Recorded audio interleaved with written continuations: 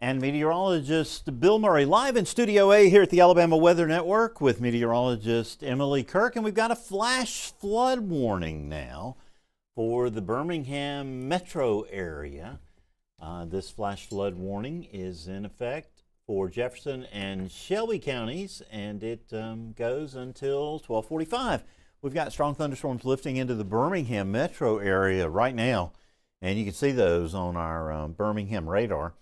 As we look at this together, we had a flood advisory issued, and now it's been upgraded to a flash flood warning. And we've got great looks at this on our camera. And where do I want to start? Let's, Emily, if you'll pull up the region Skycam first, but I'll zoom in and kind of give you the points of the polygon where we're really concerned about things as Emily's getting that camera ready. But you can see very heavy rain moving through the Birmingham metro area even as we speak. Heavy rain from Maline and Alabaster up I-65 through the Pelham area, along Highway 119, 150, the Hoover area, over to the Inverness area in Hoover, Vestavia, the Summit, 459. It's a tough ride right now, northeast Shelby County, Vanderver and Sterrett, over to Leeds. Got heavy rain right now from the airport out I-59 toward Roebuck and Huffman, and they're getting very heavy rain in that area as well. Now, I'll give you kind of 1 hour rainfall accumulations just so you can see some of those 1 hour amounts are approaching an inch per hour sustained, and the instantaneous amounts are 3 inches per hour. And if you'll pull up, Emily, that video that I was about to show on links 3 in my statewide from the interstate, you get the idea what kind of heavy rain we were picking up there. First, I'll show you the region Skycam camera that is from downtown Birmingham. Looking to the south, and the cells are kind of shifting southeast of downtown Birmingham. 32 mile per hour wind gust on this camera there that is pretty impressive. But an even more impressive one, whoops, that's not what I wanted to do. As a matter of fact, this is what I wanted to do. And I'll pull up our Hoover Skycam because we had a wind gust there that was super impressive. And on our region Skycam network camera from the Galleria, it has literally disappeared now as the heavy rain has reached the camera site. Winds have gusted to 46 miles an hour there at Hoover at the intersection of I-459 and US 31. Looking back to the west, we have a little bit of visibility looking back toward Costco and Patton Chapel, but not much. The same sensor obviously there. 46 mile per hour wind gust, so very impressive for sure. Other cameras in the Birmingham metro area, our Grandview Skycam down along Highway 280, it is pouring. Always never a fun ride on Highway 280, especially with all the construction that's been going on recently there. But atop the Grandview Medical Center, the peak wind gust right now 23 miles an hour. And you get the idea, rain coming down heavily.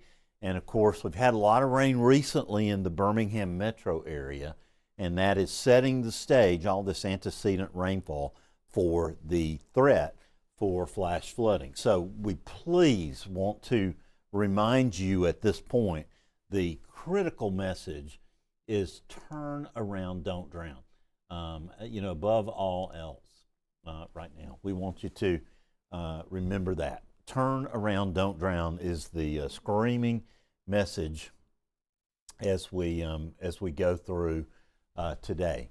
You're not even going to encounter barricades in most cases. The police and local law enforcement agencies do not have time to even put up barricades in a lot of cases. And it's going to be on you to do just what this red car is doing, and that is turn around and go the other way. It's going to be the difference between an inconvenience and a very, very terrible day. So please take heed of that advice and that very simple mnemonic, which is to turn around, don't drown.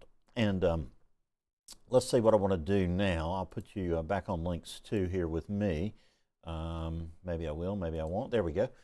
Showing the radar across central Alabama and that big flash flood warning that goes until 12:45, generally in the I-65 corridor. But if you're in this area, stop and think. Just think, am I going somewhere? Do I have anything to do? Can I postpone it? And are my routes going to be potentially impacted by flooding? You generally know where those routes are, where those trouble spots are. The UAB area around downtown Birmingham, those areas, near 31st Street in Birmingham, Messer Airport Highway. This is where we have problems, so avoid them. And when you encounter that water that's standing on a road, turn around, don't drown. It's 11:28. You're watching the Alabama Weather Network. I'm going to Emily Kirk now, who has something for us in UGC Corner. I have quite a few things for you, Bill. So if you first take WEXO 5, I've got 2 videos for you from that flash flooding. This is an Alabaster sent in by Caroline, and Sadie Morris, our meteorologist, actually sent this to us. So you can just see this car looks parked, but it just looks so hard to drive through something like that. And then our friend Colby is driving through Pelham right now, and that is a situation on the road on I-65. So that is not something you want to be in. That is my worst nightmare, Emily. Yeah, that But at least you're going 5 miles an hour, you can manage it. Yeah. It's when these people are driving 70 miles an hour in this, and that's when it gets frightening. Yeah, I just absolutely, I hate that. I could not do that. But we did have Brian Falls report that on Donovan Valley Road, a tree is down per Shelby County 911. We also have some power loss in a neighborhood in Pelham. So we're just seeing some reports come through. We also have power out at the Alabama Oncology Building at Grandview Campus off of Highway 280.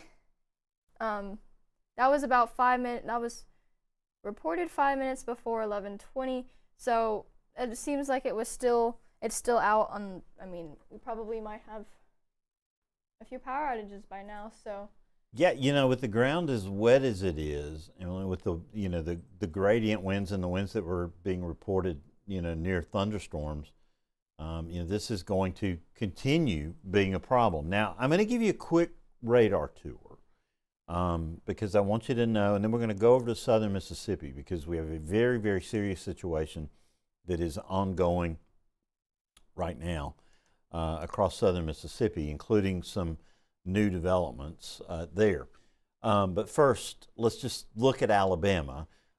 We've got some light showers in the Tennessee Valley, south of Huntsville through Morgan County, down into Marshall County.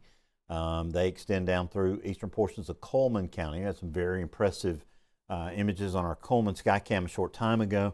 They extend down into Etowah County. Then you get into the heavy rain in the Birmingham area, western St. Clair, lighter rains in Talladega County.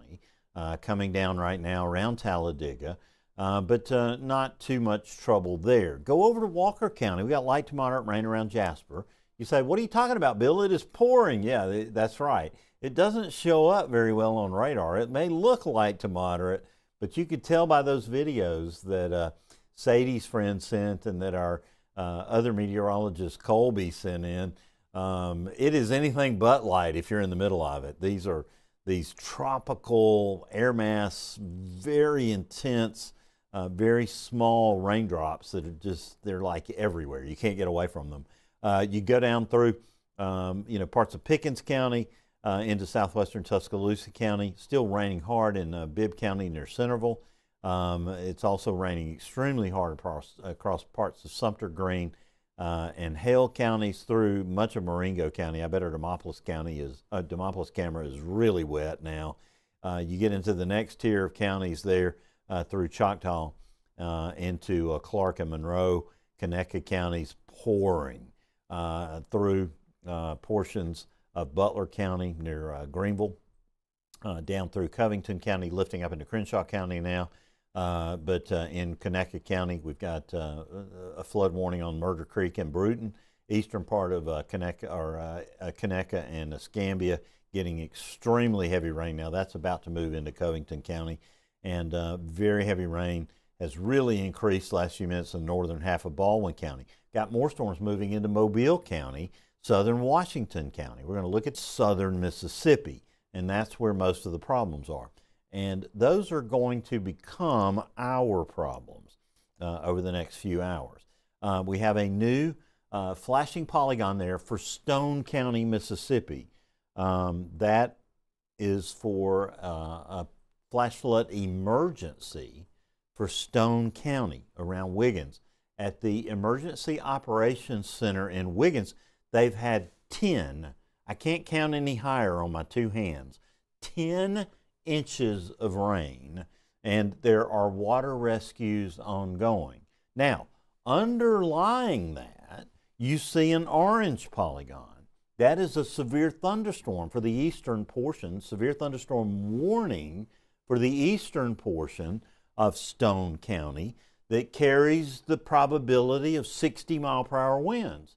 So on top of the very heavy rain, the flooding threat, we've got the possibility of damaging winds. And with all of this low-level spin, all of these potential storms are carrying the possibility of tornadoes. So we continue to watch that storm in Stone County. So does the Weather Service in Mobile, watching it like a hawk. You see another flashing polygon back in Picayune, back there in southwestern portions of southern Mississippi.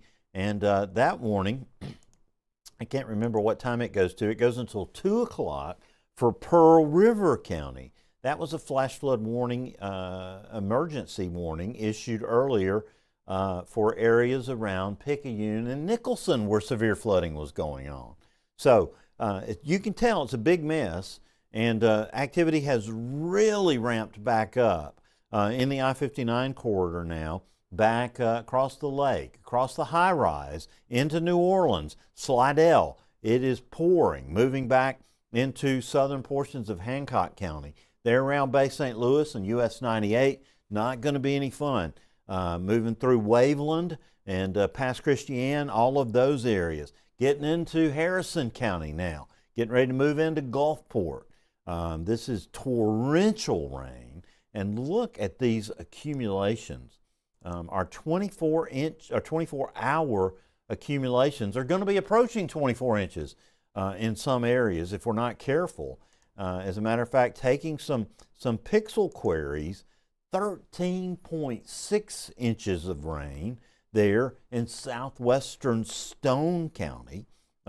Northwestern portions of Hancock County, 12.6. So you can see the rainfall totals are piling up. And this is going to continue marching northeast. And you can see it's taking a general track toward northwestern Mobile, southern Washington, Jackson, and on into Alabama. So this is a serious situation, folks. We want you to take it very, very seriously. And I know you are. I know you're watching this. You're on the Alabama Weather Network. You are taking it very, very seriously. So there's the radar across South Alabama at this hour. Very heavy rain now approaching Andalusia and Covington County. Eastern portions of Escambia County, they're east of Bruton. We got very heavy rain there as well. But the activity is not severe in Alabama, but we're continuing to watch it. Temperatures are slowly rising, instability slowly coming up, and the shear is not going away. The shear is associated with this this decaying tropical cyclone that's located over central Mississippi, shifting off to the northeast. So we're watching it all very closely. This is South Alabama, going back to north central Alabama and switching to the Birmingham radar here, giving you a look at that flash flood warning that's in effect for areas in the eastern part of Jefferson County and much of Shelby County as well. Kind of looking at what those rainfall accumulations have looked like over the past hour, and they're beginning to pile up in that I-65 corridor here in areas from Alabaster up through Indian Valley, the Indian Springs area, 1 to 1.5 inches of rain up toward Liberty Park, and this is some intense rainfall that's falling also into northeastern portions of Shelby County. The Weather Service in Birmingham has actually extended the aerial flood watch that is in effect until 7 p.m. Tomorrow night. They've added Blount, Etowah, and Cherokee counties to that. So we've got that to deal with as well. And Emily, if you'll pull up that flood watch for me, it's in my show, the show that never was, the show I was just getting ready to produce when the Weather Service in Birmingham issued this flash flood warning for the Birmingham Metro. And given our recent history, that is obviously a very good decision. You see the heavy rain there. Generally areas east of I-65 in the Birmingham metro area. So we appreciate all of our great reports. John Talbot, North Shelby Fire responding to a tree down on Cobb Valley Road in North Shelby. That's, as Emily was reporting earlier, that's important. Of course, the folks at Alabama Oncology, that's a very important cancer center in North Shelby. Lots of folks depend on that.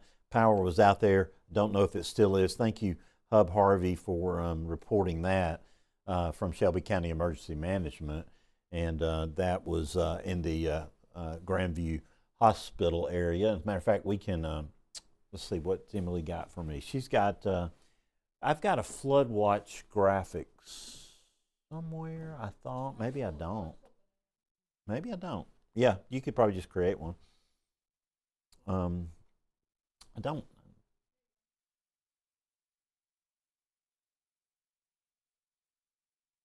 Exactly what I want. All right, let's get links 2 up here real quick. I also have 3. a few quick things I have a few quick things. Stand by, UGC Corner. These are flood alerts right here, not river flood alerts. These are just flood advisories that show up in the green, and the teal is flash flood warning. So you see the flood advisory there for parts of Sumter and Greene in West Alabama. You see the flood advisory there for parts of Blount and St. Clair. But then there's a flash flood warning for the Birmingham Metro, Eastern Jefferson, and Northern Shelby.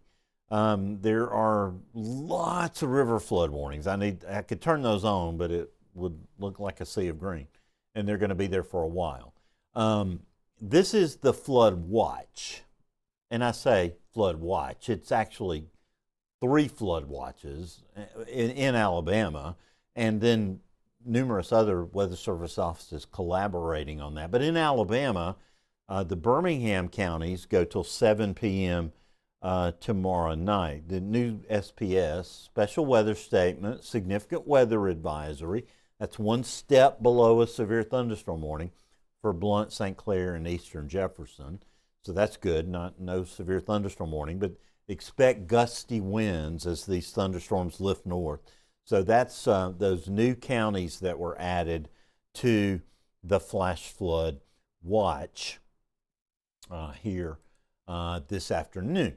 Still morning. It feels like afternoon, Emily. We've been here almost 8 hours. Emily, I'll toss it to you in UGC Corner. Do you want WEXO 5? I don't have anything for WEXO 5. I just have a few rainfall things I want to report. So the Hoover West cam was reporting 2.76 inches per hour for its rainfall rate. And so far it's received 1.6 inches in total. So quite a bit of rain falling in Hoover right now. And then we had Skywatcher Dennis Stool and Meadowbrook report about 15 minutes ago or so. He's received 0.8 inches of rain in the past 25 minutes, and the rainfall rate there is 1.9 inches per hour. So it is definitely coming down in the Birmingham metro area. Yeah, those instantaneous rainfall rates are important to us because they tell us how hard it's raining right that second. And, we've seen them as high as 3.5 inches this morning. They're not playing around. Now, you say, well, how come you're not seeing, 3.5 inch 1 hour accumulations on your radar estimates? Well, it doesn't keep raining that hard for an entire hour. It only rains that hard for 10 minutes or 15 minutes. You saw Dennis's report there. He picked up, what was it, Emily, 0.8 in 25 minutes? So, he's approaching 2 inches in 1 hour, and that is plenty sufficient, to cause flash flooding. Our flash flood guidance values are probably in that range, and, that's why we've got that. But you see the widespread moderate to heavy rain across north central Alabama at this hour. We'll go down to south central Alabama and focus on what's going on here. Give you a little tour. Socked in west of I-65. Everything, really, from Pickens, Tuscaloosa, Bibb counties, south, through Autauga, through Lowndes, through Butler, now through Crenshaw. West of there, it's just raining. Not a ton of lightning, which is good, and it's just a huge rain event. And that's great news because this is just what the doctor ordered. As long as we don't get tremendous, rainfall totals or tremendous rainfall rates, if those two things stay kind of in check, all we're doing right here, folks, is busting a drought. So let's keep it that way. I have a fear it's not going to quite stay that way. Go to South Alabama, and I'm going to swing over to our Fort Rucker radar and give you a good look at that. It is pouring in Luverne. It is coming down across Covington County, kind of out on the front end, the vanguard of this rain area. It's beginning to rain like crazy in Coffee County, Elba, Enterprise, western portions of Geneva County. Get ready, Geneva, it's coming to you. You say, bring it, we need it. We have needed it for weeks, and where's it been? And you promised us all this rain. You promised all the other parts of the state rain, and you never sent it to us. Well, it's coming your way. It is coming your way, and in a big time. That's great news. Making sure it keeps coming. Thank you, Tropical Storm Arthur. What we don't want to do is have it get out of hand. But now we've got to turn our attention to severe thunderstorms because they're beginning to show up George and down into Jackson counties in southeast Mississippi. So we're going to go over and look at those. Let's go into coastal Alabama and switch over to the Mobile radar here and kind of peek at what's going on. It kind of makes sense of this bucket of spilled paint that is called this radar. And you'll be patient with me because I'll show you some cameras in a second because that's always kind of like the dessert at the end of all the vegetables here in just a minute. Very heavy rain now east of Brewton and Escambia County. Moderate rain covers all of Monroe, Conecuh, and Escambia counties. Very heavy rain in the northern portion of Baldwin County. The rain really ramps up over Clark County. You can see it there. But when you get into parts of Washington, that's when the rain really picks up. Areas up there along Highway 43, that's where we've got some big time rainfall rates right now. And you can kind of see those. Areas from Chatham over to McIntosh, it's going to be coming down. Along Highway 45, down through Citronelle into northern Mobile County. This is where you're going to see the really intense rainfall as this shifts east through that Highway 45, Highway 43 corridor over the next 30 minutes or so. So be ready for those cells. But look back here in Mississippi, it just gets worse. We've got a severe thunderstorm warning for George County until 12:15. Let's pick up on some wind ideas here and give you an idea of what we're seeing, because this is really taking on a damaging wind look now through that area. And we're beginning to see some pixels that are quite concerning. You can kind of see anybody for a 91 mile per hour pixel. Now I know that's not right near the ground, but it's only at about 1,200 feet. So this is a substantial wind threat now that is coming through that area. So this is quite concerning, because this is going to move rapidly toward Mobile County. So this is a heads up for Mobile County, as well as a clear call to action now for our friends in George County, as well as Jackson County in southeastern Mississippi. This is a serious situation that is developing.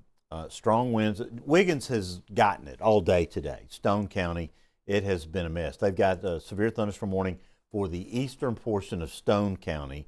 And on top of that, this flash flood emergency. It's like Stone County has been the ground zero for this event. Late this morning, it's the morning that will never end across southeast Mississippi.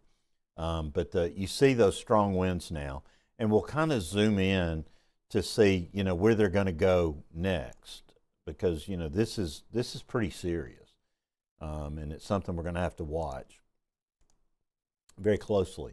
But you see this surge of wind now moving through Bendale and Dale. It's going to move through Loosedale and Agricola shortly. It's now reaching Dantzler. It's going to move toward Holly Landing, and going to be moving over toward Agricola and Harleston. So, Mobile County, this is your heads up now for areas from Wilmer and Tanner Williams over to Sims, Seven Hills, the Mobile Airport, up to Georgetown, down the 43 corridor, down the 45 corridor. Going to be time to get ready, because this is going to be a significant damaging wind event. We're not going to want you on the road, and we're going to want you to not be, out and about. We're going to want you to be in a site-built structure as this storm approaches, because it is taking on a significant wind look. So, severe thunderstorm warning now for George County. Severe thunderstorm warning for the western portion of Jackson County for this very strong surge of wind that is coming through. Measured a 90 mile per hour pixel there.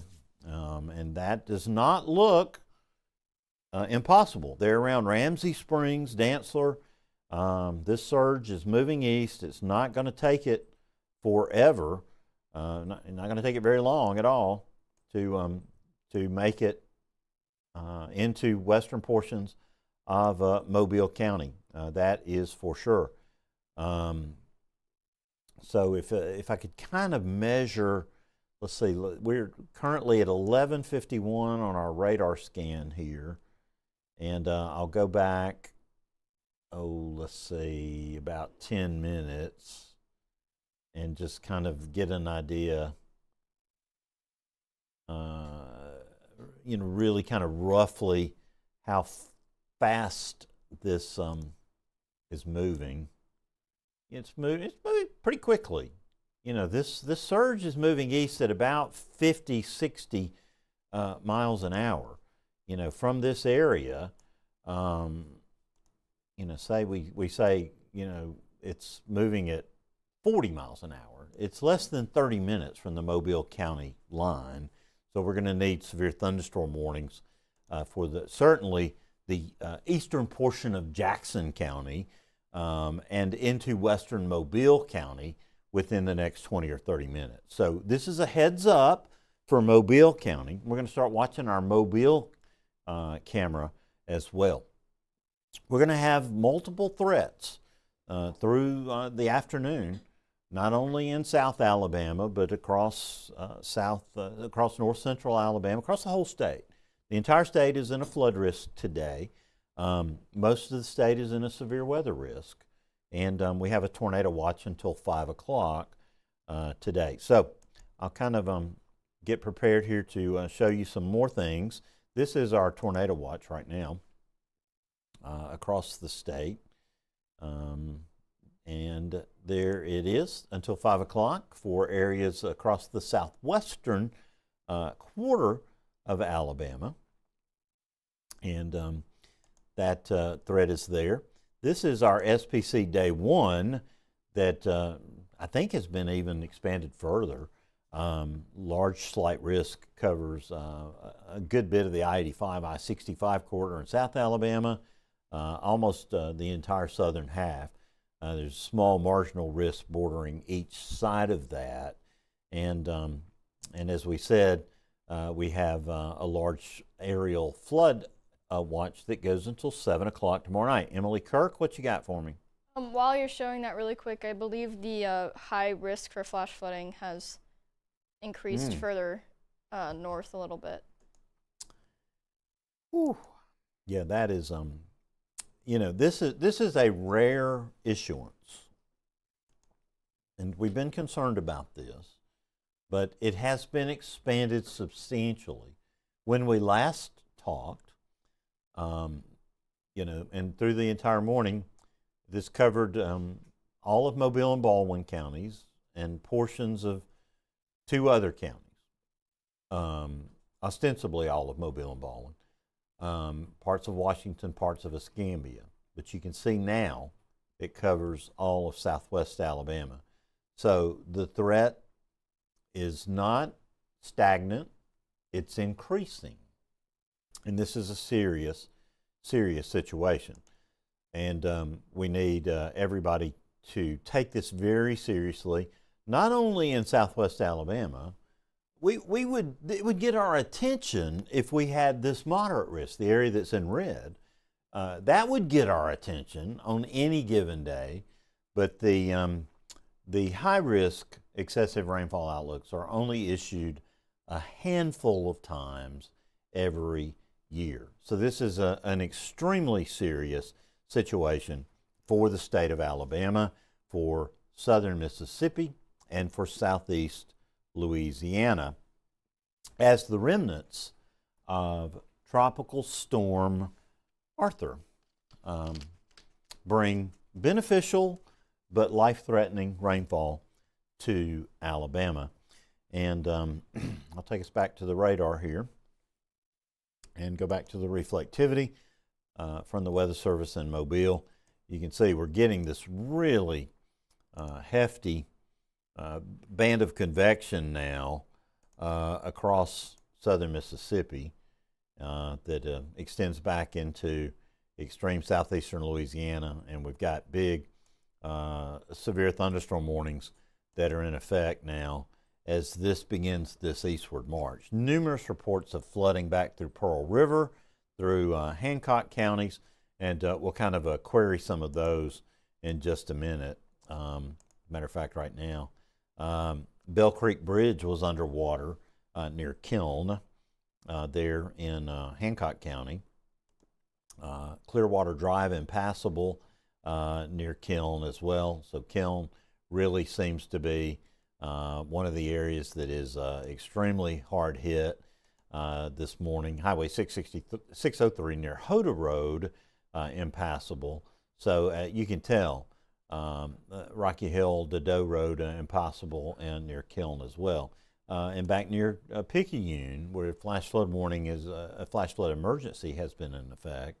Rapidly flowing water, what you don't want to hear, across Windy Acres Road in Picayune.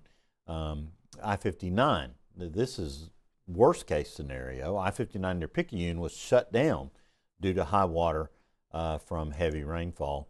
And several businesses in Picayune have been flooded due to heavy rain. So not good news. And that flash flood emergency continues till 2 o'clock. We have another flash flood emergency that continues for Stone County in Mississippi till 4:15. Water rescues ongoing this hour in the Wiggins area and across Stone County. But the good news is at least the rainfall is diminishing in Wiggins. There was a report of a road washed out. We saw that video in Stone County, 3 miles northeast of Wiggins a short time ago. But you see the just really intense convection, and this is concerning. It is developing into more of a convective line, sort of a QLCS, James's favorite word, this squall line. Kind of good news because at least it'll start moving maybe a little bit. Bad news because it's taking on more of a damaging wind kind of look, and we could have embedded spin-up tornadoes at any point along that. Right now we don't have any tornado warnings in Mississippi, and anywhere in Alabama we don't have any severe thunderstorm or tornado warnings. We do have a flash flood warning in the Birmingham metro area for eastern Jefferson and northern Shelby counties for that heavy rainfall that continues to bedevil the eastern part of the Jefferson County area. Now a lot of that is over into St. Clair, southeastern Blount, and here comes Emily. Emily's got her hand up. What you got, Emily? I've got a few UGC and a few reports if you are ready for them. We're ready. What you want first? You want Let's do the UGC first. Okay. All right, so we've been talking about, the flash flooding risk and tornado risk, especially in southwest Alabama, and I'm monitoring all the socials and everything, and I saw the National Weather Service in Mobile posted this graphic of what to do if you're in a tornado warning and a flash flood warning at the same time. So I was kind of talking about this in the newsletter this morning because it's hard, One thing is telling you to go to a safe space in the lowest level of your home, and the other one is telling you to go in a safe space in a level above. So the best place to seek shelter if you're in a situation of both a tornado and flash flood warning at the same time, you want to be in an interior room with no windows on the lowest floor that's safely possible. So lowest interior room is the best idea. You'll be further away from water coming into the house, but if you do end up seeing water in the house, you also want to be able to try to get to higher ground if possible. So it is a very tricky situation. So we appreciate the National Weather Service in Mobile for talking about this and posting this very informational graphic on their social medias. This was from X earlier. It is a hard situation. Just try to remember interior rooms is the most important part for tornado and flash flood warning at the same time. So that was what I wanted to talk about there. This is just a tree down in Hayneville from taken by skywatcher Ty Burton. This is on 263 southwest of Hayneville. So, I'm seeing a few reports of trees down as well. Bryan Falls sent a few out that there was a tree down on Old Highway 280, a tree down on I-59 in Trussville with road blockage, and 5624 Cahaba Valley Road. There's a possible house fire there per a lightning strike. So we are seeing some damage reports come in now, some trees down with these stronger winds, and also the wet soils making it easy for these trees to fall. So, that's just another threat we're watching today, trees falling. Now, this I was just received a little bit ago. This is a picture of somebody's car that was blown off of the road because the winds are so intense in Athens, Alabama, a little bit ago. She is okay. Very, very lucky about that. But you just think about that. The winds are really strong. We're seeing, 30, 40 mile per hour wind gusts sometimes. You're on the road, if you're not paying attention or it's really windy and really rainy, it can sneak up on you pretty easily. And then you don't know, what exactly is off the road sometimes. And you can end up in a situation like this. So you don't have to travel today. Please don't. But if you do have to travel today, just be extra, extra careful. But we're very, very glad that she is okay. But that's all I have right now, I believe. Yeah, that's a frightening video or frightening image right there, Emily, for sure. And these are wind gusts right now across Alabama. And winds are gusting 20 to 30 miles an hour in many locations. Some places 30, 35 miles an hour. And they can catch you off guard. And I'm sure we're seeing higher gusts than that in some of the stronger convection. Some of the Weather Service products have been calling for, 40, 50 mile per hour wind gusts moving through areas near and east of Birmingham. So please take that very seriously. And now we're, dealing with very strong thunderstorms moving through southeastern Mississippi, through parts of George and Jackson counties that are going to be moving into Mobile County here very shortly. And I'll go back to links too, and we'll zoom in on coastal Alabama and go to our Mobile radar here and give you a good look. Strong thunderstorms now are moving through right now portions of George, portions of Jackson County, back through Harrison. We've got a severe thunderstorm warning till 12:15 for George County. Severe thunderstorm warning for 12 till 12:45 for portions of Jackson and Harrison, back into eastern portions of Hancock counties in southeastern Mississippi at this hour. So, but we've seen some really strong wind surges on the radar in this area, and we'll kind of zoom in and take a peek at those on our velocity products. And then we're going to start watching that Mobile radar, or Mobile camera. We've got it pulled up on our Region Skycam network here, and we'll start taking a peek at that. But still seeing some extremely intense storm winds right here. And you can see those. I'll query some of them. You see the flashing polygon there for Stone County. One report of, I think I saw, Emily, you can confirm it, but I think 12.52 inches of rain measured in Stone County. There's a 69 mile per hour pixel, a 63 mile per hour pixel, 75 mile per hour pixel. This is a lot of wind, and it is coming east. Okay, I was a little high there, but it's probably 12.52 by now.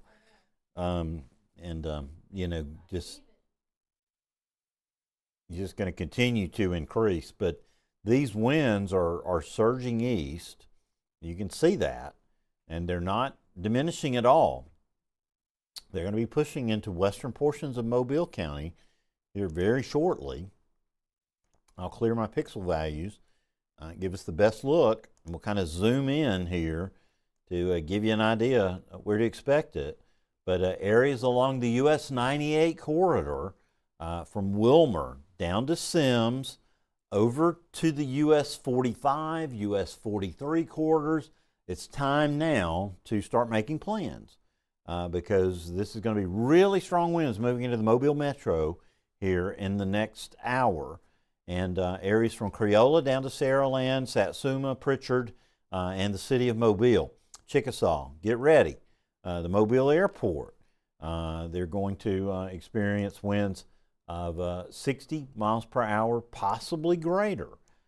South of that, it's going to be, because of this orientation, it'll be a little later, but areas from Seven Hills down to Dees, Grand Bay, over to Brookley Field, Dawes, Theodore, St. Elmo, Bellefonte, and Fowl River, Bio-Labatry, and Coden. That's going to be, the area that we're going to be most concerned about as these dangerous-looking wind structures continue pushing to the east. So this is a damaging wind event coming from Mobile County.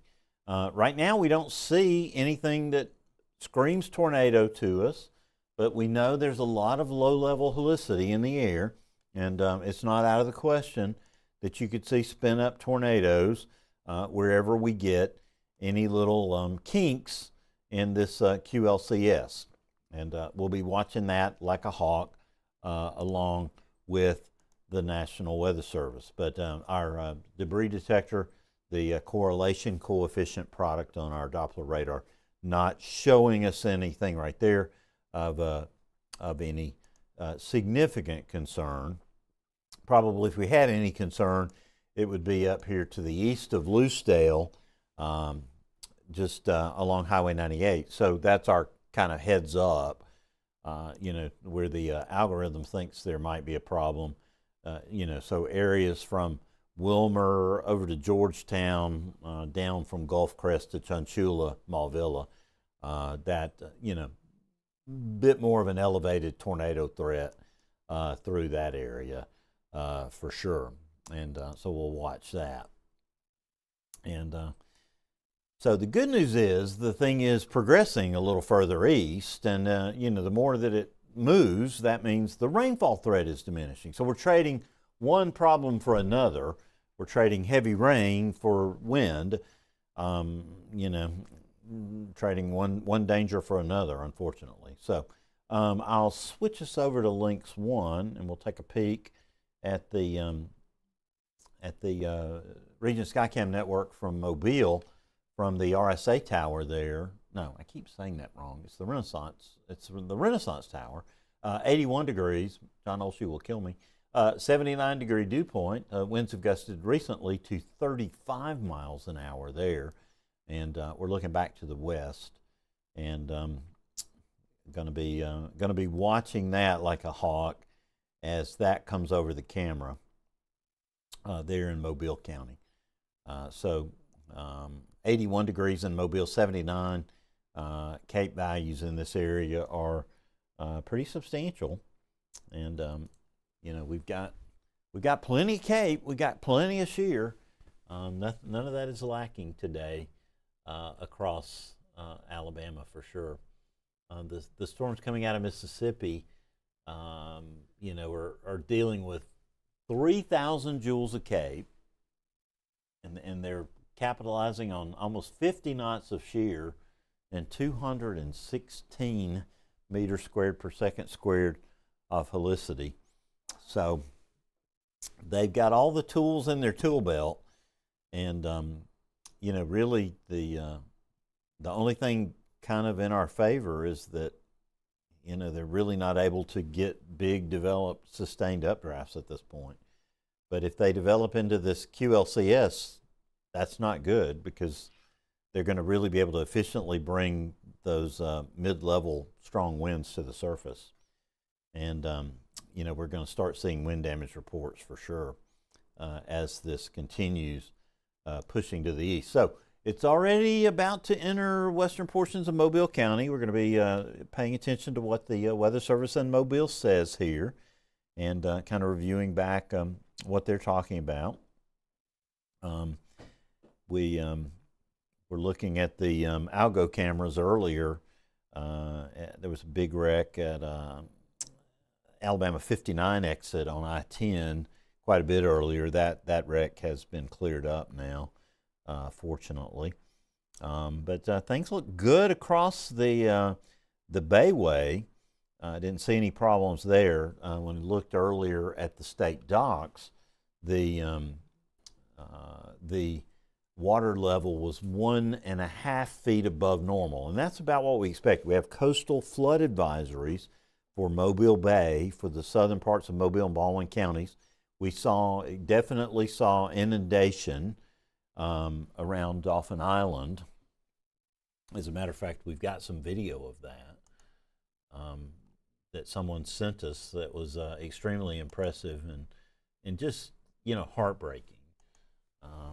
It really is heartbreaking because, Dauphin Island is just, gradually eroding.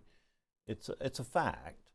And when you get coastal storms, tropical storms like this, unfortunately, we're going to take on water. And some of those homes are perilously close to the ocean, but you can see water levels there on Dauphin Island very high today. We knew this was going to happen. We predicted it, and these poor folks deal with it all the time. And this is, folks, this is a decaying tropical cyclone. Think if this were even a Category 2 hurricane or a Category 1 hurricane, what we'd be dealing with. So, but thank you, Belle Purvis, for sending us that. I saw a great documentary at the Dauphin Island, at the Fairhope Film Festival, which is one of the great film festivals in the United States every November. If you love movies, you really need to do this film festival. I love ours in Birmingham, the Sidewalk Film Festival. It's a world-class film festival too, but the Fairhope Film Festival is a favorite of mine as well. So check that out if you get a chance. And I saw this great film about the battle, to try to protect, preserve, and mitigate, the loss of land on Dauphin Island. But this very compelling video from Belle Purvis. Now it's afternoon. We can at least say it's afternoon, Emily. That's in our court now. We can at least say that. But back to the radar, showing strong thunderstorms now across portions of southeastern Mississippi. We still have this severe thunderstorm warning for George County. It's about to expire at 12:15. We've got this other severe thunderstorm warning for Jackson, Harrison, back into Hancock counties. It goes until 12:45, and we'll see what the Weather Service in Mobile is going to do with those warnings. Looking at their information, though, of course, they do have the Georgian Stone severe thunderstorm warning did have a tornado possible tag on it. But, we're just going to see what they do here in the next couple of minutes. We'll take a look at the base velocity. Emily's kind of half-heartedly raising her hand here. Emily, what do you got for us? There's just a little cell that looks a little suspicious that's crossing from Coffee County into Pickens County, or Pike County, excuse me, right now, if you just want to take a glance at that. Oh. And a severe thunderstorm warning was just issued for George, Mississippi, and Mobile, Alabama. So. Okay, that's what we've been talking about, and that's exactly what we expected. So we have a new severe thunderstorm warning, and we're going to go and talk about it. So we've got a very strangely shaped polygon here. As polygons go, they sometimes are strangely shaped. This warning right here is for George and for Mobile, and it's going to carry areas in the northwestern portion of Mobile County, south of Citronelle, and west of I-65. So we'll kind of zoom in, and we'll work from west to east and tell you, what you can kind of expect. Very heavy rain right now in Loosedale, approaching Agricola, getting ready to approach the county line, the state line. Wind is already into northwestern Mobile County, but the really strong winds are approaching Agricola, Holly Landing, and they're going to be moving down the US 98 corridor. Wilmer, Sims, Tanner Williams, you're going to get it first. And then they're going to move toward the Mobile Airport, Malvilla, and Seven Hills. We've been warning you about this for about 30 minutes. Heads up, Mobile County. It's now call to action, Mobile County. Safe place, lowest floor, middle of a site-built home or building in a central room, a small room, maybe a closet, a bathroom, a hallway. Close off as many doors as you can, put as many walls between you and the outside. Just let these powerful winds move through. We're still seeing really strong indications in a couple of places and not very high off the ground. Winds of 74, 77 miles an hour. That's going to easily translate to 60, 65, maybe even 70 miles per hour at the ground as it moves across. This is going to bring down trees. It's going to bring down tree limbs. It's going to cause power outages. You don't want to be out driving as this happens. If you have errands to do or if you have somewhere to go, get there, be there before these storms arrive. They're going to be into the western portion of Mobile County here very shortly, passing down US 98. The timing on these really strong winds, they're right now only about I would say at this point less than 15 minutes away from the US 98 corridor. So you don't have much time. Get where you're going and stay put as they move through. Through the city of Mobile, you probably got probably something more on the order of 45 minutes until they move into the city of Mobile, maybe 30, 45 minutes. Want to be where you are. And then those areas that are going to be impacted, by this second big batch of really strong winds, are going to include those areas south of US 98, the airport, over to Mobile, Brookley Field, areas around the docks, Tillman's Corner, down to Theodore, Dawes, and Dees. That's what we're going to be really watching at that point. And, will that continue? Let's pull up our D'Iberville camera because the really strong winds are about to get there, Emily. The really heavy rain is just moving in. D'Iberville is just north of Biloxi, and some very intense rainfall is getting ready to move in there. And Emily's pulling up that camera, and here it is, as a matter of fact. And I'll switch this over to Lynx 1, and we'll kind of watch that. Wind gusts to 37 miles an hour. Can you verify which way it's pointing? I want it pointing back to the west. Oh, some very intense lightning there back to the west, if this is west. But some very intense lightning showing up on the camera. So kind of looking southwest. Yeah, just point it kind of west here. Yeah. Oh, whoa. Whoa, there you go. Look at that. Cloud to ground lightning strikes like crazy. And a lot of intracloud lightning too. And it's got that, wow. Oh my gosh. And you got a little structure there, because I think there's just a little bit of a vault. If this were a spring storm, you'd say maybe there's some hail right there.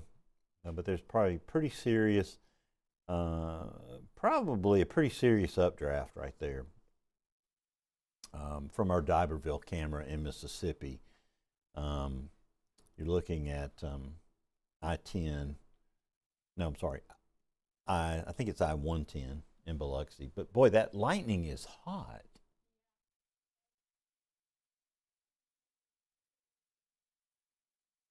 The National Weather Service in Birmingham canceled the tornado watch for Greene, Hale, and Sumter County. So you know. I can hardly look away from the lightning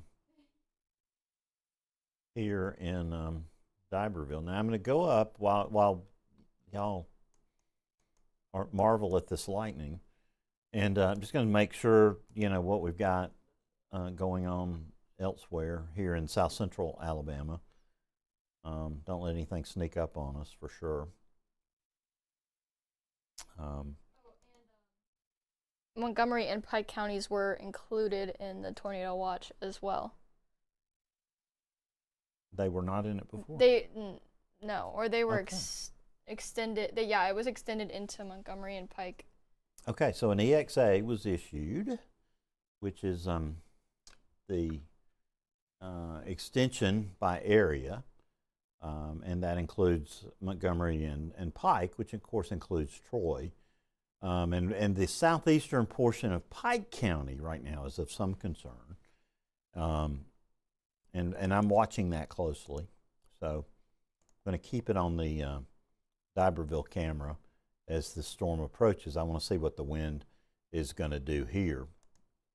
And that's important because it's going to eventually impact areas there around Mobile as this swings on across. That is a decent storm near Brundage.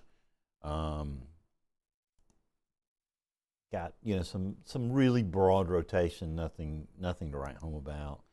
No intense winds. The reflectivity is heavy, heavier rain back to the west of it actually. So nothing to be concerned about. We'll take a peek at our Troy camera in just a second because it'll have a good view. If you'll make sure it's pointing southeast for me, the Troy camera. I'm having a hard time looking away from the lightning in D'Iberville. Tell Drew we would love something for lunch.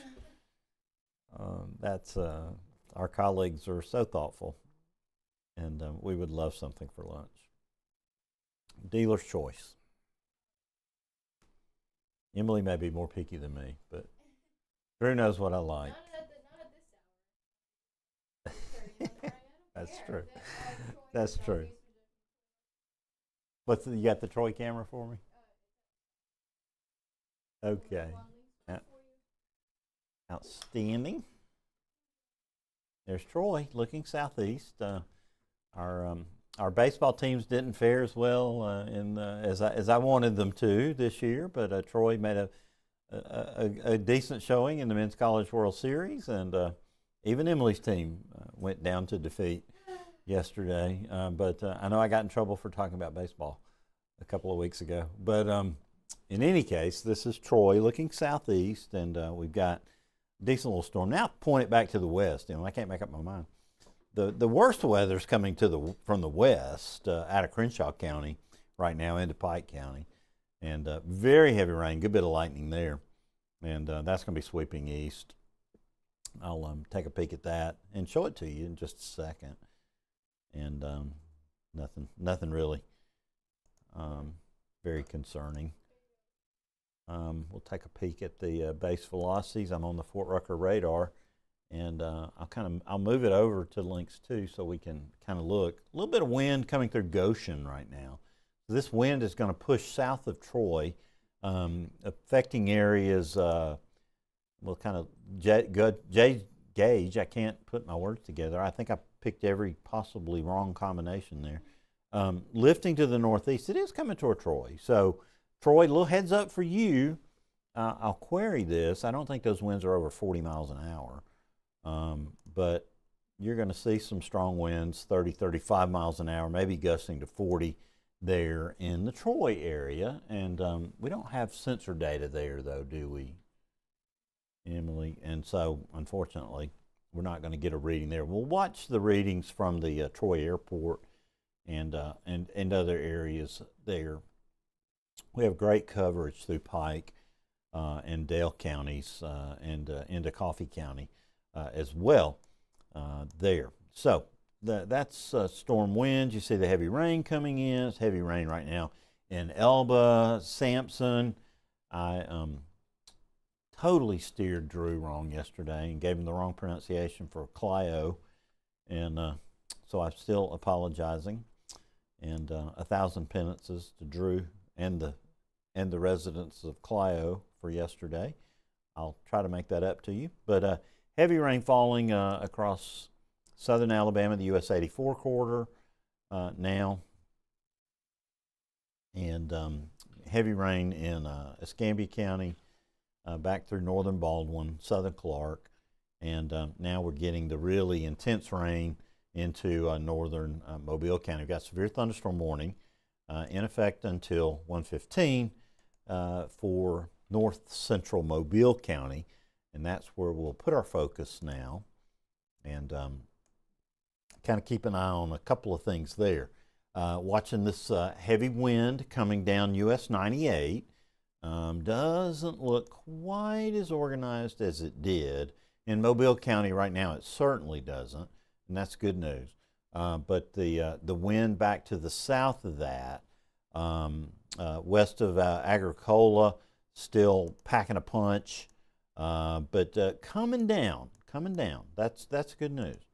If that trend continues, maybe the storms will weaken a bit as they get into Alabama. I want to zoom in on the D'Iberville area because we got a camera there, and then we'll bounce back over to Mobile. And it is the heavy rain, the high reflectivity, and the impressive part of that storm is just now getting to the D'Iberville area. If you could give me that camera, Emily, if I just wasn't lazy, I could put Splash Top on my laptop here and I could do it myself, but it's well, that's a lot of fun. You're like George Jetson or something back there, zipping all over the studio, and now it's really getting impressive here. So yeah, it's time to take a look at Lynx 1. So here comes the very heavy rain across Biloxi Bay, and there's going to be some wind in that. Peak gust right now 37, and just peaking at the base velocity coming through there. Right off the coast, that's where the best velocity is right this second. Fortunately, the velocities right there opposite that D'Iberville area have come down a bit. So that's good news. But that right southeast of Gulfport, some strong velocity signatures have developed right on US 90, and kind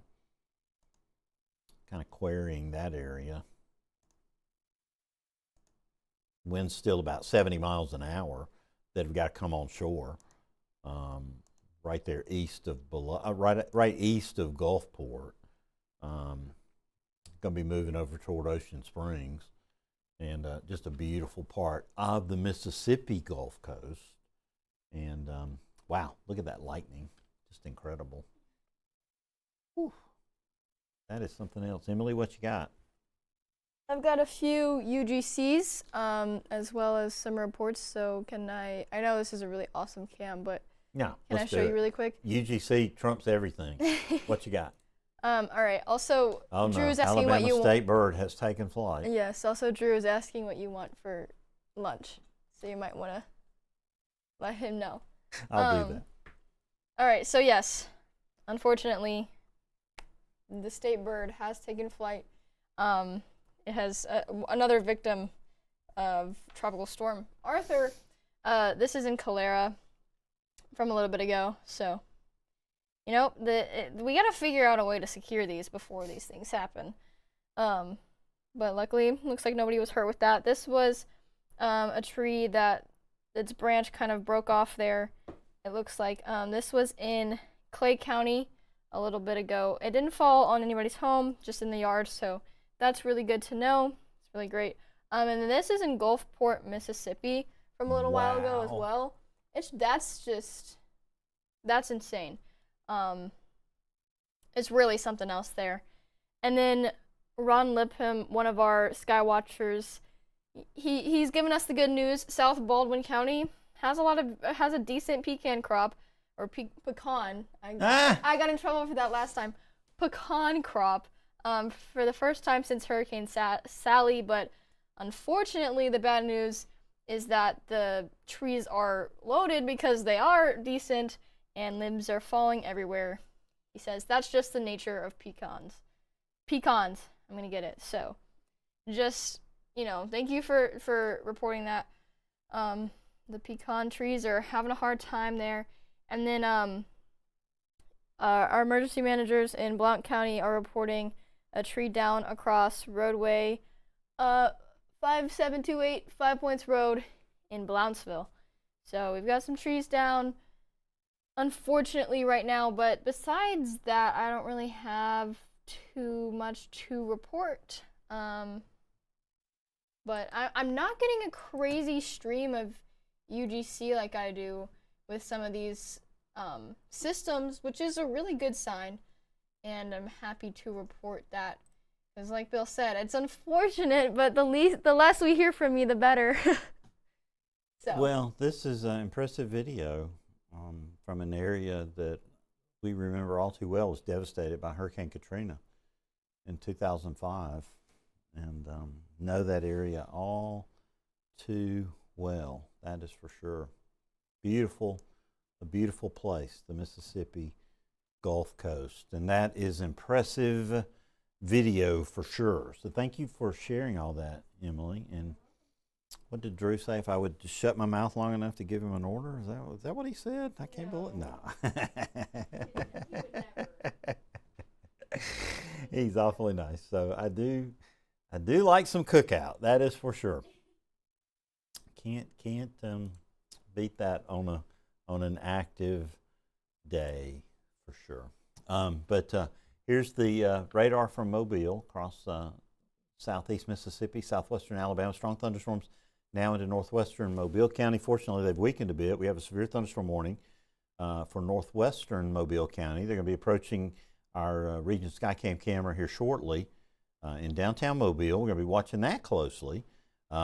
We had a lot of fun watching our D'Iberville camera.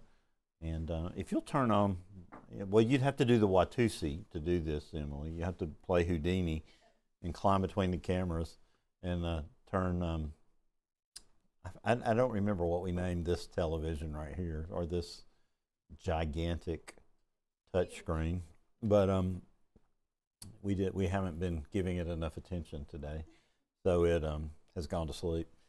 So I need to occasionally remind this one that I'm here. But we do have that severe thunderstorm warning that goes until 1:15. It's now 12:33. You're watching the Alabama Weather Network. The good news is the wind signatures have been coming down a bit, and we'll go over there and kind of peek at those. But through southern portions of George County and the eastern portions of Jackson County, we've got severe thunderstorm warnings as well. And those have got to line up to come into Mobile County as well. Those continue back through Harrison County, and like I said, they've got to march through Alabama. But right now, we want the rain. And there's our camera. Look at that lightning. Whew. It continues. It is coming down. And I guess we're I told Drew we were the B team, Emily. I said he and Sadie were the A team. He said he didn't look at it that way, but the A team is on its way in, and they have cookout, so we appreciate that. But we've loved being here with you all morning. Emily got up at 2:30. I got up at 3 to be here, and it is quite an honor to get to do this live on the Alabama Weather Network with you, especially with James on vacation. For him to be able to have a vacation is just wonderful. But you're going to let you look at the D'Iberville camera again here as this impressive storm rolls in. We always kind of equate that seafoam green look with hail. And, it's hard to say, you really aren't going to see hail here. I don't know what the wet bulb zero heights are on those storms, Emily. You might can decipher it from Prop Severe. But I bet they're 16,000, 17,000 feet off the ground. And, you're just not going to have hail here. But, yeah, it's 15,000 feet off the ground. And so these, are producing these, warm rain processes that are just so efficient. They're not spending their time making hail. They're making raindrops. And oh, good gracious, look at that lightning. And when they're not making hail, they're making tremendous amounts of rainfall. And that's what's leading to these incredible rainfall rates. We still have flash flood emergencies for Picayune and Nicholson, also for Stone County, there around Wiggins. But I am mesmerized by the seafoam green look there in that extremely heavy rain and in the downdraft and the intense lightning that is approaching D'Iberville there in Harrison County in Mississippi. So quite an impressive show going on. Now back in Mobile, that's the camera I want to go to next. The good news is the Weather Service in Birmingham has canceled the flash flood warning for Jefferson and Shelby. So that is fabulous. We'll take that one in. So far, I don't think we had any significant reports of flooding in the Birmingham metro area, which is great news. But the very heavy rain now is through Citronelle. It's coming down. It's currently in the process of coming down Highway 45 and getting ready to approach Highway 43 and working its way down US 98 as well. Let's take a peek at the winds. The winds have come down. There is no question. The winds are much less of a problem. Peeking at our region Skycam that Emily's pulled up for me, wind gust at the Renaissance Tower is only 32 miles an hour. Here's where the main wind concern is. Your eye is immediately drawn to it, right here. We're going to peek at that. 74 miles an hour. That's not very high off the ground. That's only 800 feet off the ground. So, this is wind damage central right here. Putting it in motion, I'll clear all my telestrations off. But you can see that's definitely ramped up in the last few minutes here. So we're going to zoom into that area after we pause the radar and take a peek because the area is there from Wade over to Hurley, north of Van Cleve, really kind of south of Holly Landing and Old Americus and Harleston. That's where this wind damage threat is maximized. So we want you to be careful. And then that's going to be heading over to western Mobile County towards Seven Hills and Dawes and Dees and the airport, and eventually toward downtown Mobile. And that's what we're going to really be watching for. It's about 45 minutes away, an hour away, something like that at this point. The good news is, as stuff has moved into Alabama, the wind threat has diminished. I think perhaps the low-level jet has remained more centered on Mississippi. I don't know that, but that's my hypothesis, my hunch. And just looking at some storm relative velocity, doesn't have a real clear rotation look to it, but there could be a little rotation there along Highway 57 between Holly Landing and Van Cleve. Our shear rate product, yes, Emily? The National Weather Service in Birmingham has included Barber, Bullock, Macon, and Russell counties in the tornado watch. Okay, so that is not surprising. Quick stop just to show you that shear product, showing, our algorithm picking up on that potential for some shear there along Mississippi Highway 57, and that's lifting kind of to the, northeast here. areas, Harleston over to Agricola, Wade and Hurley. Just be careful. Emily, if you'll check that severe thunderstorm warning that's in effect there, does it have a tornado possible tag on it, the one for Jackson County till 1:15?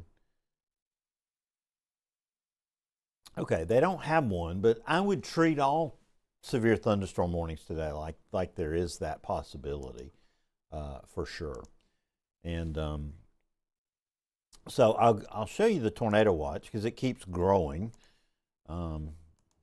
Eventually it will probably eat all of South Alabama. And we kind of figured this would happen. It had a long lead time and a long fuse on it. It goes till 5 o'clock. The Weather Service in Birmingham took off those northern counties, and that's kind of good. They never really wanted them to be in there to start with.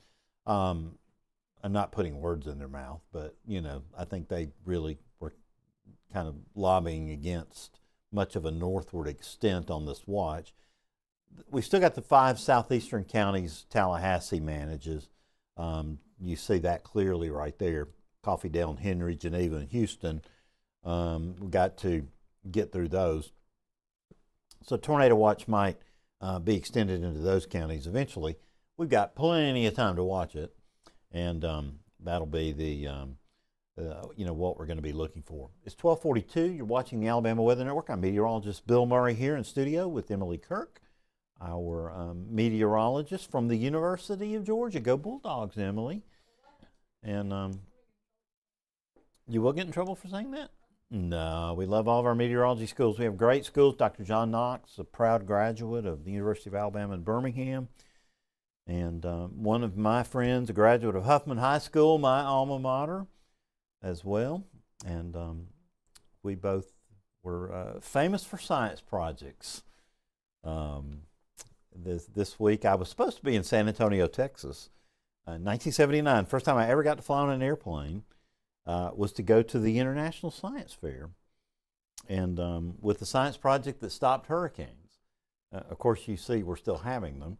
So I wasn't very successful, but it was a cool project. And I was going to stay in the same hotel that we stayed at in 1979.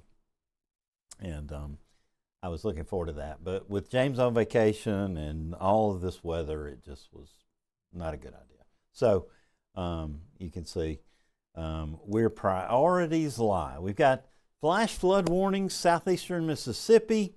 The good news is we're not,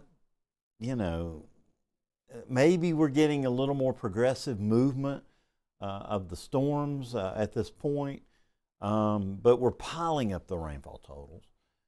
They continue to just pile up. Look at these totals. It's insane.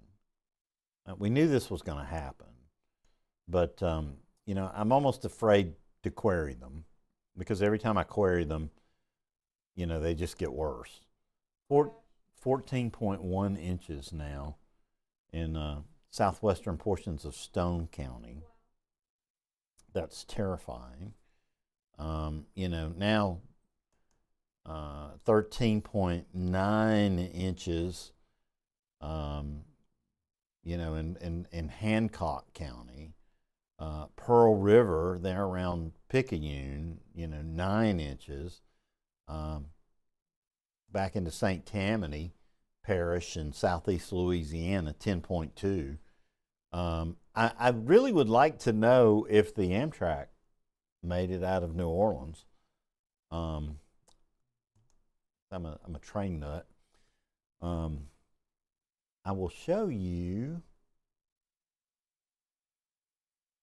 Okay, so they're talking about watch issuance here. Who's saying that?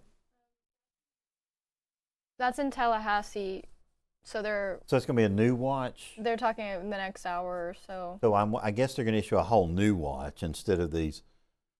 I guess I don't. It's for the wire, into the wiregrass. I don't know whether an office can issue a new watch on piggybacking on an existing one. So, Birmingham's able to extend in area or extend in time or extend in both a watch because it already was in effect. So I guess that means if we're going to get a new watch for southeastern Alabama, it will have to be in coordination with the Storm Prediction Center. So, but you see those terrifying rain totals, you see the flashing polygons. Those are the flash flood emergencies. Stone County and parts of Pearl River counties in Mississippi, and that big flash flood warning that goes all the way there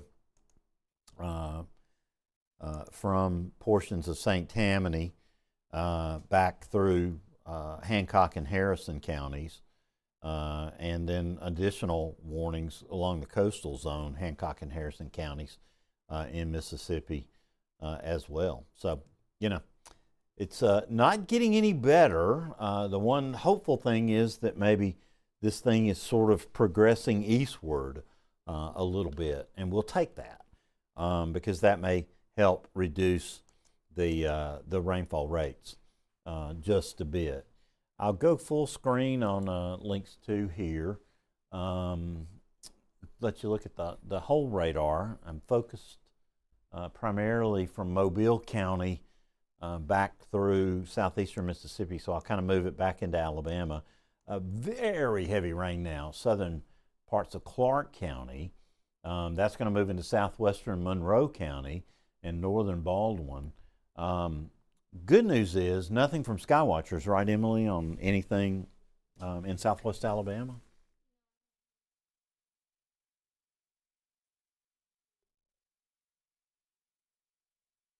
Yeah, well, if the, you know, I love our pecan trees. They are spectacular, spectacular things. And I sure love to eat their fruits. I have Georgia peaches over here. I don't know if you noticed that. You know, these are not my beloved Chilton County peaches. We were in Georgia last week and up near Cornelia, and had to stop and get some peaches while we were there. And I have to say they're good, but they're not Chilton County peaches. So that's all I'm gonna say. But I'm going to switch you back to the D'Iberville radar here because not radar, but camera, because it is raining to beat the band. I thought we'd see a little more wind, but I think the wind kind of petered out a little bit before it got to D'Iberville there on the Mississippi coast, and that's good. But the rain is coming down, and traffic is moving slowly on the interstate there. In the Biloxi and D'Iberville area.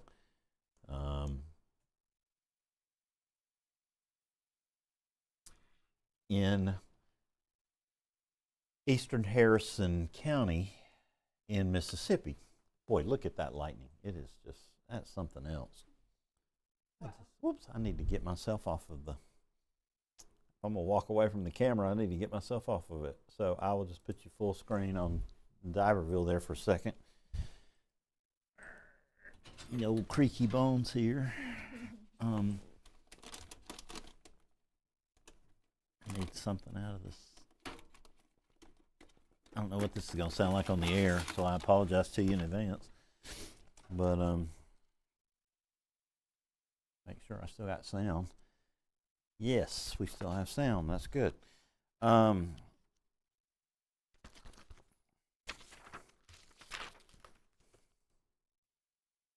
Well, I cannot find what I want.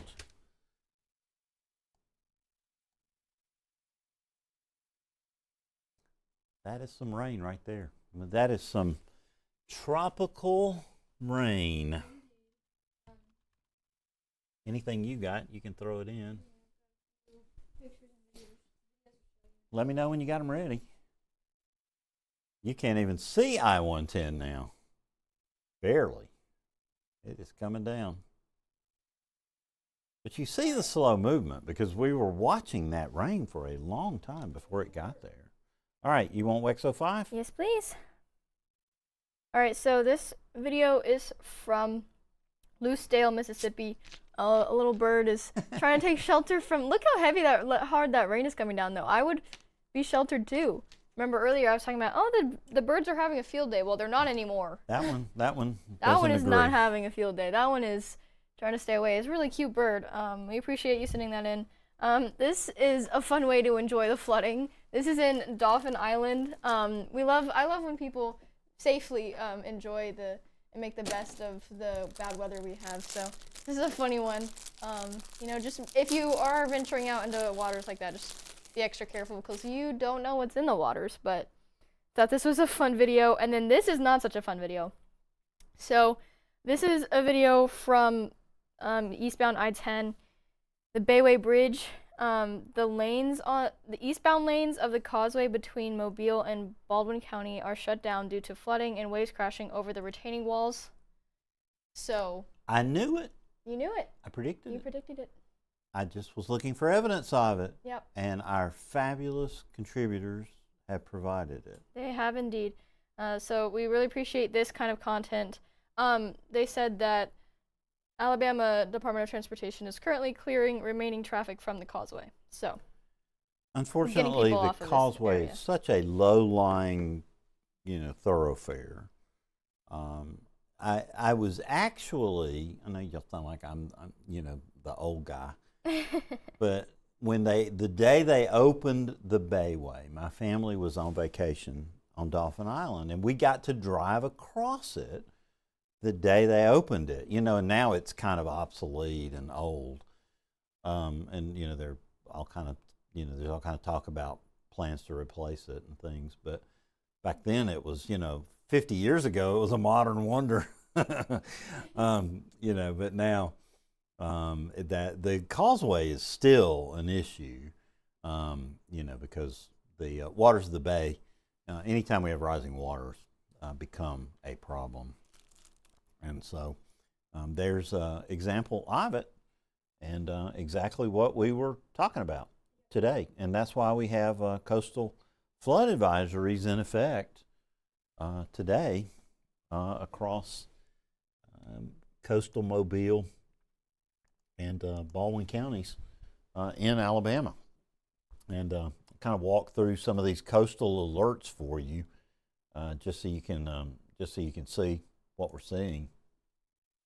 But good news is they've been dropped in southeastern Louisiana, where surge values were potentially projected to be 6 feet above dry ground.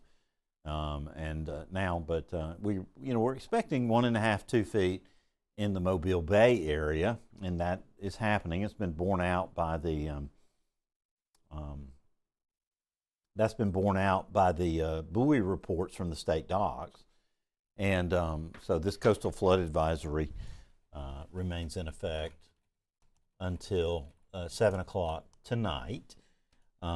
We have high surf alerts that remain in effect, checking their expiration until 6 o'clock tomorrow, and rip current alerts that are in effect all the way over to Gulf and Franklin counties. It is just not safe to go in the water along our beautiful beaches of Alabama and Northwest Florida because of the threat of rip currents. And Emily, you've had some beautiful, frightening looking imagery of the treachery of the surf on the Gulf beaches today. Absolutely. It's not somewhere you want to be whatsoever. And if you want, I can pull a few of those back up. Yeah, anything great you got, just please bring it back to us. This is our Gulf Shores camera while Emily's doing that. I'll pull that up. We've zoomed in really close here. I think that's what I'm showing you. We're doing this without a director today because our entire director crew and it's back if you want to. Thank you. I'm going to come back. I'm going to come back in just a second. All right. Let's see if I can. Oh, we got all kind of ways to do things here. Young people are so smart. I was talking about you, but I can't zoom my camera out. Why not? Do my preset here. See what happens. Oh.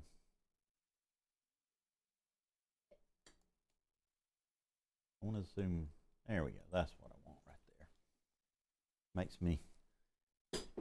Makes me ready for some bull shrimp. And a lot of folks out on the beach, and some waiting in the surf zone. But don't go any deeper, folks. That's for sure. Yeah. So, Emily, I'll throw it back to you. WX05, what you got for us? This was just earlier this morning. Rough waters. It looks, compared to the Gulf Shores cam, it doesn't look as bad now, I would say.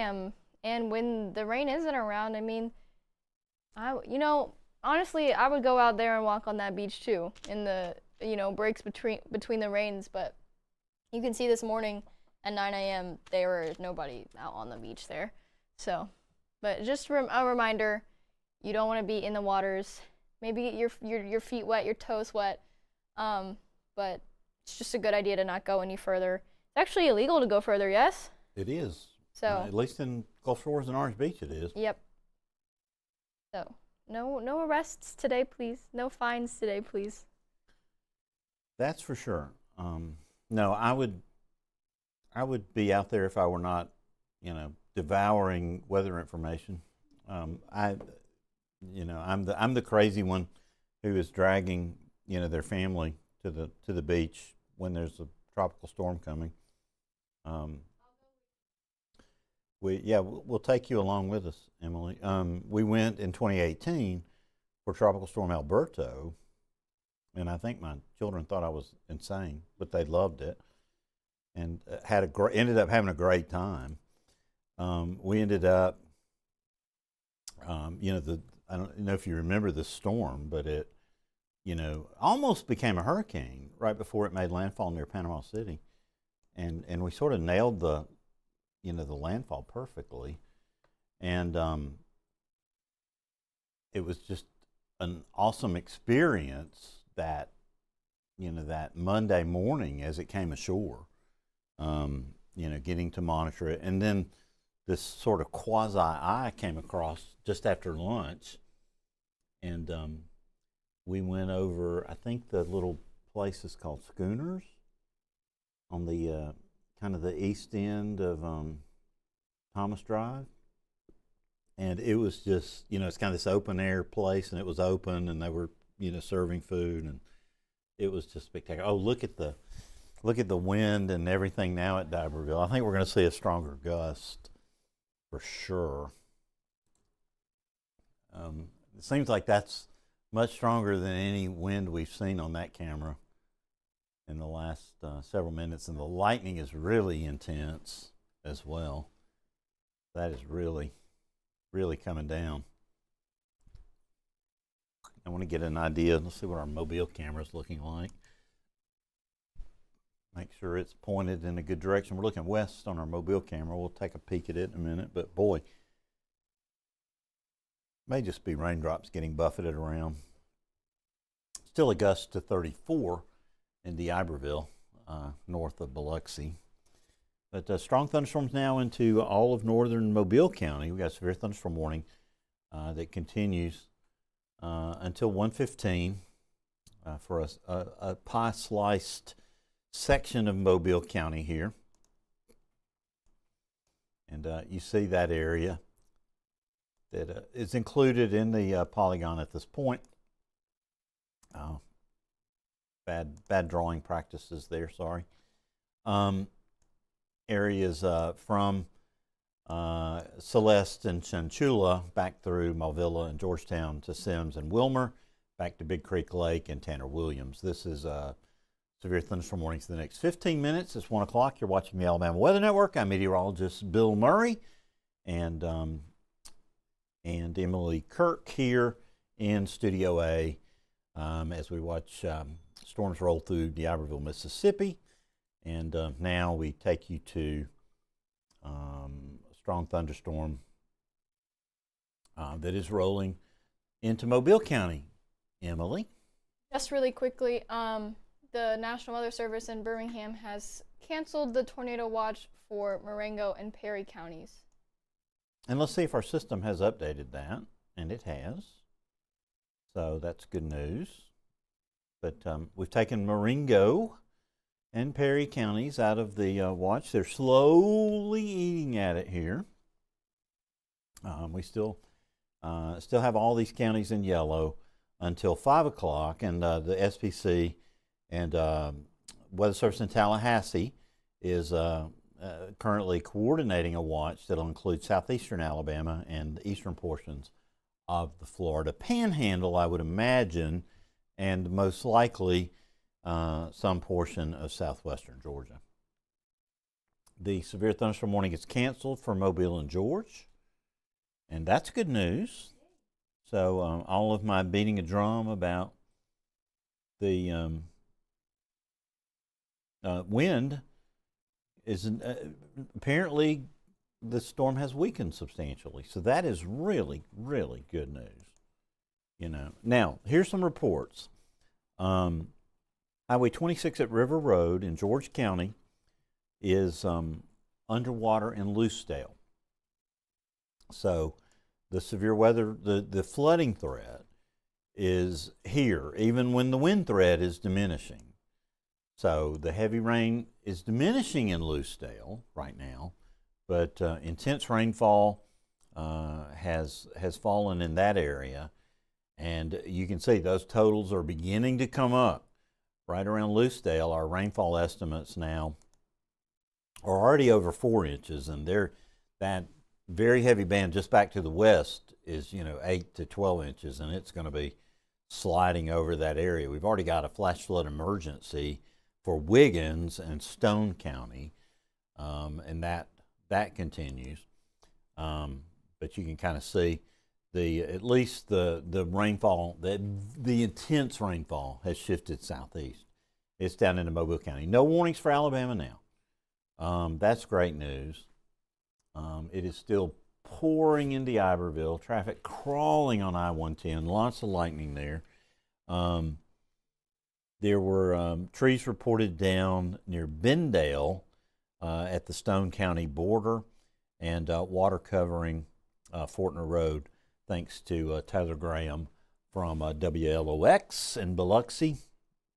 And you could there was a video from George County Emergency Management on Highway 198 west of Loosedale, just water pouring over the road. So, yeah, if you can pull that up, that'd be great. Yeah, now the Weather Service in Mobile, when I was busy yapping on here, talking about tide gauges showing, we've reached minor flood stage on the upper end of Mobile Bay, which is resulting in tidal flooding issues on the causeway by Alabatry, also seeing coastal flooding, and Shell Belt Road probably has issues. And we've got mail. So, Emily, what's that report? Monroe County, in South Central Alabama, East Central Clark County, and Western Cone County severe thunderstorm warning until 1:45. Okay, so we're going to see this pop up on our radar here in just a second. It's going to be a severe thunderstorm warning for southern Clark, Monroe, and Conecuh counties. This is one thing you're going to have to learn right here, Emily. The most famous sausage in the world is from Conecuh County, Alabama. So when you go into a restaurant in Alabama, you're almost invariably going to find Conecuh sausage. Sausage. Do I need to go down there on one of my days off and You do. eat some sausage? You can pull off the interstate at Evergreen. You can buy some. And it is spectacular. It is. I've been eating it for the better part of 40 years. Wow. And I may turn into a Conecuh sausage. But we do have a strong thunderstorm now, moving out of southeastern portions of Clark County, moving across southern Monroe County, and moving.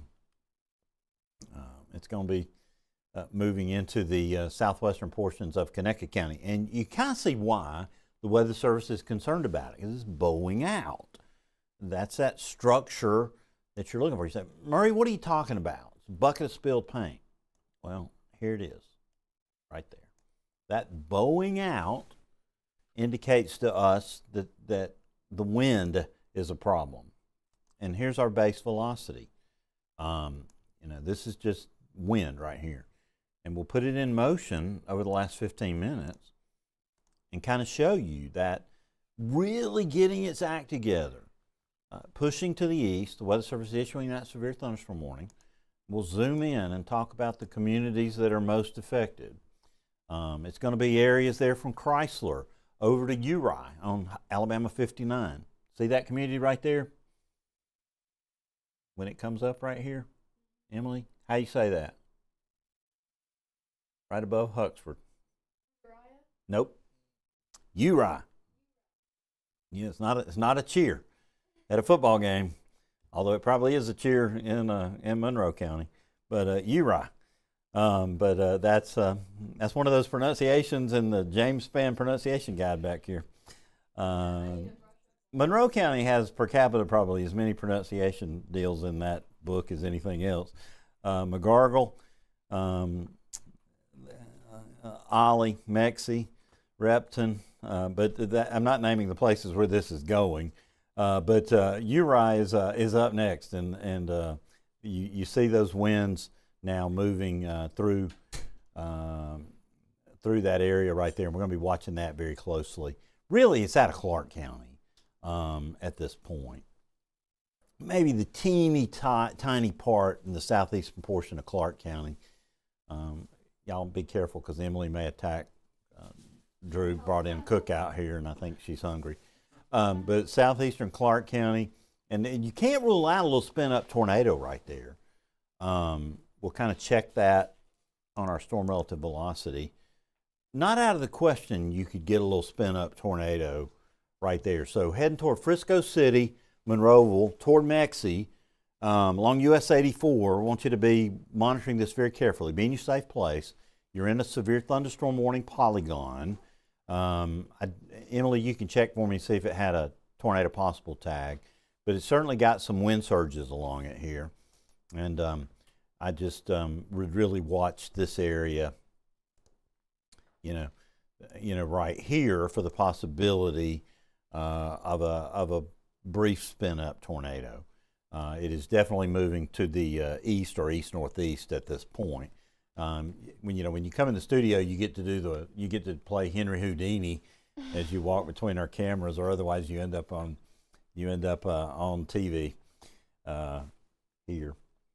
The severe thunderstorm warning just says remain alert for a possible tornado, but there's no extra. Yeah, and that's good advice. Remain alert for possible tornadoes for sure. Actually, sorry, it does have a tornado possible tag on it. Yeah, Apologies. that's good. There definitely is officially a tornado possible tag, and I think you should treat all severe thunderstorm warnings today like they have tornado possible tags on them.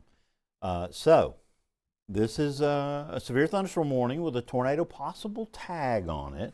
Most dangerous part of it is going to be right there in southern Monroe County now. It's pretty much out of Clark County. And we're going to really zoom in on these areas from along 59, from Uri up to McGargle and Frisco City, and eventually up toward Frisco City and Excel and Ollie, and the city of Monroeville in South Alabama. And I'll ask Drew, even Mexie, I want you to be kind of careful in a safe place. Eventually, it's going to move over toward Repton, range in Repton there in the western Connecticut County, also Bermuda and Burnt Corn. So, Drew, who's the most famous son of from Excel, Alabama? This might predate Drew. I think I'll know when you say it, but I can't. Leroy Jordan. Oh, okay. Yeah, I knew it was now that you say it, I do know. Yeah, Leroy Jordan. It's from Excel, Alabama. He recently not recently, but within the last couple of years, passed away. Another great Alabama athletic legend. We are so amazingly blessed by legends here in this state. Thank you so much, Drew. You are a lifesaver today. We have had an amazing day. Fortunately, so far in Alabama, we've been pretty lucky. We haven't had any reports of damage. We've had some flooding at the north end of Mobile Bay. Now Sadie's here. Welcome, Sadie. And you get to do the Watusi between the cameras, between the confidence monitors there. I always laugh because I have to say that because James hates those words. He says he's gone his entire life and never knew what a confidence monitor was.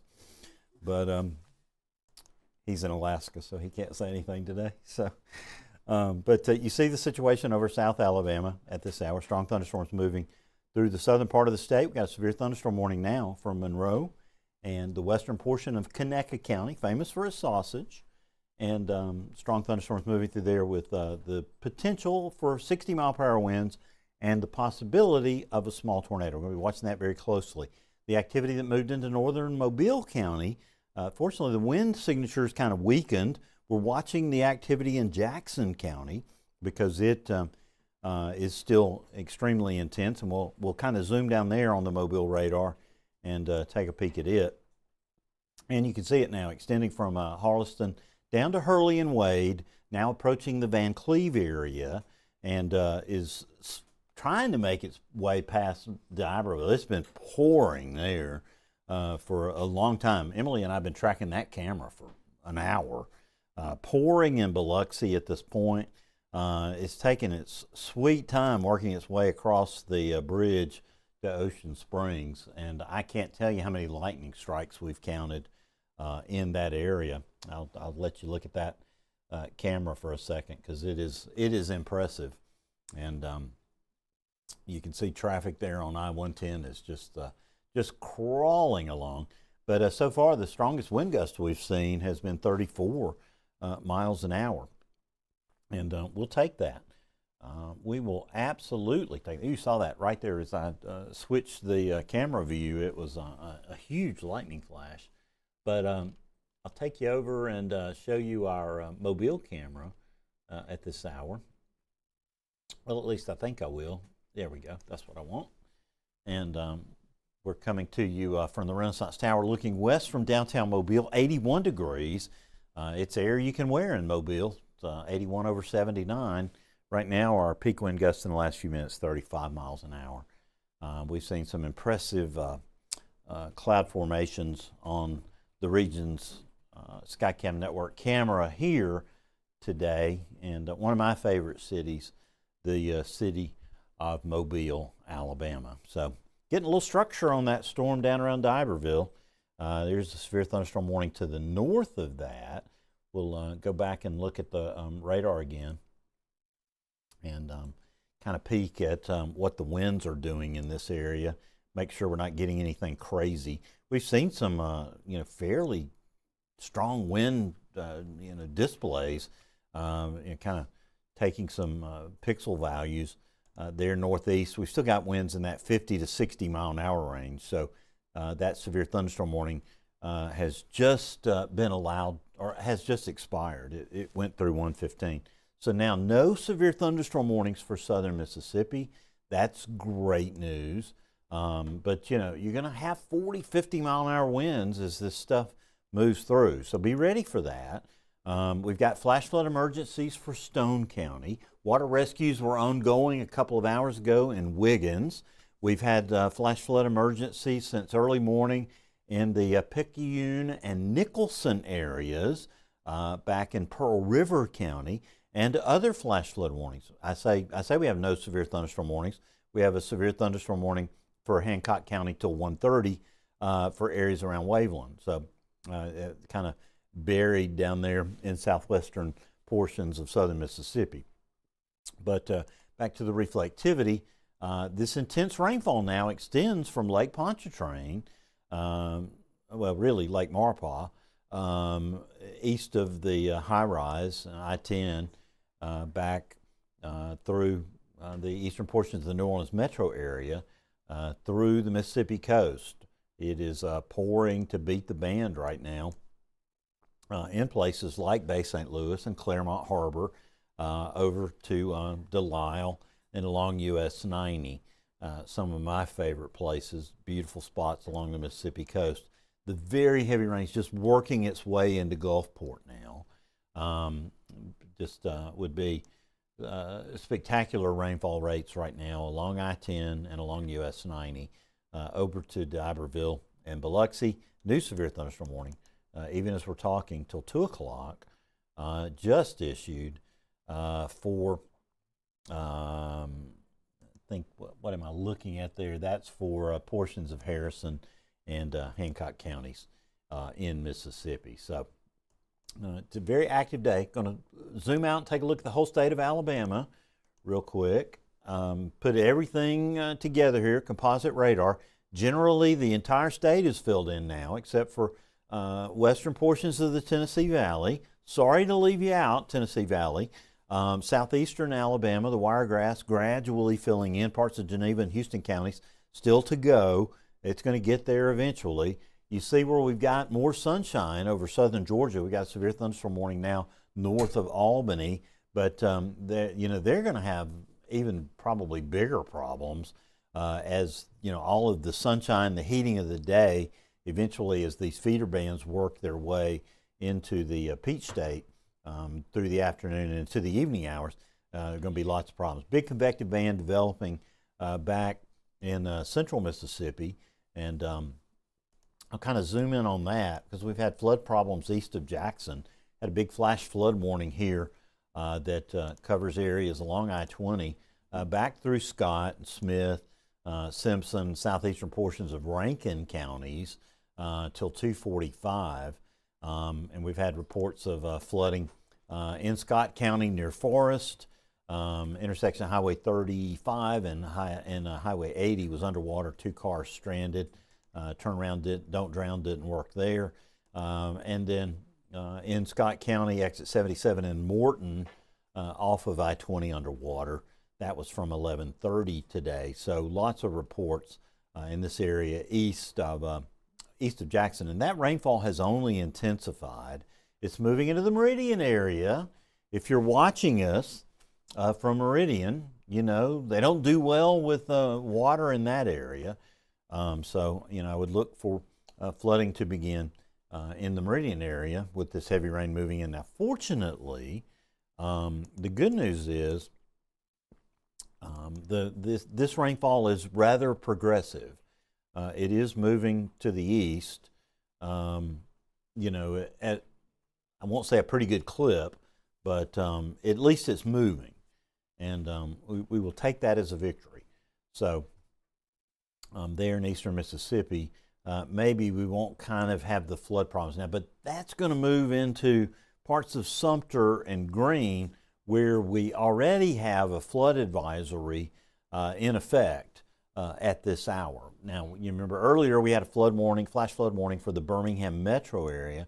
Fortunately, no reports of flooding. Everyone, got through that one safely, and we'll take it. But as we get over using our Birmingham radar here, you can see we've got more heavy rain. Emily's waving her hand frantically over here, so she's either become an NFL referee or she has some UGC to report. Emily, take it away. Well, unfortunately, it's not the first one. That would be pretty cool. But I do have some UGC for you. It's already pulled up on at WEXO 5 there. Okay, so those chairs are in grave danger. They are. I kind of jinxed myself when I was saying, we weren't seeing that much UGC content. I've got a few videos to show you now. This is from PCB, Panama City Beach there. So, we were talking about the rip currents, and that rip current statement extends all the way through the Florida Panhandle. So, just want to make sure we're being safe on the beaches there, and those chairs are in fact in danger, and hopefully those kids aren't too close to the water either there. But that was around 1 p.m. This is in Mayday Park in Daphne. So you can see that water is really rising there. And then we have, this is the picture you were talking about earlier from George County in Mississippi. This was on Highway 198 west of Loosedale. So you can see that water really just rushing over the road there. That's really not something that you want to drive through. You can see it all the way on the other side of the road there. And then we also have this video. Oh, this video is from, this is the same. This might be the same video, That's sorry. the same video. Sorry about this. What the heck? Okay, and then this is Orange Beach. Anna Holland sent this video in, so again, it's rough on the beaches today. We also have more content from the Mobile Bay Causeway today. It's really bad. You don't want to be driving through that. I mean, it knocked down that speed limit sign. If you saw that, I'll let it play one more time so you can really see that. Speed limit 55, well, you can barely even go 5 miles an hour there right now. So that is really unfortunate. And then Stevie Nicks in Northport doing a good job of taking shelter in these storms. So listen to Stevie Nicks there. She knows what's up. She knows what's up. So that's all I have now. But I wonder if that's a Fleetwood Mac fan there, Drew. It might be. That named that doggy. I'm going to date myself here, but I saw Fleetwood Mac in concert at the BJCC in 1980 on their Tusk tour. So I don't know if I want to claim credit for that with Emily and Sadie here in the room. Sadie already thinks I'm older than dirt as it is.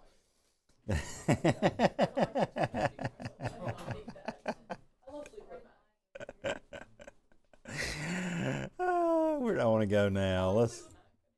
Well, you can't help but like Fleetwood Mac. I mean,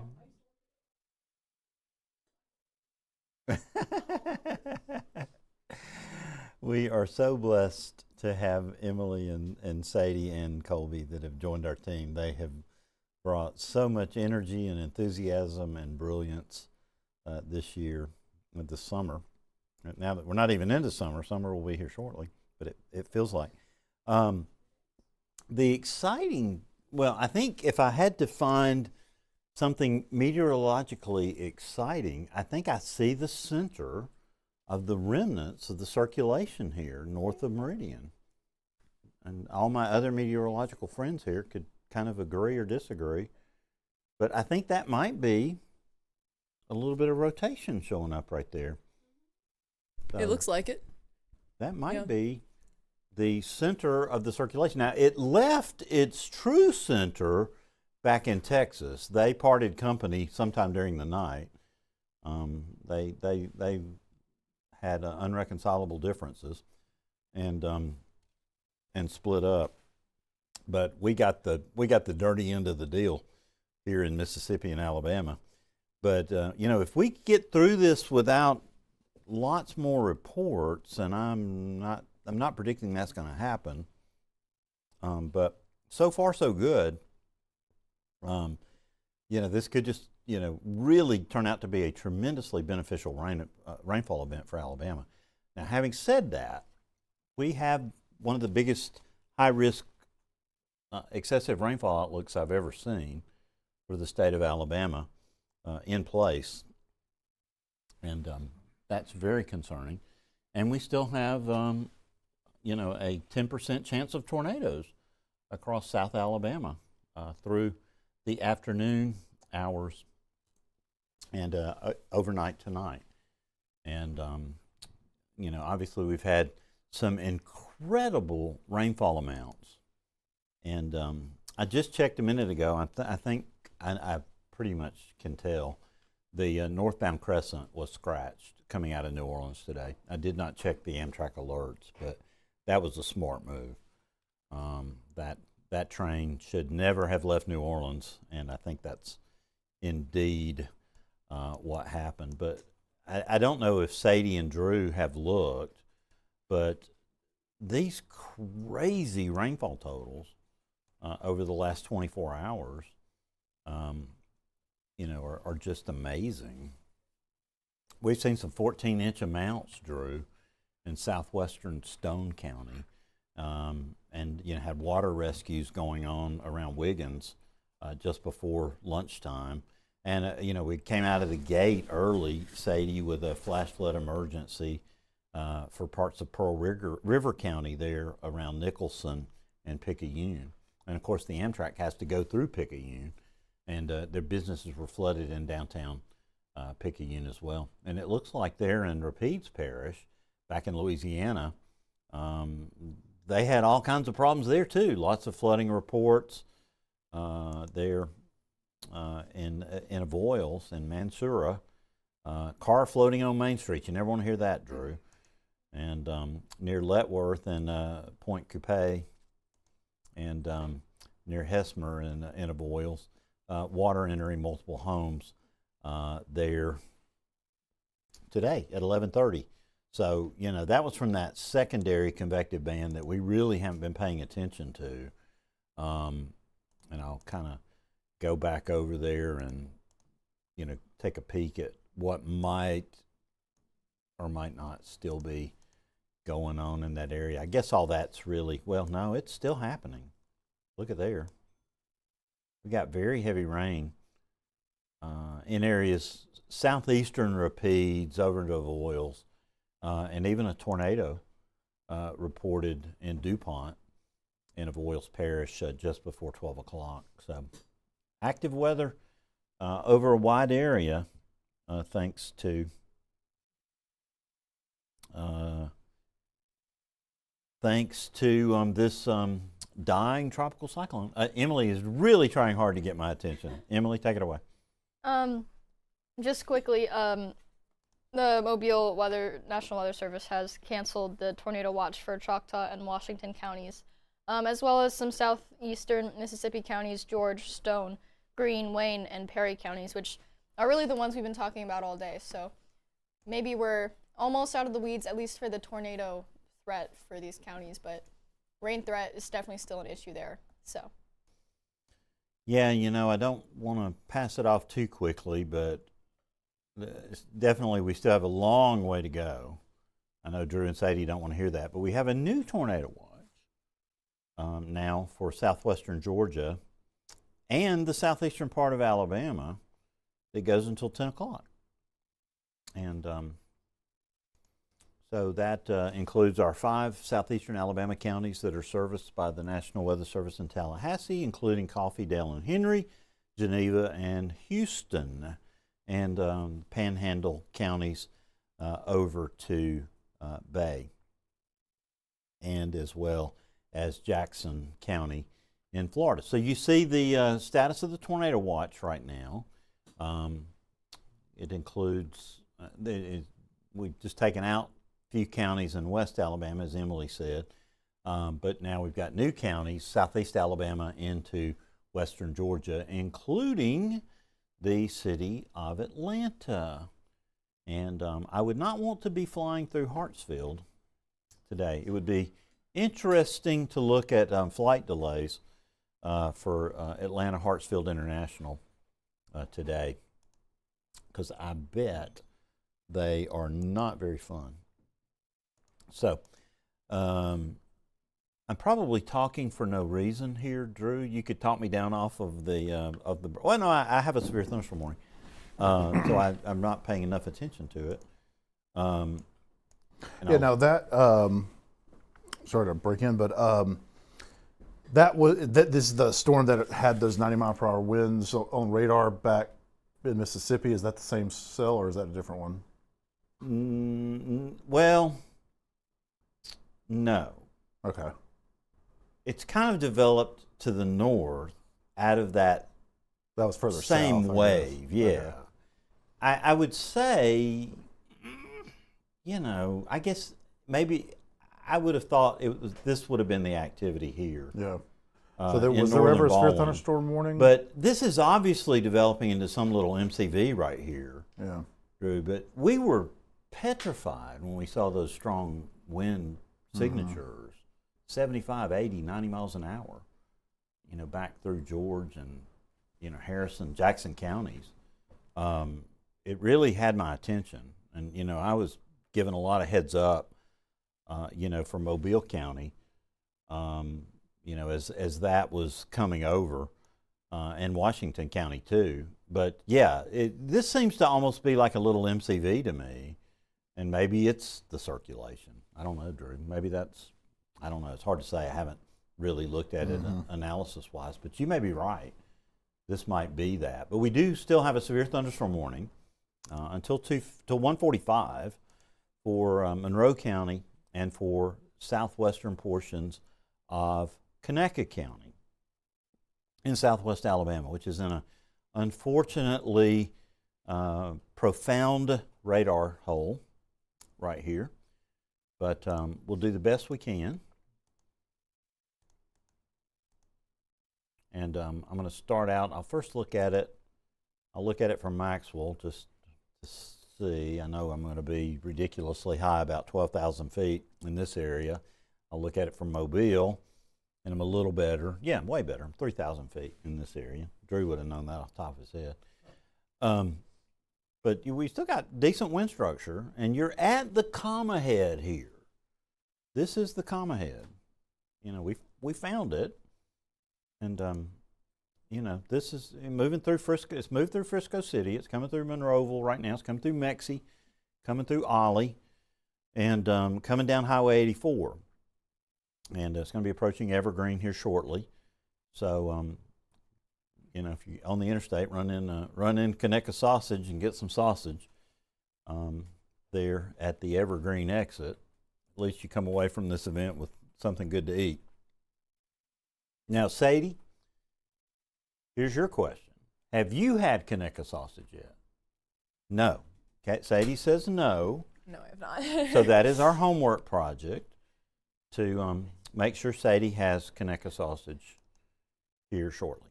But heavy rain right now in Evergreen, Castleberry, and in between you got Range and Repton, those areas, western Conecuh, eastern Monroe that are in between the two cells. But the wind feature that we're concerned about is what has already come through Frisco City and is passing through areas south of the city of Monroeville along Highway 84. So get ready for that, Castleberry over to Evergreen. And point south, even though you're not in the warning in Escambia County, you're going to see strong winds along I-65. Don't want to be driving on the interstate there from Atmore up to the northeast toward areas like Lenox, Range Repton. The really heavy rain and wind are about to begin there. Fortunately, we don't see the same kind of wind intensity in that area. That's good news. Further south along I-65 toward Perdido, toward Bay Minette, the wind structures just don't look as bad. And in the city of Mobile right now, the heavy rain is moving in, but it's weakened a lot. And I feel really, really good that that's better. We don't have any severe thunderstorm warnings now for Jackson County. We've got a severe thunderstorm warning for the southern portion of Harrison County, including Gulfport and the area around Biloxi, but not for Pascagoula. We'll be watching all that activity as it slides eastward into Mobile County, and we got our Mobile camera pointing back to the west and northwest. Nothing intensely concerning on that. 81 degrees in Mobile. If I didn't have so much stuff spread out on my desk here, it wouldn't take me so long to pull it up. But peak wind gusts, the Renaissance Tower, 35 miles an hour. But you can see it is a muggy, stormy looking day in the city of Mobile, looking down on western portions of downtown there. And south-southeast wind at 25 miles an hour. And this persistent onshore flow is bringing a lot of water up into Mobile Bay. And we're beginning to see lots of reports now of flooding by Old Abattoir, flooding on Dauphin Island, as we expected, flooding in Daphne on the eastern shore, flooding at the head of Mobile Bay. The causeway is barricaded now because of issues there, as there always are when we have coastal flood events. The latest numbers we saw from the state docks area, we're running about 1.5 feet above normal. And maybe we can pull those water levels up in a second. And nothing. We got a new mesoscale precipitation discussion, and we'll take a peek at that and look at some of the rationale from the Weather Prediction Center. I'd love to see, Emily, if you have a second, what the latest QPF is from the WPC, just to kind of get an idea if they've changed their precipitation forecast at all. While you're doing that, I'll pull up our 12-hour accumulations over southwest Alabama, and they're beginning to pile up. Totals over southwestern Washington County, northwestern Mobile County in that 4-inch range now, back through Baldwin County, getting up into the 5-inch range. Okay, thank you. And eastern portions of Escambia County now, we've got rainfall estimates over 5 inches. So the rainfall totals are beginning to pile up. That's impressive, Drew. Drew does a mean Henry Houdini, and I'm not as good at that. I just walk through a shot. Won't ever do that again. Washington, D.C. calling. That's scary. Okay, that's probably the Weather Prediction Center. Quit talking bad about us. I never have ever in my entire life said anything bad about the Weather Prediction Center. Not one time. I can attest that. But that's rainfall totals. They're going to continue to go up as we go through the afternoon. This is what we see on the QPF forecast. Emily pulled up for me. And we backed off a bit. That's good news. Widespread 4 to 7-inch amounts across South Alabama. This is more manageable. We've taken out those crazy 10-inch amounts, but you're still going to have some isolated, 8, 9, 10-inch amounts somewhere in South Alabama.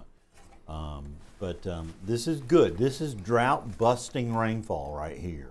So if we can just get through this with everybody following the adage, turn around, don't drown, and get through this without any water in homes, any water rescues, all of those sort of things, we will count this as a win. If we get through it without any spin-up tornadoes, any injuries or fatalities, this will turn out to be a godsend. I've seen many of my weather history events that start out drought, end in heavy rain events with a tropical cyclone in the middle, and the key word becomes beneficial, and hopefully that'll be the case.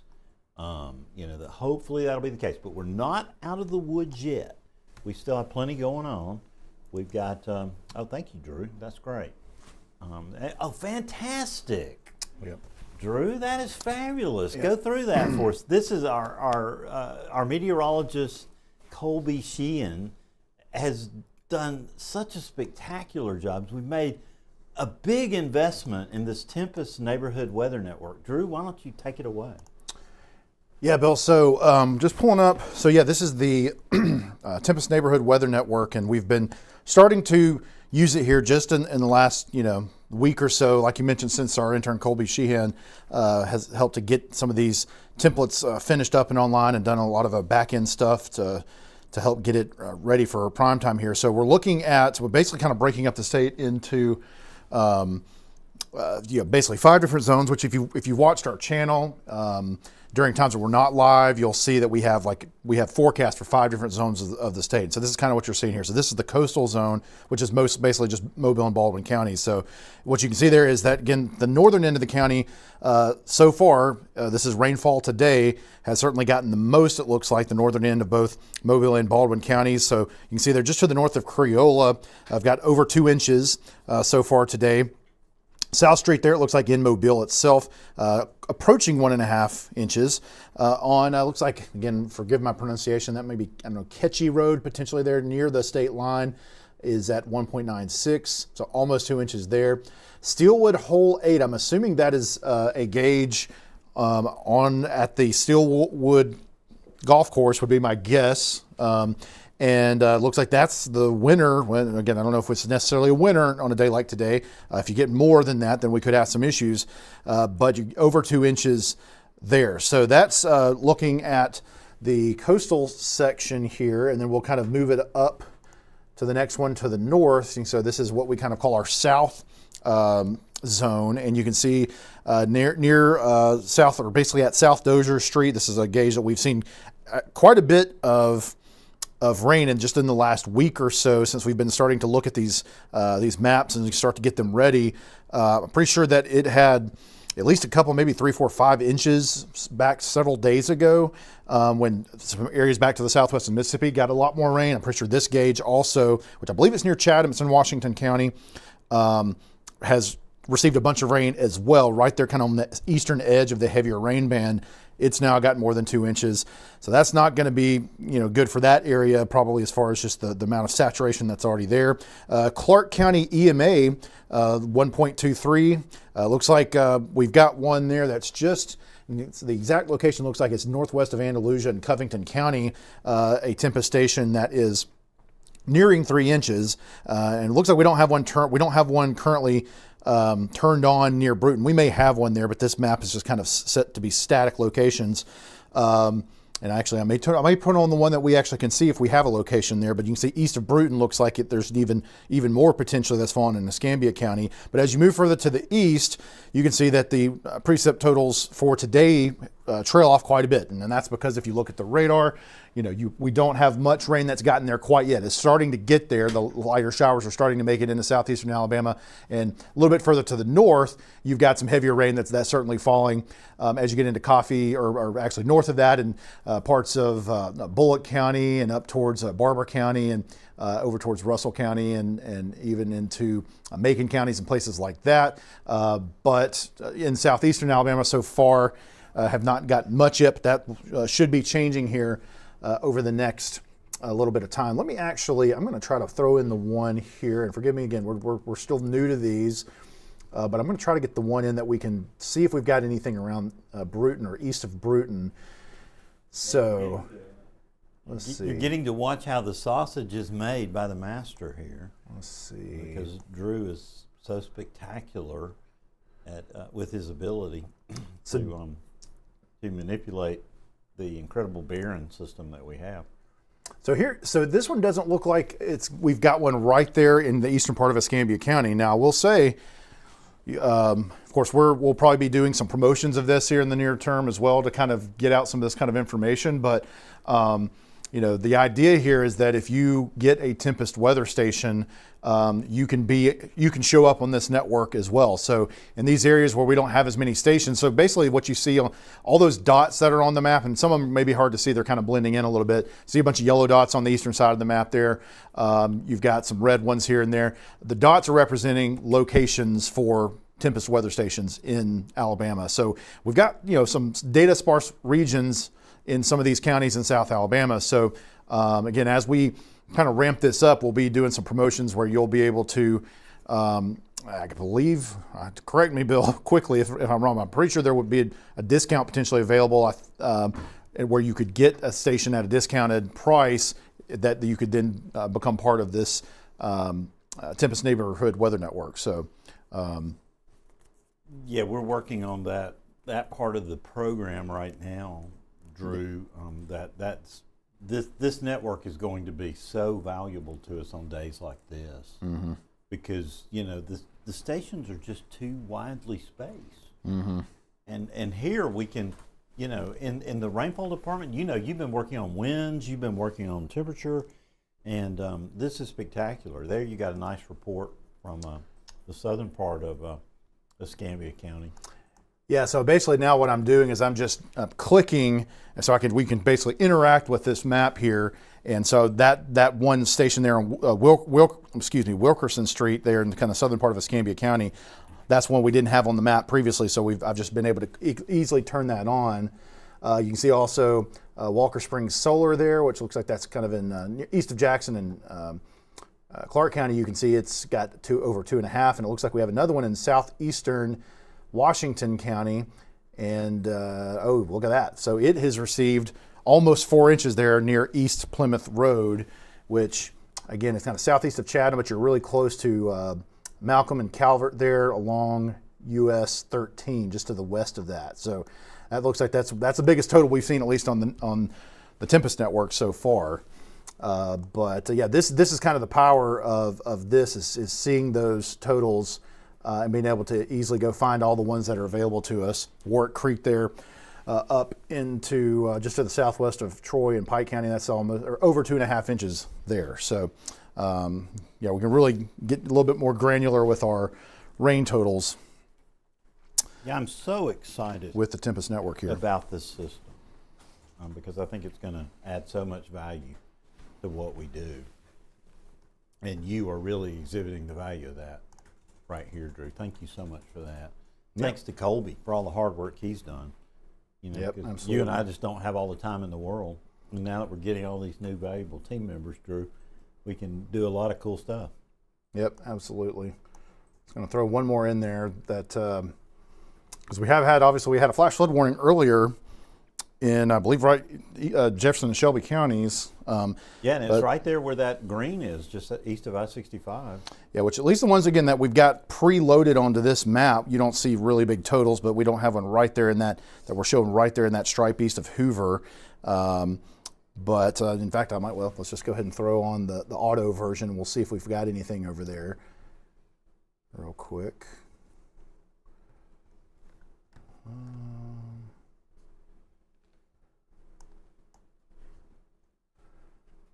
There we go. Yeah, we do. Well, we have a little gap like right there, but it looks like we can maybe get a yes, right over Oak Mountain. try one right here. Okay, so got a little bit over 1/2 inch, approaching 3/4 of an inch near old Highway 280. Try a That's few more in crazy, the area. isn't it? The rainfall just sought out all the areas where we don't have weather stations. Hardwood Cove Road, about the same. So again, it doesn't look like we got anything really significant with this, thankfully, so far in that kind of northwestern Shelby County, eastern parts of Jefferson County with this so far. But, still we got some, a little bit of rain has fallen, over 1/2 inch in a lot of these areas across central Alabama, but definitely nothing like we're seeing further to the south at this point. Yeah, that's the good news is that, so far we've been pretty lucky. And while we're at it, we don't want to leave anybody out. Here's North Alabama, the Tennessee Valley, and again, you can see certainly not as much. I'm just picking a few here. So about a little bit over 1/2 inch, looking up towards Hazel Green there, just close to the state line, 0.66 in Bobo Section Road. Dolphin Point Drive there, looks like we're just in the northeastern part of Marshall County. Got close to 1 inch there, actually. And up on Sand Mountain near Sylvania, 0.35. Don't have anything right there near west or kind of southwest of Town Creek where it looks like according to the radar, we've gotten a little bit more in those areas. But the closest one to there in Hatton, 0.36. So again, we're really happy to have this data at our disposal, and we will be planning to feature it more and more now that we have some stuff built out for it. And one that I need to still work on, I was going to see if I could get it done here in the near term, but we also need to we've got temperatures set up. We need to get our winds set up. Obviously today would be a good day to have that, so I might see if I can throw one together for a couple of the southern parts of the state here while we're still going. But yeah, this is some really good kind of crucial information to have on days like today. Yeah, this and if you're looking for a weather station, the Tempest weather station is ideal in a lot of ways. I've had one since 2018, and I'm still on the same station that I had originally out of the box. Never have had a maintenance problem with it. It has a haptic rainfall sensor. So some people don't like those. They like, tipping rain gauges. Tipping rain gauges to me have issues. Bugs get in them and different things. And if you don't like a lot of maintenance, the haptic rain sensor and the error correcting that Tempest does is good. And so, if you like low maintenance, you're gonna love having a Tempest. And I've had mine forever and love it. And a lot of our Skywatchers have those too. and folks like Justin Gentry and John Talbot, you know, they could debate you all day. You know, they have 2 or 3 of them each, and could debate you all day on the pluses and minuses and all the things to look out for. But at the end of the day, they are the lowest maintenance, easiest ease of use, and plenty accurate for what we do on a day-to-day basis. And we are thrilled to have them. There are 1,200 stations across the state of Alabama that we've got access to. And Drew is showing rainfall totals there over Mobile and Baldwin counties in our coastal zone. I'll show you the radar over the state. Right now, no warnings in effect for any part of Alabama. That's great news. If you'd offered me that deal when Emily and I started at 4 a.m. this morning, I would have signed up for it right away. We got one flooding report. That is from the north end of Mobile Bay. The persistent onshore flow there has produced the threat of rising water across the causeway, 1.5 feet at the docks, the Alabama State docks. I haven't checked that number, that value, in the last couple of hours. It may have gone a little higher. We were kind of expecting it might get as high as 2 feet. Have had flooding reported in Bayou Battery. We've had overwash in Dauphin Island. We saw flooding along the eastern shore of Mobile Bay at Daphne. So, you know, this is a serious coastal flood event, not disastrous by any means, but we do have a coastal flood advisory through tonight for Mobile Bay. High surf advisories over to Bay County, Florida, all the way from the Alabama coast, 5 to 7 foot seas. Small craft advisories in the Gulf. We've had numerous special marine warnings, and we want our mariners to stay put. We had a 73 mile per hour gust at our Gulf Shores. Was it Gulf Shores or Orange Beach, Emily? It was Orange Beach, wasn't it? Yeah, Orange Beach Skycam had a 73 mile per hour gust to go with nearly an identical one yesterday, right, Drew? Was it Gulf Shores that had a big gust yesterday? Yeah, it was.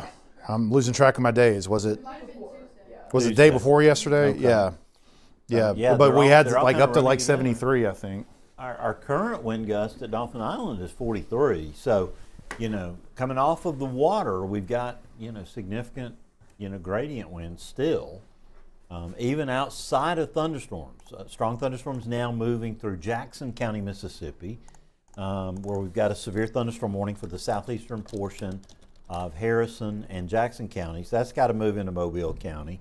So I think we're going to probably see another warning eventually. We'll go down there and look at that in detail in just a minute. We've got what may be the remnant circulation moving through Monroe County right now. Emily is signaling for my attention here, but that circulation moving through Monroe County with very heavy rain.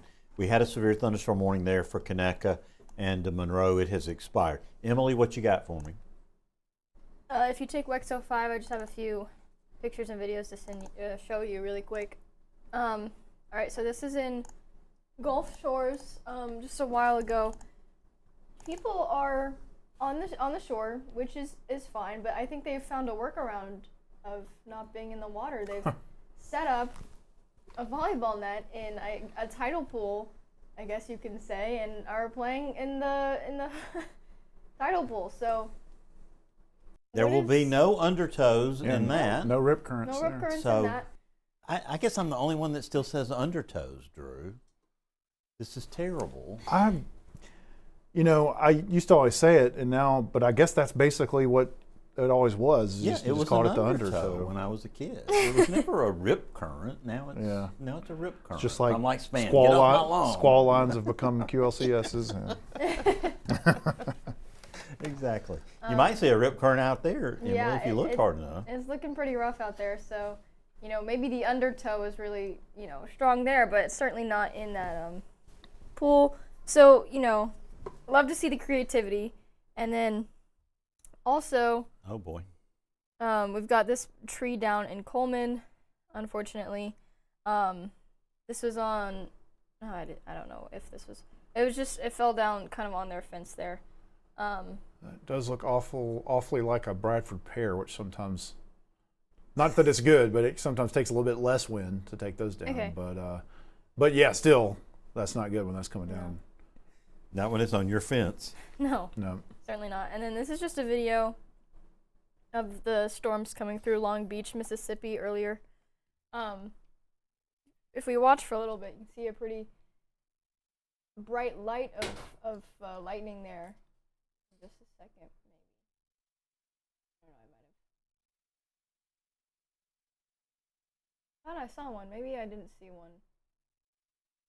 But I mean, it is raining really hard. Oh, there it is. I wasn't looking at the screen when it happened. Oh, and there's another one. Yeah. So, you know, it's raining, it's lightning in Mississippi as it has been all day.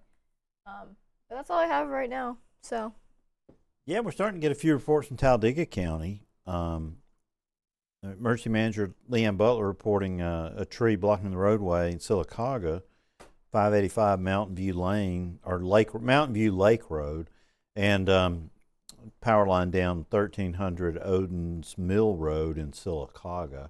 So we'll kind of go take a look.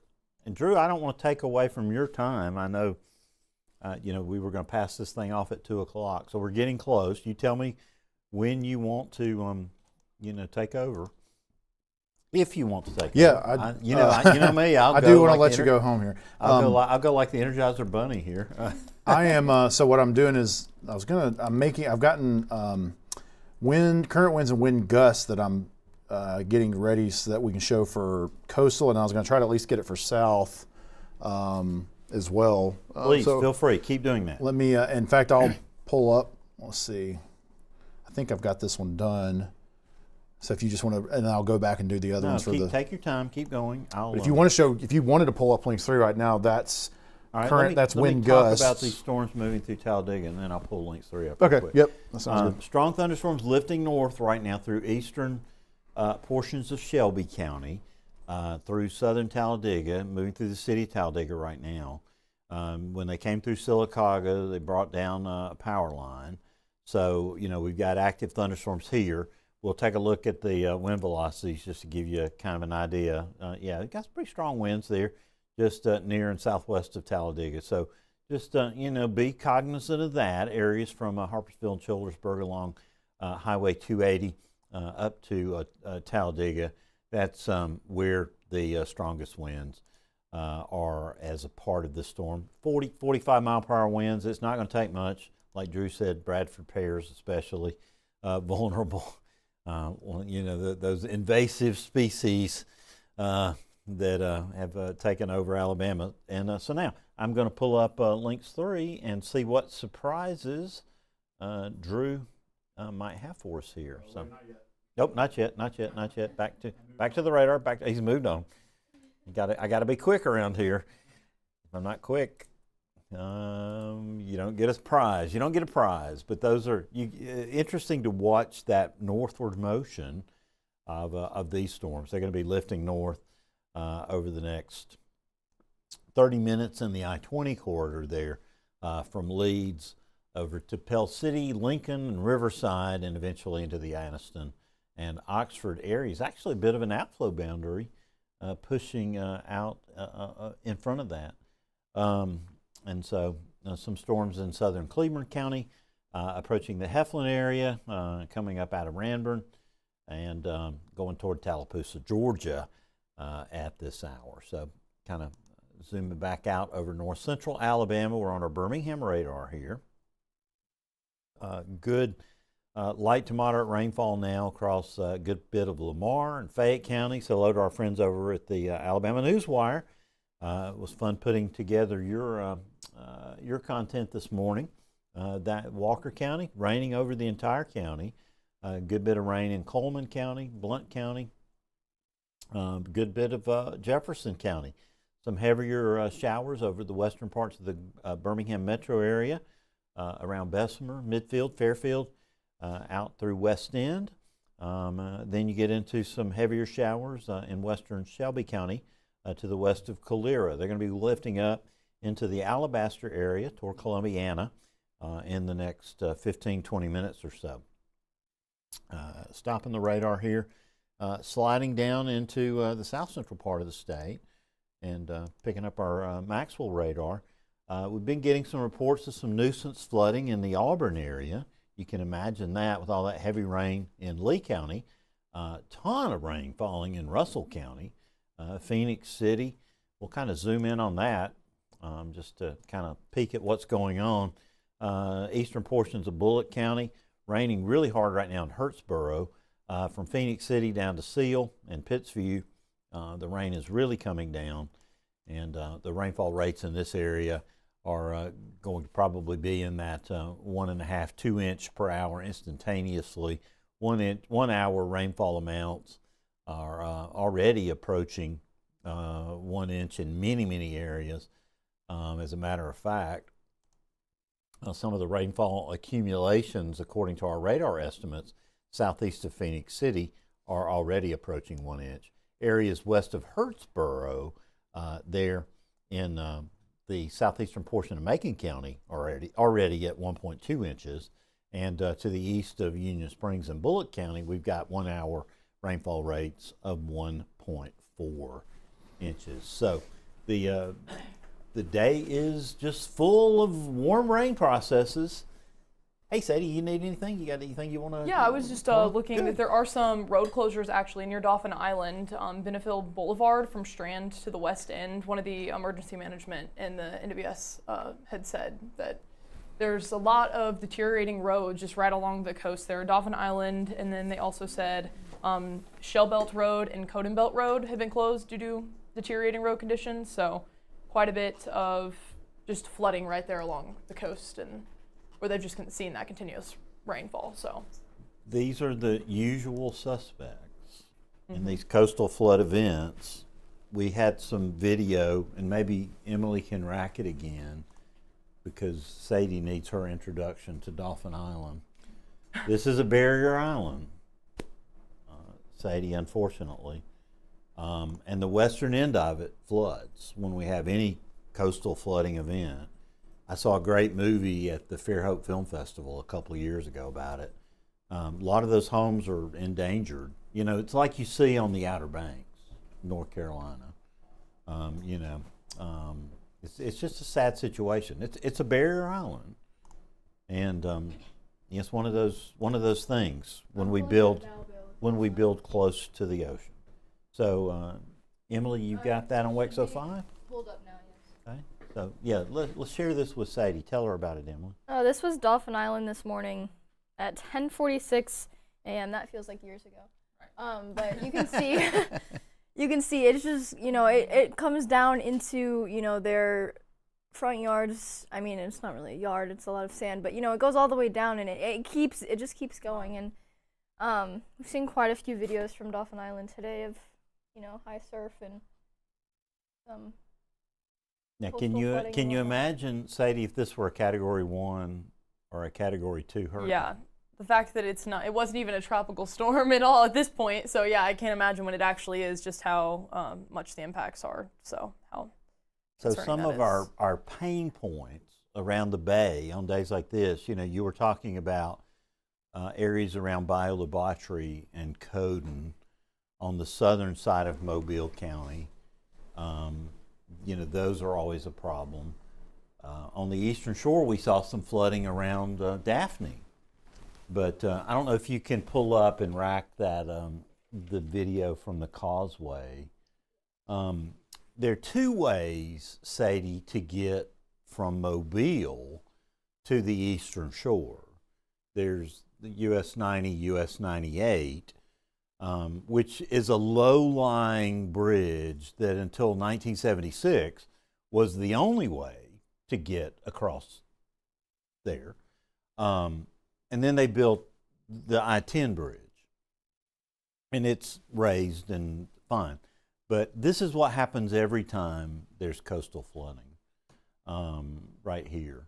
So now the causeway is now closed because of this. And we knew it was going to happen. We said it early this morning. it would be a problem. And the first signs of it always is water beginning to crash over the rocks, and then eventually it just overtakes the roadway. Emily? I don't want to interrupt, but the National Weather Service in Mobile is saying, even though the heavy rain is just starting to move into the Mobile metro area, they're working on a proactive flash flood warning, as the band that's coming in will have the potential to produce 2 to 3 inches of rain in an hour, which will likely result in flooding issues for those urban areas, and it'll also extend into northern Baldwin County. So that's on the way. Not good news. And not what we want to hear, but not unexpected, particularly going into the mid-afternoon rush hour. We want to put everybody in Mobile on notice, that we've got a problem. So, looking across the state, we've kind of gotten a lull here. We've gotten lulled into a false sense of complacency, and that's about to change, folks. So, things are about to get serious in the Mobile area. Obviously, they've been serious, and we've been talking about that with the coastal flooding, but now the flooding from heavy rainfall is about to become a big problem. The heavy rain now moving into the city of Mobile along I-65 from Creola, and there comes our flash flood warning. So we're going to watch it populate the Barron system together here. Emily, tell us all about it. Okay, it's in effect until 8 p.m. We've got southwestern, I'm going to say it wrong, Conecuh, I remembered. Yep. Very Western good. Escambia, southwestern Monroe, northwestern Baldwin, south central Clark, Mobile County, southeastern Washington, and northwestern Escambia, which is that's the last one is in northwestern Florida. And that's until 8 p.m. Between 2 to 4 inches of rain has already fallen, and an additional 3 to 5 inches are possible in this area. Flash flooding is ongoing or expected to begin shortly. So we'll kind of give you a tour here of where what communities are in, and what communities are out.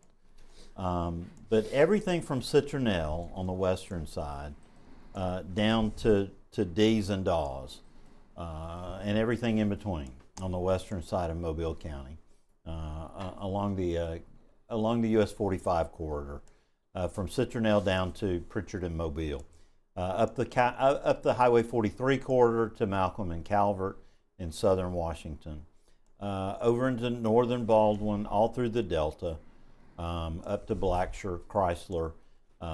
You've got a warning up into southern Monroe, southwestern portions of Conecuh, western portions of Escambia.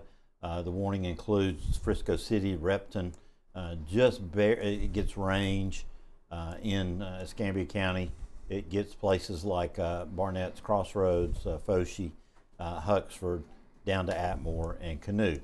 Purdue, you're in the flash flood warning. Bay Minette, you're in it. Hurricane, Blakely, the city of Mobile. It kind of cuts off at Brookley Field. Theodore, you're out, but you're not out of the woods yet. This warning is really covering this very specified area. Weather Service in Mobile doing a great job with it, but this rain is going to continue shifting. Looking at it over the last 30 minutes, you can kind of get an idea what its motion is, and it is just barely inching to the east, and that is not good news. It is just not making much progress at all. So given that, this is a very dangerous situation for the city of Mobile. I assume that it was a base level flash flood warning, Emily, if you can tell from the tags. And really the only bearing that has is whether it's a WIA triggering warning. I would not be surprised later to see it upgraded to a considerable tag. I think it's just a regular radar indicated one. Yeah, that's right. And so, but and Drew, we can do a smooth transition at some point whenever you're ready. because I know people are tired of hearing me. But, you know, we've already got 3 to 4 inches of rain across that area according to our radar estimates. And certainly, you know, the upper bound of how much more is going to fall is really undetermined at this point. You know, we could have 7, 8, 9 inches of rain in that area. Now, I was really disappointed in that WPC QPF because I think it underplayed what could happen here in spots. I think we're going to have spots in South Alabama tonight that are still going to have 10, 12 inches of rain. And I don't want to underplay that. So, you know, you know, this band right here is, you know, maybe setting up over Southwest Alabama, and that early modeling may not have been so wrong after all. But this is the first volley in what's going to be a really long night, unfortunately, for Drew and for Sadie. Yeah, certainly looks that way. I mean, of course, you could, you know, hope that maybe it doesn't set up quite as long a period of time as it did back in Mississippi, and maybe it's. But yeah, you don't want to make that kind of assumption, obviously. So that'll be something we'll certainly have to watch, as things could certainly ramp up if this kind of line of convergence here continues to just kind of train over the same area and not move a whole lot. Now, again, we would hope that this kind of remnant low from what used to be Arthur will continue to move to the, you know, progressively enough to the east, or maybe we can not see as much banding and as much training of the rain and of the storms over the same area. I'm just kind of trying to think, you know, if the trajectory of it and how it was kind of coming ashore, or at least a lot of the rain was kind of coming to ashore earlier from kind of southwest to northeast.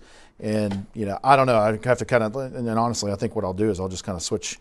I'll just kind of take a look at a really long radar loop here and see kind of what it looks like here. We'll just kind of turn our national radar on and we'll just go back a really long time. So yeah, you can kind of see starting off early this morning, had tornado warnings already down in Houma, Louisiana, moving up through west of New Orleans.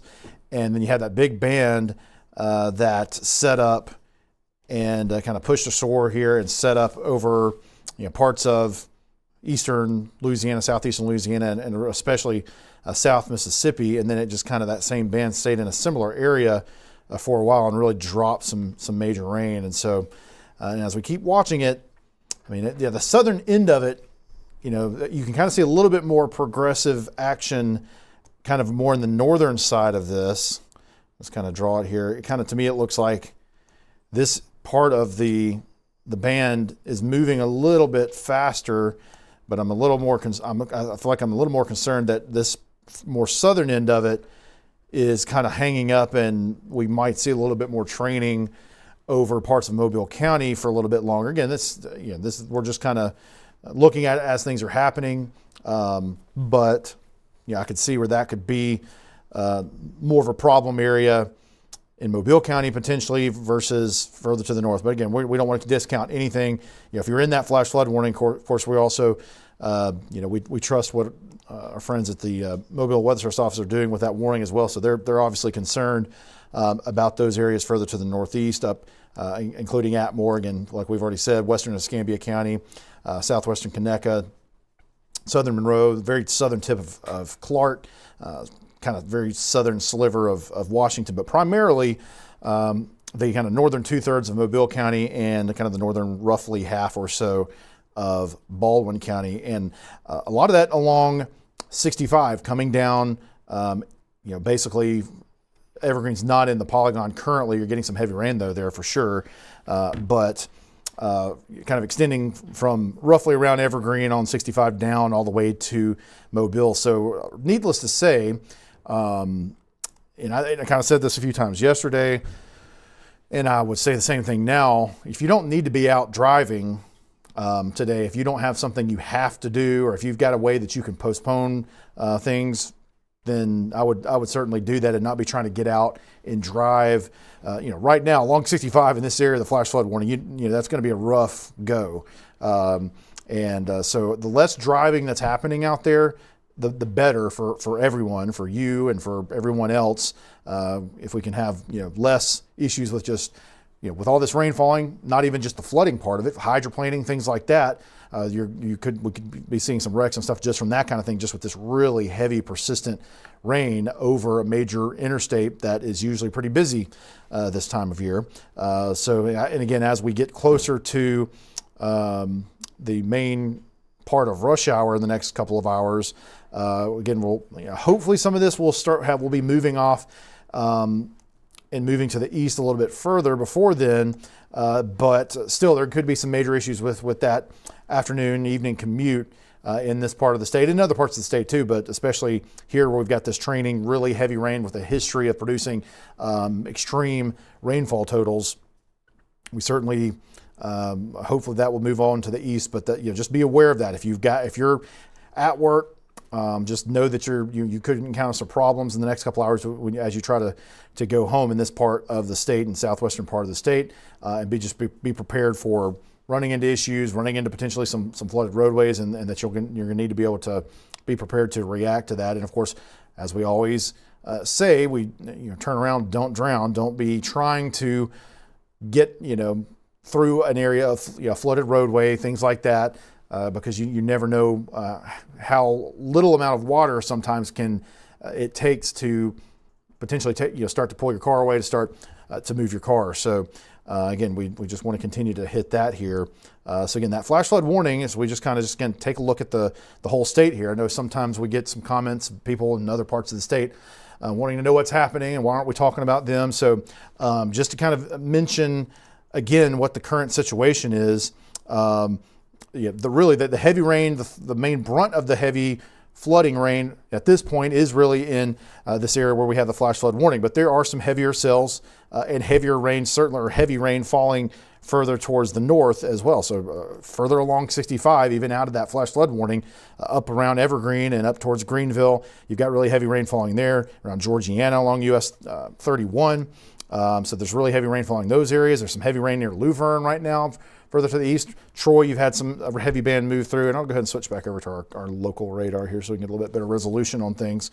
So Troy, you just had a good cell move through there. In fact, you've had quite a bit of rain there just in the last couple of hours, and you're getting maybe a little bit of a break here currently. Up in the eastern part of the state, as we move towards Auburn and Opelika, places like that, Phoenix City, you're getting really heavy rain right now, and Auburn and Opelika as well. You're getting at least some moderate rainfall. Montgomery currently a little bit lighter, but more of the heavier bands are heading in that direction, and so you'll expect to see some heavier rain beginning again here in the next probably hour or so. Switch our radars back. We'll just continue to switch our radar as we move along here. So there's some pretty good heavy rainfall back into Coffeyville, Thomasville, Grove Hill, places like that as well. Some at least moderate to heavy rain in those areas, and then more bands back in Mississippi that look like they'll be starting to cross the state line into parts of Choctaw County, and maybe clipping the northern part of Washington County as well, but heading towards Butler is already getting some pretty decent rain now, but heading towards Silas and Gilberttown, places like that, Toxie in the southern part of Choctaw County, eventually Coffeyville as well. And then again, you might see some of those heavier cells start to clip places in northern Washington County, maybe not quite all the way down to Chatham, but Milry, Frankville, Bigby, places like that. The good thing, just looking back further to the west, hopefully that's the back end of things. And don't really see, there's some scattered cells a little bit further to the west, but nothing nearly as significant looking as what we are seeing right now, basically in the state already, or what's kind of imminent across the state line there in Choctaw and Washington counties. But yeah, if you're in West Alabama, Aliceville and Pickens County, Livingston, Sumter County, yes, there's still some heavy rain falling, but the good thing is that it looks like at least, we'll still have more rain. We'll still have the more chance of thunderstorms for tomorrow with the cold front approaching, but at least with and let me switch our laps back to about an hour or so here. But at least in the near term here, It looks like the back edge of the rain is starting to approach the state line in kind of west central Alabama. So should be starting to see things wind down a little bit there. Again, moving around to other parts of the state. Got some heavier bands moving towards I-20 at this point. In fact, starting to cross I-20 there around Pell City. We'll switch to our Birmingham Next Rad radar, get a little bit better look at the cells there. So yeah, heavy rain falling in Pell City currently in St. Clair County. Riverside, again, that area of Interstate 20, Chula Vista, you're about to get some pretty good rain. In fact, might not be a bad idea to take a quick look at the, we'll probably be in the clouds, to be honest. I was thinking we might look at Ball Rock, but we're probably socked in with some clouds there, potentially. Oh, you're right. I think it's been down for a few days. Good call there, Emily. So don't have access to that camera, but yeah, heavy rain starting to cross and about to cross I-20 there, mainly east of Leeds and Moody. And then as we continue down east along I-20, Munford, you're getting some really heavy rain currently. Bynum, you'll be getting that pretty soon. East of Boga, you're right there in the thick of it. Oxford, it's about to start raining pretty hard. Anniston, it's about to start raining hard there as well. And again, you haven't really had as much. There's been some scattered showers that moved through earlier today. But there hasn't been as much, certainly not as much sustained heavy rain as you get further into the northeastern part of the state. So this may be one of the heaviest downpours that places in and around Anniston, Jacksonville, places like that have seen for most of the day. So pretty good downpour coming. Again, the good thing about it does look like that'll push through, and then you'll have just kind of lighter showers in behind it. So the good thing about a lot of the areas outside of the southwestern corner of the state is, even though you'll be getting some waves of heavy rain, the setup doesn't really favor them just kind of staying in one spot or training in one spot as much as it does further towards the south.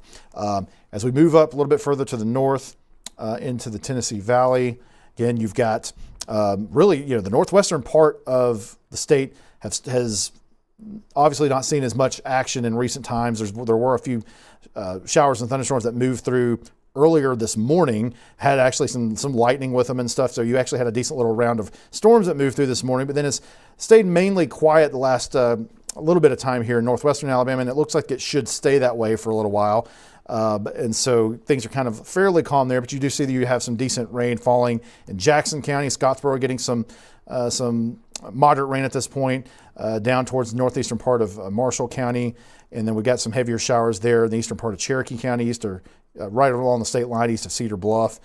Down into, as we get into Cleburne County there, you've got some pretty heavy rain falling around just to the north of Heflin. Again, along I-20. I-20's another corridor of interstate that's in Alabama that right now that you've got some heavy rain. It's not going to be really good travel conditions if you're traveling along I-20 or need to travel along I-20 here in the next a little bit of time. So again, further down to the south, you can see again we got some pretty heavy rain falling. Talladega County, over into Clay County as well, Lineville, and then over as you get into Chambers County, Wadowee, you've got some pretty heavy rain there as well. And then as we move down into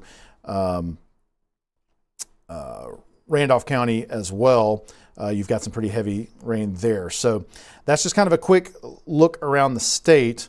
Because again, we just want everybody to kind of see what's happening. A lot. We're going to be focusing a lot on the southern and southwestern part of the state, given that's where the main action is. But just wanted to give everybody a quick update on that. Y'all have something over there, Sadie? In that area that you had just kind of been chatting about, they do have a flood advisory now in effect till 5:30. So it includes Calhoun, Cherokee, Cleburne, St. Clair, Talladega, and Etowah. Okay, did it just get issued, or I'm trying to see if I it says 2:20 on the chat, but I'm not sure the exact time that it was issued. It's turned off on your. Okay, that's what I was thinking. We might not have them on here. So yeah, it says it was 2:20 when it was issued, but it does say that there's some urban potential flooding there due to excessive rainfall. So that's kind of more into the central portions of Alabama, less of just South Alabama. So something to definitely be watching is there's a lot of heavy rainfall there.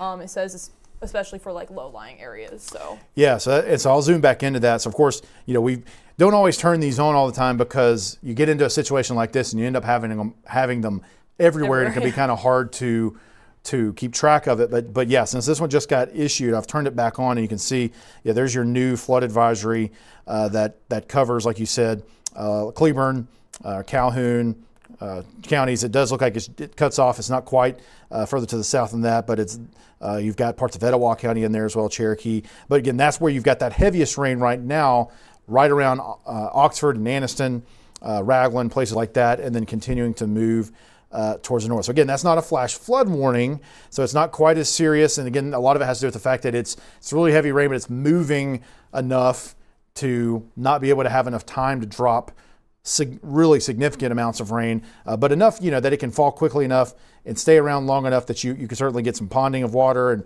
maybe have some ditches get full and start to overflow over the roads and things like that. So still not good driving conditions for sure in those areas where you've got that new flood advisory in kind of the eastern part of the state. And again, just while we're talking about that, you've got one over in, we'll switch our radar over to the Maxwell Air Force Base radar here. We've got one also in another area of heavy rain that we talked about near Phoenix City.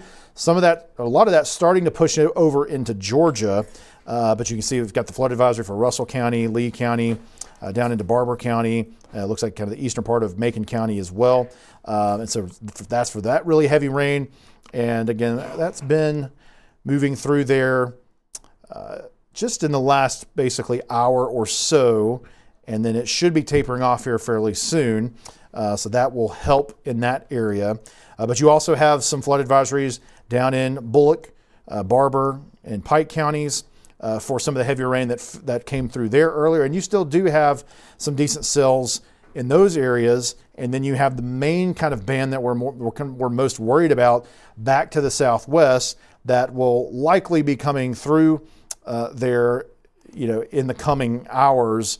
If it kind of holds itself together. Now, it also could eventually, if it gets a little bit more progressive, moves a little bit more to the east, it might sort of undercut it a little bit, but it certainly looks like some of those areas around Luverne, Troy, Clio, places like that, Brundage, Eufaula, Union Springs, this heavier band could continue to kind of feed rain up in that direction. So those areas are going to be needing to watch things from a flooding perspective as well. Now, one thing I'm happy to see so far in recent times, and if anybody thinks any differently, feel free, but I'm going to take a look at some of the velocities here. We have not seen as much, at least relatively recently, we haven't seen tornado warnings super recently. The severe thunderstorm warnings, we haven't seen one of those in fairly recent times. So, maybe we're at least not seeing as much issues with possible tornadic or, severe issues right now. So mainly wind issues and tornado issues. Of course, we had quite a bit of that earlier in the day, especially back in Mississippi and Louisiana. And then we've seen some of that. We've seen some warnings here and some gusty winds in Alabama as well, which reminds me, that is something I didn't get a good feel for. So if anybody wants to give me a quick rundown on if we have seen many damage reports or anything in Alabama with anything? None. Okay. I didn't think so. Just the coastal flooding around Mobile Bay. Gotcha. The only place that looked to have some sort of stronger winds about probably, 30 to 25 minutes ago was Smith Station right there, basically in Georgia on that line there between Alabama and Georgia. Gotcha. Where Columbus, Georgia is. So they were looking at some strong winds there, but that's gone and out now. So We saw those reports in Talladega County, in the last hour or so. But, they were rather sporadic and scattered. Right. Okay. Now this is what I'm looking at here. So this was a storm this is a cell that had a severe thunderstorm warning on it in the last hour, basically. And as it continued to the northeast, it does not have a warning on it currently, but it still is packing some pretty gusty winds. Now we're detecting these winds at 4,000 or 5,000 feet off the ground, so it's likely that the actual winds at the surface are lighter than that. In fact, that might be something that if we get a chance, I may get you to pull up those wind graphics I made earlier for the Tempest Weather Network on links 3 there. Because I think I've got far enough north to maybe see if we can get any readings off some of the winds there around Butler County. I just can't recall if we do or not. It should be in that show that you have open there. So does that get into Butler? Yeah, yes. see Greenville. Yes. Okay. So we show, I guess, I'll go ahead and switch back over to links 3 real quick. And let's see. So I guess, yeah, it's not showing what you might expect. I mean, again, the radar showing at beam height at least 50, 60 mile per hour winds, but at least at that site there in Butler County there near Georgiana, it's showing 15 miles per hour right now, which is good. See 18 there in the op area, and then you see back Clark EMA had 15 recently as well, but we're not seeing crazy wind gusts out of the tempest sensors here at least, so that is a positive. And again, we're trying to see if we've got, I can't remember if I've got any better coverage. Yeah, we get a little bit better coverage off Ozark or the EOX radar in this area, and it doesn't look like the wind looks quite as strong there. So let's see, I'll do a few query points on that. I can get it to work. Yeah, so it's showing more 30, 40 mile per hour again, and even then, that's several thousand feet off the ground. So, so yeah, hopefully what we're seeing there with maybe 15, 20 miles per hour in some of those areas is pretty close to what we would actually be seeing, and so that's good to see that from a wind perspective. All right, let's see here. Y'all got any reports that we need to relay? Yeah, it looks like there's some trees down in Talladega County, so something to be looking at to see if we get any pictures in from those. Says that it is blocking the right-hand lane on the southbound side of Highway 21. Okay, and that just happened here in the last little bit of time. Okay. Yeah, in the past minute. Yeah, so I can see just probably looks like at least in the last half hour that you had some decent velocities that went through Talladega, so that might be where that would have occurred, and maybe that we just are now getting in the reports. But you can certainly see some strong winds that came through Talladega about 30 minutes ago. So yeah, it looks like those could be. If I can get this to work again. Yeah, I talked about that right before the handoff. Yep, 30 to 40 mile per hour winds in that area. So yeah, that would make sense that maybe we're starting to get some trees out. And just kind of mention for those areas that are further to the north where you can see this little line of wind going through now, just as a heads up, we don't have any sort of warning, severe thunderstorm warning or anything like that on these, but looks like Chula Vista, you might be seeing some pretty decent winds now. Odenville, looks like you could get some here fairly quickly. Moody, you're kind of on the west hand, you're kind of a little bit away from the core of it. Wattsville, Ragland, Ohatchee, if you're along Lake Neely Henry, some of those areas could be seeing some gusty winds that obviously had the ability to knock down some trees in Talladega earlier. So if you're in some of those areas around Alexandria, even into Anniston, kind of on the eastern edge of what this looks kind of like the thrust of the higher winds, that also could be an issue in those areas. Again, no severe thunderstorm warning, but certainly gusty winds are part of the deal for today with any of these showers. And the interesting thing, we saw this a lot yesterday as well, where we had a couple little small tornadoes. We have had very little lightning in a lot of this, and we see 0 lightning strikes in this area where we've got some pretty good wind. In the last 3 minutes, there's been no lightning. So it looks like, did I just see on the Anniston camera there? I thought I just saw some. I don't know if that's some rain whipping along across the camera or not. It is. Anniston's been raining in kind of that whole area. There's been some cells, so that's definitely still to the north more than some of these other ones we were talking about, but nothing severe associated with it. It's really just some rain showers right now. Yeah, we'll just kind of take a quick look at the region Skycam in Anniston, and just saw out of the corner of my eye, just saw some rain bands kind of blowing across, probably a gust of wind, but at least the sensor's only showing a gust of about 12 here in the last, and again, that usually covers about the last hour. You can see the sustained winds are out of the south-southeast about 11.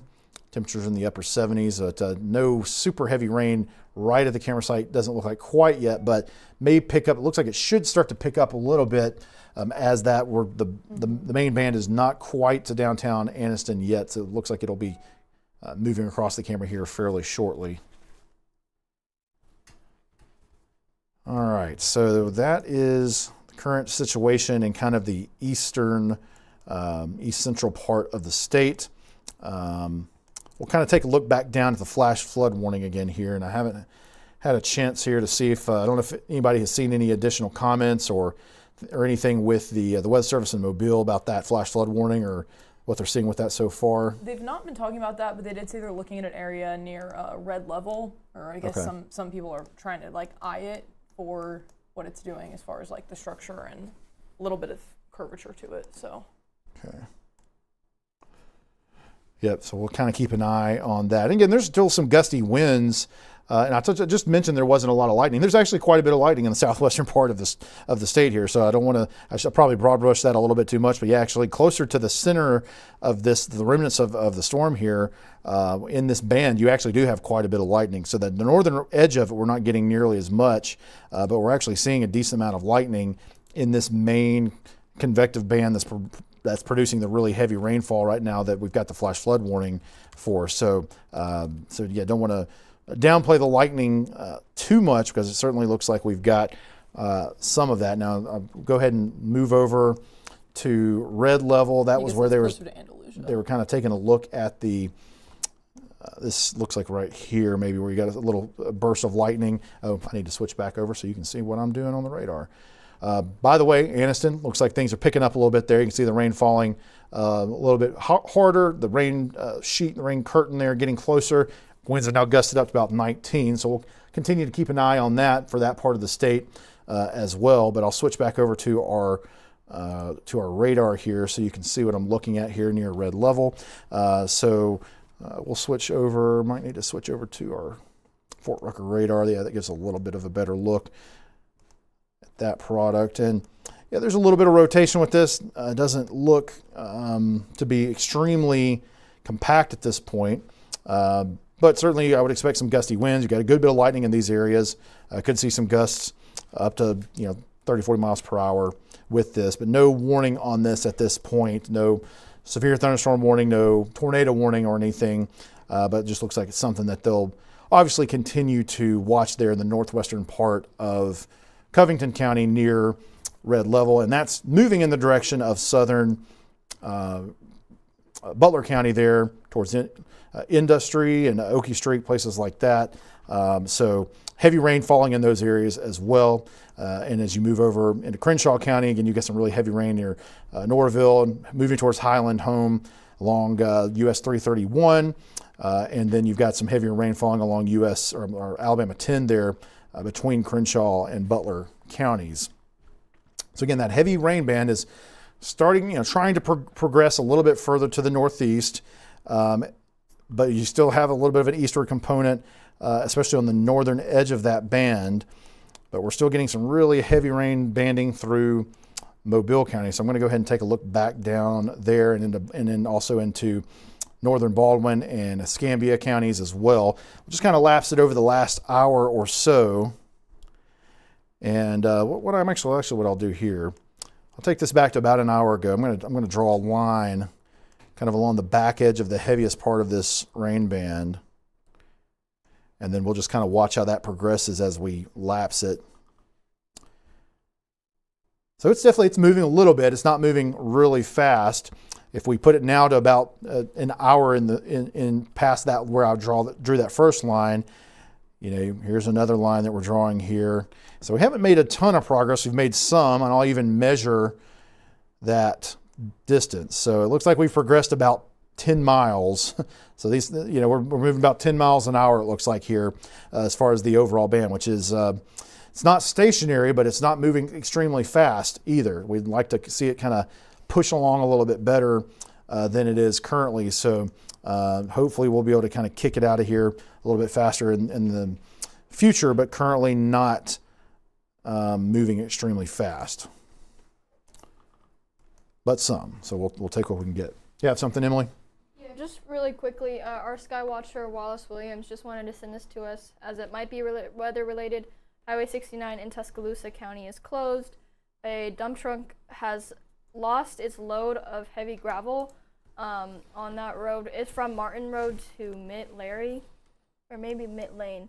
So Northport PD is saying traffic is being turned around at Charlie Shirley Road, and they're asking to use 43 as an alternate route. Gotcha. You said, and that was, did they say whether that seemed to be related to the rain that's falling, or? Yeah, it just says maybe weather related, so Okay. maybe the, flooding, like the rain on the roads, or maybe a strong gust of wind or something like that may have impacted the driving. Gotcha. Yeah, you can see certainly there's very heavy band of rain along US 43 there, just to the northwest of Northport along US 82 that goes through from Northport and then eventually crosses over the river back down into Tuscaloosa. But along the area of it that's in Northport, kind of between Coker and Northport, you definitely have some really heavy rain falling. I'll take a look at the velocity, see if we got a lot of wind with that. It doesn't look like the wind has been extreme, really doing a whole lot in Northport lately. So probably, yeah, if anything, would be probably more related to the rain and things like that falling in that area. So, but it is good to see though that maybe we're not seeing really heavy winds, and that is something worth maybe taking a quick look at. I don't know. Could one of y'all maybe pull up like a statewide wind or wind gust graphic on links 3 or whichever links you can? And just kind of curious. I know I saw a few comments. We've shown some wind data here recently. I saw a comment from I think it was a trucker, maybe sent us an email, I can't remember, earlier about just wanting to see some of the wind data because obviously high profile vehicles are obviously way more prone to wind gusts and things like that, and maybe normal cars wouldn't have to worry about it as much, but you can get toppled over sometimes with that kind of situation. So we have something pulled up on 3. Okay, let's go ahead and throw that up there. Yeah, so there you go. Showing some wind gusts in the southern part of the state up to 40 miles per hour, places like maybe 43, 47 in Monroeville there. Now, we'll have to double check some of those. Some of those may just be a query of the contour product you see there. I'm not sure exactly. I'd have to double check that to see exactly which ones are like METAR sites. But a lot of those across the state would be the actual kind of airport reporting sites. But you can certainly see that you have, like in Mobile, that one for sure is one. It's got a gust of 33 miles per hour. Gulf Shores at the Jack Edwards Airport has a 22 mile per hour gust. You can see the higher gusts as you move up to the north, where we've got some of the the heaviest rain falling right now as well. And so again, not too hard to believe that you would have some pretty good gusts in those areas. 35 in Greenville, 34 in Troy. So I will certainly say, I mean, there's multiple reasons you wouldn't necessarily want to be driving along 65 right now in the southern part of the state because of a lot of it being the rainfall that's happening, really extreme heavy rainfall, but also the winds are gusting up pretty good. So, yes, if you are driving, if you're a trucker, if you've got an ability to pull off and try to wait it out for a little bit, and I know a lot of times you're being on time and getting things to its destination in a timely fashion is a lot of the business, but if you have the ability to pull over for a little bit, probably is a good idea in some of these areas because of both the combination of the wind speeds and the rain. Now, as you move further to the north, you've got a little bit more normal wind gusts, still a little bit gusty, but it looks like in places like Birmingham, it's gusting to about 20. Coleman, same thing. Tuscaloosa is around 18. So northern kind of 2/3 of the state, we're not seeing nearly the same kind of wind gusts, but kind of out ahead and to the east or to the south and to the east of that sort of center of the remnant circulation, we're certainly getting our heaviest winds. And that is pretty typical. I mean, this is a remnant tropical system, and typically you're going to have your heaviest winds kind of on the eastern side or northeastern side of a tropical system. So north of the center of the circulation there, the fact that we aren't seeing the same kind of level of wind gusts is pretty much expected. But it does look like maybe as you move into northeastern Alabama, some of the little bit higher terrain might be helping things, where you're seeing wind gusts up to 15, 20 miles per hour up at northeastern Alabama as well. Just looks like the product just updated here too, and you can see Monroeville's at 41, Atmore's at 39. So we're still, again, seeing some pretty good wind gusts, just gradient winds probably, that are just part of the fact that you've got a low pressure system moving through the area. And so you've got some pretty heavy winds that are staying more or less consistent with occasional gusts in that part of the state. But speaking of that, let me switch back over. We still got the Anniston Skycam up on our links machine.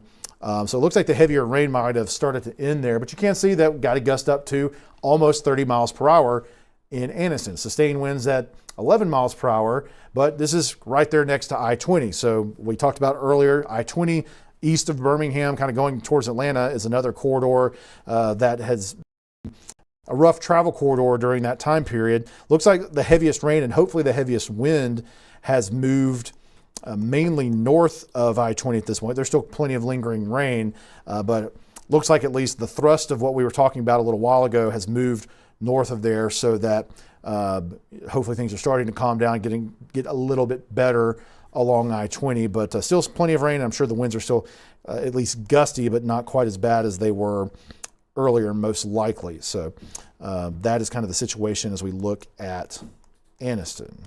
And that is the camera pointing to the north, so you can see that the clouds are mostly moving off and Gotcha. there's more clearing. Yep, absolutely. So yeah, we can kind of see it as it's moving away from the camera. And that was good. And again, this was what we mentioned earlier too. It moved through pretty quickly.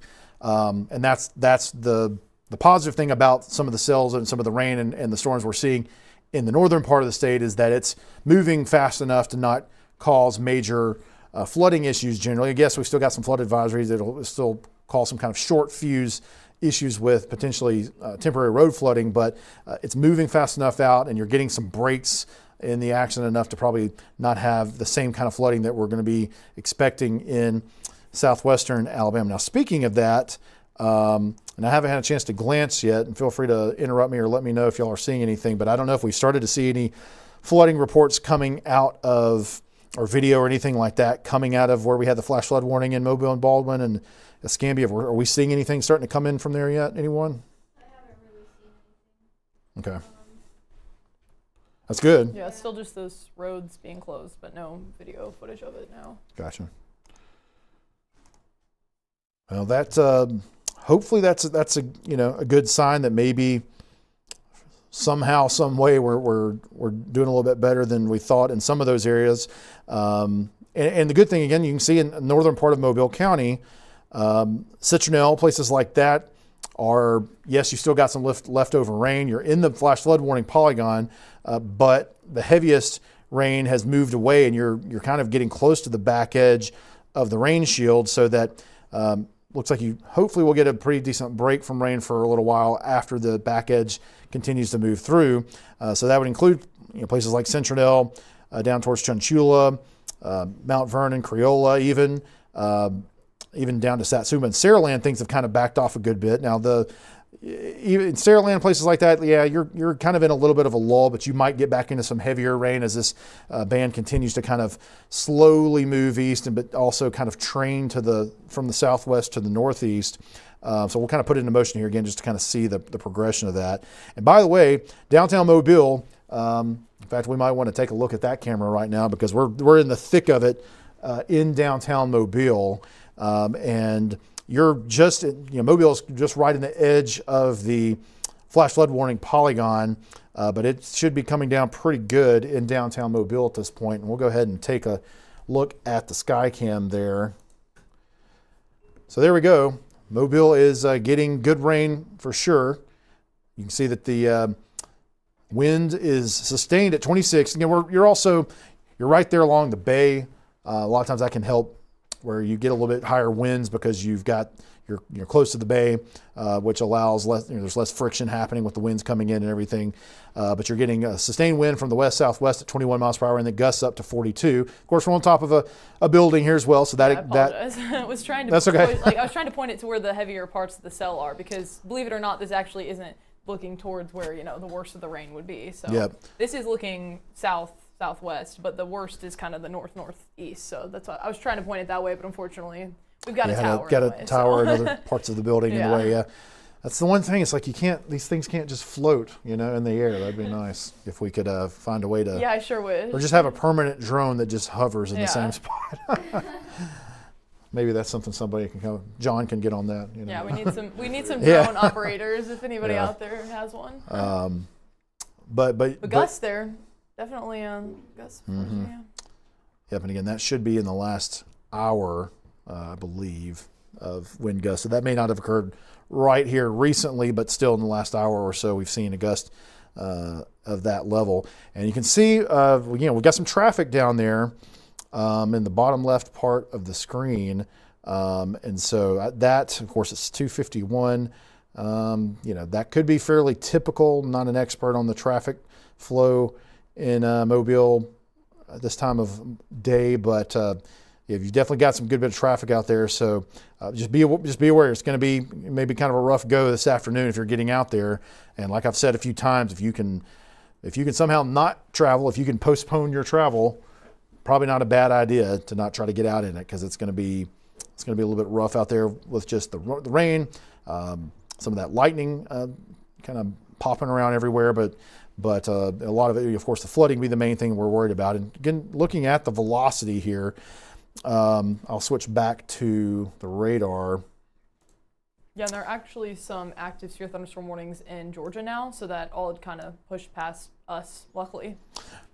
Yeah, well, not good for Georgia, but good for us. Yeah, that's it's interesting that seems like maybe they're maybe starting to kind of re-intensify, and some of that. And again, I have certainly not done an analysis of the Georgia situation. Obviously, we're focused on Alabama here, but I don't know if they might have gotten enough sunshine, enough instability to kind of create a conducive environment for, as this gets over there in the heat of the day, that it's helping to increase thunderstorm activity. That would make some sense, at least. So in the mesoscale discussion, they were talking about how actually South Carolina even could end up seeing some more of the severe thunderstorms and those like bursts of tornadoes there as well, just because they had already kind of had more energy in the air. Yep. So they got getting a lot of instability with sunshine and everything out ahead of this, and then you've got all this wind energy, and you've got the shear coming in with this remnant low, and all of a sudden you've got a lot of ingredients for tornadoes. So they may be dealing with more of that as that continues pushing further east. And again, like I said earlier, we're thankful that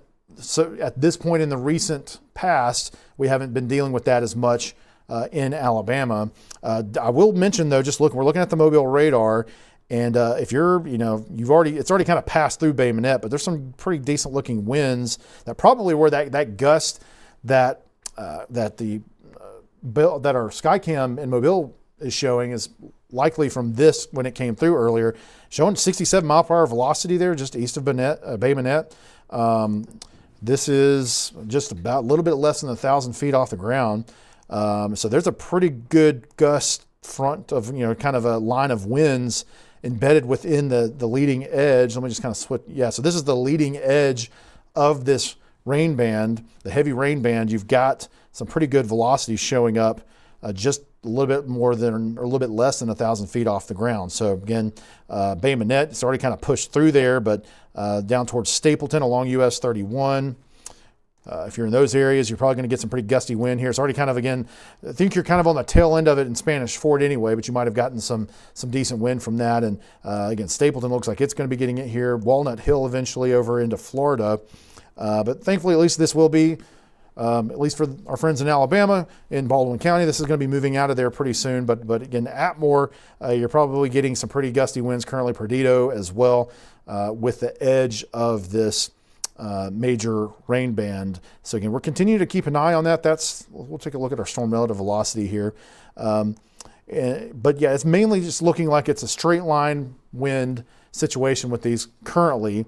Not that can't obviously knock down trees, cause issues, but good to see that we're still not hearing a lot of reports from the Weather Service and everyone about seeing some damage from any of this to this point in recent times. So again, I'm going to kind of just read through some of these for myself because I haven't been able to catch up too much. But yeah, anybody else seeing anything different than me? A special weather statement for Calhoun and Cherokee area. So okay. Some potentially stronger winds there. Let's see. For 345. All right, we'll go ahead and take a look at that as well.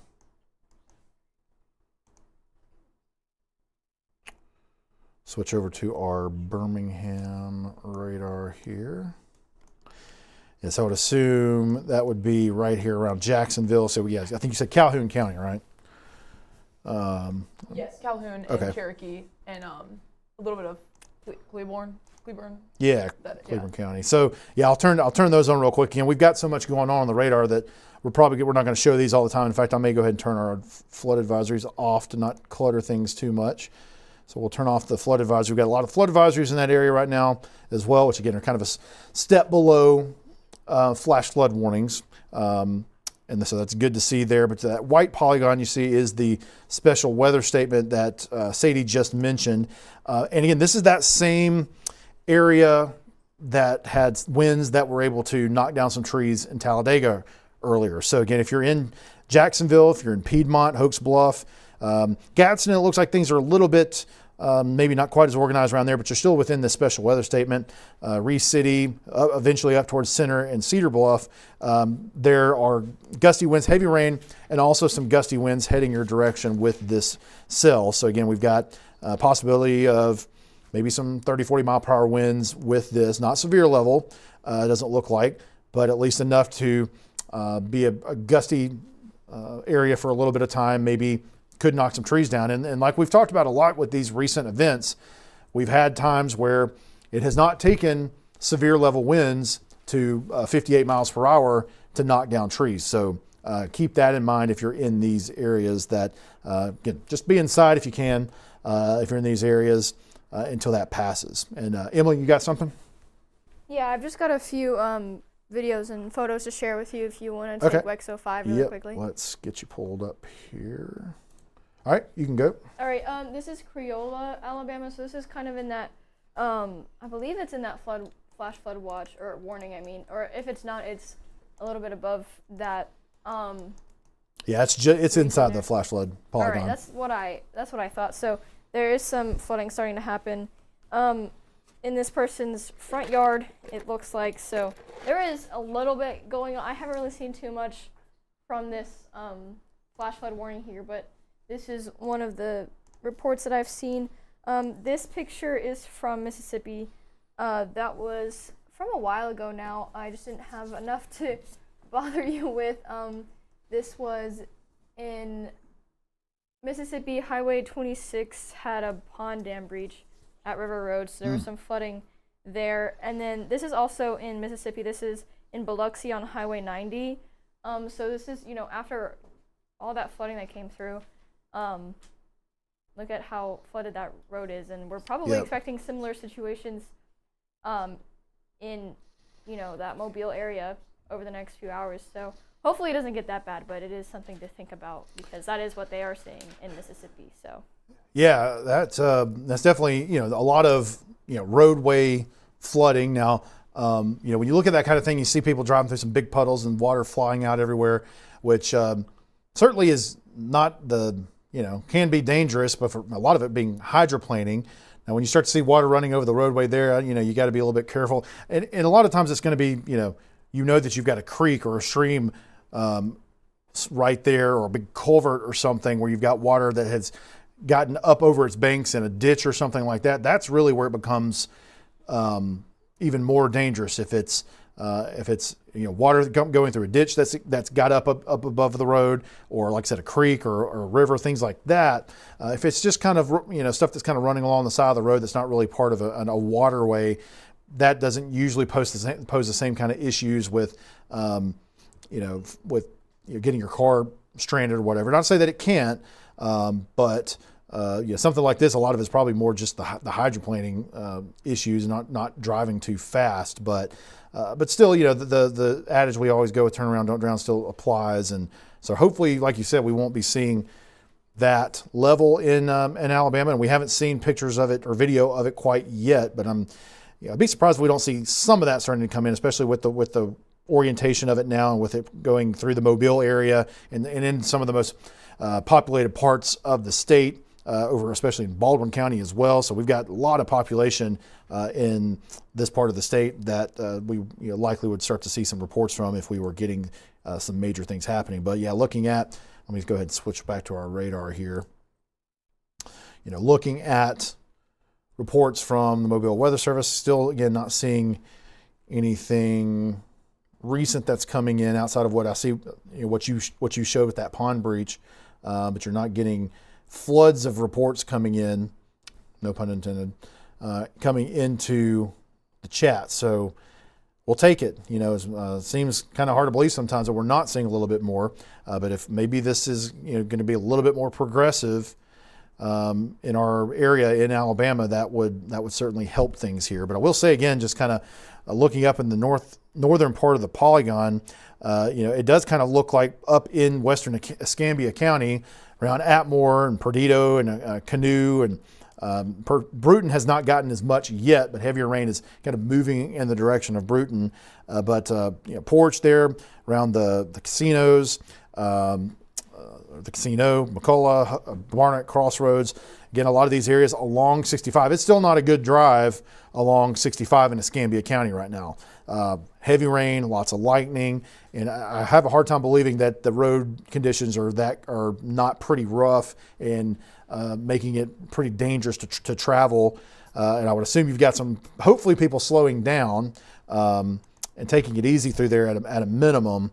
But again, we haven't heard of any reports of water over the interstate or anything like that to this point. Not to say that can't happen. So we'll be looking for that for sure. But hopefully we won't get any of that with this. But yeah, very heavy rain in especially the western part of Escambia County as we speak. And then some of that, again, is kind of spilling up over into Conecuh County as well. Looks like it may not be, it's looking not quite as heavy in spots in Conecuh County over around Evergreen, Castleberry as it was maybe a little bit about an hour or so ago. But again, you still have some heavy rain up towards Georgiana, Butler County, over to the west of Luverne there. I'll switch to our Fort Rucker radar, get a little bit better look at this from that radar. Okay, well, I'll take that back. I switched radars and it looks a little bit heavier in Crenshaw County. So west of Luverne there, again, it looks like it's still coming down really heavy. But it's moving enough, again, as you move further up to the northeast, that's going to hopefully help the flooding issues not be quite as bad. But again, you also had a pretty heavy cell move through Luverne about an hour ago, and then you're going to have you had a little bit of a lapse where it's just been moderate rain or light rain for a little bit, and now you're about to get another heavy band again. So that's certainly not going to help things to get rounds of heavier bands over the same areas. Can still cause problems even if you don't have sustained heavy rain for an entire multiple hours like was seen in parts of Mississippi earlier this morning. And speaking of the totals, again, I'm just going to kind of pull up the rain totals here. I'll say that's about 12 hours here, and we'll do some of the pixel queries, and we are seeing a pretty decent bullseye over northern Baldwin County, showing maybe 7 or 8 inches in northern Baldwin County, near Stockton and Tinsall, places like that. Maybe a little bullseye over 6 inches east of Bruton and Escambia. And then you look back into Mississippi, and that's where you get those totals that are showing, again, these are radar estimates, but over 12, 13, 14 inches back in Mississippi over the past 12 hours. So again, they've definitely had the worst of it, but we've had some pretty good totals here in Alabama as well. Pretty widespread, 4 or 5 inches across a good portion of southwestern Alabama. And then elsewhere, you've seen some totals that are up, or close to an inch, but certainly we've seen the concentrated activity mostly in southern and southwestern Alabama. So we'll continue to kind of track those, and I'll even just kind of move back over time. So you can definitely see that just in the last hour that things have ticked up quite a bit in Mobile and Baldwin County. So this was just about an hour ago, and the 12-hour total was 3 and a little bit below 6 inches in some of those areas, and then now we're a little bit over 3.5, and we're a little bit over 7.5 in the same areas of Mobile and Baldwin counties. So piling up about, I guess that'd be about an inch an hour, roughly, something along those lines, maybe a little bit less. So we've certainly had some significant rainfall falling in those areas, and you can see it lines up pretty well with that flash flood warning polygon in the blue there. You've got sort of the bullseye of the heaviest rain right there in that area. And that's another thing just kind of think about with when flash flood warnings are issued. It's kind of has to do with where the rain's currently falling, but it also has to do with where has the rain recently fallen in the last few hours, and where also do we expect it to continue to fall over the next couple hours. So the Weather Service kind of takes recent past, the current, and the near term future into account when they're issuing these warnings. And so a lot of times you'll see how the will line up with the rain totals over the past number of hours. So that's definitely kind of interesting to see there, but hopefully again we'll continue to move this rain out of that area. Yeah, it's still pouring in Mobile on the camera too. Yeah, let's switch. That's a good call, because I had glanced over there, but I hadn't remembered to put it up. So yeah, the visibility difference is crazy from just probably about 25 minutes ago. I don't know. We were looking at it and could still see the road. I'm sure the traffic's barely moving at this point. You can't even tell because of just how much rain is coming down. Yeah, I-10 going into the tunnel was at a complete. I-10 going into the tunnel, Drew, is at a complete standstill. That's what I was thinking. Yeah, that's what we were saying. That was I-10 going in. I thought that was the tunnel, but I didn't say it because I wasn't totally sure. But yeah, that was what we could see. Now we can't even Sadie said, barely see it. The visibility completely cut off the camera. It just went to zero. Yeah, it's hold on, y'all are pulling up. We're showing that on air. Oh, sorry. I was going to look at Google Maps. Yeah, wrong link. Oh, good. That's my faux pas for the day. The National Weather Service in Birmingham did just say that there's some wind gusts potentially 40 mile per hour or greater along the line there at I-85 in Montgomery. So they're watching for some quick spin ups there as well. So something we might also want to look at. Yep. Off the coast area. Yep, that's a good call. We'll do that. Let me switch over, get my radar over there before I switch off the camera here. It does look like, it's kind of the most northern part of this entire line. It has some spin to it because of how the low pressure system has been pushing up. So you can see that it's kind of wrapping, but that's, very broad. There's no rotation right now on the velocity at least. Yeah, we'll switch over to the radar here. So yeah, there it is right there. You said they were saying Montgomery County, right? Like southern Montgomery County. Yeah. Yep. Yeah, I think I've seen it. It says weakly rooted trees and soggy soil could lead to a few issues. So yeah, right there in southern part of Montgomery County. It looks like it also, you can still see some strong winds as you move down into the northern part. And we've talked about some of this a little bit further to the south as well, in the northern part of Crenshaw County, and about to move into Pike County as well, kind of northwestern Pike County. But yeah, right around Dublin, Grady, Gibson. Eventually, we always talk about there's two pine levels. You got a pine level kind of north of Montgomery, you got a pine level south of Montgomery along 231. So this is approaching the southern pine level in southeastern Montgomery County along US 231.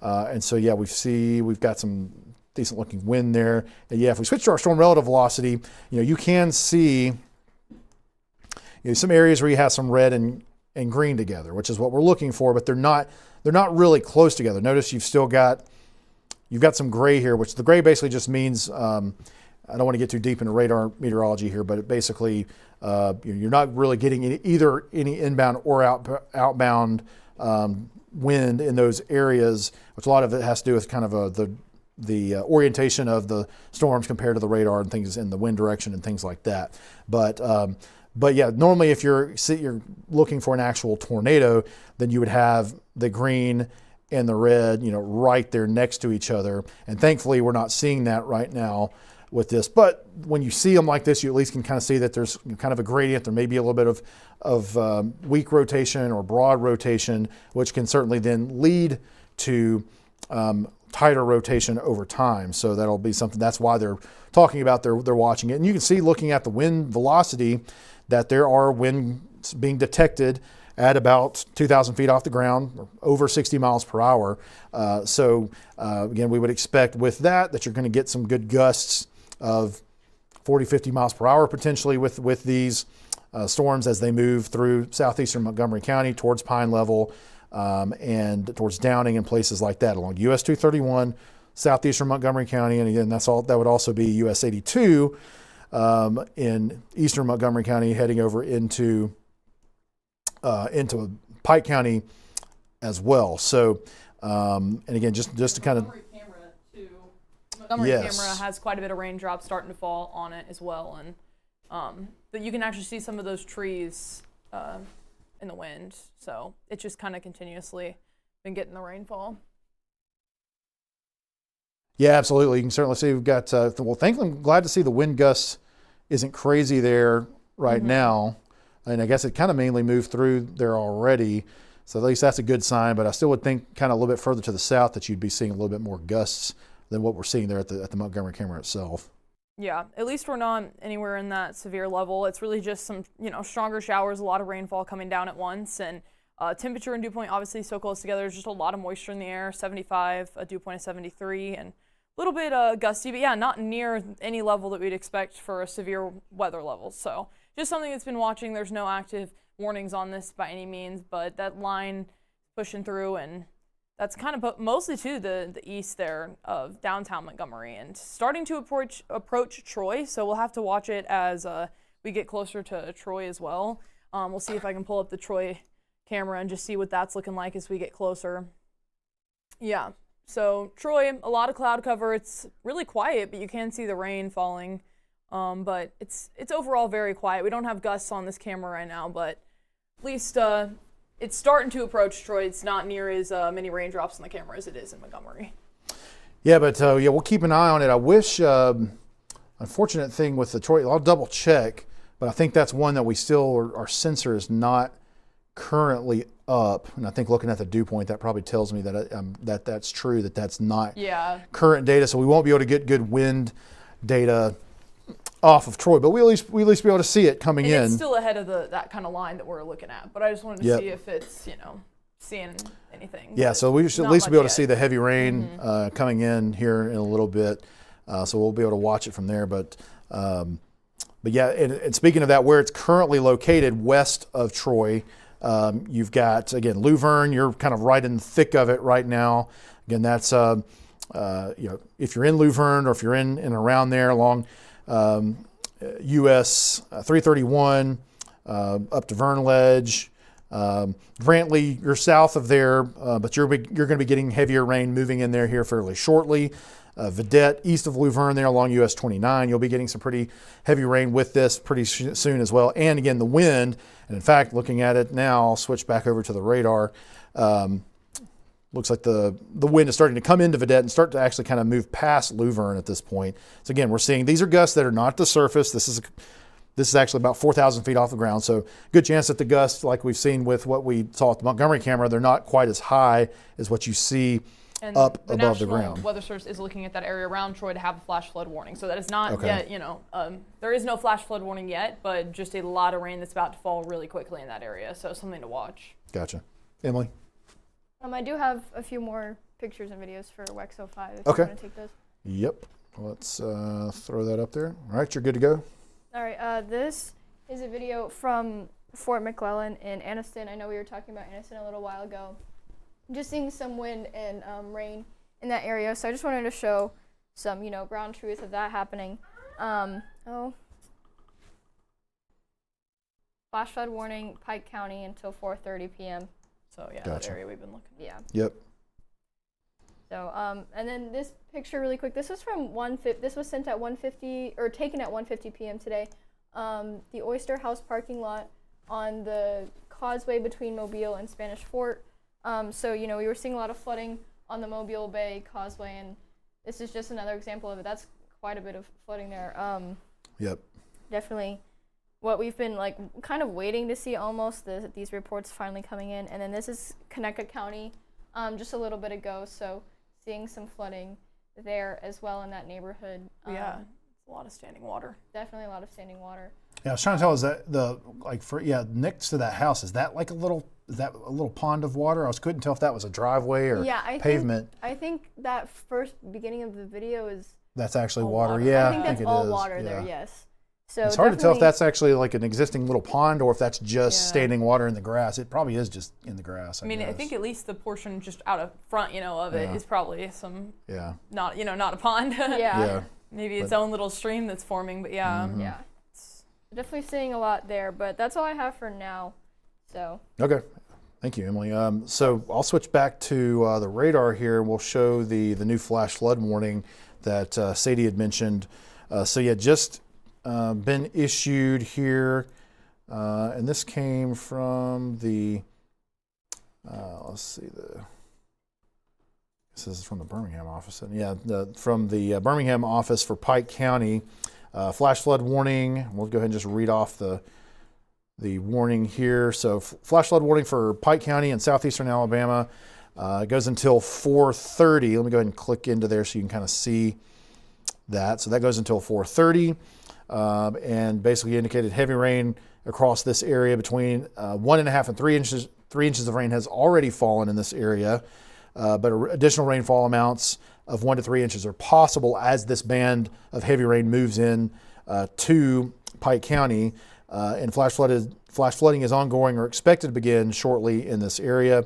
So again, this will be flash flooding in small creeks and streams, urban areas, highways, streets, underpasses, other low-lying areas, other areas that have poor drainage. Again, this is like you've got the typical suspect areas that if you live in and around Troy, in and around Pike County, Brundage, Goshen, places, anywhere in the county, typically you've been there a while, areas that tend to flood or have issues when you get some heavy rain. And so those are the kind of areas that we would expect issues with, obviously first, and then kind of expanding from there. So I would say if you know about those certain areas, avoid those. And like we've said the whole time, if you don't have to drive anywhere anyway or get out in it, that'd be your best option. But if there's something that's you're needing to get to, just if you can avoid those areas that get flooded, and if you've got an alternate route or whatever that works, that's a little bit higher ground, I'd suggest that as things are about to start to ramp up again in Pike County. So again, the edge of that heavier rain band that's about to enter the area where you've got the flash flood warning is there near Petrie. It's still Luverne is still getting heavy rain from it. Vedette, it's about to start kind of right now. But then Ansley and Youngblood, Briar Hill, Goshen, some of those areas in western Pike County will be getting the heavy rain here pretty soon. And you're already getting moderate rain currently. And just to kind of go back, part of the reason that the flood warning was issued is because you did get a lot of heavy rain earlier. So this is going back a number of hours, but back this kind of late this morning, right a little bit before noon, you had rain moving into Pike County, and you had a good amount of rain for a course of a couple of several hours that produced that already areas of 2 to 3 inches of rain that have already fallen, and now you're about to get another round. And so that's why, again, we talked about it earlier, how the flash flood warnings are kind of a combination of what has happened recently, what's happening now, what's about to happen. And so that's why we see that flash flood warning for Pike County there, including, again, the main population center there, Troy, obviously, but then other areas in Pike County. And it covers, I guess it's not the entire county. The far eastern part of Pike County is not in there so Monticello, you're just right on the edge of the polygon. But again, you're going to get some heavy rain here soon. But most of the county, pretty much all of it, is in that flash flood warning polygon. So just be aware of that. But again, if you're in Crenshaw County as well, Luverne, Brantley, places like that, you're getting really heavy rain. And the same thing applies. You don't have a flash flood warning over you currently, but the same logic applies that if you can avoid areas that typically have flooding issues, that would be your best bet at this point. And again, you can see northern Covington County, red level, like we talked about earlier. Gant, River Falls, places like that are seeing some heavy rain. Currently, Andalusia, again, we'll kind of take it back a few hours and see. So Andalusia had a pretty heavier band that came through earlier this morning as well. So it had some heavy rain for an hour or two. And this, we'll see if they decide to put any sort of flash flood warning for Covington County. But again, you've had some decent rain in that county as well earlier this morning, and now you're about to get some more. And you can see that you've still got this. There's our heaviest band that we've been watching that eventually will be kind of pushing through Covington County as well.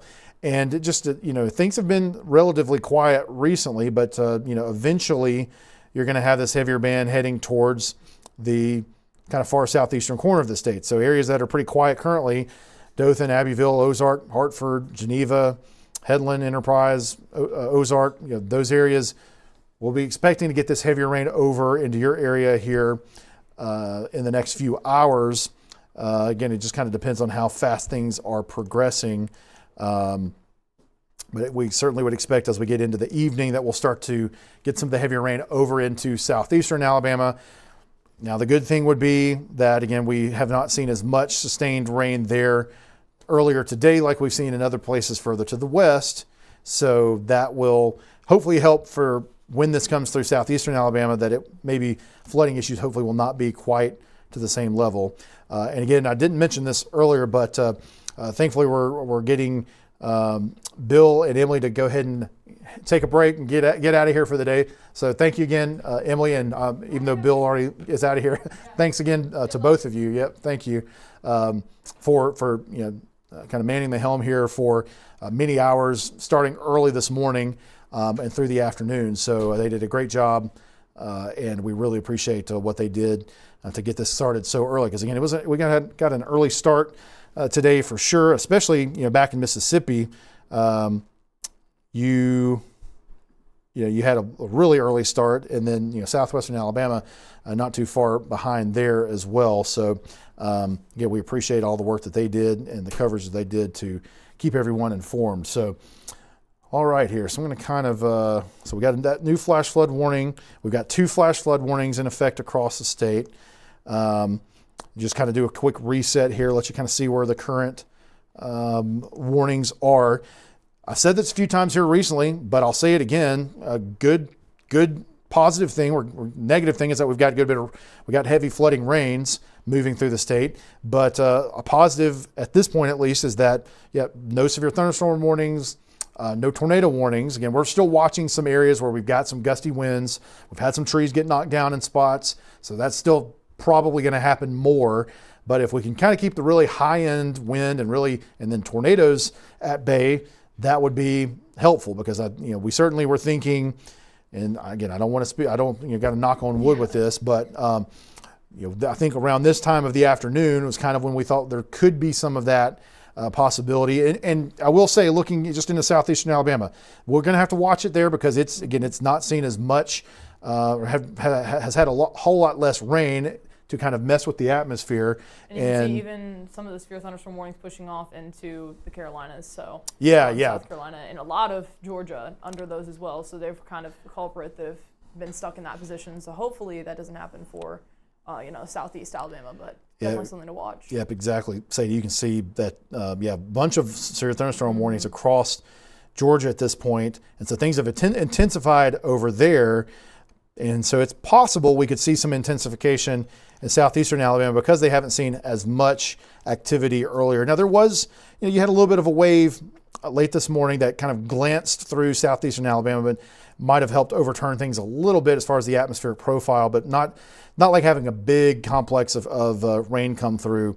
But you can certainly see where, Georgia for a good portion of the day just had a few scattered showers around, and there was a lot more opportunity for the atmosphere to kind of cook more or less, as they say. I got to get that in there. So in the tornado watch, they did drop Dallas County and Lowndes County. Okay, so they just did that now? Yes. Okay, that's a good color. Let me we'll throw up a tornado watch graphic real quick here, and we'll take a look at the current situation. So say that again, Sadie. Which ones did they drop? They dropped Dallas and Lowndes counties. Okay, all right. So that's just right there, kind of in south central Alabama there. So we're kind of slowly peeling those away.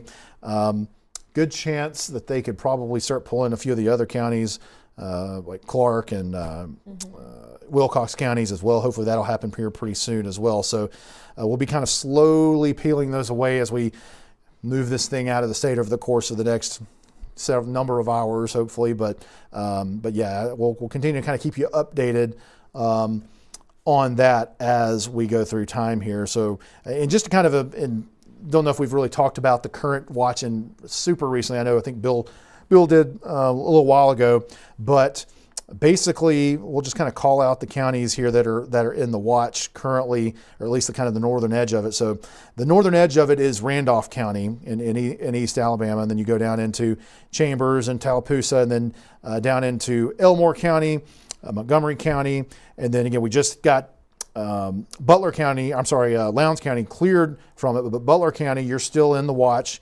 And then you still have Wilcox County in there, Clark County, and Mobile counties, Baldwin County as well. But then kind of everything, kind of south of that line and east of that line is still in the tornado watch. So the I-85 corridor in East Alabama points to the south, but there's still some places to the north of that. For sure, all of that area, kind of north or south of 85, east of 65, more or less, is within that tornado watch, and with some additional counties surrounding it. So, but good to see that we're making a little bit of progress in clearing that out. And you can see, as we've talked about, it's extending over into Georgia as we progress forward with time and the system moves in that direction. Still have a few counties left over, even in southern Mississippi and southeastern corner of Louisiana as well. So still a few kind of hanging tough there. But again, just kind of looking at the overall situation, we've got a lot of those flash flood warnings continuing in South Mississippi, a few of them still in parts of Louisiana as well. Of course, we've got R2 in South Alabama. And then, but yeah, we don't have severe thunderstorm warnings or tornado warnings really, that I'm just double checking myself here, in either Alabama, Mississippi, or Louisiana. Again, Louisiana, kind of things are winding down outside of some heavier cells kind of lingering on the backside of this. And things have calmed down quite a bit in Mississippi compared to where they were yesterday. You still got some heavy rain kind of right along the coast there between Biloxi and Pascagoula, but things are starting to kind of wind down there. You still got some cells back in near Waynesboro, a few little showers around Hattiesburg. You got some there south of Laurel and Ellisville. Speaking of some of those tornado watch counties, they canceled the tornado watch for Wilcox, Monroe, Clark, Butler. They must have heard us. And Conecuh. They must have heard us saying that. So, Okay. yeah. Excellent. Okay. Lots of counties dropped from All right. that. So it's definitely slowly making its way more eastward, and dropping a lot of counties off along the way, which is really good to see. So there's your visual representation of it there. So yeah, we've peeled away several more counties, and so that's good to see. And yeah, I think, and I hate to say something and then things change, but so far it's looking like maybe we're getting away a little bit better from that perspective than we were thinking we might. And honestly, especially looking at some of the radar signatures I was seeing earlier this morning back in Mississippi, I was very concerned about what it was going to look like for us in southwestern Alabama over the course of the later morning and the afternoon during this time period that we're in now. And so, we'll just try to be cautiously optimistic that maybe we're kind of more of just the rain event part of it now. Maybe we're not quite as seeing as much issues with the tornadic part of it. So, and again, we never were expecting widespread tornadoes or anything with this. This wasn't going to be a traditional tornado day like we can sometimes see in the core spring season. But just with having a remnants of a tropical system, and then just around the moisture, some of the instability parameters, and just a lot of stuff kind of pegging, at least for rain, but there's just lots of juice, in the atmosphere for today. We still kind of thought that we would see at least several tornadoes, and so if we can get away without that, that would be a win for sure. But again, the night is young, so. Yeah, when they updated their outlook, they still included much of that, pretty much exact same area that the tornado watch is still at. So something to keep in mind. We're still in the slight. Let's throw that up there. That's a good point. So let's go ahead and throw the day one up there now, and let's see. I don't remember. Yeah. So the last update was just, when was that? It's been really recent. I was gonna say they literally just updated it. Yep. So they did move it a little bit further to the east, but not a lot. We're still included in it, so we don't want to make any assumptions it's over. But so far so good. Yeah, it's not over yet, but at least for now, it looks like trends have been good so far. But yes, we still have a slight risk over southeastern Alabama, a good portion of the eastern part of Alabama, not just the south, but kind of east central Alabama, southeastern Alabama down into southwestern Alabama, still in that slight risk. So still, and then if we go to our tornado outlook, we've still got 5% chance. Now here's one thing let's see what that update. Yeah, so here's maybe, again, more evidence that they at least are kind of trending things or in our direction of thinking on this. Is you had that 10% risk that they had for tornado probabilities earlier. That was taken out, and we've got the 5% risk now. So they took out the 10 with this latest update. So that's a positive sign. But still, it's not a zero chance for sure. As you can see, that's still possible that some of these especially the leading edge of some of these heavier bands where we've got lots of lightning, we've got some really heavy winds. We still could certainly see some things spin up along the edge of those storms. If we get any sort of boundary interactions, or as things move further to the east, if there's any more additional instability to work with, or any just upper level dynamics. We've got a low level jet that was looking like it was going to be pretty potent with this, and has been, especially earlier.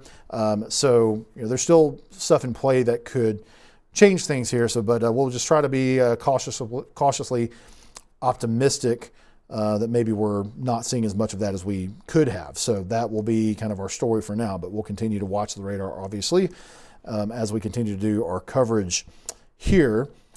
All right, let's see. And speaking of that, let me pull up. I just want to, let's do this. Let's pull up. I'm sorry, my phone is ringing. Eastern Montgomery County is something that they're also watching as well, the National Weather Service. So right along the line, so just something to be looking at as well. Well, let's go ahead and zoom back down there. Maybe let's see some. Yeah, maybe. I hope I'm not speaking too soon. Yeah, a little bit of curvature. Hope I didn't jinx us here. Yeah, so okay. Now. Yeah, let's see. Near China Grove, it looks like there, which have a hard time not thinking of the song when I see that. But that's China Grove in northern Pike County. And yeah, there's definitely a little bit of something interesting happening right there. I'm sure that looks like that's probably what they're watching. Looking at the base velocity, there's definitely a little bullseye of the actual just straight line velocity with this as well. We'll take a quick query on a couple of those pixels. So yeah, 67 miles per hour. Now it just moved. Let's see, that's a little bit higher in that next scan. It looks like there. We'll try to get another query on it. Oh boy. Okay. Yeah, so oh wow, yeah. Yeah, that might be 100 plus miles per hour. I may have really jinxed us here. That could be some side lobe Yeah. contamination. That may not be real, but that is a little bit more concerning here.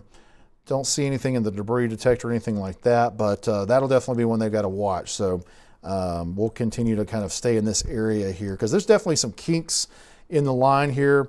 You can see that it's not like a really straight line, and when you see those kinks, then that can a lot of times be where you get some circulation and you get some little spin ups. So we're going to have to certainly, and it looks like the latest, just 2 minutes ago, Jim Westland at the NWS Birmingham mentioned less tight of a circulation, but rotation still evident. And then now a power line down in Montgomery County. That may not be related to this necessarily. Yeah, maybe a little more south on that line. Still a part of the line though, as it's pushing through. But yeah, looking at this radar signature again, you have all this kind of kinkiness here that we don't like when we see that along the edge of a thunderstorm. So that certainly means that there's there's some spinning starting or trying to happen at times. Doesn't necessarily mean there will be a tornado from it, but that's something we're certainly have to watch closely. It's still just very overcast on the live cam. Oh yeah, the Montgomery. I was just curious, if we Oh, could the see Troy. anything, Are you looking at the Troy or the Montgomery one? Both or either. Okay. Let me see here. And of course, Troy even is probably too far away to see anything up that way. I don't know if are we pointing north on the Troy camera right now? North, I don't know, kind of. Let me see. I'm going to point it a little more. All right, I'll go ahead. So I'll show that camera. That's real quick. like more due north. Oh, somebody's controlling it. That was not me. Let's see. Could be. I know I got a text from our John Oldshoe here, so could be him potentially if he's watching. The camera is not wanting to point exactly north, so. But that's kind of what it's looking like. You can see the full cloud cut. Yeah, it's just for some reason not wanting to stay right on the track there. Oh, it's on auto storms. That's why. Okay. Let me try to push it back here. Let's see. I'm gonna point it right at it. Okay. It's staying now. So, I mean, it's really hard to see anything just because there's so much cloud cover. You can't really see any defined line of clouds or any sort of structure at all. Yeah. So, But I mean, we'll have to continue watching it. I'll look if we can see anything from like Selma. Selma's too far out. Montgomery potentially. I'll switch this over to Montgomery over here. As you're doing that. All right, so now we're over to the Montgomery region Skycam. And you see, you pointed kind of southeast? Yeah. At this point? Okay. Let me see. Oh, goodness. Sorry. Of course, we're kind of engulfed in rain, so. Yeah, I mean, that's just about as direct as you can get on it because of the tower. Now, still interesting to see that the gust still hasn't gone over 17 miles per hour in Montgomery, but I will say again, it looks like there was a little bit of a lull in the winds right through Montgomery, and the strongest looking winds did not go directly through Montgomery. It does say the max is 17. Yeah. For right now. It's kind of been up and down though, because it looks like it's had some that have been even higher, like upwards of maybe even 20 there at 8 a.m. So I guess, as we've gone throughout the day, there's been some higher gusts, but not at the highest gust right now. So. Yeah, and throwing it back to the radar, it looks like. So they're talking about the circulation we've been talking about, which is now in Bullock County. I don't know if I said that correctly earlier, but it's moved from Montgomery County. It was right there really close to the northern tip of Pike County. It's now in western Bullock County, getting close to US 82. Let me switch they are saying it's broadening, so hopefully it continues to broaden. Yes, yeah, and so that's, you can see here, and here's our circulation here. And again, there's no warning on this, just to kind of make it clear if anybody's happened to be dropping in right now to our coverage. We have no tornado warning on this or anything at this point, no severe thunderstorm warning, but it's just a little circulation, a little spin that Weather Service has been watching. But yes, it does. You can certainly see that it's last few scans, it's kind of not quite as tight. And I do think that one kind of scary looking scan we saw there is probably just some contamination. It wasn't real data. It certainly kind of looked that way. And yeah, the next scan just came in too, and it continues to broaden. So hopefully we can take a breath here, and we're good on this one for a little bit if it'll continue to broaden up. But still gusty winds. Again, if you're in Union Springs, if you're in western Bullock County there along US 82, Cornerstone, Hector, Thompson, places like that. I mentioned China Grove in northern Pike County. Looks like the heavy winds probably just kind of came through there. We just heard new something come in there. Flash flood warning, it looks like. So it appears maybe a new flash flood warning. I was going to say, yeah, it doesn't look like anything brand new. Okay, yeah, so I just saw it pop up. So they basically have kind of moved, put a new flash flood warning up downstream of the one that they originally issued for northern Mobile, northern Baldwin through western Escambia and parts of Monroe, Conecuh, very small slivers of Washington and Clark counties. So this looks like this is a new warning. I would assume that means they're going to, they may leave the flash flood warning up a little bit longer in the previous one because of the fact that it takes a while after the rain stops for the water to kind of subside and drain off. So you still have that one in effect for the original areas that we mentioned, but they've issued a new one now as the main band of rain has kind of moved into these areas. So it's extending from kind of more central Baldwin County, including Daphne, Fairhope, Spanish Fort, Loxley, Stapleton, Robertsdale, not all the way down to Foley yet. And again, I'll go ahead and just say, this doesn't include Foley, Alberta, kind of far southern Baldwin County, the beach areas, Gulf Shores, Orange Beach, Fort Morgan, none of those areas are in this. And, and just speaking of that, I mean, there's been some showers and stuff earlier this morning around the beaches, but a lot of the day has been fairly calm right there along the beaches. So that's been, at least as far as heavy rain happening, not to say the ocean has not been calm. The Gulf has not been calm. We know that. There's been very heavy surf with the winds coming on shore. We are getting some video imagery in of some flooding, so I'll share that here in just a second. I'm not quite ready, but all right, yeah, just let me know when you're ready to, and I will pull it up. But yeah, as far as the new flash flood warning, again, Kind of a Point Clear is kind of right there on the edge of it. That's kind of the southwestern corner of it. Robertsdale there, you're kind of on the southern edge of it. Somerdale, you're not in the flash flood warning yet, but again, you could end up, we'll just kind of put this into motion. I want to get a good idea of the current motion here. So, Somerdale, you'll probably eventually get some rain out of this as it sinks further down to the south. Even Foley in Alberta, you might get it eventually, but you're not certainly getting it immediately.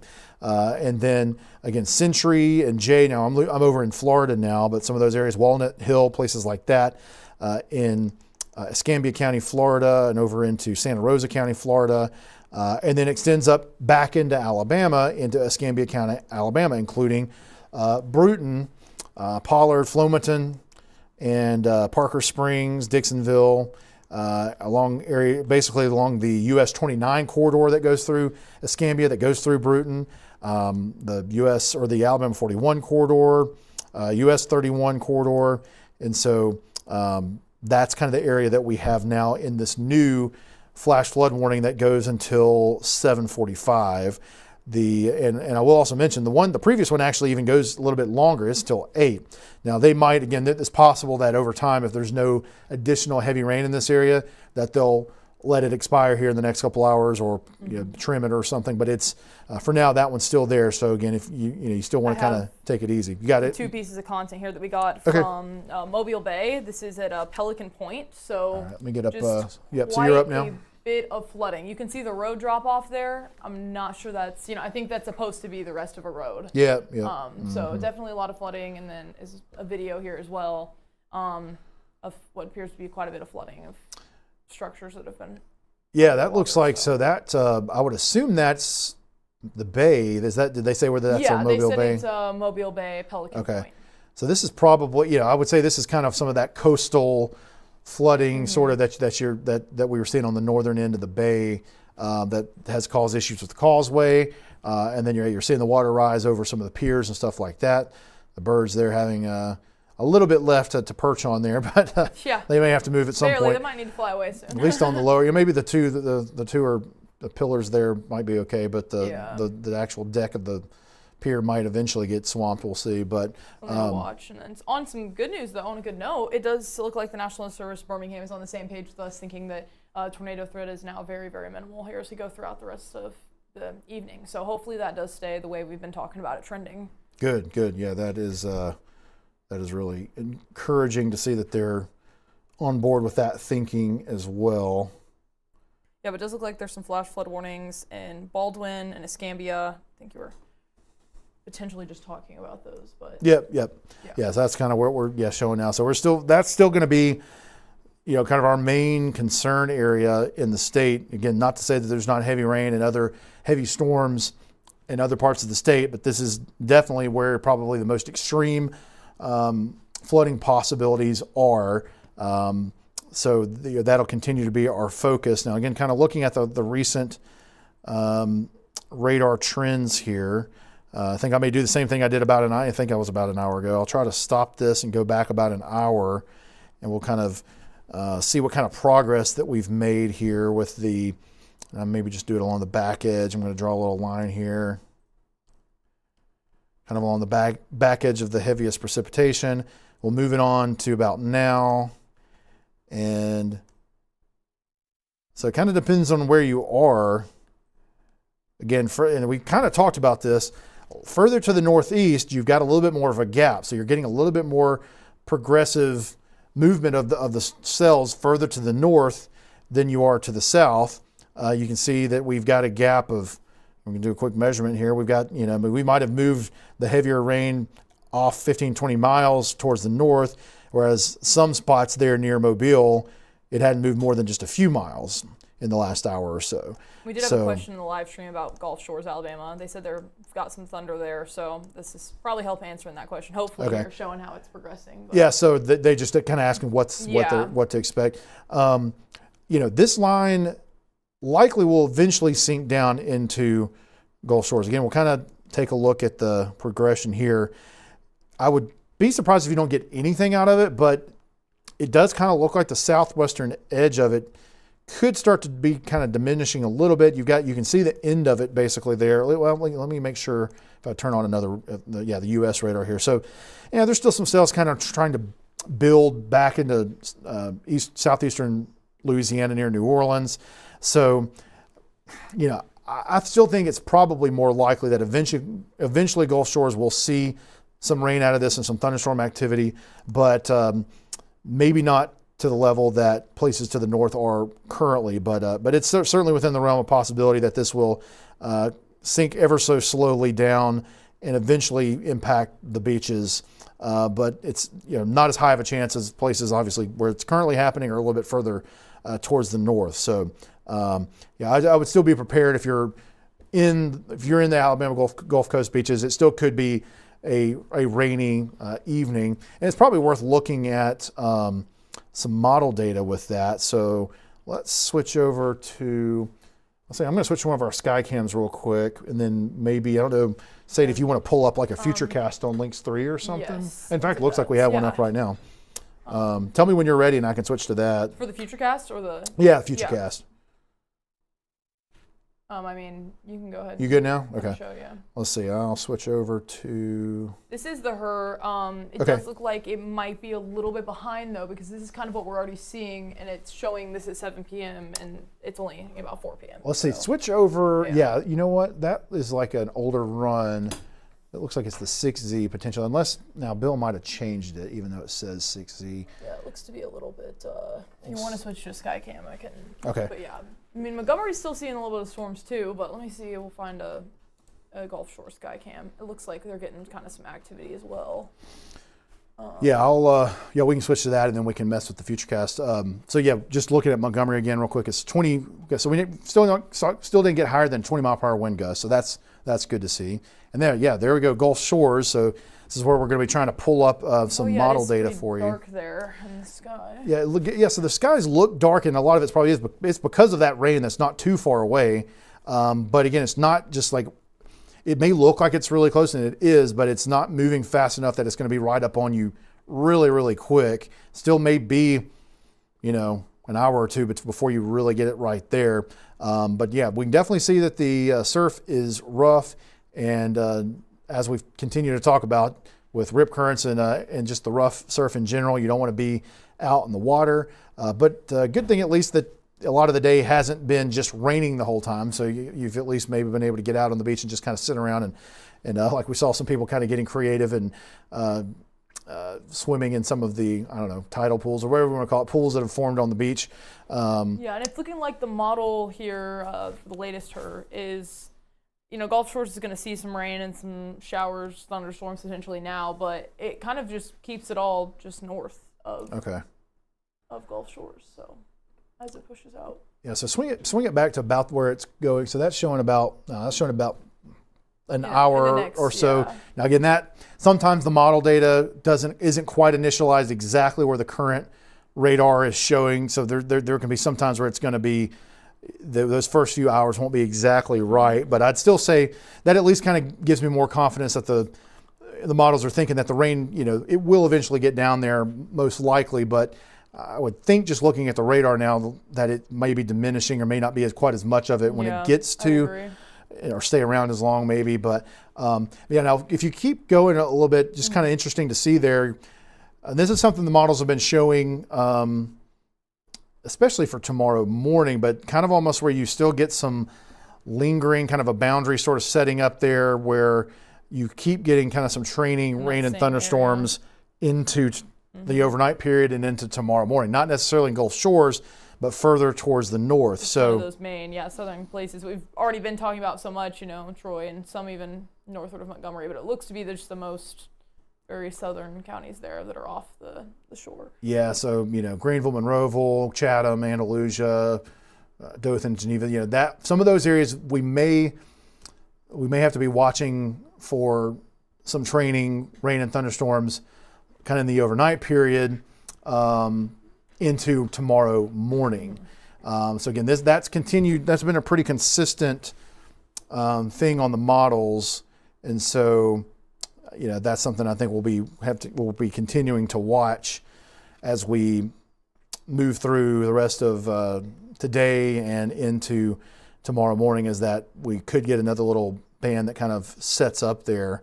While we're looking at it, and I see if this may only go out the next, if this is the, let's see, model run. Okay, this is people are 19Z. saying Montgomery has some heavy cloud cover. It's looking really dark, so that's something to look at. Okay, yeah, let's see. Yeah, let me switch this over to this 18Z run real quick, and then we'll look at that. Just wanted to look at the. Really most up to date. Okay, that is 18Z. So I want to look at into tomorrow. Just kind of take a quick peek at what's happening with the latest version or latest run of the model for tomorrow. And so yeah, here we are. There's tonight.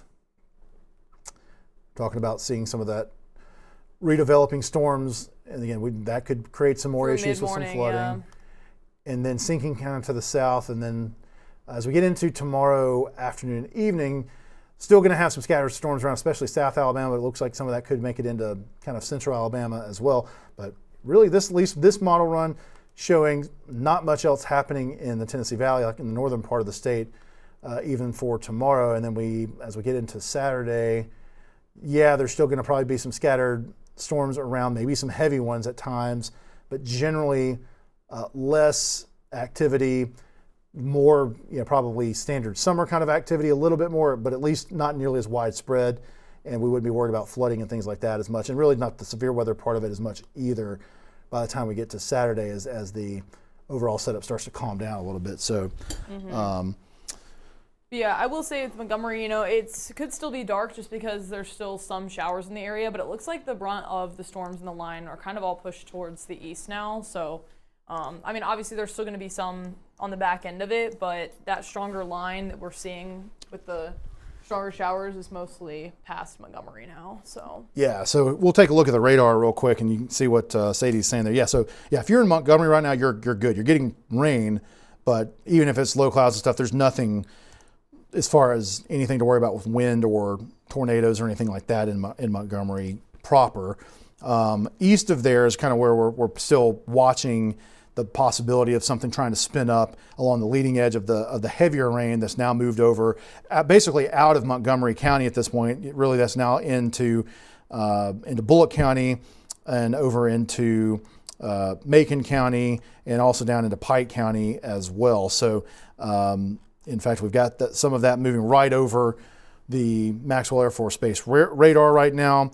And again, the heavy rain starting to move towards Tuskegee. But yeah, if you're in Montgomery, you're good from a severe weather perspective at this point, and you're just in some moderate rain. And I guess overall, the good thing, let me just kind of look at a bigger perspective. You're still going to be in some rain for a while. So it's not like it's going to stop raining anytime soon in Montgomery, but it looks like you're not going to be seeing any super heavy bands in the near term that would cause additional major flooding issues, but it's going to be pretty steady rain for a while. So it's not going to be great weather or anything, but the dangerous weather, at least in Montgomery, seems to be winding down for the time being. But again, like we mentioned, looking at the model data earlier, as we get into the overnight period, if we see some reformation of some storms that could kind of move around the southern part of the state, you might get clipped by some of that at some point. Yeah, there are some alerts of some flash flooding in Bruton, Alabama, too. So that's another one that we're looking Are we at. getting reports of some of the flooding there? No, it was just like people in the chat, some like media as well in the NWS chat, just people talking about how a lot of rain has fallen there. Yep. So that's kind of in the eastern part of. Let me go take a look at what they're saying here. Yeah, flash flooding in downtown Bruton. Okay. Yeah, so that is right there in the Scambia, which is where there was a flash flood warning. Still, there still is, Yep, it's right there in the kind of northeastern part of that new flash flood warning. So yeah, we'll kind of zoom in there real quick. So yeah, now the good thing about it is, at least here, it may not be that long like this, but you're kind of near the edge of the heavier precipitation in Bruton, so you might start to see it kind of back down a little bit. But yeah, see that there was a report of water over the road past the county jail on St. Nicholas Avenue. So again, yeah, it looks like there's some issues with some flash flooding in downtown Bruton, which would make sense. Again, they're in a flash flood warning polygon. And so any of those areas there, in eastern and Escambia County are probably seeing similar situations. Again, Flomaton, Pollard, Dixonville, that's right there on the border with Florida, Parker Springs. But Bruton, again, is kind of the biggest population center, which would have more of a street grid and things like that would get probably are usually going to be more prone to flooding. And that's, one thing with flooding, that is kind of something sometimes people don't always think about. But when you have what are called, it's kind of a big word, but impervious surfaces like roadways and stuff where the water can't soak in like it can in just normal ground, then that just exacerbates when you get heavy rain for a period of time. That's the reason you get so many issues with road flooding and things like that, is because the water in many cases doesn't have a place to go, or it overwhelms the drainage ditches or pipes and things like that, and then you just have it sitting there on a surface that it can't soak into. So that's what typically happens when you have road flooding issues with this kind of stuff, and I'm sure that's what's happening there in Bruton. I'm also going to look at some power outage maps as well, so I'll pull those up in a second. But I know that a few people have been mentioning in the YouTube streaming chat that their power's out, so just curious what that looks like. Yeah, for sure. There is, you can pull one. And actually, I could pull one up here, but if you want to pull one up there, that's fine too. Yeah, I mean, here's the whole state, but wow, Mobile's definitely a hot spot there with 18,000. Yeah, let me switch it over to that you got one. it. Let's see here. So you can take it away. Well, I got to click on the right thing. All right, so go ahead and just kind of give us a rundown on that. So Mobile's definitely a hot spot there with 18,000 people out of power. So something to look at there right along the coastline, and then Baldwin, 100. So that's interesting that there's such a big difference between Mobile and Baldwin counties, because Baldwin has a huge population as well, as both counties are two of the most populous counties in the state. So very interesting that Mobile has a huge amount compared to Baldwin County. So that's kind of interesting. Now, some of it could be the fact that Mobile has had the rain and wind issues kind of over it a little bit longer than Baldwin has, maybe, but that's still a pretty significant difference there. That's kind of crazy. But you can see that we've also got scattered areas that are a little bit higher in other parts of the state. You've got 300 in Butler County, 300 customers out. Got 500 in Sumter, actually, which we hadn't really been paying. We hadn't been showing a lot of up that way in recent times. Looks like one of the higher amounts in Central Alabama is in Shelby County. Got 1,000 customers out there, 500 out in Jefferson, and that's again, those are two of the biggest counties in the state as well, Jefferson and Shelby. So just by default, you're going to typically have more outages there than surrounding counties that don't have as big of a population. But yeah, that 18,000 in Mobile, that's a lot. So were the what you were saying, you were seeing some reports from that before you looked at the map. Was that I'm not sure what coming from Mobile counties or area, and I don't believe it was the coast. But there are a lot of people in the chat asking us to show the storms right now going through the coastal area. So I guess a lot of people are watching from that area that are seeing some of the active showers. If you want to go back to the live radar and kind of give them an update there. Yeah, so we'll switch back over here. I'll go back and look too exactly where those were. Yeah, so the current status of the rain in Mobile and Baldwin counties and over into Escambia and Covington counties is, again, you've got really heavy rain that's moved mostly south of Saraland and Satsuma, Creola, and places like that at this point. It's moved south of the radar, the MOB radar, and also that would be the airport as well, the airport that's west of town here, not the downtown airport. But you still have the heavy rain right there in downtown Mobile. Pritchard, you're kind of right on the edge. Spanish Fork, you're in it right now. Daphne, Stapleton, Loxley, Robertsdale, you're still kind of in it. Gateswood, and then up into eastern Escambia County, you've got the heavy rain there. We just talked about the flooding in Bruton, a little bit of flash flooding in the street grid in Bruton. And then again, even though there's not a flash flood warning further towards the northeast, you've got some really heavy rain in northwestern Covington County. Andalusia is getting really close to getting the really heavy rain. It's not been quite there yet, but it's coming. Red level, we talked about it earlier in relation to a potential circulation, but that's passed at this point, but just heavy rain falling there now. Pleasant Home, same thing. And again, eastern part of Conecuh County around Paul. Evergreen, it's mainly just light rain or moderate rain at this point. And there's still some moderate rain back in Monroe County. You've got basically the whole county covered in light to moderate rain. You've got a few heavier showers in and around Grove Hill in the northern part of Clark County, Coffeyville. Got a few heavier showers near Milry and northern Washington, southern Choctaw around Coffeyville. And Butler, you're seeing a little bit of a break there, it looks like at this point, and hopefully a more of a permanent break. We've got a few showers back to the west, but that is, things are starting to kind of end at that point. Let's see.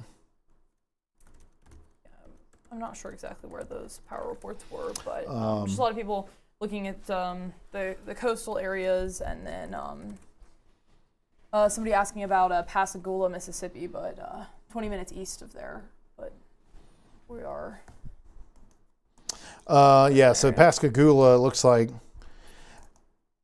of course, it's just to the west of the state line there, and there's still some heavier showers in that area. You're still in a flash flood warning there in Pascagoula as well that goes for another 45 minutes or so. But it's not currently raining super hard in Pascagoula itself, but you've got some heavier showers off to the west and the northwest, and that eventually will probably pass through there. But it's diminishing.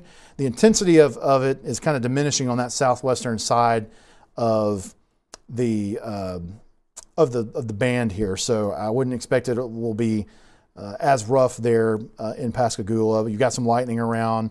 There'll be some heavy rain at times. The winds don't look to be super impressive. You might be getting some 20, 30 mile per hour gusts, but it's not going to be probably anything too concerning with that. And speaking of that, I do want to take a look back and just look at some of our velocities with the main band of rain moving through, especially now into Baldwin County and to parts of Escambia County and into the Florida Panhandle as well. Just take a few samples here, and again, we're seeing this at just about 1,000 feet off the ground, and we're picking up some wind speeds up 40, 50 miles per hour. So it's still, and I'd be curious, I don't know if we're seeing anything from our friends in Baldwin County as far as what kind of wind gusts that they may be getting in those areas like Bay Minette, Spanish Fort, Loxley, Daphne. So if we see anything, let me know if you see anybody mentioning wind in those areas of Baldwin County. I'm just going to check our Weather Service chat as well, see if they've mentioned anything. And I haven't really seen much. Yeah. Right now, they're actually been looking at the special weather statement area there with the gusty winds and heavy rain, kind of along the more northern half of this, close to Columbus, Georgia. Okay. Yeah. So from the Birmingham office. Mm-hmm. Okay. Yeah. And Mobile's been pretty quiet as of now. As of recent, I guess I should say. Yeah. I think they haven't said a lot about the wind, so that's good. I mean, like I said, we can see it.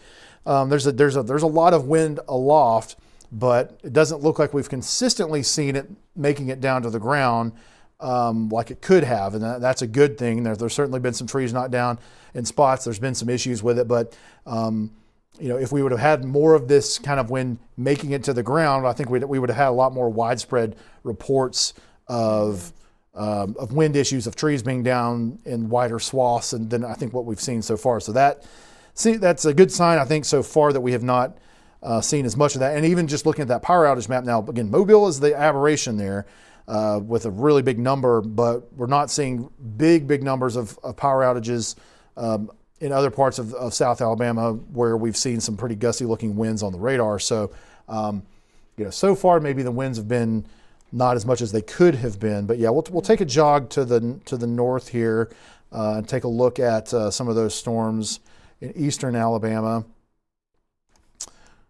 Let's see here. Okay, so yeah, that's taking a look at the Montgomery or the Birmingham office chat. Which they're actually clearing Montgomery and Elmore from the watch. Awesome. So, that's good to see. And Tallapoosa. And I see that they had a tree down there in Woodley or near Raymer, Alabama, in Montgomery County earlier. But again, it just sounds like a tree blocking a roadway, which again, you're going to expect with some gusty winds, with really heavy rain. We were expecting trees would be coming down here and there, so that's not a surprise. But again, haven't seen really widespread tree damage that we've heard of, at least at this point. But yeah, see what you're talking about. We got the special weather statement. I'll go ahead and turn those back on the map real quick so we can just see that one that they're talking about. I think I see the area there. For sure it's the one we were talking about earlier. Yeah, so it's basically this line that we've talked about that has moved east of Montgomery now, that's moving through Tuskegee, through Union Springs, Brundage, and places like that. Auburn, you're also, Auburn and Opelika, you're within the northern edge of this special weather statement. So again, this is not a severe thunderstorm warning, but this is basically, just saying that there are strong thunderstorms moving through. Not a ton of lightning again with this, but there is, and I'm going to switch over to the Maxwell radar, but there is a possibility for some gusty winds with this. And so up to usually, and with these, they're usually about 30, 40 miles per hour. I'm going to go ahead and click on the text of this statement here. So yeah, they're showing wind gusts potentially up to 50 miles per hour with this, with these storms. So again, gusty winds like that can knock down tree limbs, blow around unsecured objects, and as we have seen, knock over trees in a very saturated environment like we've had here in recent weeks and like we've had here in recent days.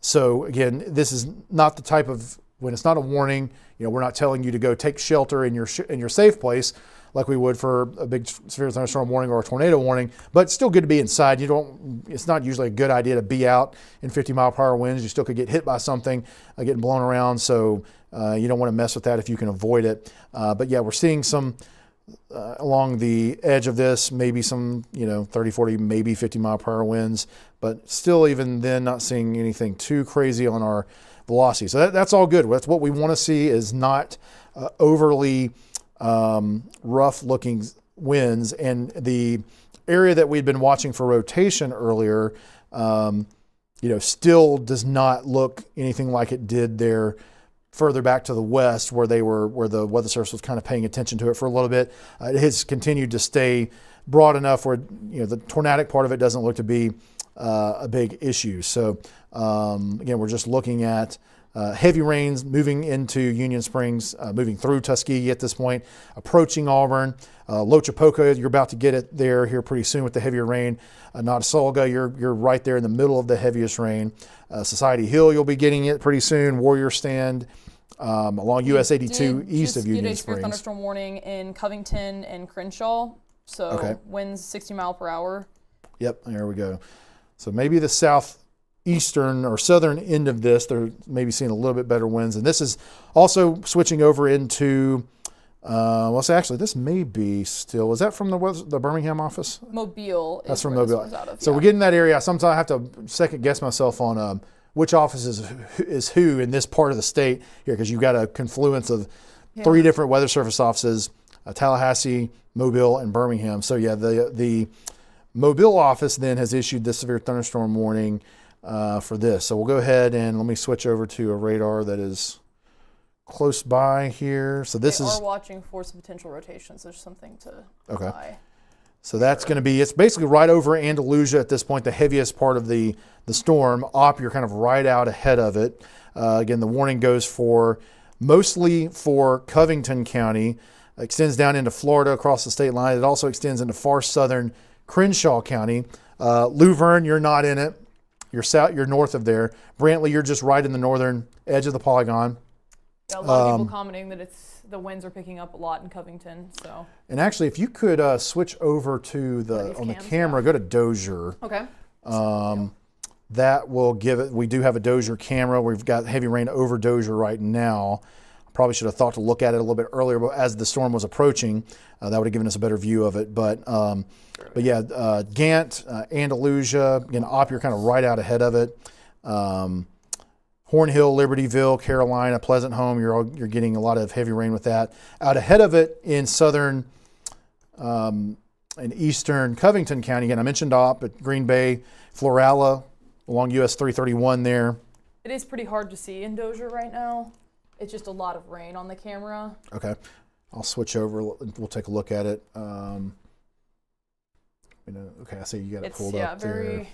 Very little visibility there, just raindrops. But I will look at some of these other. Yeah, and interestingly enough, again. And that's pointing towards this. Wind gusts only 15 miles per hour. It shows that it's working. It shows that it's Camera. So yeah, it's great. saying that the camera's working. Okay, that was my next question. That's good to see that that we're only getting a gust of 15 there in Dozier, and I'll just kind of look at the Yeah, we probably want to add the radar just to make velocity sure. and see what it looked like when it came through. Now, I will say, yeah, it doesn't look like it was the winds were quite as intense in Dozier when it came through there, so that could be part of it. It looks like heavier winds are kind of are more south of Dozier, closer to Andalusia at this point. But again, yeah, Dozier's getting plenty of heavy rain, a little bit of gusty wind, but mainly just rain in that area, and probably lightning is not super intense there. It's a little bit more lightning further down towards the south. So I'll switch back over to the radar here. And yeah, we are seeing heavier winds down in the Andalusia area. So yeah, these are actually, again, this is at a beam height this is 4,000, 5,000 feet off the ground. So we're likely not getting these kind of gusts at the surface, but it is showing 70, 75 mile per hour winds above ground level there in and around central Covington County. So again, if you're in these areas we've named off within this severe thunderstorm warning, which by the way goes until about 4:40 or till 4:45. I would go ahead and just be inside, be in the center part of your house, be away from windows, just in case. Mobile is actually got a really interesting look there on that live cam, and they do have wind gusts at 28 miles per hour now. So Okay. Yeah, we'll take a look at that in a second. I want to keep looking. I want to looking look at for the the velocity there. rotation. Yeah. So I know they were talking about looking for, kind of watching any sort of rotation that could be forming along this with the severe thunderstorm warning. I don't see much there. There's a little bit, but I don't see anything too concerning quite yet. So hopefully it stays that way, and we'll just have mainly some wind issues, which again, you don't want to have wind issues, but usually the tornadic stuff is where you can get a little bit more of a problem, obviously. So, but yeah, certainly be seeing some heavy rain, we're seeing heavy rain for sure, heavy wind, pretty likely in central Covington County. And again, if you're in Opp, again, one of the population centers in Covington County, it's about to pick up here really soon. It's probably starting to happen right now. So just kind of bunker down there, because it's going to start to get we kind of rock and roll in there pretty soon with this severe thunderstorm. Roads closed in Bruton. Alabama Highway 41 near the Escambia County Jail. Then US 31 downtown Solo Road intersection, and US 31 Truist Bank. So just any of those areas. Yep, and that's back in Escambia County where we got the flash flood warning going on. So yeah, if you're in Escambia County, you definitely want to, again, stay off the roads if you can. As you can see, there's certainly some roads that are having some flooding issues. Some vehicles stranded in that area too. So. Do we have any pictures or videos or anything of that? No, that was just in the Mobile chat, but gotcha. Like law enforcement had said, but gotcha. Let's see here. I'm looking and seeing if some content's coming through, but we haven't gotten anything yet. Just kind of scanning some of our chats here. Did have a report from somebody around 4 p.m. that they got 3.32 inches of rain in Atmore as of 4 p.m. So yeah, that makes definitely a lot of rain falling. But this line is still progressing, and looks like severe thunderstorm warning is still active here for Covington and Crenshaw. Yep. So again, if you're in that area, if you're in Covington County, especially kind of the southeastern part of it, or central and southeastern, eastern part of it, that's where the winds could pick up and will be potentially of severe level. And again, just kind of haven't clicked on and read through the actual warning yet, I don't think. So let me do that real quick. So yeah, severe thunderstorm warning. That's for southern Crenshaw and Covington. Again, we mentioned earlier that it's right there, that southern part of Crenshaw, but mainly into Covington. But around Brantley, places like that, around the 331 corridor in Crenshaw County, you're still within it. Although it looks like some of the heaviest part of it is moved east of that southern part of Crenshaw County at this point, thankfully. But then, so basically, the main hazard, again, 60-mile-per-hour wind gust is going to be the issue with this. So that's kind of what they've got the warning out for. They've also did, and I think you mentioned this earlier, Sadie, that it's got that tornado possible tag in there. So sometimes the Weather Service will do that when they see a little bit of rotation, but they're not totally sure you've got a verified tornado, and so they'll put that tag in there just as a heads up that there could be a quick tornado that could spin up in the type of environment and what the kind of storm that they're looking at on radar. And that's what we were looking at when we looked at the storm relative velocity earlier, which again, we're not seeing anything super suspicious in the velocity at this point. Again, the base velocity certainly shows some heavy winds above ground level, closer, 50, 60, 70, 75 mile per hour winds, which again are like 4,000 feet off the ground. So that's going to be, still could be an issue. And it looks like we've got a new severe thunderstorm warning there, Sadie. Yeah, I'm looking. I believe it may be basically for this same I think it's just cell. extended. I think it was supposed to be for 4:45, so I'm looking. Yeah, I think so. We're at that boundary. I think this is the Oh yeah, it was extended to 5:15. Yeah, this is a new warning from Tallahassee because again we're at that boundary between Mobile and Tallahassee. So this is Tallahassee's warning for the same line of storms there. You can see it kind of connects into the Coffee, Dale, Geneva, that area. Yep. Yeah. Yep, exactly. So I'm going to go ahead. I'm going to turn these special weather statements off. Those are going to start being a little confusing here. Again, we don't always use those. When we've got actual severe thunderstorm warnings and tornado warnings, and there's not as much reason to use those. So yeah, you've got now looking at the new warning here. We're looking at the velocity. We've got the kind of western portion of Geneva County, including Sampson, Hakoda, along Alabama 54, Alabama 52, Alabama 87, and western Geneva County is in that polygon for the severe thunderstorm warning. I would say this kind of southern end of it looks like it may have a little bit better chance of having some of the heavier winds versus a little bit further to the north as we move to the north. But as we get into Coffee County there, you've got Kinston, Ino, Fairview, Elba. Elba, it's basically kind of right there, about to be right on top of you as far as the heavier winds and the heavier rain. Along, again, this is moving, a lot of this moving along the US 84 corridor, eventually towards New Brockton, which is there in the polygon as well. And then Enterprise, you're in the polygon, you're kind of in the far eastern part of the polygon. It'll be a little bit longer before this gets over to you, but you are in the severe thunderstorm warning polygon. Then other locations that are right there nearby, going to be again in Coffee County, Arcus, Victoria, Jack, and then again just kind of north of Elba along Alabama Highway 87, and then Alabama 189 going back towards Bullock, Brantley, places like that. That's also kind of right there in the middle of the heaviest rain and within the severe thunderstorm warning. Daniel's Crossroads, you're getting heavy rain as we speak. And then again, there's still heavy rain back into Pike County. And again, just don't want to forget, we've still got a flash flood warning in effect for Pike County until 4:30. We got about 12 minutes left on that. They may, because we still got some good rain in Pike County right now, it has not moved out completely yet. They might extend that flash flood warning a little bit in Pike County for Troy and Brundage and places like that.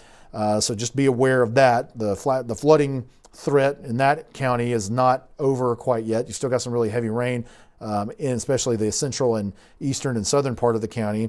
And then the rain is not quite as imminent yet, but in Dale County, you do have Ayrton, Rocky Head, Dill, and places like that just to the northwest of Ozark. Those areas are within this severe thunderstorm warning as well, which again would include Alabama 123, Alabama 27, then US 231 going up from Ozark up towards Rocky Head and up into Pike County. So that area of Dale County is in the polygon for this line of storms that's coming in that direction. So again, this is basically just the Tallahassee Weather Service office extending the polygon over further to the east into their coverage area. And the same threats would apply here, 60 mile per hour wind gusts being possible with this, and obviously the heavy rain and some lightning and things of that nature. I didn't notice, I don't know if you saw, Sadie, whether they put this as a tornado possible tag on their warning. No, it doesn't have that. Okay. It's just a hail of 0.75 inches and then a wind of 60 mile per hour. Okay. But I did point the Abbeville camera towards that direction of where this line would be coming. You can't really see much, but there is, some cloud cover that's gotten interesting, Okay, I just pulled it up there, so. That's about all that you can see, though, as far as our cameras go, just as it's kind of approaching Abbeville. Okay, so you got it pointed, you said back towards the west or something northwest. It's pretty much exactly west. Now this is one, and I kind of forgot about this yesterday, but it's not right in downtown Abbeville. It's kind of northwest of Abbeville, so it's actually a little bit closer to the storms than Abbeville itself. So yeah, we should have a pretty good view. May take a little bit because the storms are still a ways back to the west, but this camera should have a pretty good view of that line as it gets closer to the northwestern part of Henry County. Because I think, again, that camera, if I remember correctly, is right there in that northwestern corner. Yeah. So it's like just south of Clayton, just north of Blue Springs. Yep. So we'll have to continue to make sure we check back to that camera here the next little while to see what it looks like, see if we see anything looks cool, see if we can see any sort of structure. And then, of course, another thing we'll always like to do as it passes through is see what kind of gusts we get out of it. I believe the sensor is good. Yeah.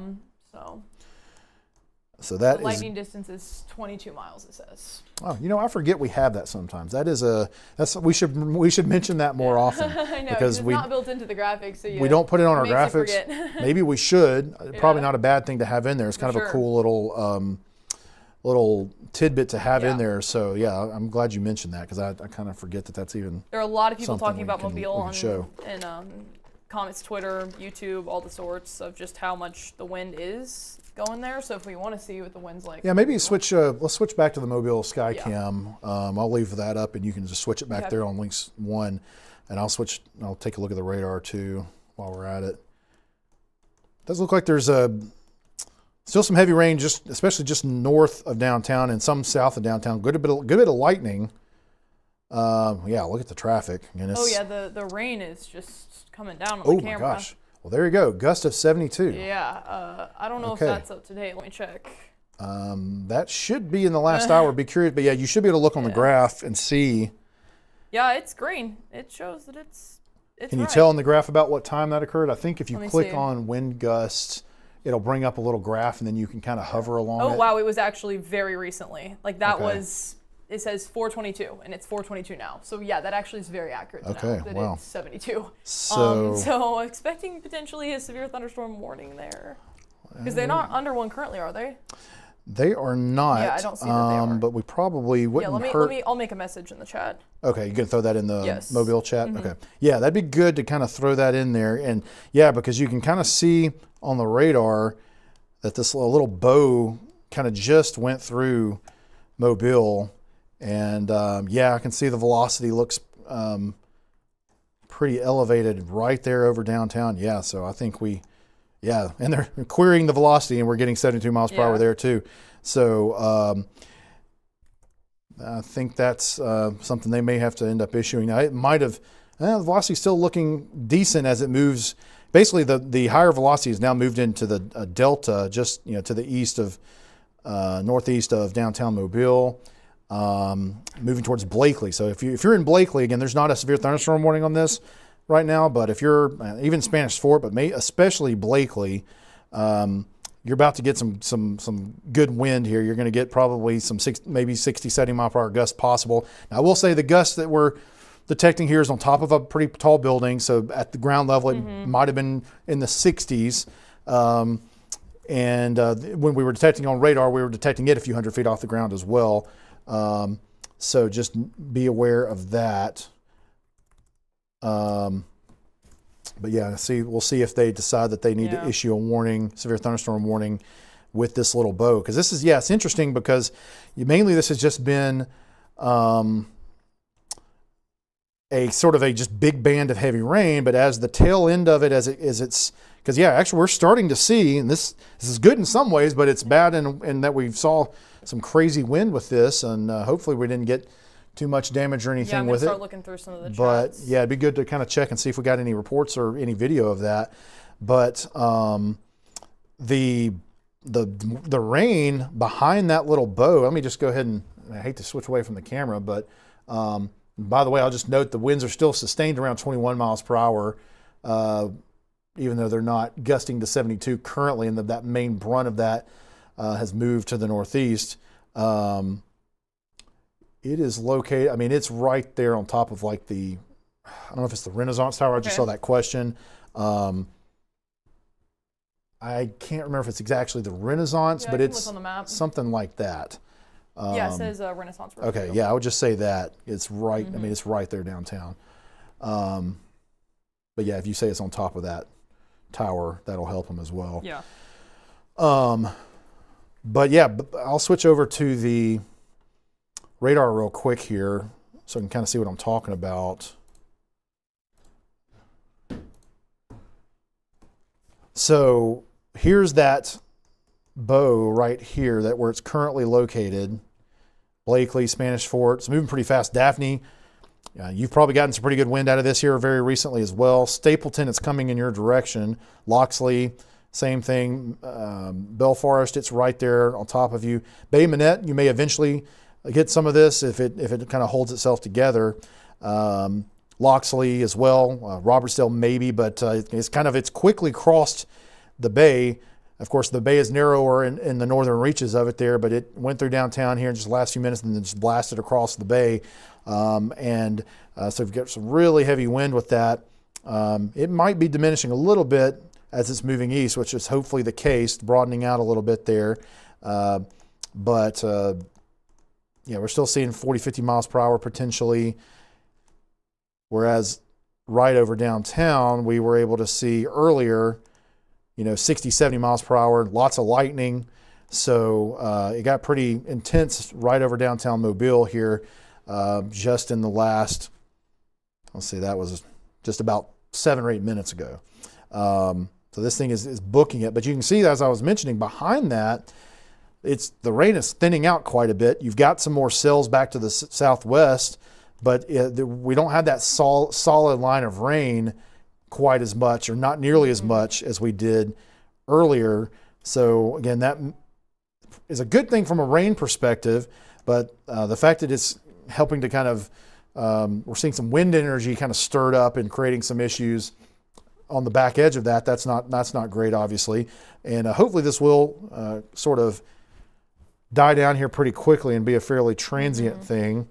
Yeah, there's no really updates from Mobile yet, but I mean, definitely something that we noted, and if you are there, you definitely have witnessed the gustiness. So yeah, just let me know if you see anything worth I'm continuing to track. sharing or showing. One of our sky watchers had said something about just west of Hurtsboro,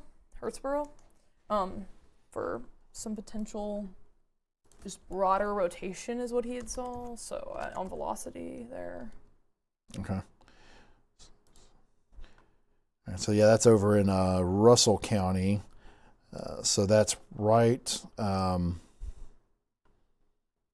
there before the state line, as though some of that, probably that cell that's got the, at least Kinda the severe right off thunderstorm of warning is 51. near that, yeah. South of 80, I-80. Yeah, so go take a quick look at that real quick.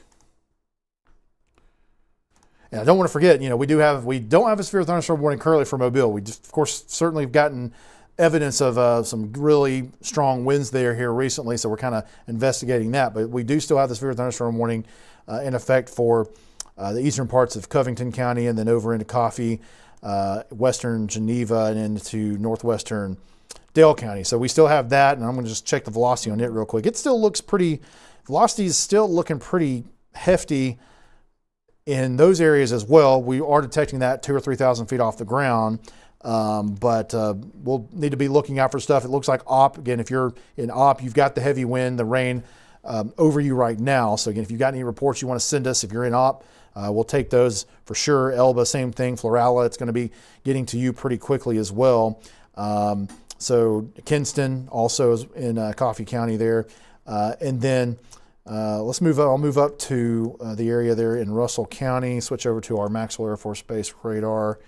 And yeah, we talked about this a little while earlier that we were going to eventually get some heavier showers moving up into Auburn and into Lee County. And so yeah, we've got kind of a kinky looking radar up here east of the Maxwell Air Force Base radar as well. So we'll take a look, and that's just passed through Auburn.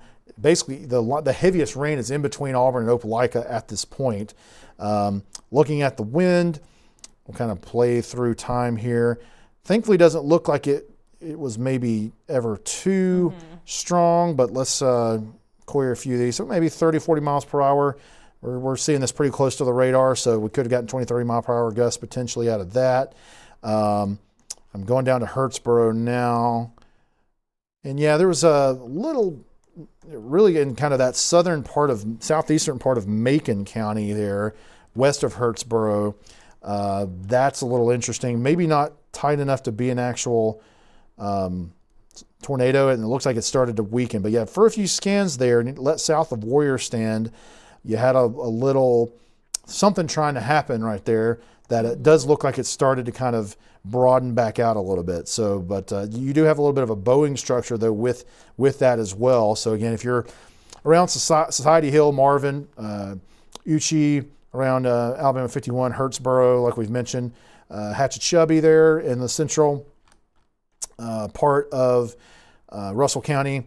Eventually Phoenix City, you'll get the heavier rain there as well. And the National Weather Service is saying they're kind of watching that area too along Russell County. Gotcha. Yeah. Yeah, so and you can see again, it looks, you've got these kinks in the line, and those are always where you have to kind of watch. And so they'll continue to watch that, and you know, thankfully we've got our alert set up here, so we'll hear a sound if they end up issuing a warning on it. But for now, looks like mainly heavy rain moving in those areas. Again, in Auburn, if you're in Auburn, it's still raining, but that heaviest part of it just pushed through. You probably had some gusty winds, but things should be calming down now behind that. And there still could be some decent gusts of wind after it, but it shouldn't be anything like it was when the rain came through. And just kind of looking further up towards the north, I mean, we had a little bit of just moderate rain that moved through southern Tallapoosa County. And again, now that northern edge of that is moving through basically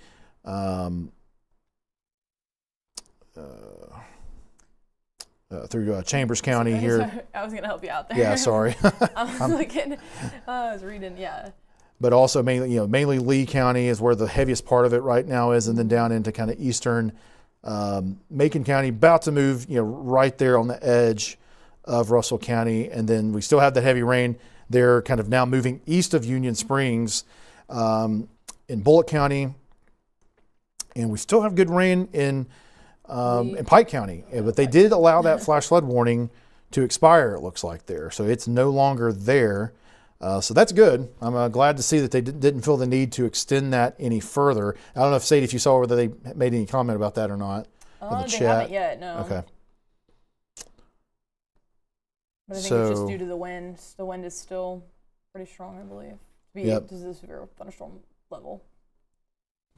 Now, this doesn't necessarily apply to the entire state. This will be more in, I think, Birmingham's coverage area. But I will say that Birmingham mentioned the last, it was about 15 minutes ago, that just some calculations they're doing with the back edge of the rain is putting the back edge maybe around the Alabama-Georgia state line between 7 and 7:30. So that would give us another 3 hours or so where you would still have a good bit of rain in the area, but hopefully kind of starting to push out of the state around that time. But again, the heaviest part of it, that's kind of the leading edge, especially there in kind of the central or east central, southeast Alabama, that is getting close to Phoenix City. That should kind of push into Georgia sooner than that for sure. But that's talking about, what they're talking about is mainly the back edge of the precipitation. I think that's back over western Alabama at this point. It does look like there's some trees down in Russell County. Emergency management saying Highway 169 South, Highway 80 West, 3rd Street, 12th Avenue, Industrial Road, State Docks Road, Freeman Road. So just a lot of trees down and road closures that are hard to navigate there around that area as well, with where this is pushing through, kind of on the northern half of the line. Yeah, I'm trying to take a look. I'm looking at one of the radars just a little bit further away just to kind of see. Yeah, so at several thousand feet off the ground, you're getting some speeds up around 50 miles per hour. Closer to the ground, and sometimes you may not always get the best, depending on kind of your orientation with the radar. You may not always get a great sample of it. It's not showing those kind of values there as much closer in, but yeah, I mean, obviously there's something happening there, knocking down some trees in the western part of Russell County. So again, if you're we already mentioned Hurtsboro. Uchi was one of the roads here basically is right there in that area that's mentioned as far as having trees down already. But Hatchachubby, Seal, Rutherford, Hooks, Crawford, places like that, Marvin. Again, we're not under a warning with this at this point. We're not under a severe thunderstorm warning, but just be aware that there are gusty enough winds that trees are coming down in some of these areas. So again, be good to be inside, not out driving in this kind of situation. Sounding like this cell that's starting to be stronger up actually near central Alabama, here into Birmingham, the Hoover area. One of our skywatchers said there's trees down in Hoover. So something to watch there is this line continues to, the main line progresses, but behind it, some of the cells that are starting to pop up are a little stronger in areas too, it sounds like. Okay. Yeah, we'll take a quick look. We hadn't looked up this way in a while. But yeah, you can certainly see just looking off the Birmingham radar that you've got some heavy rain in southwestern Jefferson County. You still got some in parts of Walker County, eastern part of it at least. You got some heavy rain in eastern Tuscaloosa County there, along I-20 there near Lakeview, Coaling. Mainly Tuscaloosa right now looks like it's just showers. The heaviest rain has ended basically in Tuscaloosa proper, but east of there, Brookwood, Vance, heavy rain in those areas. West Blockton there down into Bibb County, Marvel. Brent's mainly north of you at this point. Then as we move into Shelby County, Montevallo, you've got some heavy rain, maybe some of this gusty wind heading in your direction here pretty soon. Alabaster and Pelham, heavier rain is heading in that direction. Hoover itself is at least doesn't look like the heaviest rain is there quite yet. And but not the wind either. The winds on the camera at the Galleria are only 10 miles per hour right now, so yeah, doesn't look like it's anything, gusts are 12, wind speeds are 11. It's not. Let me switch over to, I'll just switch over to the Lynx 1 here. We'll click on a couple of those. So we do have I can't remember that it's even up or not. We have one in Alabaster, but it may not be currently up. Let's see. I'll click on it real quick just to check it. Yeah. Looks like it's down there. I don't think that's just clouds. But yeah. We'll go to Hoover. We've got both our Hoover east and west. You can definitely see some rain coming down on the cameras in Hoover. So I mean, but that's the story for most of Alabama now. Even portions of northern Alabama have been raining here for a while. So yeah. So this is looking east. The Alabaster camera's offline. Yeah. So this is looking east from the Hoover, from the Galleria Tower in Hoover there, right at the Galleria. Gust up to 24. This is a pretty tall building, so you would expect to have higher gusts up there. Temperatures at 73 degrees. I hear a new alert coming in there. Let's see.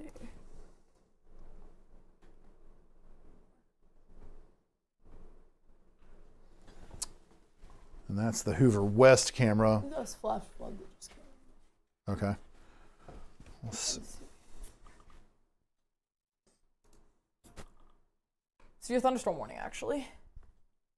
Okay, that's coming out of Mobile. Yeah. I wonder if that's for the for one. Escambia and Baldwin. And actually, Escambia has been getting a lot of people commenting as well earlier about some damage, like some wind there and some damage. So. Okay.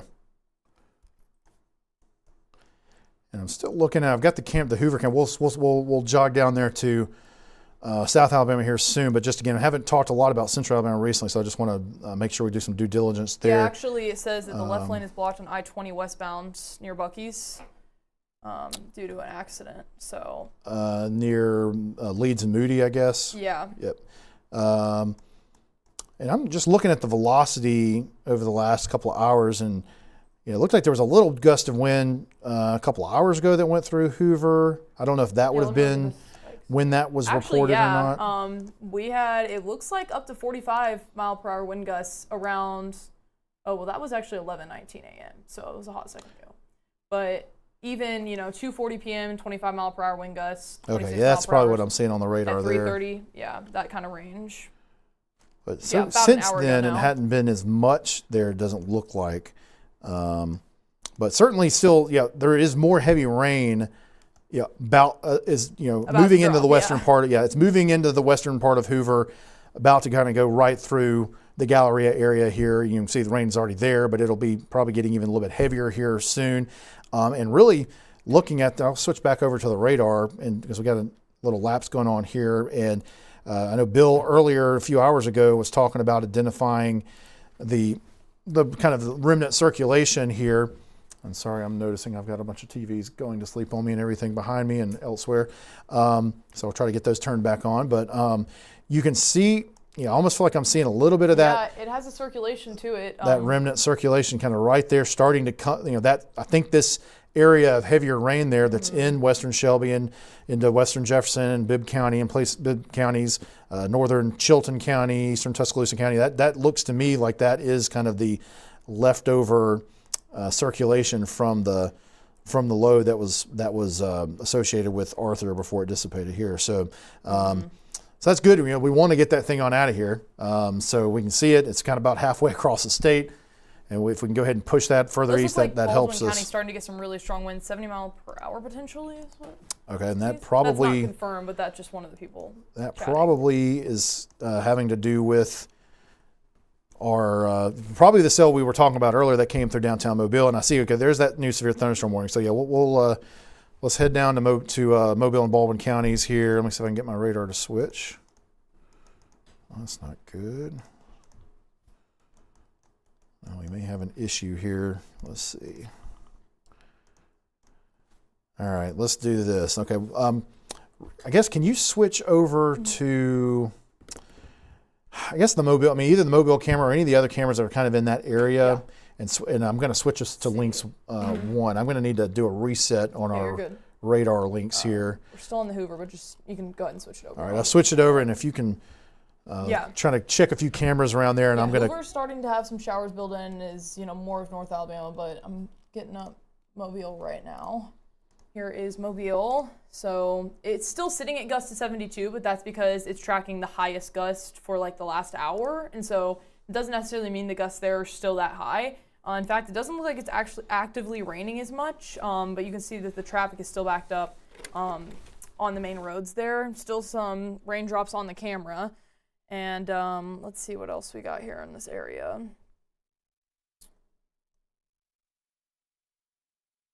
Mobile, yeah. Orange Beach we have on there. There was a gust of 63 miles per hour within the past hour. So, okay.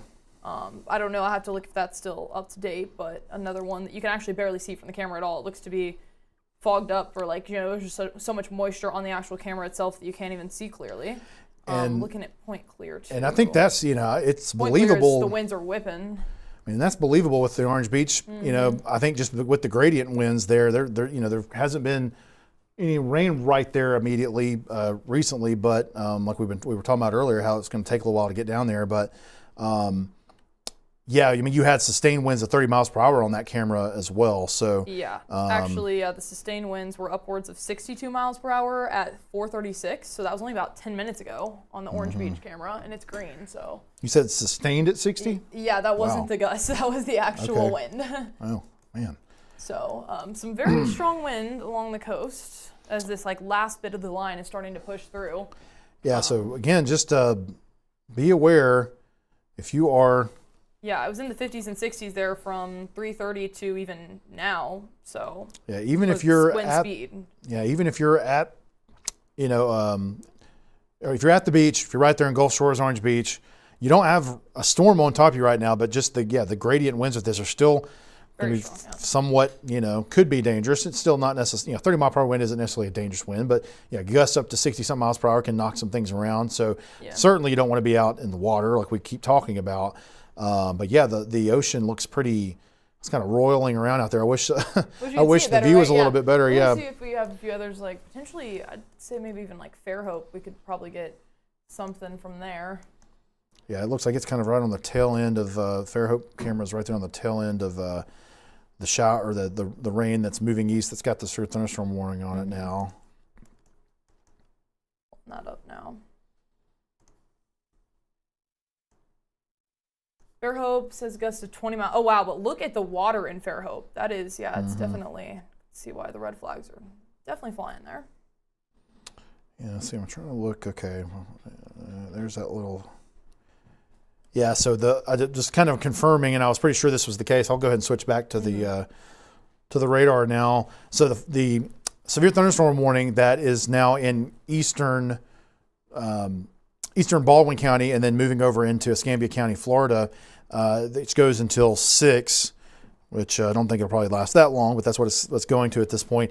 The wind associated with that was the same wind gust that we saw back in Mobile. So I just kind of tracked it over through the radar. And so yeah, if you're in eastern Baldwin County, and we already talked about this earlier when it just passed through Mobile, that it was moving through Spanish Fort and Daphne and Stapleton and Blakely, and they had not issued the severe thunderstorm warning on it yet at that point. But now Gateswood, if you're in that area of Baldwin County, and just any of the roads here, River Road, County Road 112, Brady Mill Dam Road, Lee Road, Duck Pen Road, a lot of these smaller roads in some of the communities in northeastern Baldwin County, Griggers Road, New Hope Church Road, Waterworld Road, and I-10 itself. Looks like the brunt of the heavier wind is mainly north of I-10 in Baldwin County, but still a little bit of that could be, and part of the area just south of I-10, just to the east of Loxley, just to the north of Robertsdale, is within the southwest edge of the polygon there. So lots of lightning in this area. I've mentioned a few times that there's some parts of this system that aren't seeing a ton of lightning, but this kind of southern part of it, southwestern edge closest to the coast, has seen quite a bit of lightning, especially recently. So lots of lightning, heavy rain, and heavy wind as well. Now, I don't know if you've seen, I know you were seeing people talking about it. Have there been any reports of any trees down or any other damage with any of this in Mobile and Baldwin County? I haven't seen any come through. It seems like they're a bit delayed, though. We usually get them about 30 minutes after they happen, so everything's kind of delayed right now. Right. I haven't seen anything of them visibly being down, but I've heard chatter of it and different emergency management across the chats as well, but no actual footage of it yet. But did want to say that all the coastal counties there under the Mobile office will have those tornado watches expiring at 5 p.m. still, so that's only in about 10 minutes now. The tornado watch should be expiring. They're still looking for the threat of flooding, though, and that's something we're going to continue to track out and watch, because flooding is a big part of this. Was just so much rain coming down, 2 or more inches in some short periods of time, and so that's something that they're watching and we'll continue to track out for all of you guys that are tuning in. And so definitely big part of it is just how much rain is coming down. That's what we had been emphasizing throughout the week as well, but at least the tornado watch is dropping there. But yeah, so. It looks like we've got a new flash flood warning. Yeah, I believe so. Let me see. Yeah, flash flood warning for Coffee County. Okay. Take a quick look at that. Again, I want to make sure we do due diligence here. Just again, with if you're in northeastern, eastern Baldwin County, and there's a very heavy storm with wind. Again, at Gateswood, and heading kind of north of I-10 east into Florida. So again, just want to mention one more time before we switch over there that those areas, especially around kind of the looks like County Road 112, Baldwin County Road 112 corridor there, kind of in the eastern part of the county that goes up through Gateswood. That's where you're going to be seeing some of those heavy winds here next. So just be aware of that. One thing I'll do as we're moving, go ahead. There's a severe thunderstorm warning still for Baldwin and Escambia until 6 p.m. So. Yep. And I would think they'll probably be able to cancel that earlier, because it's, we still got a little bit more than an hour till the end of that. They chose to continue it as of right now. So. Yeah. I think they'll definitely continue for now, but I would assume we'll eventually see that peel off here pretty soon. I will mention, I know we were getting a lot of comments from Bruton and eastern Escambia County. It does look like things are starting to taper off there for the most part. Bruton itself, you're still in the flash flood warning at this point. That still extends for another few hours for now. But it's just basically light rain now in Bruton. But in the southeastern corner of Escambia, you've still got places like Bradley. They're still seeing some pretty heavy rain. Dixie, Parker Springs. So there's still some heavy rain, but it's mostly starting to kind of get out of Escambia County at this point. And a lot of it is down in Florida. Now you move to the east, and we'll now go ahead and we'll switch over to the Fort Rucker radar. So the flash flood warning is for Coffee, Dale, and Geneva, and Tallahassee is also talking about the fact they think it's being very underestimated about how much is actually falling on the radar. They think it's a little bit more significant than what the radars are showing. Gotcha. Yeah, and it looks like it's kind of, a lot of it's in the same area that you have the severe thunderstorm warning in there that we've already been talked about earlier. And then it looks like the flash flood warning extends a little bit further to the east of that. But again, basically, yeah, Coffee, Dale, Western, Geneva counties are simultaneously under severe thunderstorm warning and then flash flood warning as well. So again, if you're Elbow, it looks like things are starting to kind of quiet down a little bit, but we are getting to the point where now Enterprise, the heaviest rain and wind is starting to get into the western side of town here. So again, you've got heavy rain in New Brockton, moving into Enterprise. Ayrton, the heavy rain's kind of arrived in that area now. Along Alabama 51, Alabama 167, you got heavy rain. Probably some gusty winds there too. We'll take a look at the velocity in a second. The rain has kind of moved into Fairview at this point. Central City, you're not in the polygon, but you've got this heavy thunderstorm coming right towards you, or you're not in the severe thunderstorm warning polygon. However, you are in the flash flood warning polygon. So you're going to be getting some really heavy rain in those areas here fairly shortly. Coffee Springs, Chancellor, you're in the flash flood warning polygon as well. Sampson, you are you're seeing a little bit of rain, but the heaviest rain is going to be coming into your area along with some of the wind here fairly shortly. You're in both the severe thunderstorm warning and the flash flood warning. Hakota, that'd be the same thing for you. You're about to see the brunt of the line here fairly soon. You also are in the severe thunderstorm warning and the flash flood warning at the same time. Geneva, I will mention, you're not in, the town of Geneva is not in the flash flood warning polygon, but you're not too far east of there. So again, you'll be getting some heavy rain with this eventually. Let me switch to the velocity and just kind of take a quick look at that. Of course, that was why we had the original, the winds were the reason we had the original severe thunderstorm warning issued. And I will say we were seeing positive trends in the wind. So earlier we had some good 60, 70 mile per hour wind velocities being detected at a few thousand feet off the ground around Opp and Andalusia and places like that back in Covington County. Now, as it's moved further to the east, we're seeing those values come down. So that's a good thing from a wind perspective. And we're, the thunderstorm continues to get closer to the radar. So the fact that we're also, in addition to moving closer, we're seeing the data a little bit further down, but we're seeing that it's a little bit less. That's good to see that maybe we're only getting 30, 40 mile per hour gusts potentially with this at this point.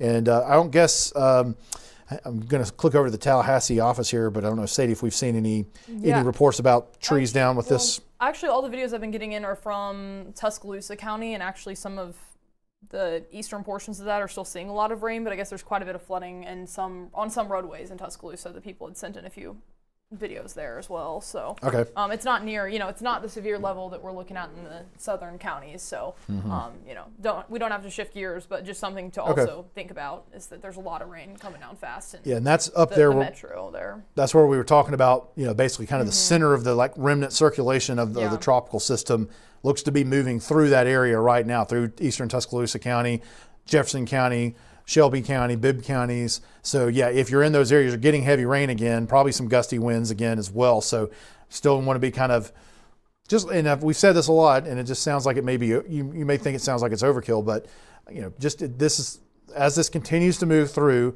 as it's still raining heavily and the wind is blowing, it's just, if you don't have to be out traveling in it, I just wouldn't do it.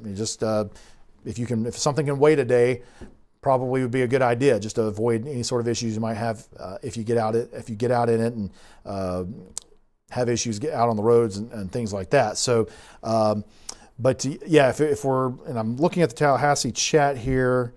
I haven't seen anything else come in. Yeah, I'm not seeing any issues or any reports coming in there related to the severe thunderstorm warning we're looking at down here in Coffee and Dale and Geneva counties. So that's a good sign so far that it doesn't look like we're getting a lot of reports there. Yeah, so far as like the content being sent in, I'm not getting anything yet. So hopefully that's a good thing.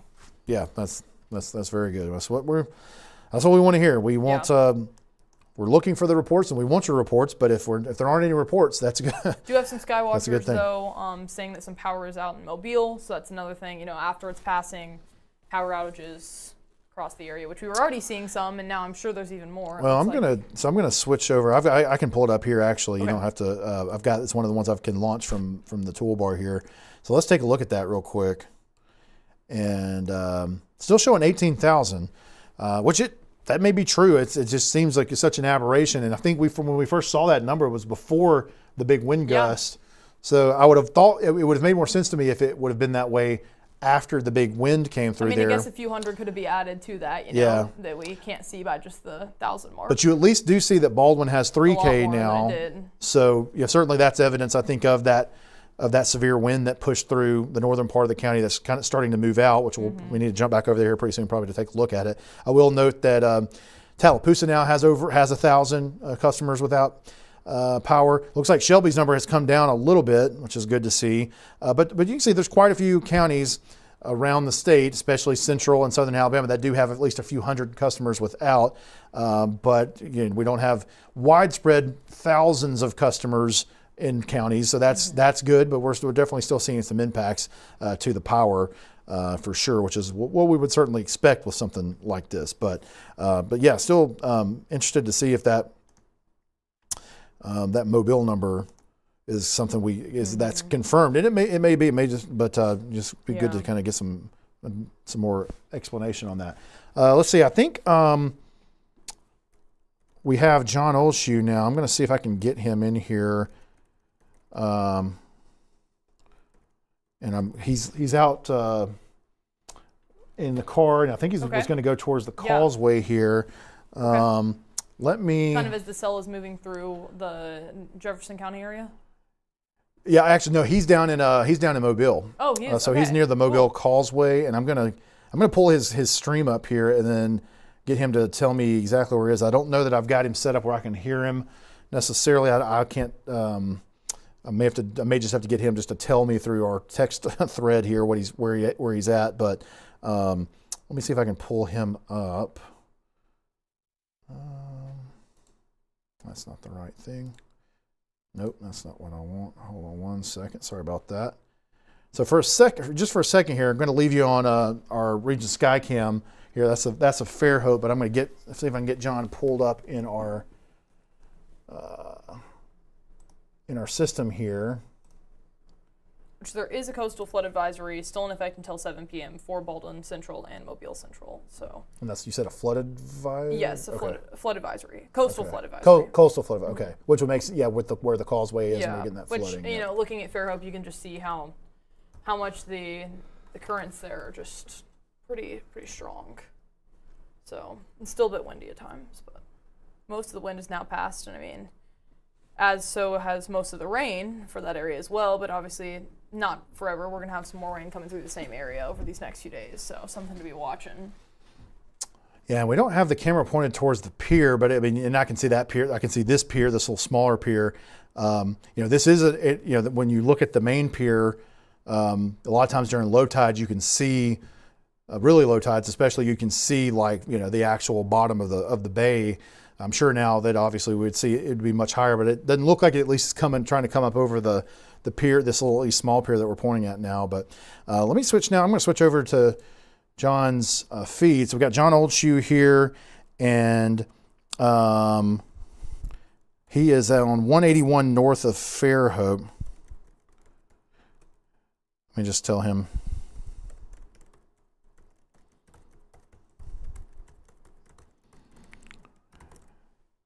But looks like the feed might have just dropped out here, but may have some kind of bad signal in that area. So severe thunderstorm warning still for Geneva, Coffee, Henry, Dale, Houston. Okay. I would assume that's probably an extension of the one further east. It is. The wind's 60 mile per hour Gotcha. Hail, 3/4 inch there. All right, so we'll take a look at that here just in 1 second. Yeah, it looks like the feed isn't coming through very well. Yeah, for so John. once John hopefully gets in a better position, he will get a little bit better cell signal. But I think what he's doing is he's traveling up 181, going towards his plan originally was to move from Fairhope, I think, up towards the causeway just to see if there's still some flooding going on there. And of course, he'll be going in an area that had those really high wind gusts here recently. So I guess if there's any issues with any sort of tree damage that we haven't heard about yet, or any sort of anything that he can detect that might have been from the wind, he can let us know about that as well. But again, he's heading up kind of towards the northern part of Mobile Bay right now. So yeah, it looks like he's confirming he has bad cell phone coverage. So again, we'll come back to him whenever if he's got something he needs to show us. So we'll be kind of monitoring our communication with him. But I appreciate John getting out there, and it's been kind of a rough day down in Mobile and Baldwin counties, and so I appreciate him getting out into it. At least good to see that at least in the very small area he's in right now, that you got wet roads, but don't see flooding on those roads right now. And certainly the rain has. Thankfully, and let me switch back to our radar here, and then we're going to go take a look at that new severe thunderstorm warning. But yeah, and this is kind of all along that line too. And the most northern half of that line that had gone through Montgomery is now, Barber, Russell, Lee. That line there between the most eastern portions of Alabama and the western portions of Georgia looks like a lot of people are talking about, in the chats, just how strong the winds are, how dark it is, and so. That's also got a special weather statement up there for Barber and Russell, in addition to the severe thunderstorm warning. Okay. So. Yeah, we will. We'll switch over to that radar here soon. I did want to mention, just as far as Mobile and Baldwin, I mean, that severe thunderstorm warning is still in a sliver of kind of far eastern Baldwin County, and it looks like the core of the heavier winds has moved into Escambia County, Florida. There's just a little bit left over just east of Gateswood, so it's still probably pretty rough. That far eastern part of Baldwin County moving into Florida.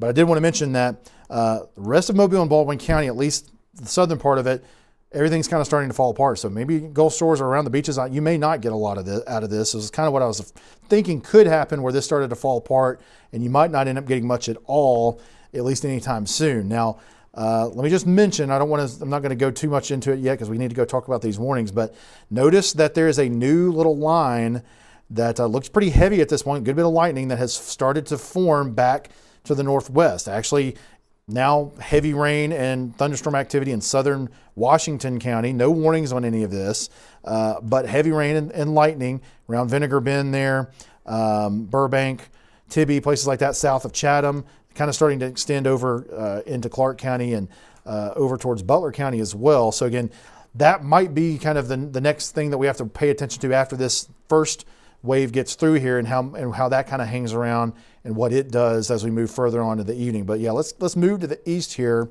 and take a look at our new severe thunderstorm, our latest severe thunderstorm warning. And again, that's just kind of zooming out, just checking myself. Yeah, that severe thunderstorm warning is really the only one outside of that far eastern Baldwin County that's starting to move into Florida.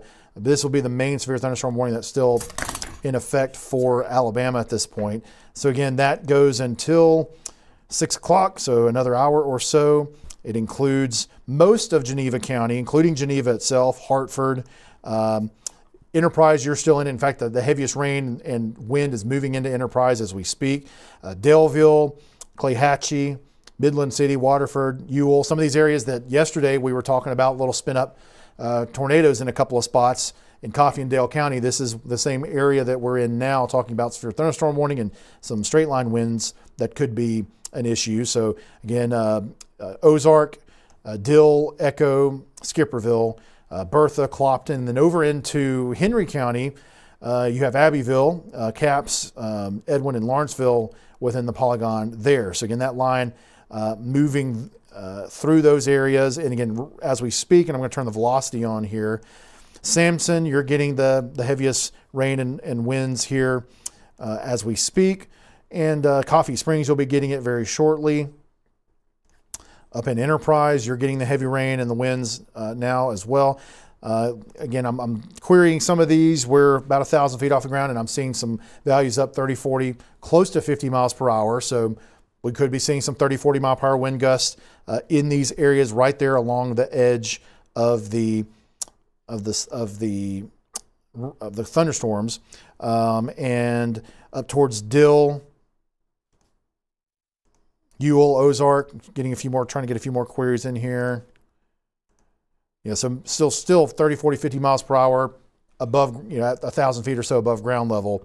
So again, we could see some severe level gusts in those areas right there along the edge of the storms as they're moving to the east. And again, Ozark, it's about to come right there into town here in the next 5 or 10 minutes. Daleville, probably the next 5 or 10, 15.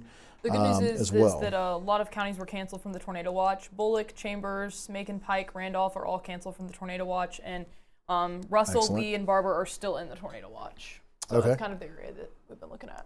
All right. So we'll take a look at that in just one second. I want to go a little bit further north on these cells because I think we were talking about earlier. We had a special weather statement there in Russell County. So let's take a quick look at those storms. Still where the tornado watch is as well. So yeah, it's still under tornado watch. So yeah, those cells that don't have a severe thunderstorm warning, but I think have a special weather statement at least on them, are now starting to move into the kind of far eastern part of Lee County. So again, Auburn and Opelika, you've got some moderate rain at this point, but the heaviest activity has moved to the east, and the gusty winds are well to your east at this point. Smith Station, you've got the heavy rain. Blanton, and then Phoenix City, you've got some heavy rain over you, but that main line is still further to the west, near kind of in between Crawford and Ladonia. And so that's moving towards Phoenix City and Columbus, Georgia. So that'll be happening here pretty soon. And we do have some flood reports from our skywatchers. From Ron, our skywatcher, he said that Old Gainey Road and Silas Gainey Road is flooded, and the water's come up over a foot in the last 15 minutes in northern Baldwin County. Okay. So he just wanted to make everybody aware that Old Gainey Road and Silas Gainey Road are flooded. Okay. Yeah, and of course, In I that think area. that's still the area that, as far as I recall, is still in the, and I'll just zoom out, should still be in the flash flood warning. Yeah, and flash flood. So even though, and you said that was in Baldwin County? Mm-hmm. Yeah, even though that the Northern Baldwin County. the rain has diminished really in that area, it still takes a little while sometimes. Water it takes a little while for it to kind of respond to, you get real heavy rain, and then you still have creeks and things like that rising for a little bit longer, and it sometimes will take a little bit longer for it to kind of drain away and soak in. So even though the heaviest rain looks like it has moved out of northern Baldwin County at this point, you still can have some of those leftover effects. And like I mentioned, you've got a heavier line reforming to the north that we still don't know exactly what that's going to do, but could exacerbate some things if it does sink far enough to the south. But we'll have to kind of look at it here. If we can get this first one out of here sometime in the next hour or two, that'll help us kind of start assessing what that one to the west is going to do, and whether we've seen some indications in the modeling that we'd have this kind of east-west linear sort of thing happening later tonight. Now, this seems a little bit early for that to start developing from what we were looking at on the models, but that certainly could be kind of what we're seeing there is the beginnings of that line of storms trying to form on a leftover kind of boundary there in South Mississippi and southwestern Alabama. But again, looking at the current radar, again, Smith Station, Phoenix City, you're getting heavy rain and some gusty winds here soon. Fort Benning down there, just across the state line and into Georgia. And again, Seal, you kind of had the heavier rain already moved past you now. And it's moved to the east of Hatchachubby and Rutherford, mainly Hurtsboro. It's just light rain now. Uchi, some of those areas. We heard about some trees down earlier in the western part of Russell County. Pittsview, you're getting the heavy rain and wind as we speak. And Glenville as well. And then all the way down as we continue down into Barber County, which again, no severe thunderstorm warning in these counties that we're looking at now, but still some strong storms moving through. So as we get down into Barber County, you've got Hawkinsville, Lugo, Howell, places like that are right there on the edge where you're going to be seeing some gusty winds and heavy rain here fairly soon. Again, looking at some of the velocities, at least we're not getting really big numbers off of the tail end of this, so that's good to see. And then Eufaula, you'll be seeing some heavy rain here fairly soon. And again, it's been, I want to go back a little bit further in time here, but I think you got a little round earlier this afternoon. But generally, and there's been some scattered showers around earlier this morning, but Eufaula has been relatively quiet compared to some places today, but it's about to pick back up again with this this line of showers and thunderstorms, and it'll be a little while. It'll continue to rain for a little while. Once this starts, you'll get that heavy rain that'll move through these areas, gusty winds, and then you'll kind of just settle into a fairly steady rain probably for several hours as this moves through. So again, Barber County, Clayton, Louisville, Clio, you're getting heavy rain right now, but you're not in a warning. Texasville, Baker Hill, Lime Sink, you'll also get the heavy rain here fairly shortly. So again, I'm going to switch back down to the Fort Rucker radar. Just take a look at our latest velocities here, see if I can see any trends. I still will say that for this warning here, the wind velocities showing on radar still are not trying to trend back up. They trended down and they still look weaker than they did earlier in the last hour or so. So that's still a good sign. Not to say you're not going to get some gusty winds out of this in these areas in Geneva and Coffee and Dale counties, but it's at least looking good that it's not trying to re-intensify a whole lot. But still, again, heavy rain and a little bit of lightning, not as much as we've seen in other spots, especially down Mobile and Baldwin County. But you'll be seeing that here coming through in those areas here fairly soon. And let's see here. I'm going to switch. I'm going to kind of shift gears here and just kind of go back to a statewide view. People in the chat were asking about Enterprise, and I guess, it's probably definitely one of the places that's seeing some of the heaviest rain. And yeah, Enterprise is just right. Yeah, it's right now. You're just kind of in the thick of the heavy rain, and you've probably already seen the heaviest of the wind if you're in Enterprise. So and again, I wouldn't expect it to be anything too bad. I don't know what the people, if anybody's kind of commented on what they thought the winds were. You can. They were thinking some rotation, but it does look like on the most southern point, a little more south than what you were zoomed into. It looked like there was just kind of some kind of curl to it, but I wouldn't say that's anything of a. Yeah, you're not looking at it defined. Just south of Clayton, I believe, is where I was looking. Yeah, and there was a little something west of Enterprise earlier that could have had a little rotation, but.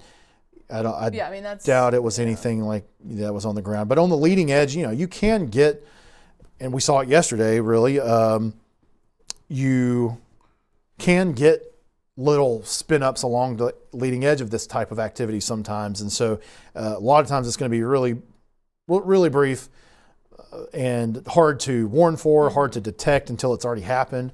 So it's possible that something like that is, in fact, yesterday we had a little spin up similar to that in Enterprise, and so this doesn't look. What I see here with this one doesn't look quite as much like what I saw with the one yesterday, where we actually had a tornado warning. Tight rotation or anything, but it was just. It's possible, but it's differences in winds. It's moved east now. If you're in Enterprise now, it's still raining really hard, but that little feature has moved to the east. And you're good there in Enterprise. Again, it's going to be raining heavily for a little bit longer.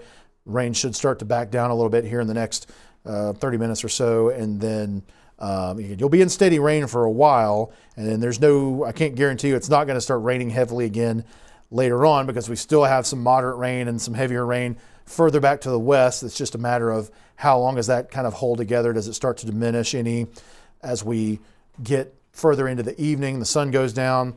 Will we see any reduction in the intensity of the rain further back to the west? But at least looks like for the near term, this is going to be the heaviest things that you're going to see for a little bit. All right, so that's a new flash flood warning I'm seeing there from Mobile. For Conecuh, Covington, Crenshaw, Escambia, and Santa Rosa, and Florida. So yeah. Okay. Let's see here. So that's a new flash flood warning. And honestly, it's that second band is starting to pop up too behind it. That's just going to drop even more rain. So adding to it. Oh, we're starting to get enough polygons on the map. It's starting to get hard to keep them straight. So so the one that just got issued is for mainly, so in Alabama at least, most of it's in Covington. Part of it is in northeastern Escambia, and a little sliver of it's in southeastern Conecuh, it looks like. And then you have a large portion of it down in Florida. Now, Covington County right now, you definitely have heavy rain in the southeastern part of it. Florala, you're getting lots of rain. There's a good bit of lightning in that area right now as well. And, you know, it kind of almost looks like the winds are trying to pick back up again back in that area, even though it's not along the leading edge. So this is interesting because it's actually in an area, and you sometimes see this. There's some gusty looking winds in an area that you're not seeing a lot of rain right now. You're seeing, this is 4,000, 5,000 feet off the ground, but we're seeing some 68, 70 mile per hour winds in an area of little rain. And, sometimes you'll see that happen on the back edge of some heavy precip, and you can end up getting some of that heavy wind ducted down to the ground, and you can end up with some big gust even in the middle of fairly light rain. So if you're in Andalusia, if you're in Op, just be aware that you could get some gusty winds out of this in the next little bit of time here. It could stay aloft, but sometimes when I see that kind of thing, it worries me a little bit that there could be some gusty winds coming out of that, even in some fairly light rain. So again, there's no warning as far as a severe thunderstorm warning or anything like that in Covington County at this point. But just keep that in mind. At this point, again, we're still mainly worried about the flash flood warning. And again, I think that has to do with the fact that you just had really heavy rain that was over the county for a good, couple of hours.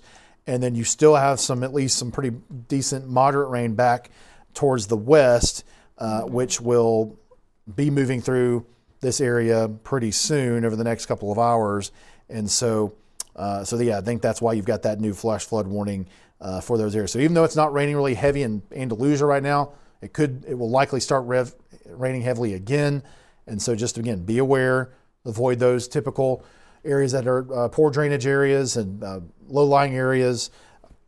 And I just keep saying it, sometimes you might think it's too much, but I would just say, just in these areas that we have these flash flood warnings, severe thunderstorm warnings, we've got all this heavy rain and gusty winds still around in South Alabama. If you can stay at home, if you can stay where you are for a little while, and just kind of take it easy and not be out and about, that's going to be the best bet to just stay safe. All right. So, have you seen any other, Sadie? Have you seen any other reports or anything? Yeah, a few different reports just from all across the state. We got some flooding in Tuscaloosa, Atmore flooding as well. So, variants across where they're coming in from.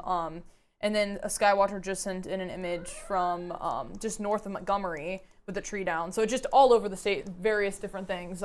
So I can share those, but if you can just track on the radar a little more, just let me know when you got them, and we can pull them up there. What I'm going to do actually, looks like we got a new severe thunderstorm warning somewhere. Yes, that is for Escambia and Santa Rosa, Florida. Okay. Yep, looks like it's in the eastern part of Escambia County there. We'll switch back over to the Mobile radar. So, what I do want to do real quick with the other warning that Abbeville is in, before I switch over to Escambia, I want to look at the Abbeville Skycam again. I'm going to pull up Lynx 1 here, and whoops, wrong thing here. So we'll switch from Fairhope to Abbeville. Yes. Yeah, so it's visibility, but it's right there on the. Yeah, I think I waited too late. I didn't think about it until it was on top of the camera, but I think we're right there as the heavy rain is starting there in the northwestern part of Henry County there, northwest of Abbeville. So again, this is not Abbeville proper where the camera's sighted. It's closer to I think like Edwin, basically there, northwestern part of the county. But you can see that the rain has started. And winds are currently sustained at 9, but we have had a gust up to 27. So when we look at our velocity data, that was from the Birmingham office for flood advisory for the Birmingham Metro. Okay. And Northern Shelby. Okay. So we'll zoom back up there. We're starting to get things are starting to uptick a little bit. It seems like here, but yeah, we've got 20, 30, 40 mile per hour winds being detected from the radar there northwest of Abbeville. So yeah, that gust makes sense, getting close to 30 miles per hour, but hopefully not much more than that. But we'll try to keep an eye on that one. And in fact, I'm going to go turn on one of my monitors over here that went to sleep on me so that maybe I can keep a better eye on it in the corner of my eye. Do have a In the lot of meantime- content coming in just from all across the state. So I know there's a lot going on, but whenever we can show it, it'll be good. But it's all, we want to make sure we're covering the most active. Yep, just let me know when Subs you've got accounts. something enough aggregated. Just we'll go ahead and do it whenever you're ready. Probably about 1 minute here. I just had this one last Okay. video to download. So while we're doing that, let me just go ahead and we'll take a look at the new severe thunderstorm warning in Escambia real quick. And so we'll switch back over to our mobile radar. Again, Abbeville, I'll switch off the camera, but you can see heavy rain starting to fall northwest of Abbeville near Edwin, gust around 27, but it should be heavy rain for a while now starting up there in the northwestern part of Henry County. Let's switch us back over to the radar here. So we're now looking at the area where you've got the new severe thunderstorm warning for eastern Escambia County, and it goes until 6. Right now, you've got some moderate rain in the area, but you don't have anything super heavy. But it's for what's kind of back to the southwest. You'll note that we have a lot of lightning back here near US 29, southwest of Jay, Florida, and south of Century, Florida, along US 29. Again, this is the same area that we've got flash flood warnings. We had lots of rain, so we're kind of starting to get a little crazy in some of these areas where we've got flash flood potential and you've got severe potential. And again, that's been what we've seen a lot today. That's been kind of the theme. But we'll take a look at our velocity here, and yep, we can see that there is a pretty good little, and this is, I believe, still that same wind gust, that big area of wind that came through Mobile earlier, where we got our 70 mile per hour gusts. I'm just checking myself again, but I'm pretty sure that's where this originated from. Yeah, and also Baldwin is yep. now out of all of those warnings, which is nice for them because I do have quite a bit Yep. of content that came in from the flooding. Yep, that is a good point, that you can see that there is no longer a severe thunderstorm warning for Baldwin. We still had a little sliver of eastern Baldwin under the warning up until now, but now they've cleared that out. So, And Birmingham is saying that this is the final stretch where we should see the tornado threats really start to die down and diminish, but still lots of flash flooding possible. So it doesn't mean that there isn't risks. Yeah, for sure. But yeah, I will say, yeah, Mobile and Baldwin, at least for now, southern parts of those counties at least, are certainly in a lull currently, and hopefully we'll get as much time as possible. We'll still have to keep watching the cells there in southern Washington, starting to move into northern Mobile and northern Baldwin, but we'll be watching those to see what those do. But at least the southern part of the county, where you've got a lot of the population, is in a little bit of a lull now, and no severe thunderstorm warnings. Still got the flash flood warnings. Still, I'm sure have plenty of flooding issues happening around roads and the causeway and things like that. Which reminds me, I believe John is on the causeway. But let's take. Actually, he does have a good view there. Yeah, let me do a few queries on this warning, and then we'll switch over to that real quick. So again, eastern Escambia County. Yeah, we're seeing. Now, this is, again, several thousand feet off the ground, but we're seeing 68, 78, almost 80 mile per hour winds being detected at a couple thousand feet off the ground. Again, this is down in Santa Rosa County, Florida, Escambia County, Florida, mainly Santa Rosa, moving up kind of to the northeast and should be moving into eastern Escambia here basically very soon in the next few minutes. So if you're in Pollard, if you're in Dixonville, Bruton, you're in the polygon. It might just kind of mainly stay to your south in Bruton, but Pollard, Dixonville, Parker Springs, Bradley, Dixie, places like that. In Bruton, I'll just include you in there as well.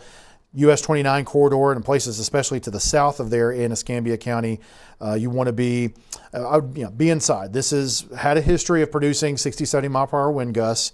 And so that's certainly enough to knock down some trees, knock down some power lines, and create some issues. You don't want to be out and about in this kind of situation in those areas. So you want to be inside a sturdy structure.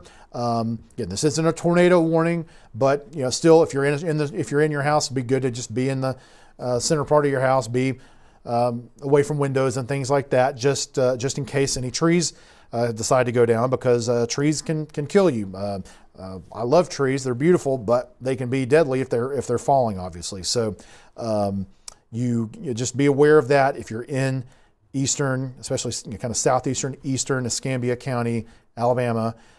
We've got a severe thunderstorm warning for that area, for that type of wind, which again has a verified history of wind gusts up above 60, 70 miles per hour. So we will return to that here shortly.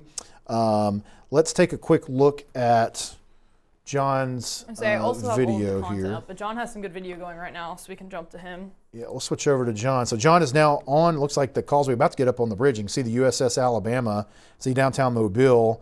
It's about to head up and over the bridge there. I'm going to see if he has any, if he's what he's seen there before now.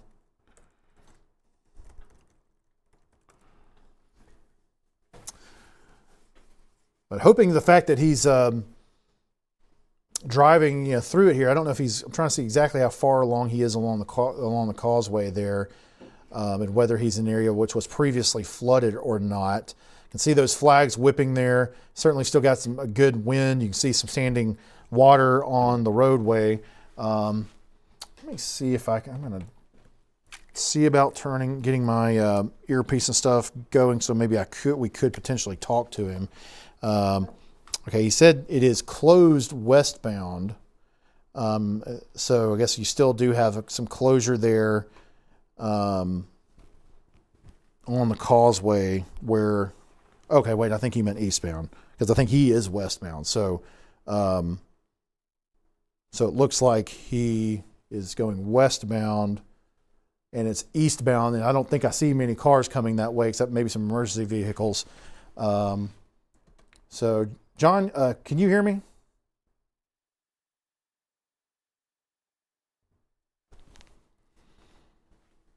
Let me know if you can hear me, John. I've got you in my ear now, so I've got you turned up. So if you are able to hear me, you could give us a quick update.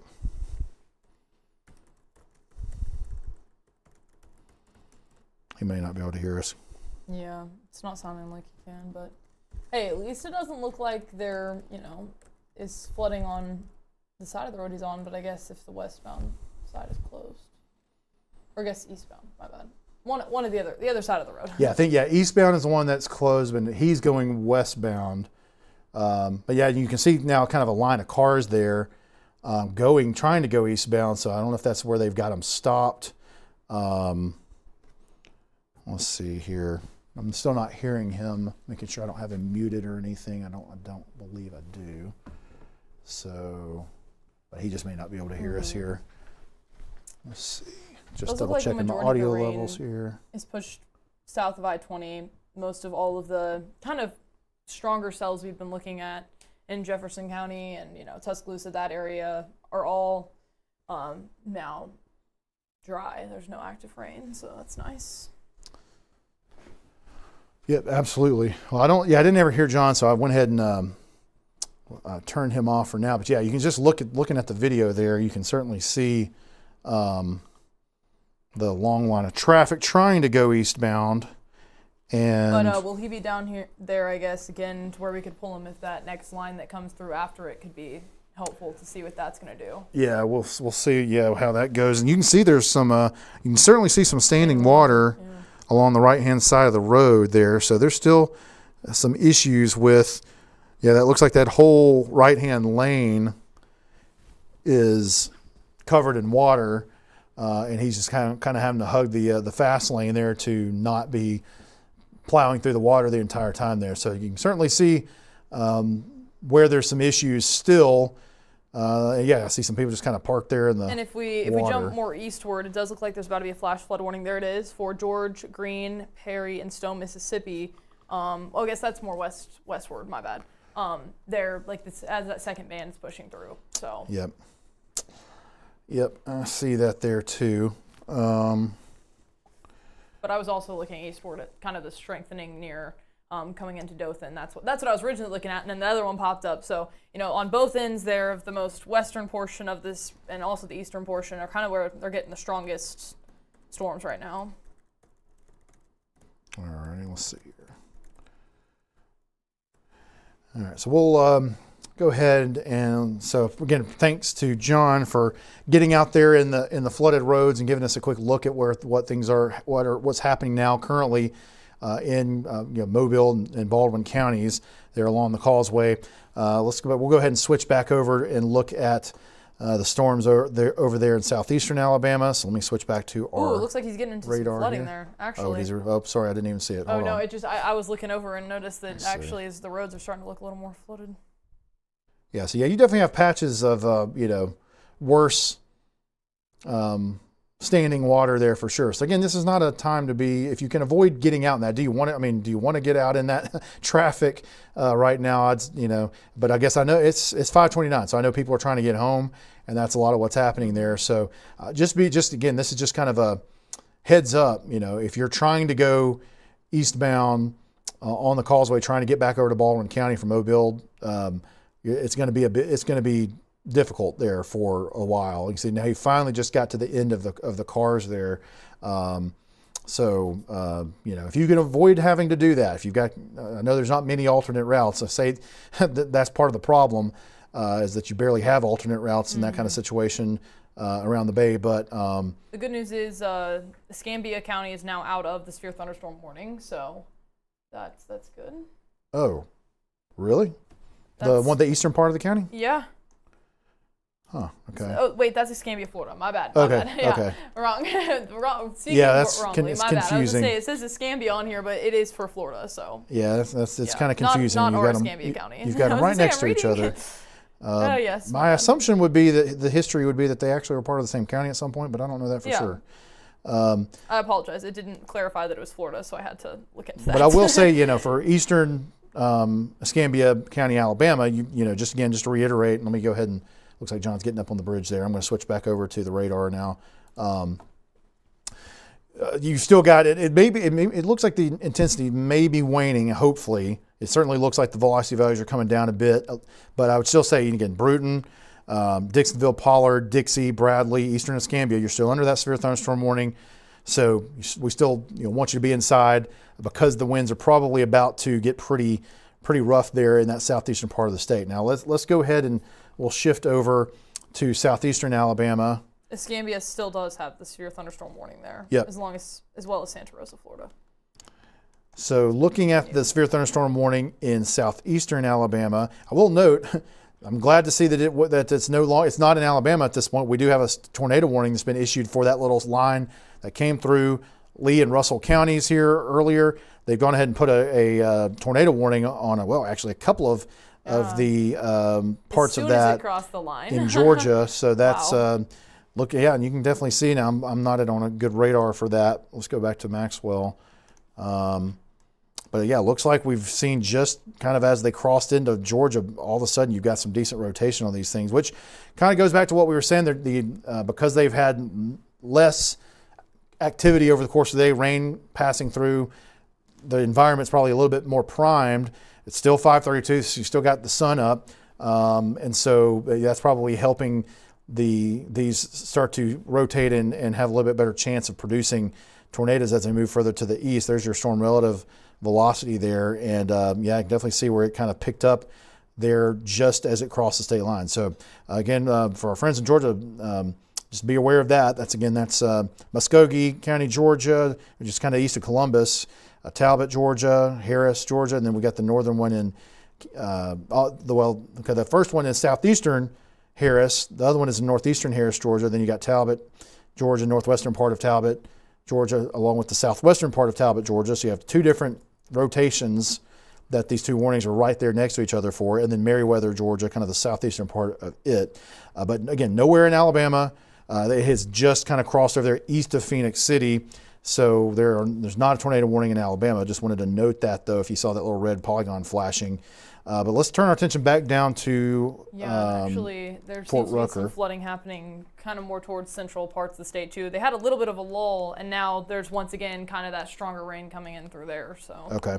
Yeah, we'll take a look at that. We'll take a quick look at this latest severe thunderstorm warning, and then we'll go take a jog to the north here. So, and I'm looking at the Abbeville camera. I don't have it pulled up right now. In fact, I'll pull it up real quick. So we don't have a gust over 27. That was the last time we looked at it. It was 27. It's still at 27, and the main rain and wind with this has kind of pushed probably just past the camera site. So that's good to see that we're not seeing big gusts of wind with that necessarily. I will say again, you've got some probably a little bit of gusty wind up in Eufaula there in Barber County. You're not in the warning, but just seeing a little bit of the velocity there as I'm looking at it.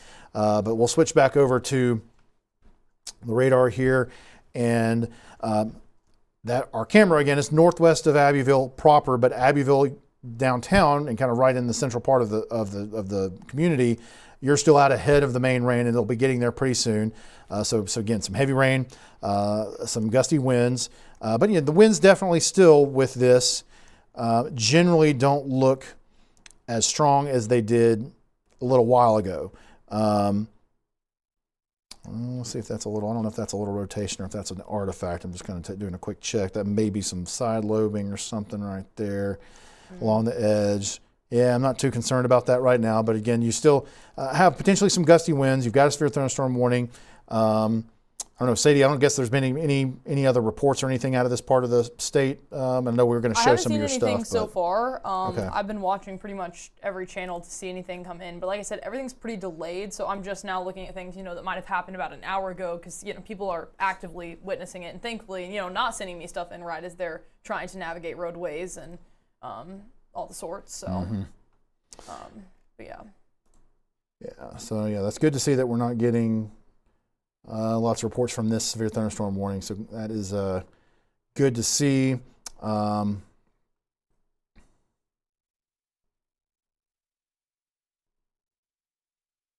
do notice now, this is something I think you mentioned earlier, but this is about 10 minutes ago, that Weather Service in Mobile was talking about the area, that new developing rainfall. Pretty strong line, like it's very defined line, I guess. And they're saying they may go to a considerable tag for flash flooding depending on... Which I believe the one that's already been in Mississippi was considerable, so, or at least parts of it had a considerable. Yeah, so that'll be something we'll have to watch. But yeah, so let's go back up to Central Alabama. I want to make sure we talk about it a little bit. It's exactly where the where the low pressure that was in the Gulf is spun up, that you can kind of see it now. A lot of the structure, and I guess, the very center of it is kind of over much of Jefferson County. And one of our sky watchers, Christopher, had said that there's quite a bit of flooding in Vestavia and Hoover, that area.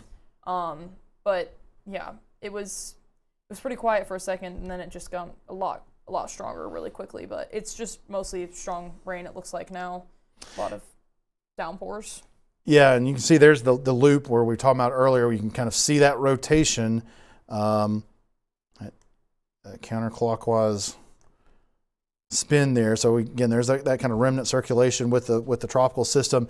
I will say that it does look like the rain rates are diminishing. There's still some heavier bands in there, but overall that area of rain, seems to be not quite as strong. And diminishing, so that's good to see. That'll certainly help. But there's still heavy rain over a good portion of the Birmingham metro area, down towards looks like the 459 interchange or 5920 interchange, McCalla, Bessemer, Hueytown. You got some pretty heavy rain down towards Taney Hill State Park. It's kind of mainly west of Helena at this point, but there was some heavier rain in Helena earlier. Seems like it in Pelham and Alabaster and Hoover.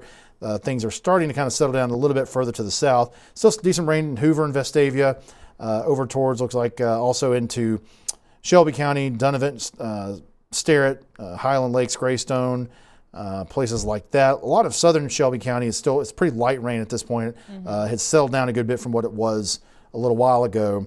And then again, you've got some of the outer edges of that band starting to move into, or about to cross through just to the west of Talladega in Talladega County. It's going right on top of that heavier band is moving over Logan Martin Lake here right now, basically. So you've got some pretty heavy rain moving over the lake, heading up towards Cropwell and Pell City eventually, and you got some pretty heavy rain over approaching Leeds. Will be probably kind of swinging into Leeds and Moody here pretty soon as well. So, we were talking about the heavy rain along I-20 east of Birmingham earlier, a few hours ago. This is another little band. Still doesn't look it was probably quite as heavy as it was for that previous one. The winds may not be what they were for that previous one either, but still, again, some decent rain. And you can see that green polygon there is the flood advisory that Sadie mentioned earlier. That's for kind of the southeastern half of Jefferson County and kind of the northern northwestern part of Shelby County, and that goes until 8:30. So again, there's still pretty good rain falling inside those polygons. Again, this also would include Trussville, Chalkville, Irondale. Looks like it's not raining quite as heavy in some of those areas in the northeastern part of the polygon, but it looks like it'll be picking up here pretty soon. But Fultondale, Forestdale, Mulga, Fairfield, Midfield, places like that are getting some pretty heavy rain currently as well. Now, again, I'll just kind of mention while we're up this direction, just to make sure nobody's being forgotten here. If I switch to the high top radar, continues to be quiet in the Tennessee Valley. There's a few showers in Jackson County, southeastern Madison County, and there's some very light rain falling in Gunnersville and Albertville and Marshall County up into DeKalb County. Got some light showers in Cleburne County there, Cedar Bluff and Center, down into parts of Calhoun County, and then to Randolph County, down into Chambers County, towards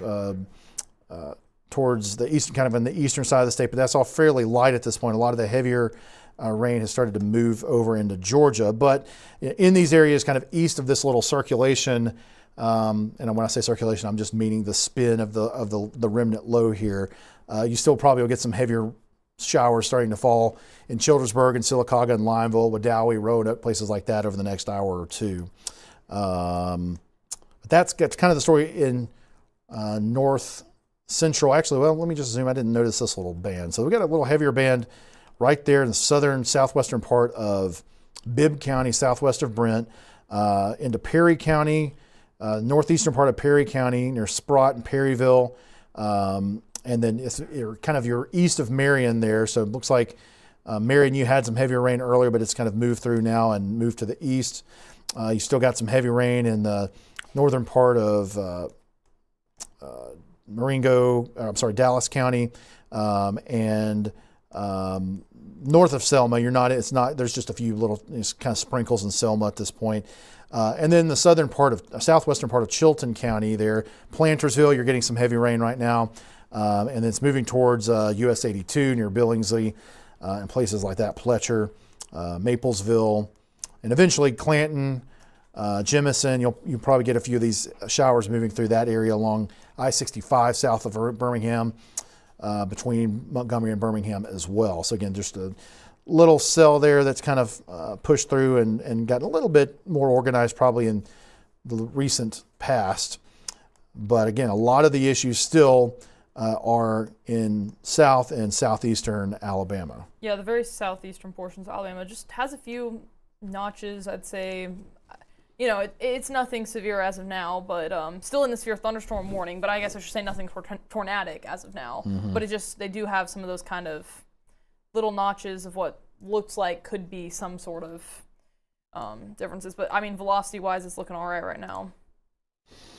That's good. That's what we want to see, and we talked about it a little bit earlier, and we were like, we don't want to jinx it or whatever, but we have been thankful that we haven't seen a lot of that as these have moved through south and southeastern Alabama. I was definitely more worried about having more tornado warnings that we'd be covering in that part of the state this afternoon, this evening, than what we've done so far. So let's hopefully keep that trend going. But still, the heavy rain and also some straight line wind gusts, which have knocked down some trees and things like that, have still been there and have been significant at times. So again, we're taking a look at the Abbeville Skycam here because that cell that's still got a severe thunderstorm warning on it is moving through, or has kind of just moved through the camera site, and then Abbeville itself is right there getting the rain starting right now. But you still see the gust only got up to 27 miles per hour on the Abbeville camera here, so that is good to see. And I still even though, yeah, I can see where there's still some little areas that you could see some little bit of rotation, transient rotation. There's still nothing just super tight with any of that. And the overall velocities still don't look quite as strong as they were earlier. I still think 30, 40 mile per hour winds are pretty likely or possible along the edge of these. But just glad to see that it's not looking super intense in this area at this point. And I will mention too that again, I don't know if Tallahassee has made a comment on this yet. They've been really quiet. Nothing has been said, but they're keeping the severe going for now because of the fact that it had those notches. That's exactly what I was wondering about, because they and so the storms are also, I'll switch back to the radar here so you can see what I'm talking about. Sorry about that. So the edge of the storms are getting right there on the edge of the polygon. A lot of times when you see that, may mean that they're not going to necessarily extend or issue a new warning further to the east if they're letting the storms get this far east without issuing another one. So they're hanging on to this one, it looks like. But hopefully they might not feel like they need to issue further to the east. This one goes until 6, so they may let this one ride until expiration, but we'll see if they decide to go ahead and issue a new one further to the east or not. But they're getting close to the point where if they're going to do it, they'd probably pull the trigger here fairly soon. But yeah, we'll see what they decide to do with that as we continue to move forward here. I've been combing through some content that we've gotten sent in. If you think it'd be a good time to go ahead and show it, I'd be ready here. Yeah, let's go ahead and do that here. So I'll switch you over to WEX-05 1 second here. All right, yep, you're up. Okay, the first one is from a time-lapse video that was sent in from Enterprise, Alabama. So it's just interesting. Looks to be like kind of a drone type of footage here that just shows the storms rolling through. This was an Enterprise? Enterprise, correct, okay. Yes. Yeah, it definitely looks like a drone there. That's cool. It's just a little bit of a 360 over Enterprise. Was this from somebody on social media or a Skywatcher? Yes. Okay, cool. Social media. And then next up, this was another social media sent to James that was quite a bit of rain in Tuscaloosa. This was off of University Boulevard and McFarland. And see, there was a lot of flooding as we get further into the video, kind of after they go under the overpass. You can see that's, I'd say, quite a bit of rain on the roadways there. I would be concerned myself to drive through something like that. But they're making it. And yep, that's definitely a lot. Yeah. And so that was earlier when that was all pushing through Tuscaloosa. And then same with this video, very similar story. I'm sure this was, a car just behind or just ahead of the other video that just kind of shows just how much flooding was in that area on McFarland. So that is in Tuscaloosa. And then this is another video from flooding. I believe, I'm trying to get the location for this one here. This one, I believe, was Atmore. Yes, this was Woods Road in Atmore. Definitely looks to be quite a bit of rushing water there. And then this was in northern Baldwin, a lot of flooding. And this was sent in by our Skywatcher, Ron, from Old Gainey Road and Silas Gainey Road. So that was around 5 p.m., but that's northern Baldwin County. Now, and, that would be one I would not recommend doing that. I know you're in a truck, you've got a little bit more clearance, but that kind of looks like it's likely a river or a creek of some sort, and that's the exact kind of situation that you would want to turn around and not drown. You don't want to do that because you could. Sure. I hope that hopefully the guy made it through there, but that's the kind of one that you easily get in trouble with. And this is from the same area in northern Baldwin County. Also, just quite a bit of rushing water there. You said that was in Baldwin? Yes. They mentioned what creek or river or anything that was? Just near the Old Gainey Road and Silas Gainey Road. Okay. I don't know of a specific, Yeah. stream. Or this was north of Montgomery. Was also sent in as well. North of Montgomery, a tree was snapped near a Walmart in Wetumpka. So that's something that we thought was going to be coming, were any of those trees being down. And then this is another image from the coast area and some standing water there. Definitely very. This was Minette, I believe, Minette River. Okay, so I would expect that to be near Bay Minette. I don't know that I've. Yeah, it was just Minette on on the social media, the DM, but yeah, definitely some significant. Because that does look like it's a river Minette Creek flood. Yeah. Okay. Bay Minette Creek, yeah. Okay. That's what it was. So yeah, those are all of my content that I've gotten in from James and the Alabama Weather Network social media pages. So yeah, the Bay Minette Creek was very much flooded over there in someone's backyard. Bay Minette Creek, yeah, so it's a tidally influenced stream.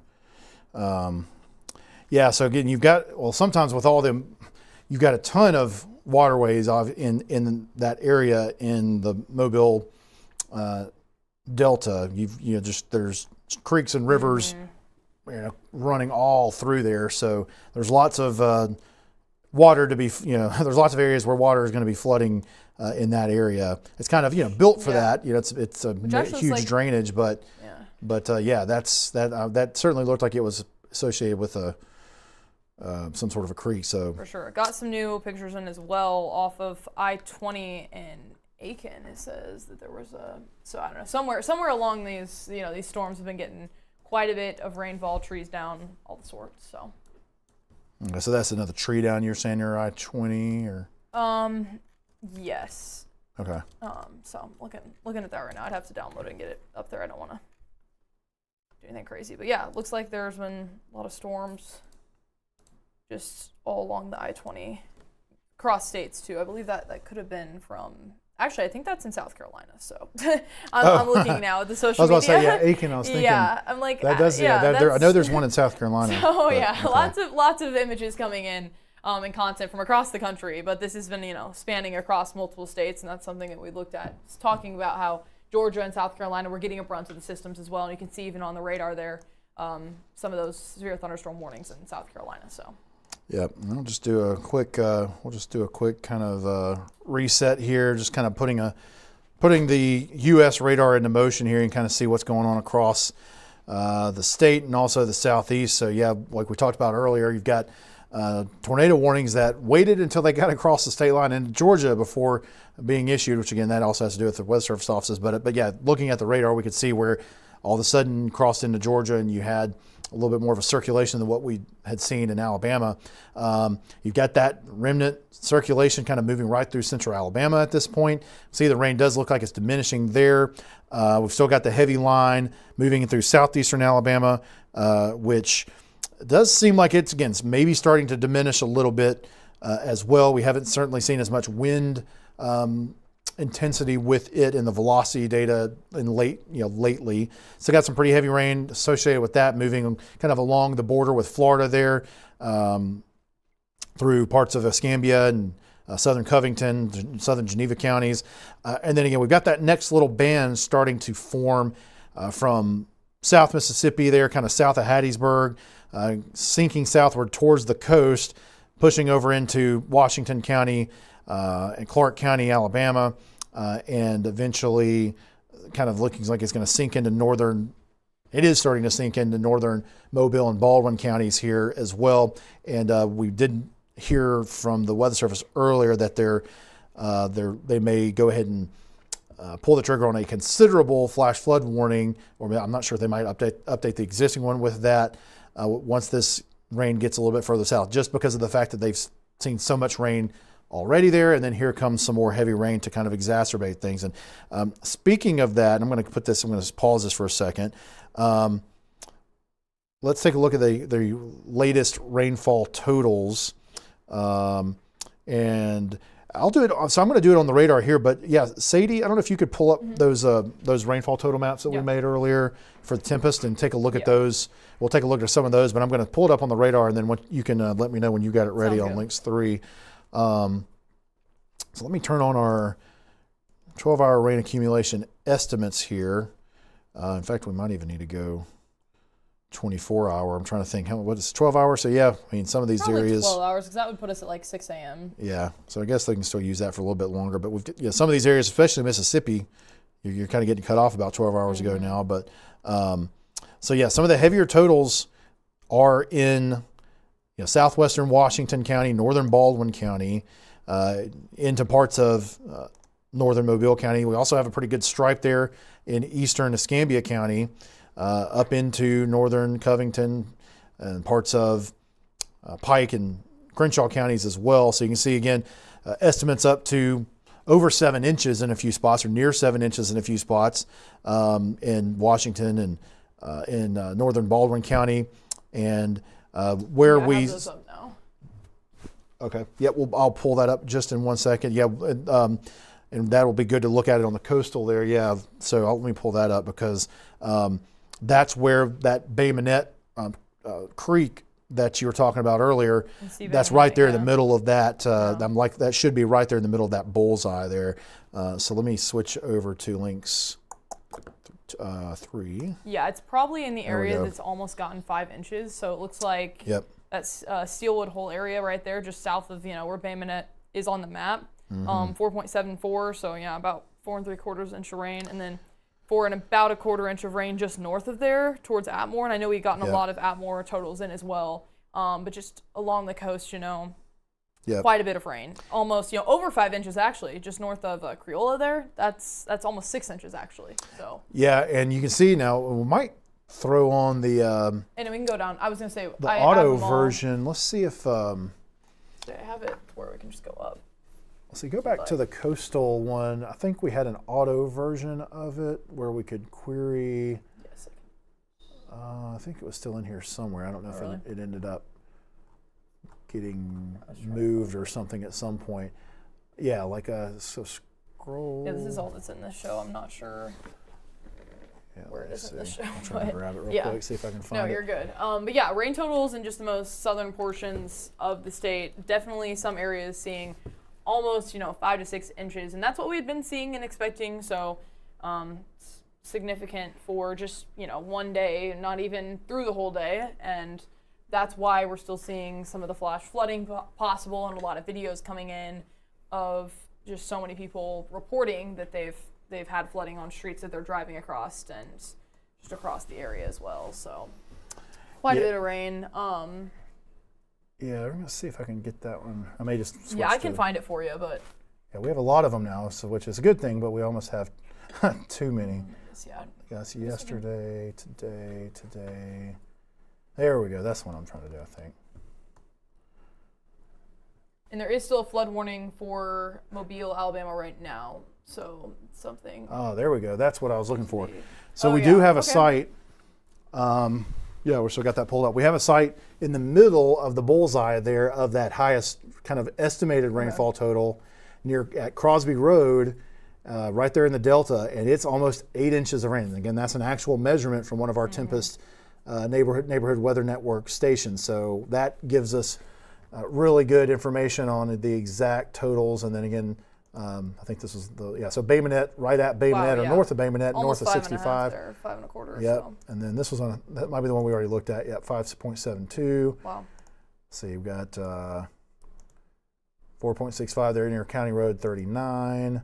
So yeah, there's a lot. But then you go down to nearer to Gulf Shores and Foley, places like that, we've got less than an inch. So it's kind of crazy how much of a variance just in that small little area of the coastal. Just going down to the coast, it's just been, and really a lot of the models, I think, and you could even see this, I think, looking at the QPF forecast from WPC and stuff, that the models were showing that the heaviest rain was going to basically stay inland a little bit, and that the coast, right along the coast, is going to get a pretty minimal amount comparatively. So that's certainly. Looks like they were doing a good job. Yeah, that's definitely kind of been verified there. Yeah, and then something else to point out is that the tornado watch was canceled for Barber, Lee, and Russell. So that's kind of out of our hair there now. Yeah, let's take a look at so I'm going to switch back over to let me pull up that graphic and then I'll switch over. Really, we just have that very, most southeastern portions. Oh, look at that, yep.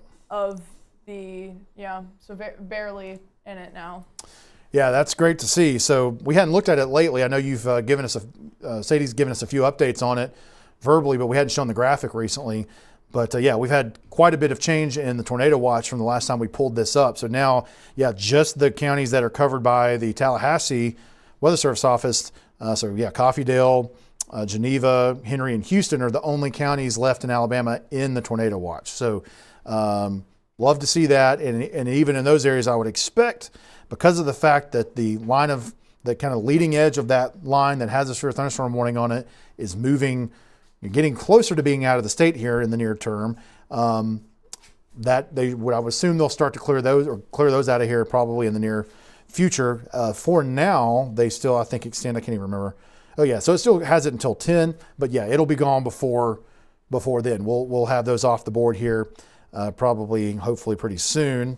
And I didn't think I just saw something from, at least a message from Tallahassee pop up. Let's see what they're talking they're about watching here. Henry County up to Quitman County. It says for those notches in the line. But I think but then they said they're going to let the severe weather, or let the severe thunderstorm warnings, I guess, drop at 6. So that I think they're still watching it, but they're deciding to not reissue it, looks like, as far as the severe thunderstorm warning. So let me go back to the radar here, and we'll switch back to the Fort Rucker, the AOX radar here. And yeah, so you can see we were talking about this earlier. The polygon will drop off here in the next minute or less likely, but you can see that the edge of the storms have already cleared east of the polygon. So again, normally if they thought that this still needed a severe thunderstorm warning a long time ago, they would have issued a new one to cover Dothan and Webb and places like that. And there it is. It dropped off.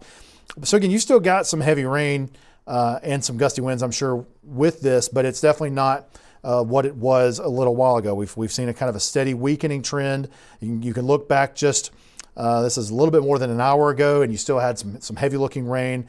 It was more compact looking, had a better velocity signature, some little spinny little elements along the edge that looked interesting at times. But you can see it's kind of broadened out, and the reflectivity has come down over time.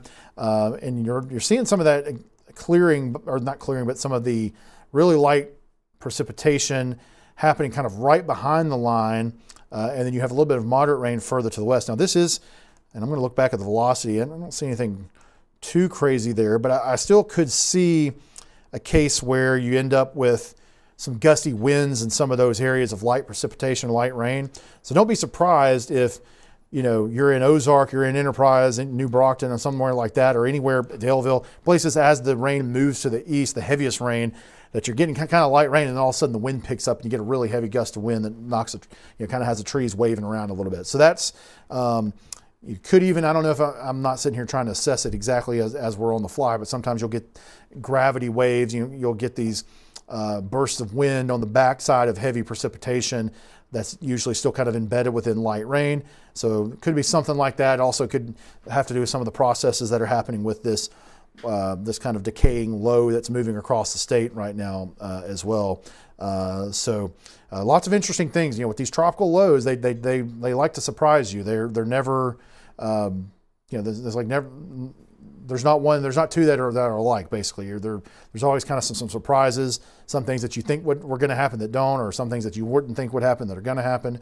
And so it always keeps things interesting. Now, again, just kind of looking at the radar here, I will say that at least the southern edge of this, that's mostly down in Florida, still looks like it's got a little bit of intensity to it. Again, it's mostly down in Florida, not in Alabama, but maybe the northern edge of it's in western Geneva County there. You got a little bit more lightning with it here that has kind of started to pick up here recently. It had a severe thunderstorm warning on that as part of, I think, the one we had in Alabama.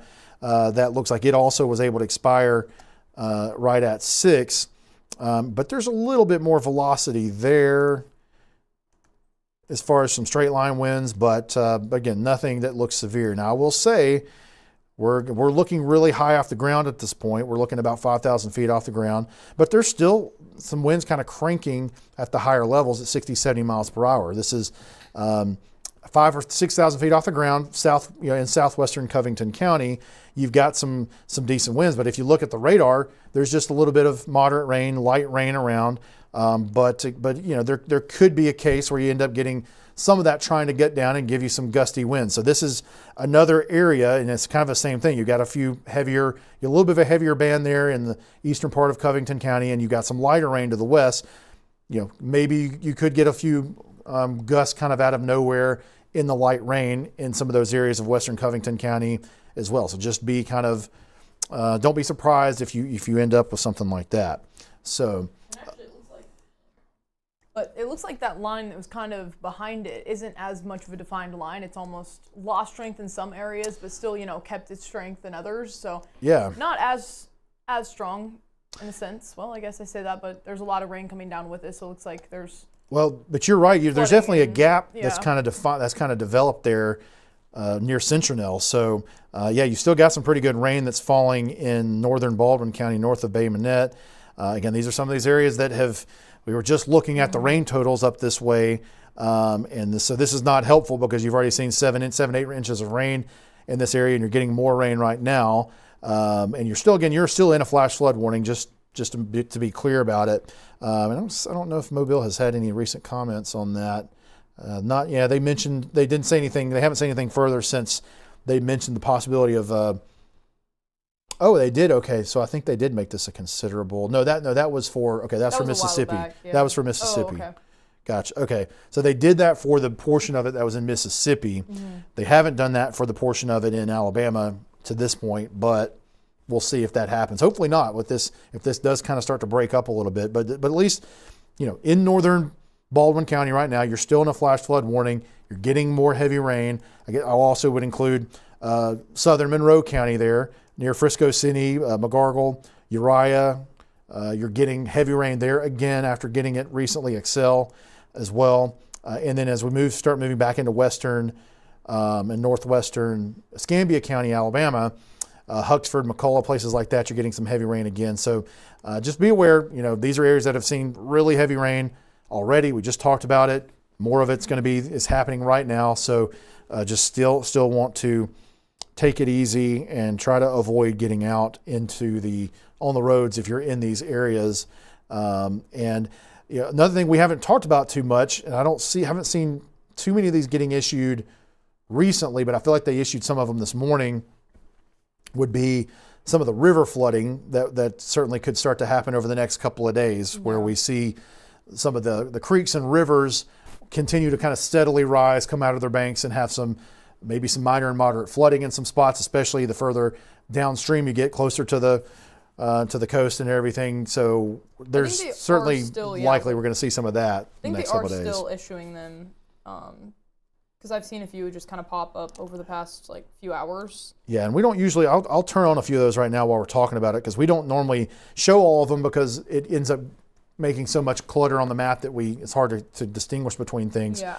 But yeah, 5:55, about 10 minutes ago now, they said that the flooding changed from minor to moderate severity for rivers in Alabama under Mobile. So definitely some places that have seen some, significant river flooding. Yep. So yeah, and I just turned on. You can see some of those green polygons that are now showing up, and you can kind of see how they're aligned along the rivers and creeks, and that's why they have that kind of interesting shape to them. But yeah, you've got one there in parts of Washington County and into Clark County, and again that is along, I believe, the Tom Bigby River there. And then you have other ones down in some of the other creeks and rivers further towards the southern part of Baldwin County. And so there are a number of those already in effect. And again, generally what those are doing is saying, okay, we've got this river or this creek that is not at flood stage currently, or maybe, or at least is starting to rise, but isn't there yet. But it's forecast to rise to flood stage or above over the next couple of days. And so that's what those are typically for. So just be aware that if you live near any of the rivers and creeks, streams in southwestern Alabama, you're going to need to be aware that those are likely going to continue to rise over the next couple of days. And a lot of people who live around in these areas and have lived there for years kind of know how it works, and know that they're going to need to get to higher ground or avoid certain areas that always flood in that kind of situation. But if you happen to be new to the area, that's kind of what you're seeing there. So I'm going to turn those back off so again we don't have too much on the map. But that'll be a story that'll continue to be a story for the next couple of days, as far as just what the rivers do and where they crest and what sort of additional flooding you might see in some areas, low-lying areas near the river. But yeah, going back to what you were saying there, Sadie, the part of this back of Mississippi still looks pretty potent. There's still a lot of lightning with it. It has what's it called, special weather statement. So not a severe thunderstorm warning. Yeah, they don't have Special weather no severe thunderstorm warning on it. Interestingly, a lot of lightning. So this is we continue to see that the most of the lightning has been kind of staying, closer or further south, closer to the coast in this area that we've been talking about in South Mississippi and Louisiana and South Alabama versus other parts of the state. But lots of lightning with this, it was a little bit more. It was more narrow, and then you got that gap starting to form near Centinel, and it's gotten a lot broader. And the rain has kind of spread out a little bit more here recently, but it's still pretty potent looking. I'm going to take a look at the velocity data with this. And we've got so much lightning, it's almost hard to see what's happening in the velocity. It's definitely had some periods of time where it's had some higher velocities nearing severe criteria, but again, they're not right at ground level, but they're at least close to ground level, and what we're picking up from the Mobile radar. And this is the current scan, and we'll take a few samples there. So we're getting, again, over 50 mile per hour winds being detected, 1,000 or so feet off the ground. But as we move closer to the east, we're not seeing where we're closer to the radar. We're just, 500 or 600 feet off the ground, we're seeing 30, 40 mile per hour winds. So that's good that they don't look quite as intense as you're detecting them closer to the ground. And it does look like it is weakening a little bit, I think, as it's starting to broaden out. The winds are starting to spread out, and you're losing a little bit of punch, I think, with the wind there. Looking at our storm relative, which is what we sometimes look for, little circulations in this kind of situation, not seeing anything immediate. There might have been a little bit of something earlier near Vernal, Mississippi. Don't see anything super compact at this point. And so, hopefully, again, it looks like you're certainly going to get some heavy rain in northern Mobile County, which is not what we need. So that's going to be a problem if that holds together and doesn't just collapse here soon. So again, be aware if you are in Citronelle, Chunchula, Gulf Crest, Georgetown, Wilmer along US 98, Sims along 98 there west of Mobile, University of South Alabama, the Mobile Airport there, Mobile International Airport, Seven Hills, Tanner Williams, places like that. This heavier band of rain and lots of lightning is moving towards northern Baldwin County here as we speak, and should be crossing the state line here pretty soon. But again, no severe thunderstorm warning or anything on it. Could pack some gusty winds. Certainly has some heavy rain, lots of lightning, and it's going to be moving into an area that has had plenty of rain. So again, we'll have to watch that for the potential rain impacts and flooding impacts with this as it moves forward. But again, hoping that the trends that Sadie identified with it, we've got this little gap, it's kind of widening out. Maybe that's a good sign that this is going to sort of fall apart here in the next hour or two, and maybe it will not be a long-term thing where we set up another band of heavy rain that stays in place. So that was what I was a little worried about, starting to kind of look at it as it was forming earlier.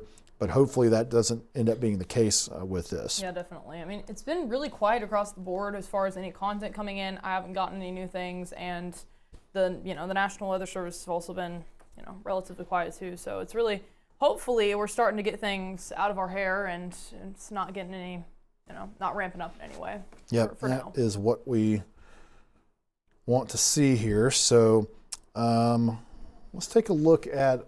I'm going to switch over to our cameras real quick. And so you're saying you don't have anything to show as far as from I do not, UGC no. or anything? Okay. So let's just switch over. I'm going to switch over to our cameras on links 1 here. And we might just kind of bounce around to some of the ones around the southern part of the state, but especially around the coast. We've got quite a few of them in that area. So let me get links 1 pulled up here. So we're looking at Abbeville again, which we saw the rain come through earlier. 27 mile per hour was the most recent gust. Until now, enough time has passed. It looks like 24 miles per hour is the most recent gust. But again, that was probably a while back at this point. Dauphin Island, you can see there's been rain. Well, actually, I don't know that there's been a lot of rain around. That may just be. I think it's almost like the condensation or some kind of cloudiness to the camera because of. Yeah, or the other thing how you might humid it is. Sometimes at the beach you get it's almost like it could be like sand or salt kind of residue coming off like the sea spray. You've had so much the wind kind of whipping on it. Yeah, you've had so much wind coming off the sense, for Gulf. sure. I mean, you can see the gusts there, 45 miles per hour. our 43 miles per hour in the last hour. We've got sustained winds at 25 still. So there's probably a good chance that that's what we're seeing on the lens. So we need to, Yeah, here's just a have to different clean view. that I lens mean, off. Yeah, so that's kind of pointing same. towards the north, which because we're pointed north, we're not facing into the wind and we're not seeing, so we've got a little bit better camera situation there. And then here's Fairhope as well. And look at those temperatures. The temperatures are in the 80s Yeah, it's very humid too. in areas where you don't have. You can just see the waves whipping in, so it's definitely strong. We'll leave it on that. Let's leave it on Fairhope for a second. I'm going to move the camera over towards the main pier a little bit here, and just see what it looks like. I don't think the water looks much different from when we looked at it before. It might have gone down slightly. I'm not totally sure, but yeah, here's our kind of more of our standard view there. So it's not like it's trying to come up over the main pier or anything, but yeah, but you can see the wind is still going a little bit, but it's certainly not what it probably was earlier. I don't remember what the biggest gust we saw from this camera prior to now. I think over 20, I want to say, or more. Okay. Let me look here. Yeah, in the 30s. We were looking at gusts in the 30s. And then just a bit ago, around 5:30, it was 25, so. But now it's significantly died down and it's only around, says 10, so. Gotcha. One thing I'll mention just real quick, this is from John. This was this was probably about 10 minutes ago. He was talking about a traffic jam on I-10. Again, he's in the Mobile area where we saw him on the causeway earlier. And so he was seeing a traffic jam on I-10 eastbound. I don't know. I might pull him up on, we'll come back to the cameras, but I'll pull him up real quick. Yeah, so here's John Oldshoe currently on, I guess, I-10 eastbound. He was saying at that point it was kind of a standstill, and it's not moving much at this point. And he's wondering if they might have been having some trouble in the tunnel. And he says there was traffic at standstill, but still 1 to 2 miles from the tunnel on I-10 eastbound, and he's seeing like a 1 hour delay in traffic. So again, you can kind of see where he is there currently. But yeah, at least in that area now, you're not getting heavy rain falling currently, but with this next little round that's in Mississippi, may get another burst of some heavier rain in Mobile within the next hour or so. We'll see if it holds together and whether it could also dive far enough south that maybe it might not get the full brunt of it in pull Mobile. up the Troy cam too, whenever as well, because Troy is where there's still some active rain falling. All right, let's let me switch us back to. Yep, so we're back on Lynx 1 if you want to switch over to. It's just a little delayed there. There we go. Well, I guess, it doesn't look like much. You can barely see. Oh, yeah, you can see it. But nothing too crazy. Yep. Some good old-fashioned rain in that area. And then I guess Point Clear was one of the other ones I'd been looking at earlier, just for how fast the flags are waving. And I guess, yeah, they're still waving pretty fast, and the waves are crashing up as well. So it's interesting, and I may pull it up in here in a second on the map because I think just partially just kind of the geography of you Point Clear literally is kind of like a point that juts out into the bay. And so I think you're able to get a little bit better fetch of the higher winds coming in there, and then the Fairhope is kind of a little bit further to the east and probably getting sheltered a little bit because it's just to the north of Point Clear. So I think you kind of get a little bit sheltered from the sounds point. about right, actually.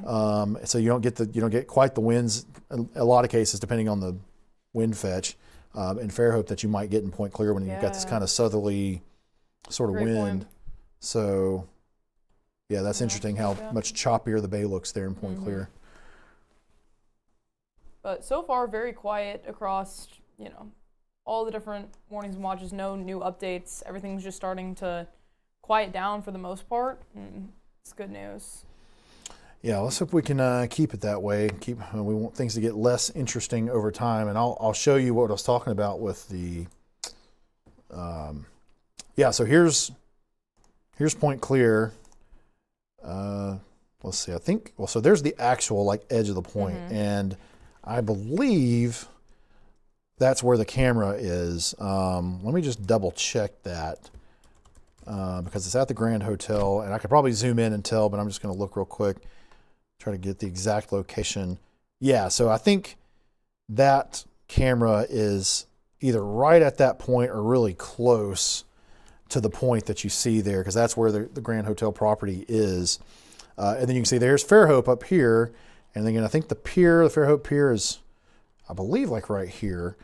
So you can kind of see what I'm talking about. If you got wind coming out of this kind of direction, you know, you might get a little bit of, you're going to get more wind here right on the point, but then you're kind of sheltered slightly in Fairhope. So pretty cool, you know, how sometimes It is really cool. geography and everything like that Impact, affects things yeah. like that.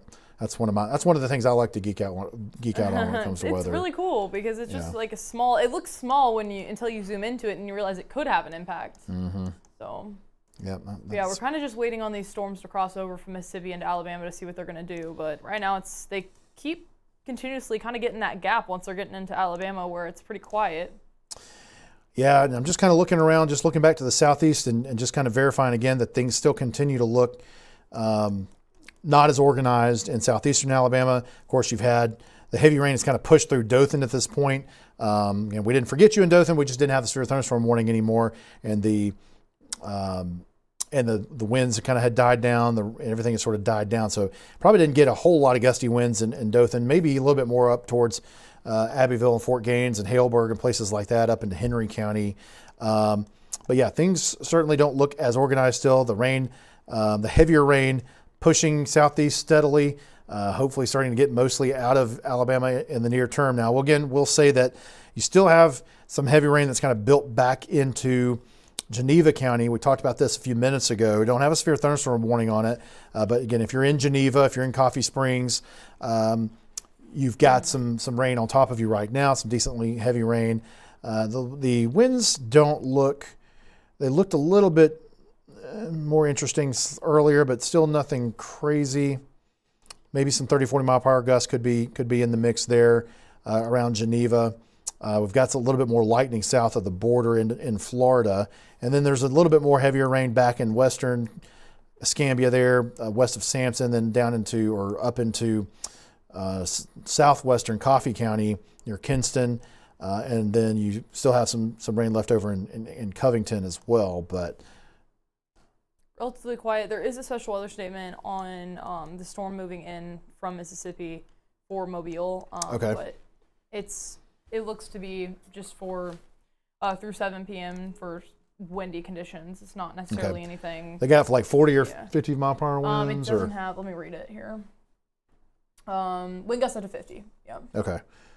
So I'll turn on the special weather statements again real quick, which is good to have the problem that it's not a severe thunderstorm warning, so I got to turn these back on. So yeah, you can see there's that white polygon. So that's what Sadie was just reading off there. That's the special weather statement that they have issued for northern Mobile County. Doesn't quite include downtown Mobile, but it gets Saraland, Creola, Satsuma, Sims, Wilmer, and Georgetown, Chunchula. Centronelle is just to the south of there. Again, you'll get some rain and some lightning, but it looks like the heavier part of this cell is kind of diving south of Centronelle. We'll look at our velocity here. It's got more organization to it than most of what else is still kind of left on the board at this point. But thankfully, we're sampling this just a few hundred feet off the ground, and we're seeing 30, 40, maybe close to 50 mile per hour winds. So that's good. That makes us feel good that we're at least not getting severe level winds like we saw at times earlier. Not to say that with this really saturated ground that you couldn't end up with some trees knocked down in spots, but this generally is not going to create some really like widespread issues. So that's certainly a positive. And it does look like since we last checked in with John, he's in the exact same spot. So it's definitely in a standstill of traffic there as well. Yep. Yeah, so he's basically just kind of sitting there at this point. He's been in the same spot, I think. I'll pull him up real quick. Yeah, there he is. And he said, okay. Yeah, he was saying, and I'll pull it up, that he was talking about we can look on the Mobile Skycam and see some of the traffic there too. So I'll pull up links 1, and then we can swap over to the Mobile Skycam here and see what we can see with it. There we go. Went back to Abbeville because there was still some rain going on there. Yeah, so you can certainly see the traffic coming into the tunnel on I-10 there. Going into the tunnel, you're already having lots of traffic, and we were talking about It's it. not as bad as earlier, though. It's still moving, inching along. But and this is, again, I wouldn't say I have not lived in Mobile. I've visited a number of times, and I know that the traffic gets bad in the tunnel, and this is kind of a common problem. But I think this is certainly worse than normal. Worse, yeah. This has made it worse than it typically is. But so certainly just be aware if you're in Mobile. Traffic is not great. We're kind of, we're still kind of in the tail end of rush hour at this point. And so just be aware of that. And if you're kind of hung out to dry there, unfortunately for a little while longer, you do have some rain coming. And there's a little interesting little, this little line, this little kind of more east-west oriented part of the line that's kind of just along US 98 now. We'll switch back over to the radar here. That looks like it'll mostly, it's raining in Mobile right now, in downtown Mobile, but that little line is going mainly to the west. But along US 98, it's raining pretty hard and about to start raining pretty hard there around Sims and Wilmer. University of South Alabama, USA, you're getting some heavy rain on campus there right now. I'm just curious, sometimes with something like that, I would sometimes be a little concerned with interaction with that line coming in from the northwest, moving more to the southeast, that you could have some little interesting rotation along the edge. Don't see anything that really concerns me too much, but that's something, sometimes those kind of those interactions there can be something that you got to watch. But yeah, just be aware that you've got some heavy rain coming from the northwest, but you've also got this little line that's pushing up kind of southwest and northeast. That'll be getting into Creole and Saraland and Celeste and Chanchula and places like that. Maybe a little bit before the other part of things that's moving in from Mississippi gets there. So and again, this thing is not moving super duper fast. It's not moving extremely slow either. So, but it may take a little bit to kind of get this through Mobile and then down. If it keeps its strength, it's likely to head back into Baldwin County again. Does look like though on the trajectory that it's on now, that it hopefully will steer clear of that northern part of Baldwin County that's seen the most rain, and maybe dive a little bit further to the south. So maybe that won't give them a lot more issues up in the northern part of the state, and again, or northern part of the county. And as far as that part of the county right now, we had some heavy rain that moved in earlier. There's still some there, but it's kind of starting to shift east of there. So that hopefully will help to keep there from being too much additional issues in that part of Baldwin County. And again, just kind of speaking of that, again, we have no severe thunderstorm warnings or anything like that on these, but they're the heavier cells here with this little part of the line are starting to move into western Escambia County again. Basically, I-65 is once again becoming not very fun in Escambia County, kind of like we've talked about a few times. So north of Atmore, around Huxford, Barnett Crossroads, and then up towards Repton as well. You got a good bit of lightning there in Repton. And I see they just issued, I think I just saw that one come in, a new special weather statement here for part of this line where you see all that lightning. So that includes the kind of northern part, north central part of Escambia, and then far southeastern Monroe County, which includes Excel. It's just to the east of Frisco City. Frisco City, is starting to clear out of there right now, and the rain will become lighter here pretty soon. Monroeville, you're outside of it. Uriah, you're west of there. So again, it's kind of moving away at this point, but if you're in Repton, Belleville, Lenox, Castleberry, Evergreen, you're going to be getting some heavier rain and another little kind of heavy cell here fairly soon. Northern part of Escambia County, again, Wallace, it is not, Bruton is not in this polygon for the special weather statement currently, but eventually this should get into Bruton as it's kind of slowly moving towards the east. So Escambia County's had a good bit of activity today, a lot of rain, some wind issues at time. And so it looks like we're not done completely yet, although again, it's good to see that we don't have an actual severe thunderstorm warning or anything like that with this. We'll look at the velocity real quick and take a quick gander at the winds. And again, we're seeing 50 mile per hour winds at about almost 3,000 feet off the ground. So at the surface, again, maybe 30, 40 mile per hour possible. And I guess, Sadie, I know you said earlier it's been quiet. I guess we're still pretty quiet from a all across the board, reports perspective. That's good to hear. Been very quiet. I was just kind of looking at the different flash flood warnings. There's a ton that have been all along the coast there and just south of Hattiesburg, Mississippi, and eastward, southeastward. That whole area is under flash flood warning. So hopefully, it doesn't pose too much flash flooding for us here in Alabama too, but already have some as well that are up. So just something I was kind of looking at and watching because it seems to be the main threat as of right now. Yeah, and I don't know why I didn't notice these earlier. I'm not always good about kind of seeing them as they're happening. And these may be reports we've already passed along, but I'm scrolling back a little bit here, and I see a few LSRs that showed up in Escambia County. So I'm just going to click on those. Again, these have happened in the last few hours. This has not been immediately, this isn't right now when these reports came in, but yeah, okay. I think this was one we mentioned that was near St. Nicholas Avenue in Escambia County, had water over the roads there. Then near Atmore, you had some street closed. I think you did mention some of this in the Atmore area. Yeah. So I think that's what we're seeing here. Gotten multiple reports of people saying just how much rain they've gotten. So. Yeah.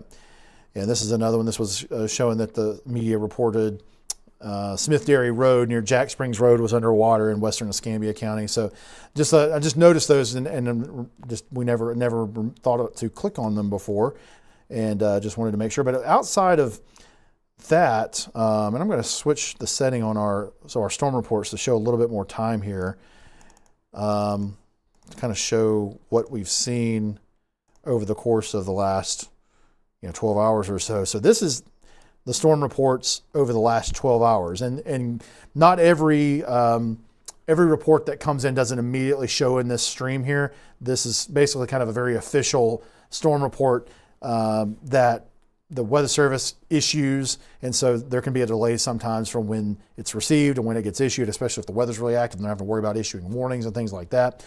So there's likely more that'll end up showing up here. But you don't see a ton of them in Alabama, especially compared to Mississippi. You see lots of flooding over in those areas where you see the flood warning and flash flood warning polygons in Mississippi. And then we certainly have some in especially Mobile County. And some of that probably is coastal flooding. Let's see if I can click on a few of these here. And again, these were from hours ago, so I don't want to, these are not right now. But yeah, some of these are back from, around lunchtime. Yeah, it's just been a continuous thing though throughout the entire day. So yeah, a lot of continual rainfall. Yeah. But the good thing has been that we're not getting the same kind of intensity what you saw here, and you also see wind. These white ones here with the little curly thing on that's supposed to be wind. Those are wind reports. And so we don't really have those showing up, which again, not to say we've had some trees down, we've had some of those, but again, usually when you see them here, it just means that you're getting a lot more of it if it's showing up in this stream and it's coming in. So again, that's just another positive thing that maybe we have, despite the fact that we've had plenty of impacts, we've had flooding, we've had trees down, we've had some issues. Maybe we so far have been able to avoid some of the more higher end impacts that we could have seen. So again, we're also getting a few questions on the live stream about Dothan and Henry County, and just making sure that that is starting to push out of Alabama, that it's all good. But so far so good right now. Yeah. That's Yeah, if you're in Dothan, I mean it's it's clearing out basically. You had some heavy rain earlier, but this was the storm that had a severe thunderstorm warning, but they did not issue it for Dothan because it was already weakening. So it was already starting to weaken and went through Dothan, and so now you've got some leftover showers. There's a few heavier cells mixed in where you might get a heavier downpour here and there, but you're good at this point. Now again, back in Geneva County, you do have some heavier rain over Geneva itself, over the town of Geneva, over Bellwood in Geneva County, Hartford. Eventually it'll be that way, and if this holds together, Dothan, you may get another little round of some heavier rain, but it's not a severe storm. The wind with it does not look especially impressive. So, yeah, the winds will kind of blow around. I'm sure the trees will blow around a little bit when it comes through. But at this point, I would be surprised if this becomes anything more intense. That's a problem for Dothan or for Houston County. And what's in Houston County currently that's still got some heavy rain is over in kind of the eastern part of the county, so near Gordon, just past Pansy, along US 84 there. You've got some heavy rain around County Road 8, Charles Road, places like that. And again, you've got heavy rain that's or at least moderate rain in Columbia moving into Georgia at this point. But again, Webb, Kinsey, Dothan, Mullins, Cowarts, places like that, things have already kind of settled down. Midland City back up in Pike County, Dale County. Things have started to taper off a little bit here. Down in southwestern Houston County near Madrid, you've still got some heavy rain down there. But again, nothing that's a problem, nothing you need to worry about. There is no warning, no severe thunderstorm warning. And, we'll also mention there's no flash flood warning for this part of the state at this point either. So because you have not gotten as much rain in southeastern Alabama as a lot of places further to the west, you don't have those flash flood warnings issued. And hopefully if we can keep this stuff moving enough and get it out of here quickly enough and you don't see as much heavy rain, we won't end up with any sort of flooding issues as much in the Dothan area, the Wiregrass part of Alabama as could be if we'd have gotten more rain earlier in the day. So that is good at this point. And I'm going to go ahead and turn these special weather statements off here. Again, just to not confuse things here. Again, those are special weather statements. Those basically just mean you've got some strong storms, but not severe storms. Storms that produce rain and lightning and some gusty winds, but usually are not going to be a threatening type of situation. But again, no actual active warnings in Henry, Houston counties, Barber counties are as well. So that is a positive thing that hopefully will stay that way. We'll just mention that we haven't talked about these recently, but we still have flash flood warnings in effect for Covington County, over into Coffee, and also kind of the northwestern portion of Dale County, western part of Geneva County. So those flash flood warnings are still in effect until 8 o'clock tonight. You still have a flash flood warning in effect for eastern part of Escambia County down through the central part of Baldwin County until 7:45.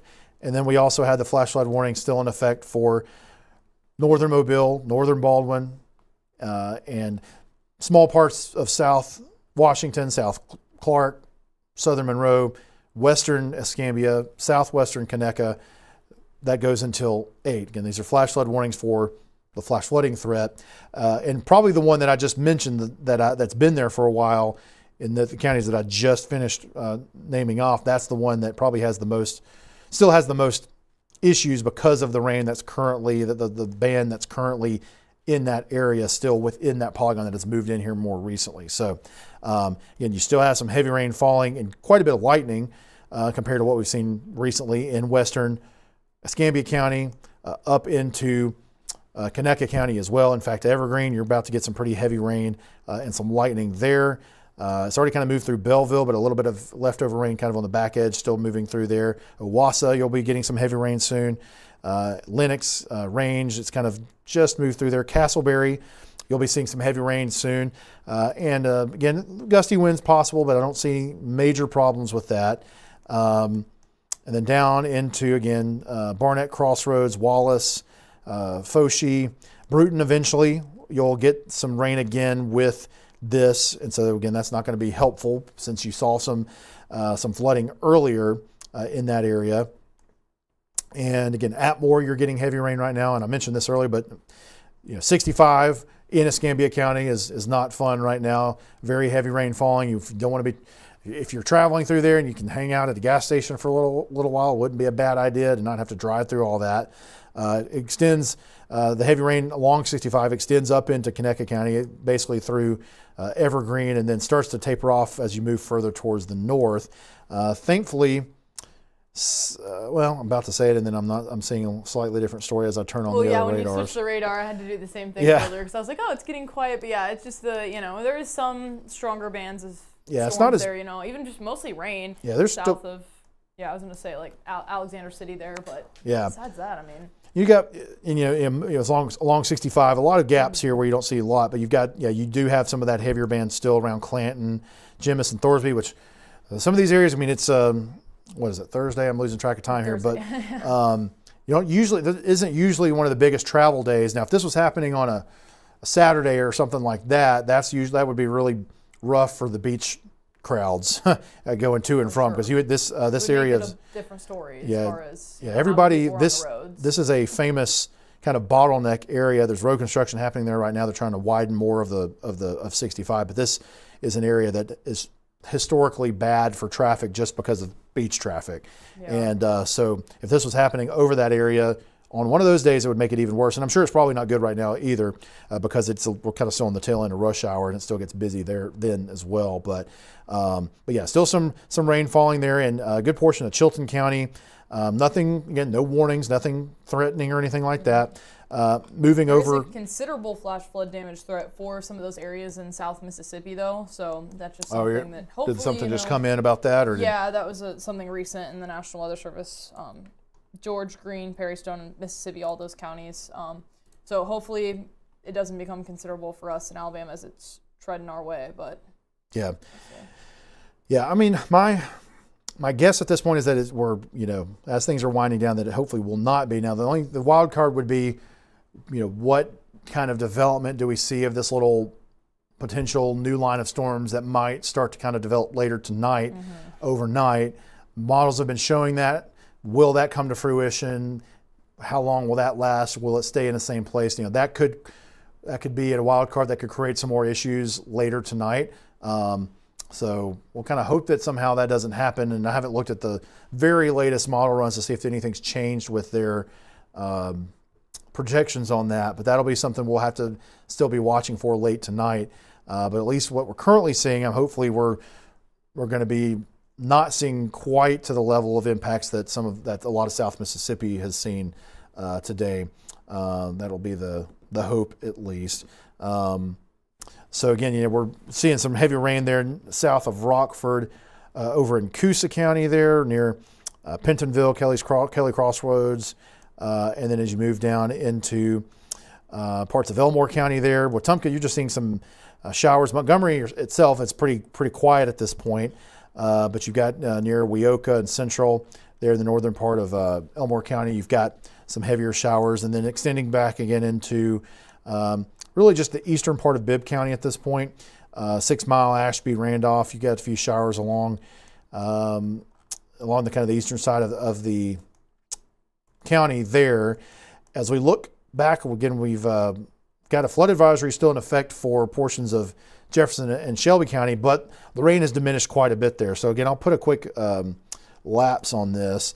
So we were noticing last time we were looking up here that you were certainly seeing a weakening trend in the coverage of the rain, the intensity of the rain, and that has continued. So it's really, you're having a harder time now seeing that circulation. You can still kind of see it, but because the rain is sort of falling apart and you're starting to see gaps where there's no rain at all, it's even getting a little bit harder to see that circulation. So again, the heavier rain seems to be ending and diminishing in central Alabama for the most part in the Birmingham metro. But again, as you move further to east, there's still a little bit left in Trussville, Margaret, Raglan, Pell City, Ohatchee, Jacksonville. There's still a few heavier showers in spots, but nothing extremely significant at this point. In Tennessee Valley, you still remain pretty quiet at this point. I will mention, as far as the Tennessee Valley is concerned, though, we do, there is the chance you'll get a little bit more tomorrow as we get the front approaching. You do see a few showers back up in Middle Tennessee, Western Tennessee. Nothing super significant looking, but you still have that boundary that'll be coming through. Some of the models still not showing it doing much in the Tennessee Valley, despite that, and some more rain happening further south. But at least you've got a chance still to get a little bit in the Tennessee Valley. But again, it's been remarkably quiet there, considering how much has happened in South Alabama the last few days. Yeah, you actually had some storms move through this morning in a good portion of North Alabama, but after that move through, it's been a lot more quiet. So that's good. Although we're trying to erase the drought everywhere if we can, but we may not get it all the way done in North Alabama. But again, hopefully we're making some progress at least with what we're getting in South Alabama.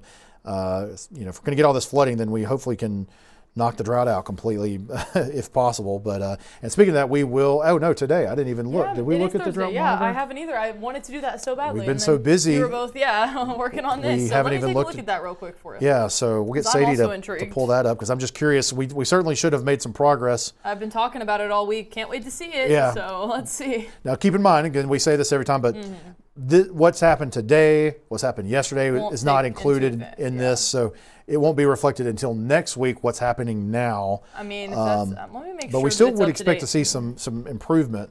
I don't see really any improvement on Really? it right now. So let me look and make sure it's accurate on the graphic. But yeah, I guess we're still in the same exact It's interesting that it doesn't drought, seem like so. it didn't make much difference. Huh. I guess, hey, I do think though this next Thursday we'll Yes, I finally see think that difference. For sure. Yeah. Next Thursday we should have a big change. I would be shocked if we don't see that, especially in South Alabama. I'd say there's not much of a difference, but it's only valid 2 days ago. These past 2 days aren't valid, and I think that's when we've seen the most rain. So. Yep. Looks like we've got a new severe thunderstorm warning. Yes, I'm seeing this too. I would assume it looks like it's going to be this storm in Mobile County.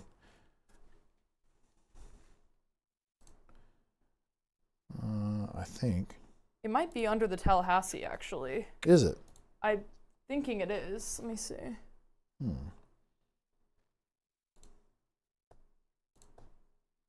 Well, it says Mobile, but it hadn't shown up in their feed. It showed up. Yeah, I'm thinking the Tallahassee feed is kind of not, I don't know, it hasn't been loading for me as well, so I'm thinking maybe it could be under. Okay, there it is. Yeah, it just popped in. So it is for Mobile County. So yeah, that's where it makes most sense. It just was slow coming into the actual weather service chat, but it came in through another avenue. So I'll just read that off real quick. Severe thunderstorm warning for northwestern Mobile County, and severe thunderstorm was located near a line from 10 miles east of Lucedale, Mississippi, to 4 miles west of Wilmer, Alabama.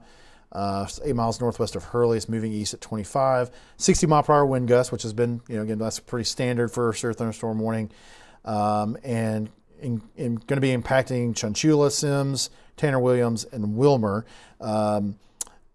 We'll note that it does not include Mobile yet, so they're not extending the polygon really far out ahead of the storm. Now, I would assume that might mean that they're anticipating that it might not be severe for a huge amount of time or for much longer, but it is at least for now. So you can see Mobile itself is not in the polygon currently. Saraland, Creola, Satsuma, you're not in the polygon at this point. Pritchard, you're not in the polygon. USA, you're right there on the edge. But again, Mobile itself and points to the south in Mobile County, you're not in there. Citronelle, you're also north of this, so you're not in this. You're just getting some light rain.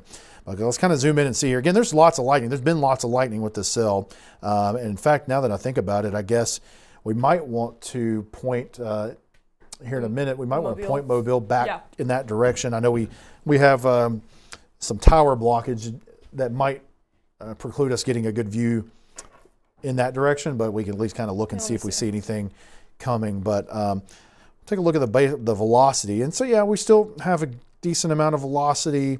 In fact, it does look like it's kind of ticked up a little bit here near Sims, or just to the north of Sims.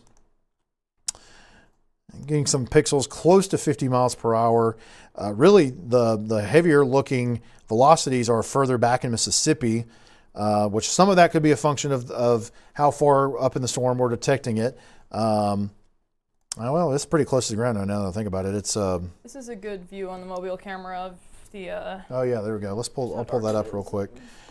So that's pointing exactly towards the cell there, northwest. Yeah, there we go. So that's looking back into the teeth of the storm. Yeah. See if we see any. Again, there's lots of lightning, so I would expect Wind gusts we'll are see some still really at a flashes. lull compared to what they were. I mean, we had that peak at 4:30 that was like 72. Right, But yeah. right now, it's more like 20, 25. So. Yeah, so and again, it'll be remains to be seen if this storm will make it all the way into Mobile at its current, intensity. Yeah. So. And I mean, it's going to be more to the north, it looks like. Right. So it's not going to exactly maybe pass over this camera where it would have the best view. Let me see if I can point it just a little bit without getting into the tower here to that. Okay, yeah. So, because there is already over Saraland quite a bit of rain, so I wanted to kind of see if we could see the difference between just a little bit towards the more west, but I'll point back more west because you can't really see anything directly north since it's the tower there. Now, I will say that just a little note here: the top, that taller building right there. I was trying to see what else. I don't know if you saw the little thing sticking off the top right part of it. That I'm pretty sure is actually where they do the moon pie drop at New Year's. Huh. So that's like That's so fun. Yeah, moon pies are like a Mobile thing, and so I love it. I believe that's what that is there on the edge of the building. But yeah, I think I saw one flash of lightning. I'm sure we'll see more as it gets closer. Yeah, Bay Minette's really about to get even already, getting quite a bit of rain, about to get even more and more rounds just straight through there. Already been seeing so much rain there. Yeah, this definitely looks like it certainly could kind of push through there again. I was originally hoping it might sink a little bit more south, but it certainly could get in there. Not necessarily regained, but almost just kind of clumped together to become more of a, cover a larger amount of the area. Well, that little east-west thing that we were talking about earlier has kind of joined it, almost joined it back together. Right. Kind of into just a bigger cluster now. Yeah. So again, if you're in Sims, you've already had probably some gusty winds move through there. Big Creek Lake, Tanner Williams are kind of right there in the thick of it. Malvilla, 8 Mile, it's on the way. Kind of the western parts of the outskirts of Mobile, which again the polygon comes kind of right up to the airport. So if you live near, or especially north, and west, or kind of northeast of the airport, this severe thunderstorm will be moving into your area here pretty soon. So again, that's going to be Howells Ferry Road north of MOB, Snow Road north, Moffett Road, which is basically US 98, Lot Road coming northwest out of Mobile. Again, I mentioned 8 Mile along US 45, and so that'll be US 45 going from 8 Mile up towards Malvilla, and some other areas here. Tanner Williams Road going to Tanner Williams from the airport or from Mobile. So those are some of the areas that will be seeing the heavy rain here pretty soon. Good bit of lightning and also some gusty winds with it as well. Also mention around 8 Mile, we're getting some lightning jumping out ahead of the storm. So along US 45 there near 8 Mile, we've got several strikes that have jumped out kind of several miles ahead of the rain. So, if you're in these areas, just make sure you're inside. In fact, I just saw one jump way out in front of it at the University of Alabama. And let me, not University of South Alabama. Let me switch to the radar so you can see that real quick. So let's see, I'm trying to think. Okay, there could be some sort of summer classes going on here. I don't know what the exact schedule is at the university there, but if you happen to be out and walking around to classes or something like that tonight, just had a big lightning strike right there near campus. So you want to go ahead and get inside. If you happen to be around that area or being on campus at the University of South Alabama, you want to go ahead and be inside because you've got lightning popping right there nearby, basically what's called a bolt from the blue, where it jumps out ahead of the storm. And so we don't want to mess around with the lightning with this, because this definitely is producing some fairly prolific lightning compared to what we've seen in a lot of the area today. So yeah, if you're in USA, you're not quite in the polygon, you're really close to it, but the storm is approaching fast, and you're going to be seeing some heavy rain and more lightning and some gusty winds here pretty shortly. I don't know, Sadie, if you're seeing anything else coming in, any reports or anything? impressive imagery coming from Georgia and all the storms that have kind of pushed more eastward. Luckily, we didn't get too much of the brunt of all of those impacts. So right now it's stayed really quiet for us as far as the images that have been sent in. So Cool. Well, but yeah, a lot more lightning good problem to have. associated with this system. It's something we've been talking about almost, all day. It's just like, oh, there hasn't been much lightning, but there actually is a ton with this, and you can see it on the map there as well. And also with all the cameras, I was looking kind of at some of the distances, and they aren't as far out as they usually would have. They've been, I guess, tracking here throughout this afternoon and evening. So. Yep, absolutely. And then, but yeah, to North Alabama, definitely staying pretty quiet. I saw that Birmingham was saying that things are mostly dwindling down, but there's still been some flooding, especially in areas with rivers and creeks. So I'm kind of going through here and looking through our Skywatcher chat here to see if there's anything coming up on this. It's a pretty good wind gust, I think, there.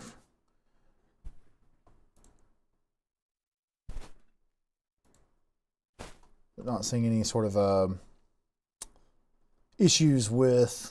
Well, there is now a severe thunderstorm warning for Mobile. Oh, so they've extended that warning? Yeah. I guess, yeah, it's been there, but it's still there. Okay, yeah. So that's the same one. They haven't extended it yet. And I'm curious. I will be curious if they will go ahead and do it, because like we talked about earlier, they when in southeast Alabama, we're getting really close to the edge of the polygon. So if they're not extending it yet, they might be thinking, well, maybe it's not actually severe. I will say the velocities don't look super severe right here inside this polygon. Now you get over on the other side of the state line, it looks a little bit more interesting over there in Mississippi, where you're seeing some over 50 mile per hour velocity signatures showing up there in that area of George County, Mississippi. And that, we'll just kind of put that into motion real quick. Let me put it a little bit less of a lapse there. It's moving. It'll eventually, that heavier wind area will be moving into Alabama here as well. So, do we happen to know where John is located now? Was he in that area? He is, I think, still like along I-10 somewhere around Mobile. I don't think he was up that far to the northwest. It's hard for me to tell on here. I'm not sure what he's driving over. Let me just ask him where he is now. Because he does have content flowing in now. If we could see anything from him. Yeah, I can see that he's moving again at least, but I'm not sure if he was heading back towards Baldwin County, or if he's still continuing like where he actually would be going towards the storm or not. So very possible that he is. So we'll wait on him to just ask him to give me a quick update on his location. So hopefully we may be able to have him give us a good look at this as well. But yeah, the heavier winds. Okay, he's on the Bayway. Okay, so he's still back, kind of over Mobile Bay. Over you on I-10, I think at this point. Let me just ask. Now we do have some flooding pictures coming in from Monroeville. I guess, yeah, in this past few minutes it was sent in. I'm not sure the time it was taken, but it'd be interesting to show those sometime as well. So I'll pull those up. Okay, yeah, let me know if you've got something ready, and we can switch to that. But yeah, there is that severe thunderstorm warning again. It's going until 7:30, so it still has more time on it. But as I mentioned, the storm is getting really close to kind of coming out of the polygon, and again, some of the heavier winds in the storm look to be starting to kind of move towards Tanner Williams and Big Creek Lake in western Mobile County near the state line, near Wilmer, and we'll be kind of pushing south of there. So I could see where they might still extend. Especially a little bit further towards the south, towards the Seven Hills and places like that. Maybe they wouldn't potentially extend it as much on the northern end of the current polygon towards Creel or Saraland or anything like that. Again, there's still plenty of rain and lots of lightning, even if there's not as heavy of winds in those areas. Yeah, definitely something you wouldn't want to be outside in. No, there's a good bit of lightning out there. And again, this is... where I'm zoomed in right now, again, I'll kind of zoom over where we're kind of mainly just in Alabama. In this little area of storms where we've mostly got this severe thunderstorm warning. This is just in the last, let me just double check, but it should be in the last 3 minutes. Yeah, so in the last 3 minutes, there's been 126 strikes with this. So again, this is pretty good, about as kind of the highest end sort of lightning strike count that we've seen in Alabama, I'd say probably for a good portion of the day. So lots of lightning near Celeste and Chunchula. It's going to be getting in towards Creola and Satsuma. Wilson Bridge, you're seeing a good bit around as well. So again, be inside. If you're in the polygon here, for sure, that we've talked about, but even if you're over in Saraland, Satsuma, places that are kind of on the edge of this, where we're starting to see the lightning jump out ahead of things, I would go ahead and just be inside as well. And again, that could also be here in Mobile in a little while, or at least Pritchard and Chickasaw and places like that. You may start to see some more lightning, and I'm looking at the camera here and kind of see. I'm going to see if we start to see some lightning showing up on the Mobile Skycam here fairly soon. But right now, still just looking dark and not seeing too much in the way of lightning strikes quite yet. But again, we're not. Yeah, I do have those pictures from Monroeville if you'd like me to share those here. Yeah, let's do it. Let me get you seconds. pulled up here 1 second. Has a little delay, so as soon as it's up here. But All right, yeah, you're up. these are out of Monroeville. You can definitely see quite a bit of standing water. That truck there in the far right corner, I mean, like the wheels are pretty big on that and they're under the water, so that's something to definitely note. And then there's a few pictures from the same area. I mean, that is definitely a whole front yard that is just completely flooded. So I would say that would definitely help out with the drought monitor for sure. But quite a bit of standing water there, and yeah, it's just all along this front yard there, completely flooded. So it looks like many of those vehicles, the truck especially, if it had been lower to the ground, would probably have the portions of the front of it under the water. So Yep. quite a bit of rain coming down in Monroeville. Have to look out for those exact totals too, and maybe check it out on some of the tempests. Yeah, that'd be a good idea. We can pull that up here in a second. It'd be good to kind of check the latest on those, since we've still got some heavy rain falling in northern, especially now northern Mobile County. We've seen it's tapered off a little bit around Bay Minette here recently. It was going a little bit more in northern, kind of north of Bay Minette, northern Baldwin County. It's tapered off a little bit, but if this continues what's on the radar now further towards the east and holds together, then parts of Baldwin County will see some heavy rain here again pretty soon. Okay, it looks like, yes, John was heading east. I'll just pull him up again real quick just so we can see his video as I'm talking about him. So I think John's heading kind of back towards Baldwin County. He's heading east. He was by the battleship. Gotcha.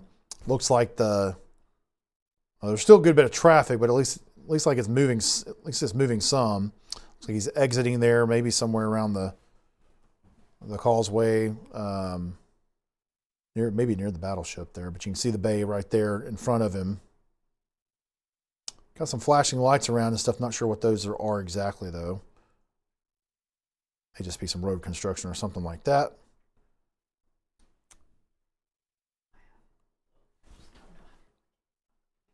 Oh, right click. Yeah, there we go. All right, yeah, so I'll just kind of look. Okay, so I can keep John up here for a little bit. Yeah, seeing a little bit of water, some of the water coming up onto the land here. And I think that's one of the, I can't remember what restaurant I feel like that's one of the restaurants that's on the causeway. So I'll see if he'll remind me what that one is. I can't quite see the sign, but I think that's one of the big ones there. Just north of I-65, got 7.89 inches on the tempest. Bay Minette is at 5.44. Yeah, that's some big stuff. So this is, oh yeah, Felix's. Yeah, so I'll pull that up here in a second. John's at, just so everybody knows, he's right there. The restaurant is Felix's. So he's looking west. That's Felix's right there. And again, you can see some of the water kind of trying to come up on the road, but isn't quite up there at this point.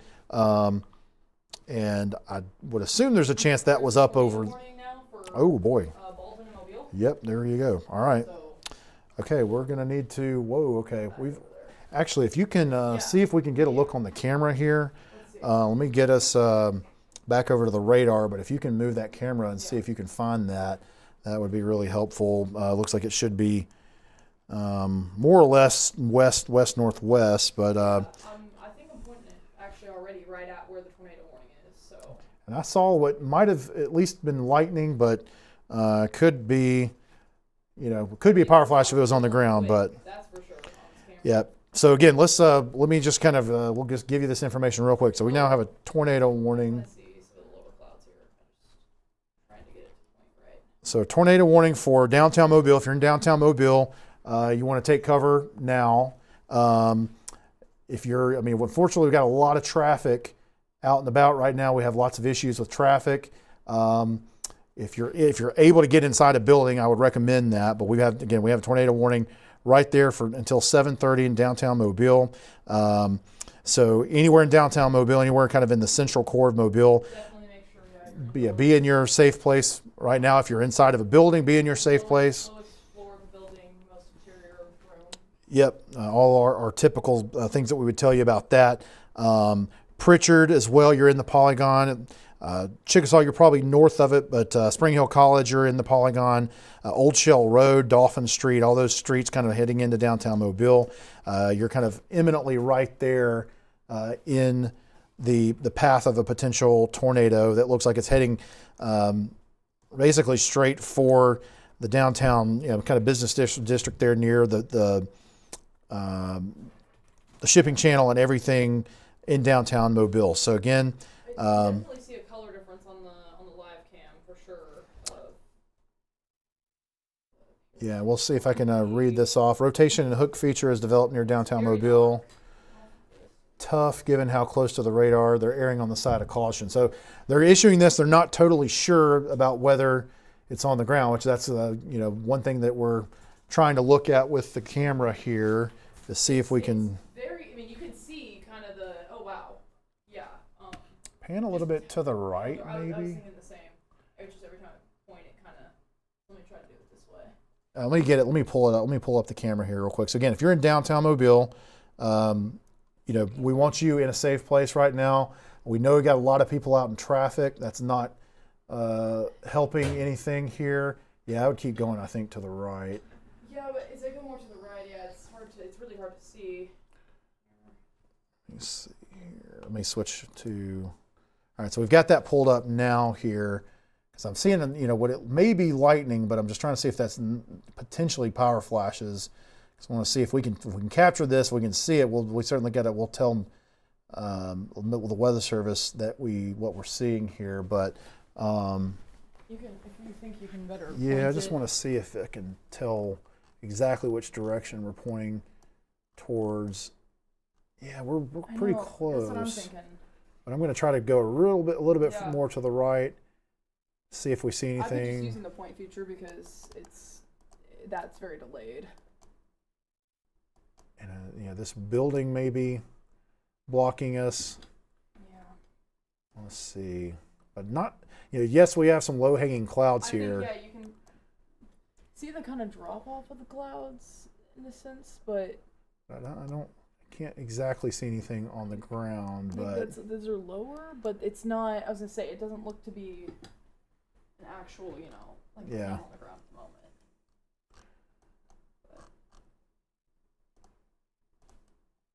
yeah, we're going to continue to keep looking to see if we can see anything. But again, despite the fact that we're still trying to see if we can find it on the ground. But again, if you are in downtown Mobile, and I've definitely seen a good bit of lightning with this, so you want to be in a safe place. Hopefully, it's not on the ground, but it certainly could be. And again, we're not able to confirm that at this point because we can't.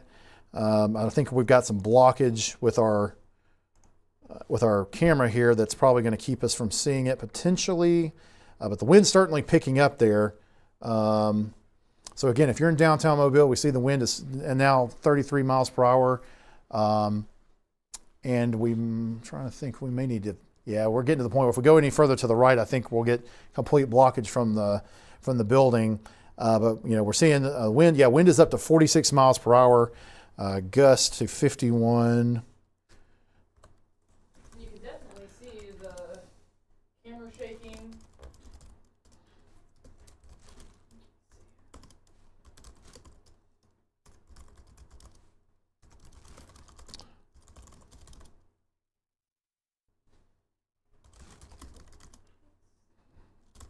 And yeah, the visibility is much lower than it was in the camera as well. Lots of rain. It went from you could at least see some cloud cover to now it's just like the blanket of clouds. So I'm taking a look at the wind gusts. They peaked off quite a bit. At 7 o'clock, the wind gusts were 21 miles per hour, and now here at 7:09, wind gusts of 57 miles per hour. So 30 mile per hour increase in 10 minutes there as this thing's pushing through. All right, John is texting me about something. And then, Oh, he says his cam is on it. Okay, let's take a look at. Is. Yeah, that's awesome. That's All right. nice view. Let's. We're gonna pull that up. We're gonna pull up. Oh yeah, there we go, John Oldshoe. So we got John Oldshoe here. I don't know, John, if you're. I'm gonna try to turn you on again. John, are you able to? Can you hear me? I can hear you. Can you hear me, Drew? Yeah. Go ahead and give us an update here. All right, I'm right across the bridge on the causeway from the battleship. We're looking northwest. That is the bayway in front of you with the lights on it. And I believe that's the feature that they were worried about that's coming across right across the bayway right now. So maybe that's the tornado. I don't know. Yeah, we were trying to, turn the sky cam, but I think we had the building kind of blocking us from really getting a look at it while it was right there passing by. But we saw, I think at least got gusts up to like so we 57. We had a gust of 57.26, so just below, that threshold of a severe thunderstorm warning on that. But maybe keep pointing that further around and kind of on the other side of the building. Now we'll keep it on John's shot here. But we'll see if we see anything as it's passed by, probably the Skycam at this point, heading out towards the bay. But yeah, you're so far, John, you haven't been able to detect anything that you could say for sure as what looked like a tornado other than that low range. Yeah, just that little pendulum. I'm looking over here to the north. Nothing really over there. Now the wind's starting to pick up and we're getting into the rain. All right. Yeah, we've got a gust here to at least 40 or 50. 40. Yeah, we got up on top of the Renaissance. We got up to 57. We had sustained. That was a gust. I think we got sustained up to 40 or 50 there for a minute or so as it was passing through there.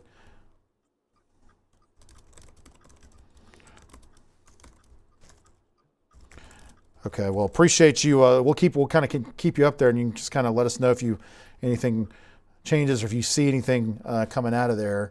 And then wind speeds right now around 30 miles per hour. So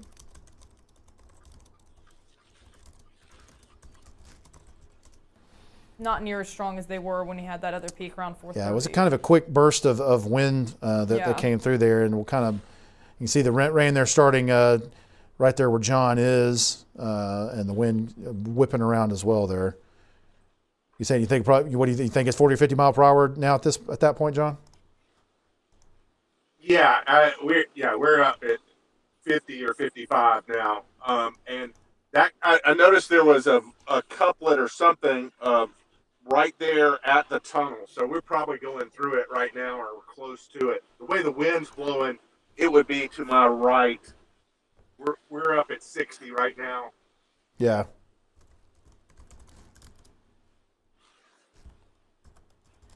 Yeah, but don't see an actual tornado. Again, we'll want to keep John safe out there, but it doesn't look like we've got one on the ground, but definitely a very heavy kind of gust and localized kind of compact area of wind moving through. You can see the bushes moving around quite a bit there.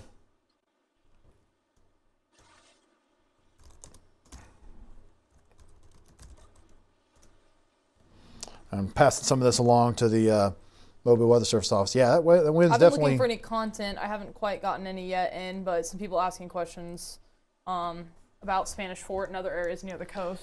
Yeah, and I will say, yeah. So that the wind is pretty quickly making its way. Whether has had a tornado or could have a tornado, at least the wind part of it. You can see it's moving through where John is right now over the Bayway. It will be in Spanish Fort here pretty soon. So Definitely good to go ahead and shelter. yeah, so that you're in the tornado warning polygon in Spanish Fort. We want you in your shelter already. So again, it's crossing over the bay. If you're anywhere around the Bayway, the northern edge of the bay, if you're in Spanish Fort, if you're in Blakely north of what we're really looking at here, but there's still some heavy winds up that way, and you're still in the tornado warning polygon. So we want you in a safe place there as well, just in case. But yeah, definitely looks like you're at least going to get some 50, 60 mile per hour winds if this kind of holds its strength together here Hey, Drew, for a little can bit you hear longer. me? Yeah, yep, we got you. Yeah, I think we're getting up near 70 here, from what I can tell. Okay. Yeah, it's whipping out there pretty good. And I see the Weather Service has continued the tornado warning, so they're going to allow it to continue. Obviously, with they're still not totally certain that there's actually a tornado on the ground. They're just definitely certainly getting very strong straight line winds, but they're going to go ahead and keep that tornado warning going for now, just in case. Yeah, and this is just passing through Mobile on its way to Spanish Fort. So Yep, for so anyone again, asking, it's moving away from Mobile, but if you're in Mobile, you still want to make sure you're sheltered. Yep. Because it's not quite fully out of your hair yet. And exactly, and yes, and that's true. And I will say they did, when they continued the warning here, they did trim Mobile out of it, so or at least Okay. downtown Mobile. Yeah, it doesn't. I would say, hang in there for a little bit longer, because you still got, if you're sheltered in Mobile, you still got some really heavy rain coming through there. So you might just want to kind of chill out for a little bit longer. But yeah, the part that we're worried about as far as a tornado would be concerned, or the really strong winds, has moved east of Mobile at this point. But still maybe some gusty winds around. We still got a sustained wind at 34 miles per hour Yeah. on top of the Renaissance. So it's still pretty gusty out there, still really rainy. But the threat as far as the possible tornado has moved Now moving to east Baldwin, yeah. and is moving towards Spanish Fort at this point. I'm going to switch over real quick to again, John, let me know if you see anything. I've kind of kept you up here and got you in my ear, and let me know if you see anything else you want to pass along. And I'll kind of have your mic open still here too, since I have to walk over to the board. Yeah, I'm going to drive over towards Spanish Fort here. Okay, awesome. But yeah, we'll take a look. I'm going to switch back over to the radar real quick, just to kind of show you the current position of the storm as far as the radar is concerned. So we'll switch back to that. So again, yeah, they're right there, that bright red area. That's where we're seeing the heaviest winds. Again, John just estimated he got 60, 70 mile per hour winds along the Bayway. So he was kind of in this vicinity here. I'm not exactly sure where, but he was somewhere kind of in that area. He's going to start moving back towards Spanish Fort at this point. But yeah, if you're in Spanish Fort, especially north, kind of the northern part of Spanish Fort, in between Spanish Fort and Blakely, along State Highway 225, Boardwalk Drive, some of the neighborhoods around Boardwalk Drive, Butterfly Circle, Bugle Route, Artillery People Range. are also asking about Loxley as well. Loxley, you're not in the warning at this point. You're a little ways down the road, Loxley, so you're good for now. But just be aware that you've got a heavy storm coming your way that eventually could, if this were to maintain and spin up again, there could be an issue in Loxley. But for now, you're good. But just be kind of vigilant and be paying attention. Same things would go for Malbus, Stapleton as well. You're downstream kind of the warning. You're not in the warning at this point. You're not in the polygon, but you're close. And I also mentioned Daphne. You're south of the polygon, the area that has the potential tornado. The potential circulation is not going to go into Daphne, but the heavy thunderstorm that's behind it is going to eventually end up in Daphne. And in fact, we have a new tornado warning, it looks like, for north of there. So I think that just got issued for northern Baldwin County, near Hurricane. Yeah, it's another circulation 8 to 10 miles west of Bay Minette. approaching Highway 225 shortly. Yep. So we have a new tornado warning, and yeah, I might even be seeing a correlation Actually, yeah, coefficient there drop. seems to be. So I'd say. So again, we're still going to try. We've got 2 tornado warnings now. We'll talk about the southern one again, Spanish Fort, Blakely. That's the area that needs to be in shelter right now.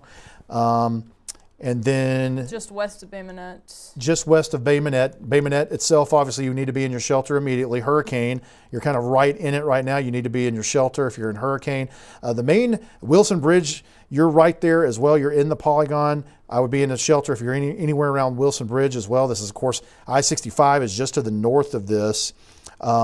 It is moving 45 miles per hour. So yes, it's moving fast. Relatively fast. Yep, it's booking it pretty good here. We're looking at a rotation detector, and it's definitely picking up on this circulation.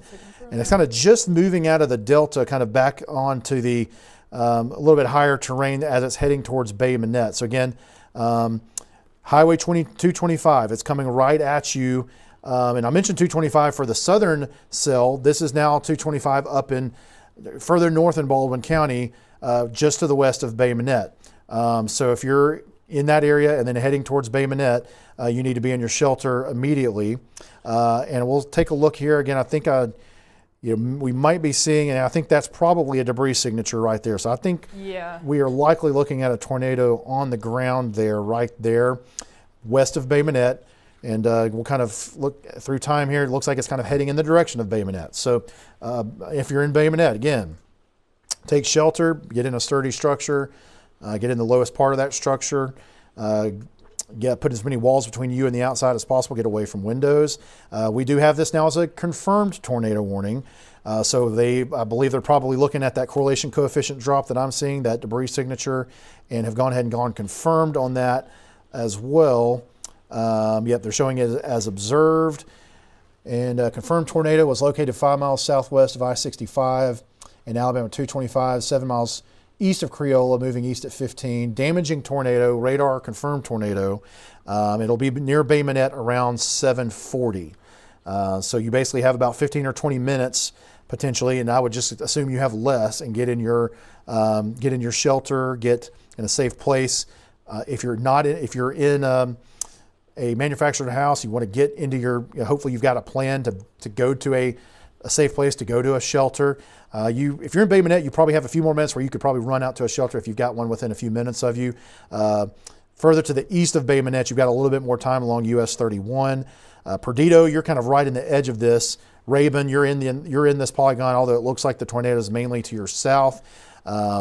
But again, Bay Minette itself, you're definitely right in the path of this, what is now a confirmed tornado. We can see the evidence of it on the radar that it has been down and it has at least hit some trees or something like that. So we certainly have that. Now I'm going to... Is there a certain camera I should pull up to catch this at all? I think the best one you have may still be... Yeah, unfortunately, our Spanish Fort camera is not operational currently, so Fairhope's probably too far away. Yeah, Fairhope's too far away. Mobile's going to be, it's kind of socked in with the rain, so I don't think we got a good camera view of it, unfortunately. Okay, let's see here. Okay, this is something wish I'd have seen this earlier. I'm going to need to restart our Facebook stream. I was gonna say, it must have just gone out because it was. Yeah, it times out at. It times out. So let me see if I can. Again, if you're in Bay Minette, you need to take shelter immediately. I'm going to try to restart our stream here on Facebook real quick. And yeah, Sadie, if you can, I'm turning it off and back on again. Sadie, if you can confirm that it gets back on here. It is. I've turned it back on. I'm hoping that will restart us here. YouTube Is YouTube still going? Yeah, we should be good there. I think it's the Facebook timeout, the 8-hour timeout. So just go to our Facebook page and just verify that it's back up. It's on. We're good. Okay. So sorry about that. If you're just rejoining us on Facebook, really apologize. We have a hard 8-hour nothing we can really do about it. It cuts out after 8 hours, and sometimes we don't notice it immediately in the middle of everything here. So again, tornado warning. If you're just now getting back onto our Facebook stream, there's a tornado warning, 2 tornado warnings for Baldwin County. The main one that looks like is, we know for sure, has been on the ground and may continue to be on the ground near Bay Minette, is near Hurricane right now, and is moving towards Bay Minette in the northern part of Baldwin County. So again, if you're in Bay Minette or anywhere around there, around Hurricane, near the Delta, west of Bay Minette, and then also Bay Minette itself and east of there, you need to be in your safe spot immediately. Let's look back down to the first storm that we had the tornado warning on that started. We had the tornado warning right in the Mobile downtown area. Not sure if we actually had a tornado on the ground at that point or not, but we do have still a tornado warning. They went ahead and extended that warning further into Baldwin County. And you can see now it looks like it has that potential tornado has moved east or northeast of Spanish Fort at this point. And it is, I'm trying to see if we have if we can confirm anything with it as well. It's harder, it's a little bit harder to tell with this one. Like an ACC drop. Yeah, it's harder to see the CC on this, but I can still see the signature southwest of Stapleton. So again, just as Stapleton, it may go south of you, but you're going to get some gusty winds. I would just be in my safe place. You're in the polygon if you're in Stapleton. US 31 south of Stapleton going towards Spanish Fort. Any of the areas around there, Darby Lane, Oak Lane, Pine Road, Bromley Road, 3 Mile Creek Road, all those areas you need to be in your shelter. As you move further east, Truck Trail 17, Middleton Lane, Brady Road, Mosley Road are some of the areas kind of immediately in danger. Loxley, we had questions about this earlier. You are in this polygon now. Does appear that this tornado will probably stay north of you, potential tornado, but you will get a heavy thunderstorm with lots of lightning and heavy rain, and still possible tornado capability. So I would just as a course of least regret be in your safe space in Loxley as well. Now again, let's go back to the northern one. That one definitely has more significant signature. Yep, continues to have a more significant signature, and I'd say even if it's not all just a tornadic signature, it's definitely got a lot of wind with it as well. So we're detecting 70, 80 mile per hour winds at several hundred feet off the ground. So even if it's not an actual tornado, right there south of Bay Minette right now, along County Road 138, Bay Minette bypass, Longleaf Road, you're going to have really heavy winds and a lot of lightning here immediately. So again, you're still inside of a confirmed tornado warning. So you want to be in your safe place in Bay Minette. Just again, Bay Minette area. If you consider yourself living in Bay Minette, be in your shelter right now. We've had a confirmed tornado, which might have lifted at this point, but we've got really heavy winds also associated with this. So again, we want to take this seriously. The heavy rain, the heavy winds are moving into Bay Minette as we speak. Lots of lightning out ahead of it. So this is a mean storm. You don't want to be taking chances with it. And there are some additional circulations moving over Bay Minette now and near kind of to the west of Bay Minette. Southern circulation is heading towards, we've got a message here heading towards Highway 31 and 59. Yep. So yeah, we just saw an update from Jason Beeman at the Weather Service in Mobile. So yeah, that southern one, we're still tracking it as well. So again, we've got 2 warnings in basically just Baldwin County at this point. And the one there that's moving just south of Stapleton. But again, if you're in Stapleton, I would still be in your safe spot. But again, Darby Lane, Oak Lane, Mosley Road. It looks like we've got a subdivision there really close by, Bob White Road, Shadewell Drive, Warbler Street, Bedrock Boulevard. This is a subdivision to the east of US 31 near Stapleton, south of Stapleton. Be in your shelter there. You've got a potential tornado really close to you. So again, that's kind of the main area in the southern polygon. Spanish Fort, you're probably still seeing some really heavy wind. You're seeing some heavy rain. It looks like the tornadic part of things is likely moved to your east. I'm just trying to double check. There's nothing new trying to pop up around that area, but it looks like it's mainly just heavy rain and some gusty winds in Spanish Fort at this point. But you probably want to just hunker down for a little bit longer just to be careful. do have a new severe thunderstorm warning the Weather Service has issued for this entire line here. So I think they may not keep the tornado warnings on it indefinitely, but they're at least saying that this is a significant wind producing line that has some embedded tornadoes within it. And so this thing is really ramped up here in the last few minutes, and is now we have a big severe thunderstorm warning that includes most of the northern part of Baldwin County, including Daphne, Loxley, Robertsdale, Gateswood, Elsinore, Seminole, and again, this is a severe thunderstorm warning, but we have tornado warnings embedded within it. So looks like they did mention the circulation approaching Bay Minette has broadened out, but still a strong wind signature. That's what we mentioned earlier. Does look like they've put a new tornado warning update out on that, and it appears they have put the new tornado warning as a standard tornado warning, not the confirmed, because of the fact that it looks like the signature has weakened. But again, still very strong winds have just moved through the southern part of Bay Minette and are now moving east of there towards around Tolbert Road, Old Brady Road, County Road 112. And again, we're in southwestern Alabama here. I know sometimes we'll get people popping into the stream and they're somewhere across the strait wondering if this is near them. We're down in Mobile and Baldwin counties in far southwestern Alabama is where we have tornado warnings, and we don't have any tornado warnings anywhere else at this point. And so this is what we're focusing on. So if you're in other parts of the state, you're good. There's not much happening in many other parts of north and central Alabama at this point. But again, where we're focused on is Baldwin County in southwestern Alabama. Again, Bay Minette, you've got the heavy winds, the still possible tornado mixed in with this, and also lots of lightning as well right there in Bay Minette. So again, we want you in your shelter there in Bay Minette, but we're at least glad to see that we maybe are not seeing quite as good of a signature for a tornado at this point, but just lots of wind. Don't be out in it. Be in your safe spot. Moving back to the south storm again, we still have a decent wind signature that's still, it's compact enough that even though it doesn't look classically tornadic, it's still probably producing some really gusty winds. And I think this was actually the one that John kind of wrote out earlier anyway. So we know that it has heavy winds with it, and these are the kind of winds that could knock some trees down and knock some power lines down and things like that. So you're still in a tornado warning. If you're in especially, you're still Stapleton, you're still in the warning, although it's kind of moved to your east. You're in heavy rain now. But again, areas around Mosley Road, and then we're going to zoom in a little bit more. Trinity Wood Drive, Waterway Drive.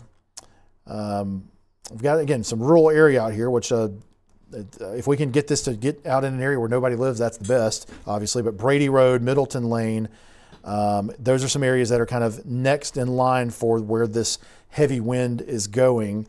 And then continuing to move to the east, again, Truck Trail 17.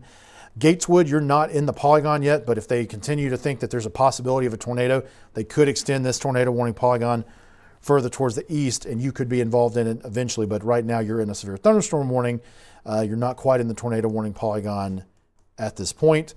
Loxley, you are not in the tornado warning polygon anymore. They trimmed it a little to the north, so Loxley, you're not in tornado warning anymore. You're in a severe thunderstorm warning because you're still going to get a hefty storm with rain, lightning, and some wind here pretty soon. And Daphne, you're also included in that. Spanish Fort, you're engulfed in the storm right now with lots of rain. Daphne, you're on the edge of it. And then Bell Forest, Loxley, you're going to get a severe thunderstorm here pretty soon as well. And I don't know. Still more of a wind threat is what they're saying with, I believe, the southern storm. Yep. But yeah, a lot of people are asking just for like roads if it's past 225 and. I will go back and double check, but I'm pretty sure it is now past 225 because that was one of the roads that we were talking about as it was approaching them. I think approaching that was probably about 10, 15 minutes. So I'm pretty sure we'll double check, but that should be the case. But it looks like potentially both of them are starting to become more of wind threats, but Baldwin, they're still continuing the tornado warning until 7:45 for the central Baldwin County. Yeah, so 225 for the west or for the southern storm there near Spanish Fort. Yeah, you're definitely, it's past you. The tornadic possibility is well past you. In more further to the northwest of Bay Minette, for 225. It is, the main threat is now to your east as well. So yeah, you still got some really heavy rain. You got a lot of lightning. I wouldn't get out. I would just hold tight for a little bit longer if it were me. I'm going to hang out a little bit longer. Got lots of lightning. Still probably going to have some gusty winds. It's raining really hard. I would just kind of chill out and watch us for a little bit longer. But the main tornadic possibility has moved to the east of 225. Now, as far as Bay Minette is concerned, you're in this latest version of the polygon here still in Bay Minette. You've still got some really heavy winds in town, south of town, near Horse Neck Road, Still Road, County Road 112, Phillipsville Road, Denton Ford Road, again around US 31 and especially kind of to the south of that, but there's still some circulations kind of lingering there to the north of Bay Minette as well. So again, anywhere in Bay Minette, I would still be sheltered. These kind of storms are just so difficult to predict.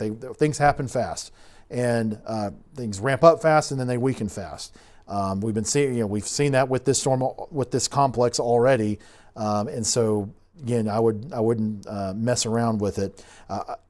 Again, as we move further to the south, they've, I think, trimmed this southern polygon even a little bit further. So that's good to see. Stapleton, you're no longer in the polygon. We still have this little compact area of really strong winds that they've still got the tornado warning for. And again, it's moving into pretty rural area, but Brady Road, if you live anywhere near Brady Road, in this kind of eastern part of, or kind of, I guess you were more central Baldwin County here, heading towards Gateswood. If you're along that road, you want to be in a shelter right now, be in your safe place.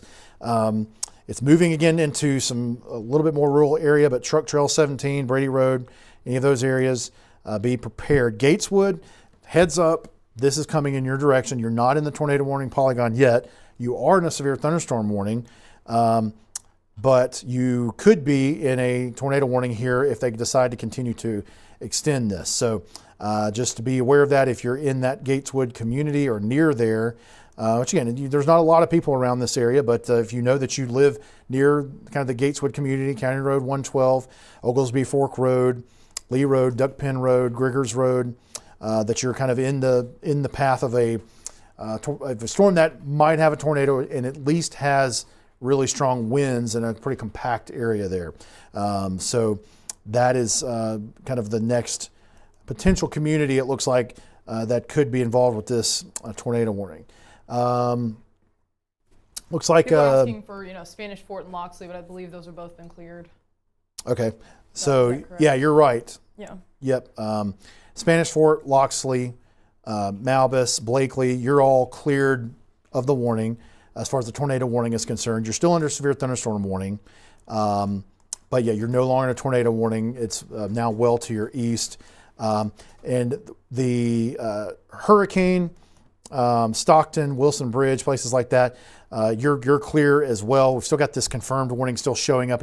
Sometimes these will stay in the system longer than they're supposed to. So you're good. But again, Bay Minette, Perdido, I would still be sheltered in those areas.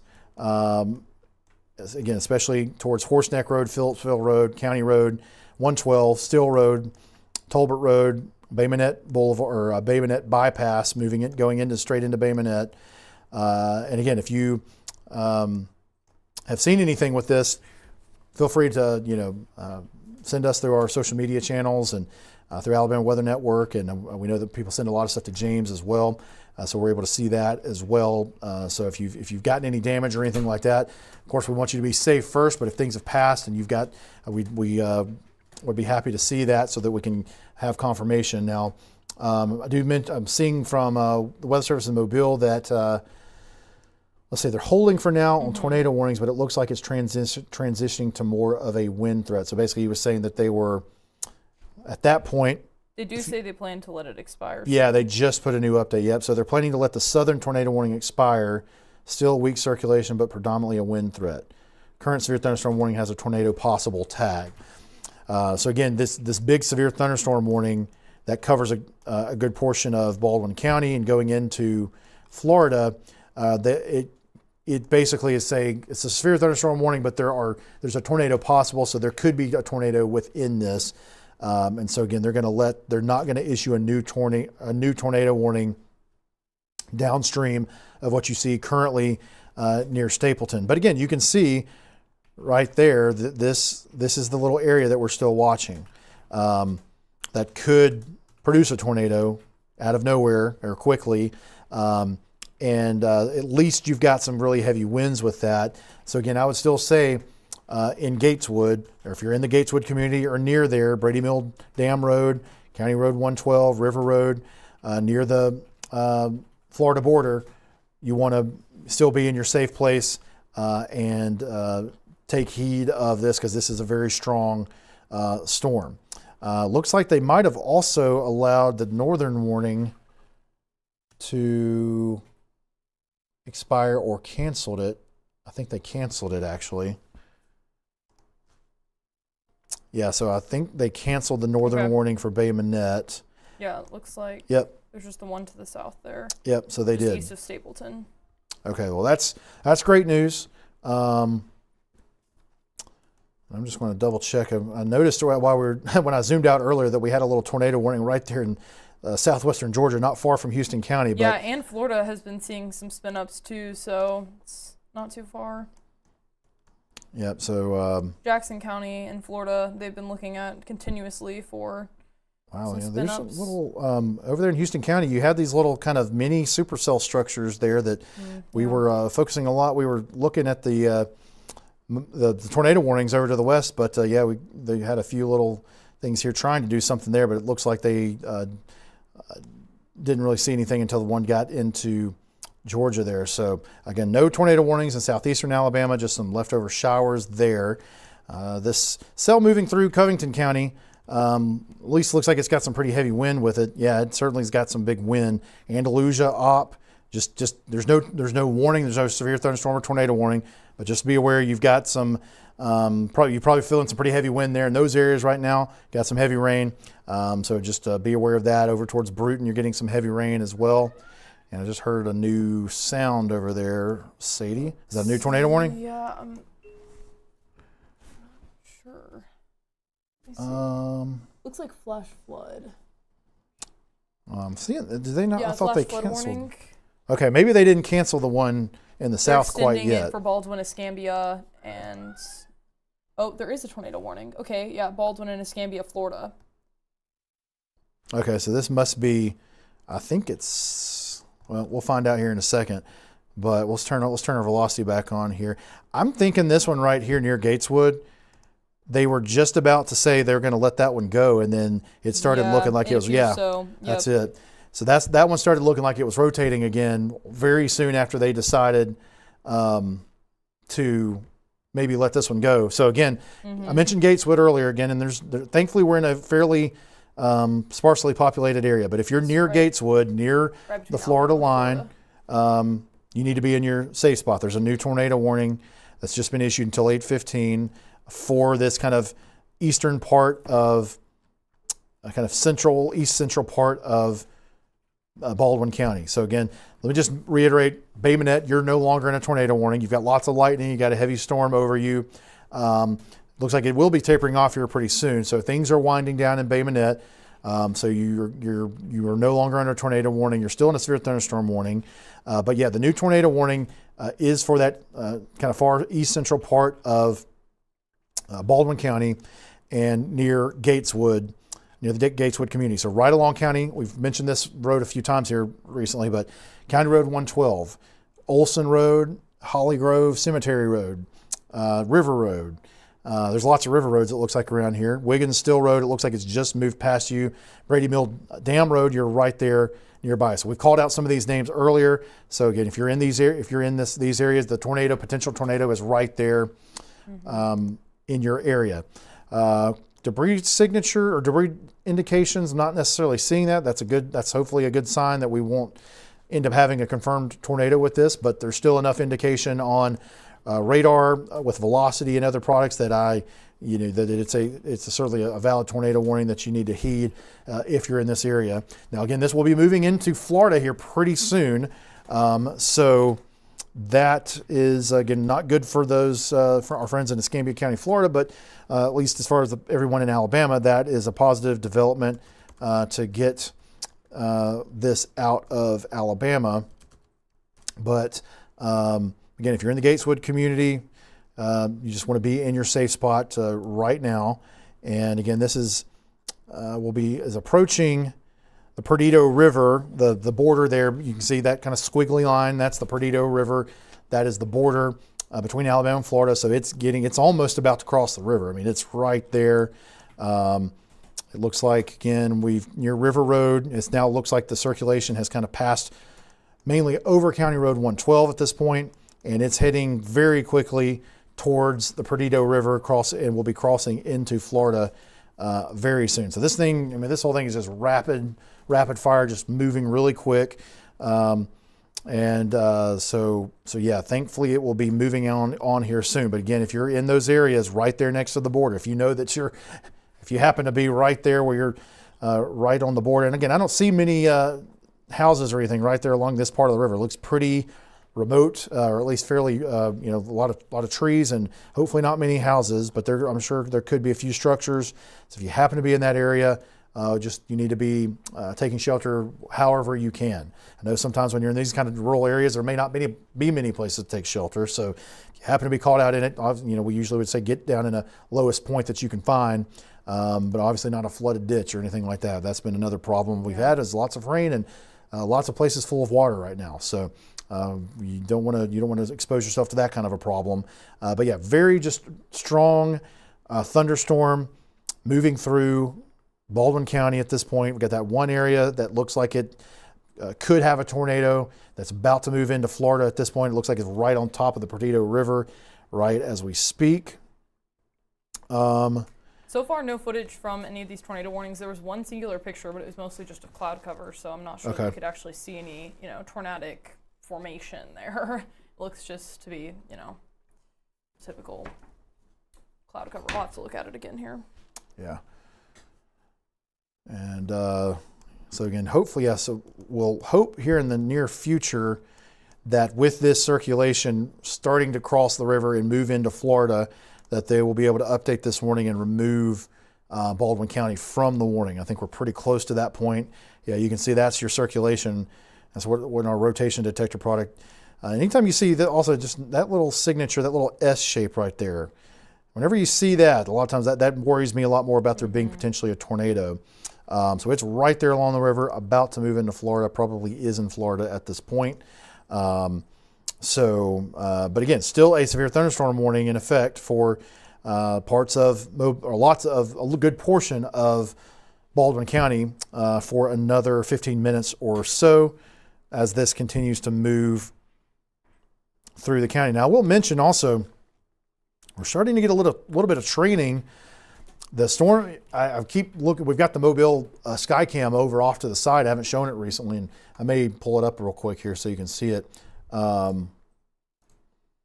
Still been seeing lots of lightning there. The rain is still heavy. Still, there's that gust up to 57 miles per hour, and the sustained winds are still at 34 miles per hour. I think I may turn it around a little bit here. Let's see. You got it? Or? Yeah, I can grab it.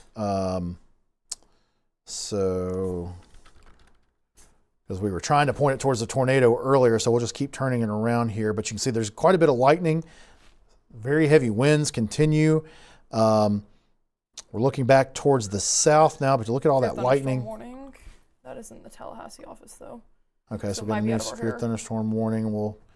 Kind of looks like it probably, I bet you it's Covington. Oh, it's part of it's Coffee, Dale, Geneva, okay, Henry, Houston.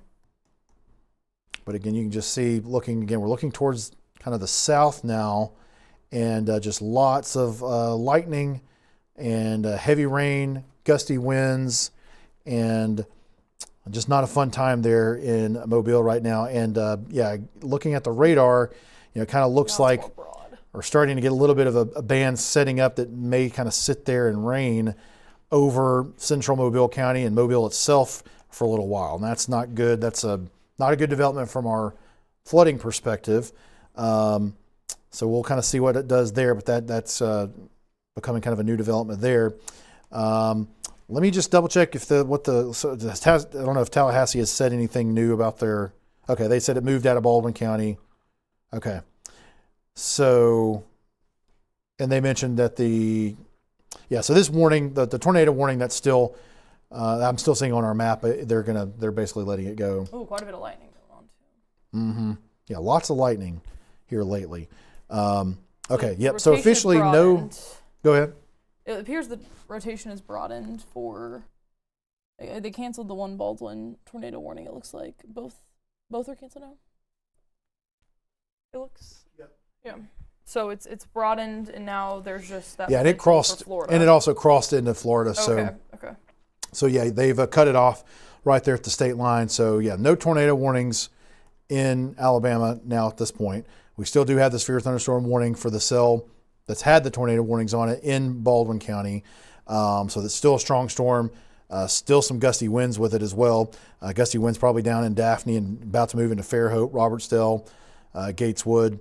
So there's still some good winds with this. There's still lots of lightning, heavy rain.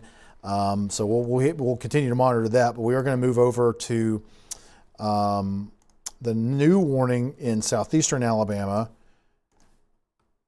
And this is one we were kind of watching as well. So this is a severe thunderstorm warning. Let me actually switch us back to the radar.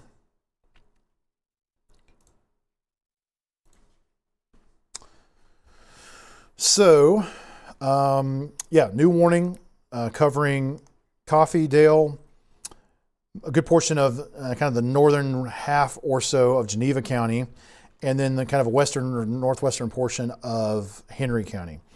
That goes until 8:45, and you can see here right now you've got heavy rain and gusty winds, severe level winds possible right there and around Elba. You've got along Alabama 87 and New Brockton that'll be coming in your direction soon. Arcus, Jack, northern part of Coffee County, it'll be there soon. I know you've got some rain right on you currently. You're not actually in the warning. It has passed you already for the most part. There's still heavy rain, but they didn't issue the warning until it's kind of past you, but I'm sure you probably had some pretty hefty winds and still a chance aloft here. We've got still some really heavy winds aloft. So decent chance you're still getting some pretty good gusts in Opp and Andalusia even though the main thrust of this is kind of moving away. But again, Kinston, Fairview, and then flash flood warning for Baldwin and Mobile. All right, I figured Escambia. I figured what we were seeing on the radar trends that we might see a new one of those. So that's going to be another issue there. Then we've got in the severe thunderstorm warning here, Sampson, Coffee Springs, Central City, Enterprise. You'll be impacted by this eventually. So it's been a pretty eventful couple of days in Enterprise, Coffee and Dale counties especially. Ozark, Daleville, Midland City, Hartford, Slocum, and eventually almost, like I said, all the way over to almost to Abbeville, but Edwin, Lawrenceville, places like that. So a wide area under the severe thunderstorm warning. And again, it looks like it's certainly going to be heavy rain. There's not much lightning further to the east. This is kind of the thing we've been seeing today. There's not as much lightning on the eastern side of this versus the western side of this, but there's still some. But looking at the velocities, again, we've got, especially around Elba and Opp right now, looks like you've got some pretty decent wind gusts possible, showing 50, 60 mile per hour. We are a few thousand feet off the ground with that, so probably not quite that much. And has Tallahassee mentioned anything about ground reports with this one? No, there's been no mention of if that has been confirmed, or they're still looking for confirmation, but the radar at least is what they're looking at. So trying to find any visuals, but I do think now that the sun is setting too, it's not very helpful because even trying to find things on the live cam, it just looks very dark. So kind of makes it harder to spot anything. Yeah, just kind of checking a few other things here. All right, so we'll go ahead. But if you're in Coffee, Dale, northern part of Geneva County, I will mention Geneva itself. The town of Geneva is not in the warning currently, but you will see a heavy thunderstorm pretty soon. But just go ahead and, I would just be in your house or be in your a substantial building if you can be. This is not a tornado warning, but there could be some gusty winds with this. And so I would just kind of be in a place that's generally what you would feel safe in a storm, away from windows and things like that in case any trees come down, especially if if you live in an area where you got lots of trees around your house, this would be the kind of time that you'd want to be sort of bunkered down in an area that is safer from falling trees that might try to come down into your house. So That's that severe thunderstorm warning. And then again, we'll go take a look at the new flash flood warning. That's just more flash flood. More flash flood warnings. For Coffee, Dale, Geneva. It's just extending the time, but okay. So there's flash flooding for Baldwin, Escambia, Mobile, and Coffee, Dale, and Geneva. Okay. And the new flash flood warning kind of was already inside of an existing flash flood warning, but it's a new one that now goes to 1045. So it's extended to a little bit longer. We've got this new cell here that is, or this new kind of line that sort of formed across central Mobile County, extending over into Baldwin County, I can't talk, Baldwin County. And we'll just kind of look at this here, look at the last hour. So again, you had that sudden rush of wind, a few tornadoes kind of getting spun up along that, and then kind of trailing behind it, all of a sudden, you've got not a lot of southward movement any longer. And so that's why we've got this new flash flood warning. And I haven't seen yet. I'm going to click on it real quick to see what kind of tag, if they got any sort of special tags on this thing. I don't think I see considerable in there. I don't believe so either. I haven't seen any extra tags or anything where they're noting potential circulations or anything. We'll have to take the W's where we can find them here, I guess. Because it's gotten a little. Yeah, people are asking if they have that as well, like Coffee County and the sorts. But yeah, as of right now, that is not the case. But either way, I mean, this is producing lots of rain. Exactly. We've had lots of rain in these areas already. We're expecting more now, additional rain. This is saying additional rainfall amounts of 2 to 4 inches are possible in this area. If this continues to train and doesn't move a whole lot for the next period of time, then yeah, we could pile up the rain pretty quickly, and all of a sudden we've got more problems. Again, this is directly over downtown Mobile right now. The Mobile County, not Mobile County, the Mobile camera continues to be impressive with the lightning. I'll go ahead and switch back to it real quick just to let you see the lightning show there. So we're just seeing very frequent lightning. Yeah. And with this being a nighttime event, it's important, to slow down when you're driving, because not only do you have lower visibility with, being dark, you now also have a lot of rain on the roadways that could be harder to see until you're closer to them. So it's important to, slow down, make sure as you're driving on, if you have to drive, I wouldn't even personally want to be out with it if I don't have to, but if you do have to drive, you're slowing down and using caution, because it could be harder to see the flooded roadways. So, and a lot of lightning associated with this, definitely not something you want to be outside. And even on our mobile camera, seeing a lot of lightning still as this is passing through. And like Drew's been saying, just a lot of training. So the same areas we've seen rounds and rounds of rain are just continuing to get more rain, and that's why we have the flash flood warnings in effect. So something to be definitely taking heed to and taking it seriously, because if you are driving through some of these, it'll be hard to see potentially until you're right up on it, and then you don't want it to be too late at that point to turn around. So just make sure if you do have to be outside on the roadways that you're using extra caution and slowing down, which I know obviously in Mobile on our live cam, you're being forced to slow down because of the traffic, but in some areas where you think you're good, you just want to be sure. Yeah, well, the timing, of this in Mobile has been not great, because obviously you had rush hour traffic, and then you had flooding issues. Bayway got shut down eastbound, which snarled up traffic bad, and then this has just been I'm sure it's not been a fun day or afternoon and evening out on the roads there in Mobile. And so, yeah, if there's any way, if you've still got to go somewhere, but if there's any way you can just kind of hold off for a little bit, I just would not be trying to get out in this right now with the traffic and now the rain continuing, all the lightning.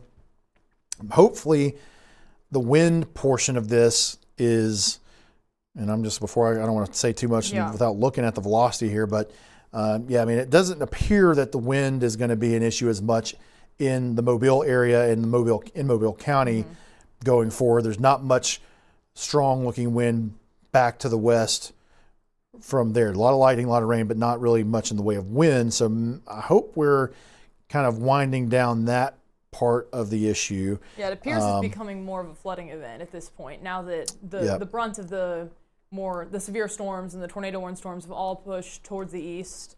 This is really just because so much rain is falling and so little amounts of time here over really the past few hours.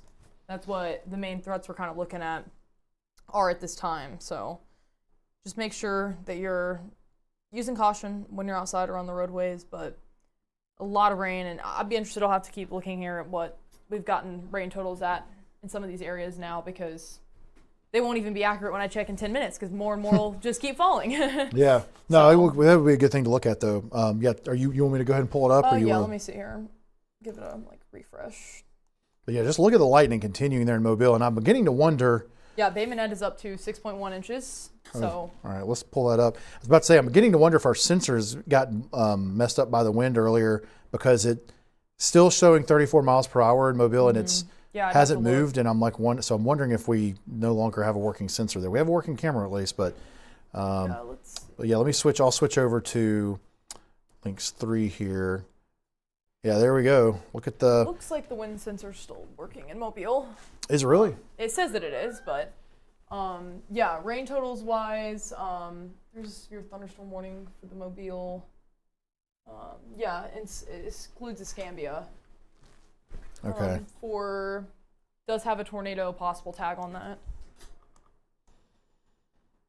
Okay, so that's a new. Wonder if that. All right, I'll wait for that one. Okay, I see. Mm-hmm. If you want to switch it back, we don't have to go. Yeah, I'll show it in a second. It's okay. But yeah, go ahead and you can just go through the rain. Just some of the crazy look at this. Like they've increased, 2 to 3 inches even since we were last looking at these a few hours ago. Over 8 inches in Crosby Road there.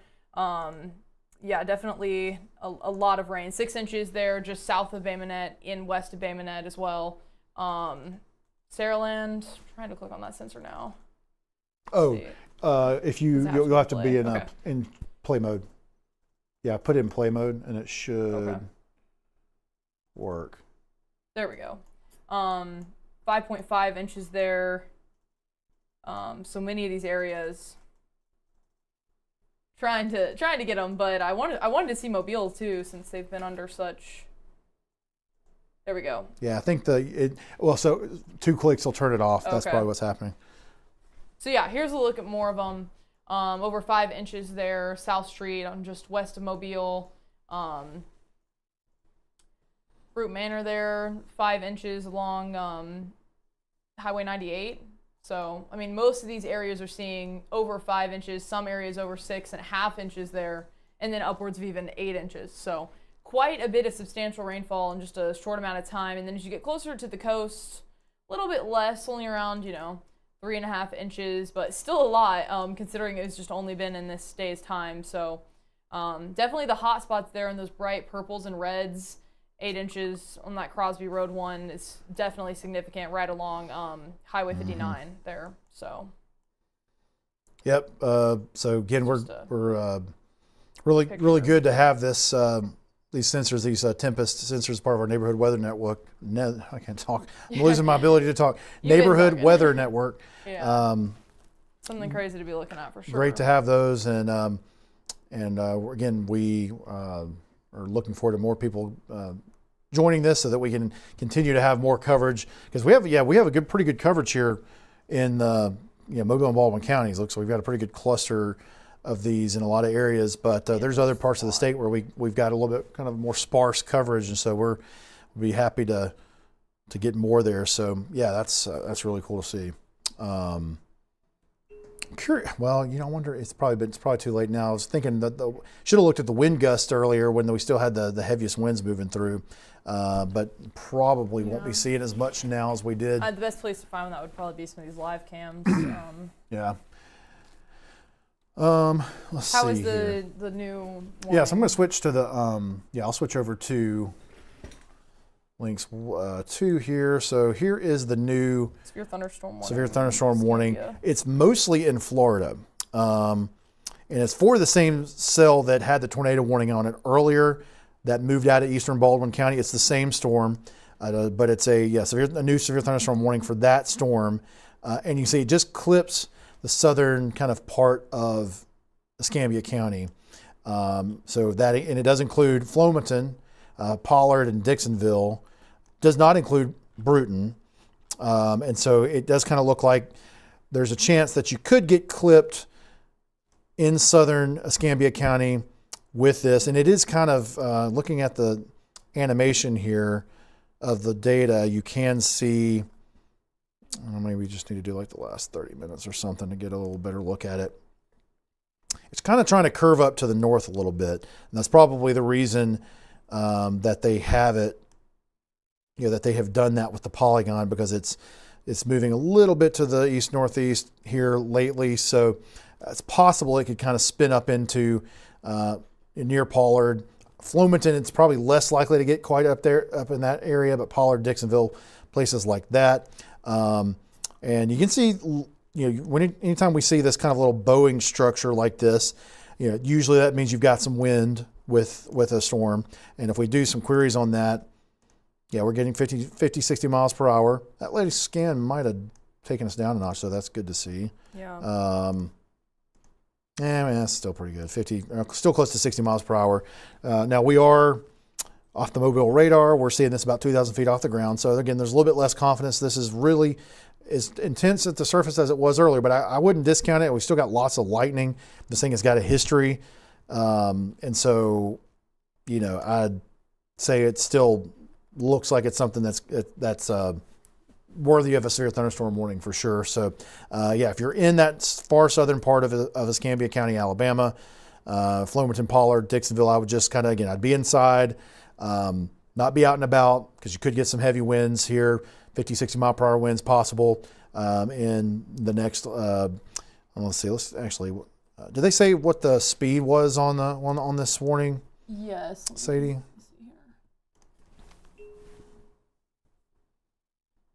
It is 60 mile per hour wind gusts moving east at 50 miles per hour. So it's moving at a good clip. So it's moving so fast it's hard for me to even put a track on it. Yeah. So I'm trying to kind of, so around Dixie, which that's pretty far. That's way over in Covington County. The majority of this is in Santa Rosa County and Escambia County, Florida. Yeah, but if it gets into Escambia, Alabama, Dixie, 8:55 or so about 50 minutes from now.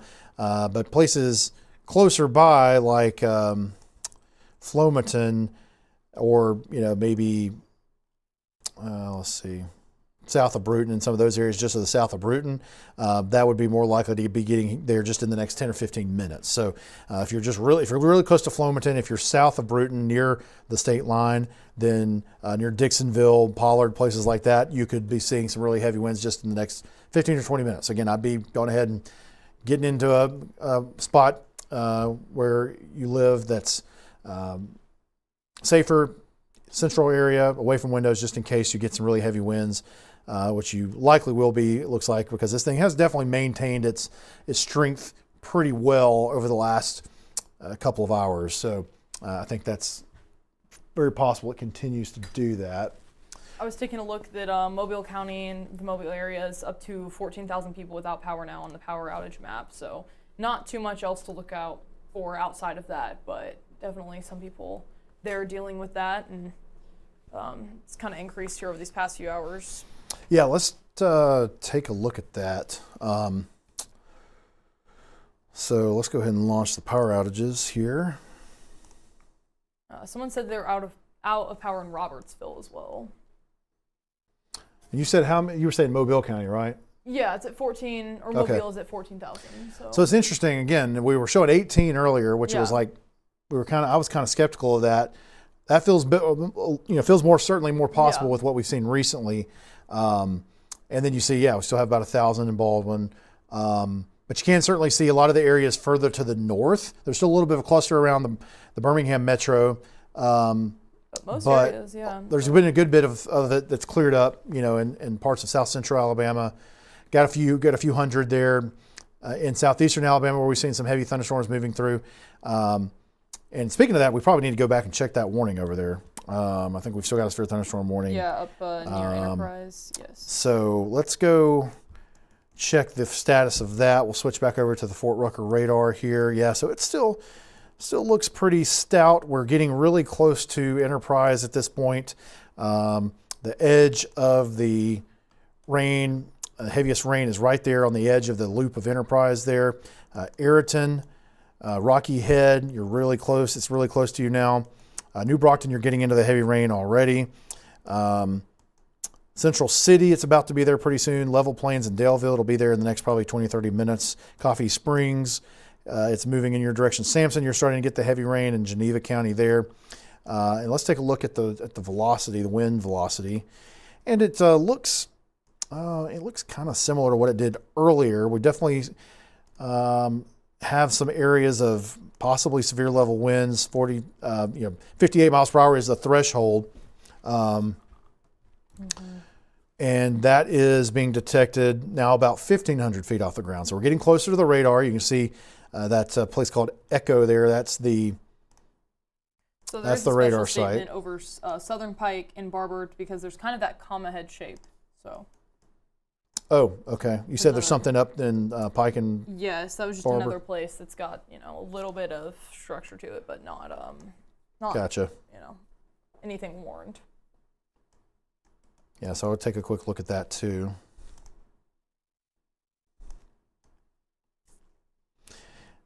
Yeah, a lot of times, like you're saying, like Sadie's saying there, the northern edge of these kind of things, you can see some kind of circulation, a little comma head kind of thing. So yeah, it doesn't look, at least currently, doesn't look to be too much. So that's good to see that but it is something you always have to kind of watch up in that area. And some of that is just north of the polygon. But again, you never know. Brundage, just by the way, we're looking at you there in Pike County. You've got some heavy rain that is nearby, just to the kind of the southern part of town. You'll probably get a little bit more of the heavy rain here pretty soon. Troy, the heaviest, there's a few heavier showers nearby. You're starting to see things diminish though, and it kind of looks like the back edge. It's getting pretty close there for Troy, but it'll still probably be another hour or so. But again, really the heaviest rain and potential wind issues are kind of moving into or right on top of Enterprise at this point. So again, if you're Enterprise, again, I would still just be in your kind of inside your house, inside your where you live, your apartment or whatever. I'm not necessarily saying you got to be in a tornado safe place for this. We haven't heard lots of reports of damage with this or anything, at least not that I've seen. I don't guess, Sadie, if you've seen anything from Tallahassee recently or not. I have not. They actually canceled the tornado warning that was over Jackson, Florida, and Seminole, Georgia. So looks like things are starting to dwindle there, but no further updates from them at this time. Gotcha. Yeah. Now I do see. I'm not thrilled about this, but it certainly probably makes sense. They're talking about some of the flooding potential still, where the high risk of flooding has been expanded, I think, a little bit more into southeastern Alabama. So that's not great. But again, probably not too much of a surprise that we would eventually see that. Let's see. Okay, I do see this was a report that came in about 15 minutes ago of a tree down close in the Enterprise area, but close to Fort Rucker. Not sure that I'm seeing much else. Okay, there's looks like a few trees. We're down near Ozark in Dale County. This is from back around, this is close to an hour ago now. So again, these are some ones that we saw earlier.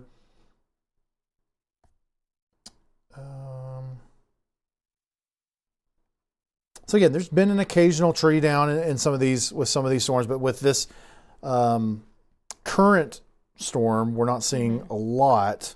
I still haven't gotten any pictures from them, so I mean that's a good thing. Yeah, that's a good sign if we're not getting lots of reports coming in through our social channels. And I'm just kind of going through here and looking through some of our Skywatcher chats as well. Let's see.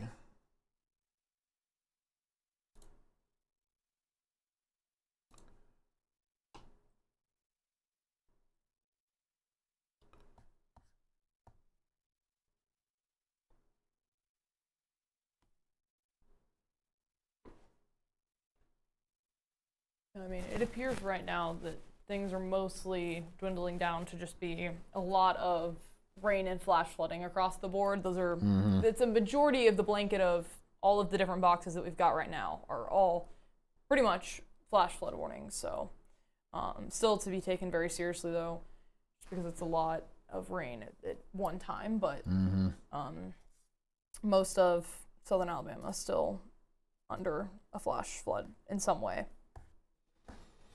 Yeah, I'm also seeing, we're kind of looking at this right now, but one of our sky watchers, John Talbot, was just mentioning he's got a friend, he's kind of driving along 231, and he's, I think, was around Troy. This is just the last few minutes. He's in the Troy area headed towards Florida.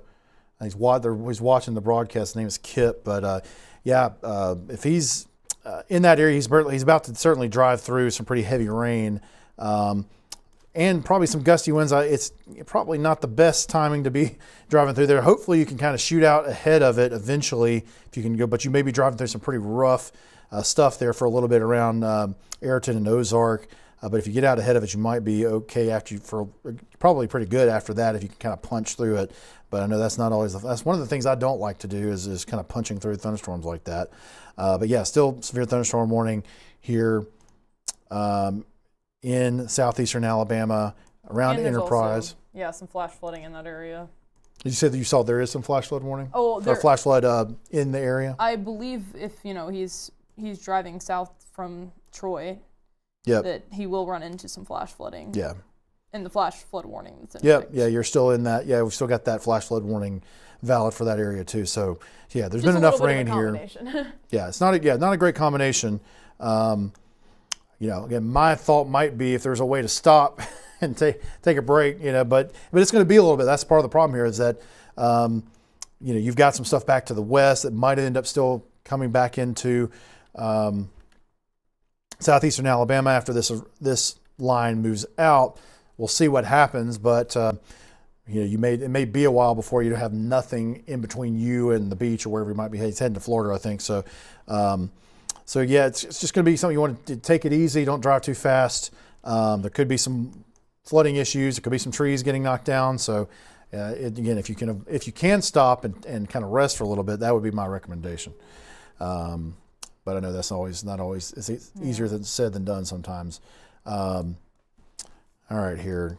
I'm going to reset back over here. Take another quick look at the Mobile radar. Still got the severe thunderstorm warning. Continued for Escambia. That severe thunderstorm warning? Yeah. Okay. Yeah, so we still got that cell that's riding along the state line.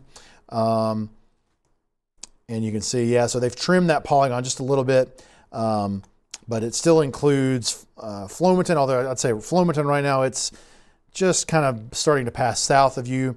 It looks like the heaviest wind is moving south of Flomaton.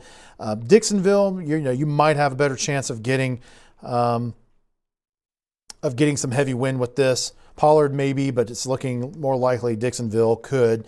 The polygon does not extend up towards Bradley or Parker Springs at this point as far as the severe thunderstorm warning.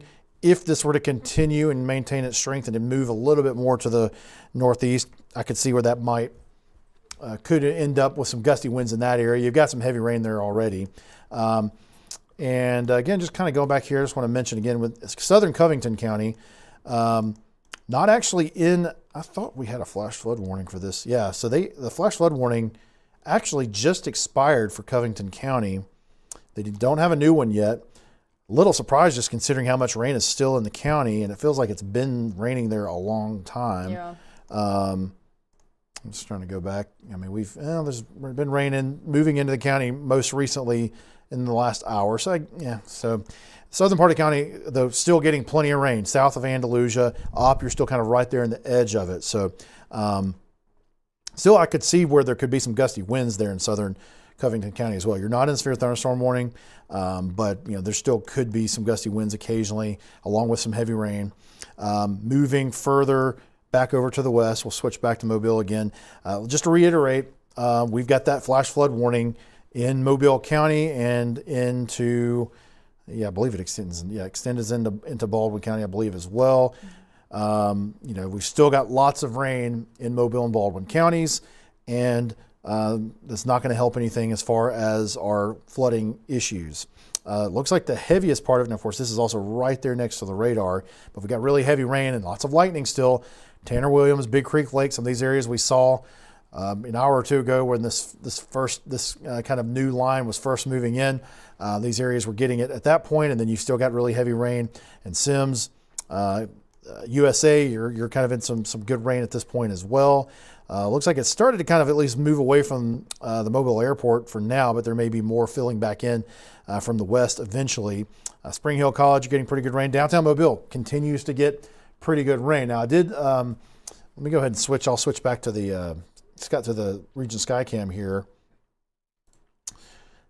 I did manage to just basically click off the graphic and back on it again to get it to update the sustained winds because it was stuck on like 34 miles per hour, but it's now showing that the sustained winds are at 8. And the most recent gust over the last hour was up to 49. But then, yeah, earlier that we saw it up to like over 70, right? Yeah. Wasn't that what it was? Yeah. The winds have certainly calmed down in Mobile, thankfully. Still plenty of rain. Lightning has been pretty frequent. It was 70 around 4:36, and now it was almost 60 around 7:30, and then now it's only about 35. It's showing. So those are just wind speeds, though. But the same story with wind gusts. So it looks like the wind gusts are around 15 mean, but maximum 35 and minimum 7. So in that range of 35 to 7 mile per hour wind gusts. So at least in these areas, in Mobile County, we're not really dealing with the wind issues anymore, at least for now. But certainly, the rain just continues to fall, and I guess so.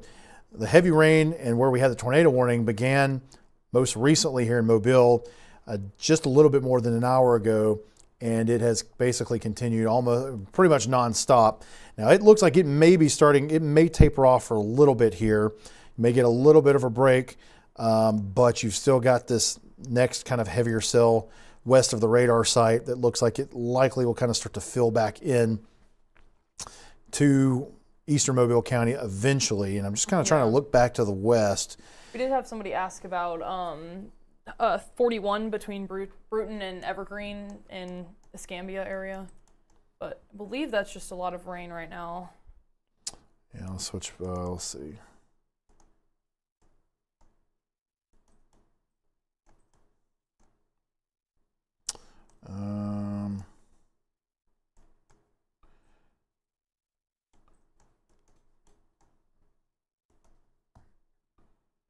Let's see here. Okay, 31. Okay, I was thinking 41. I think that's what they had said. Okay, 41. so I was looking. I was like, wait, everything's over here. Right now in that area, you're in light rain.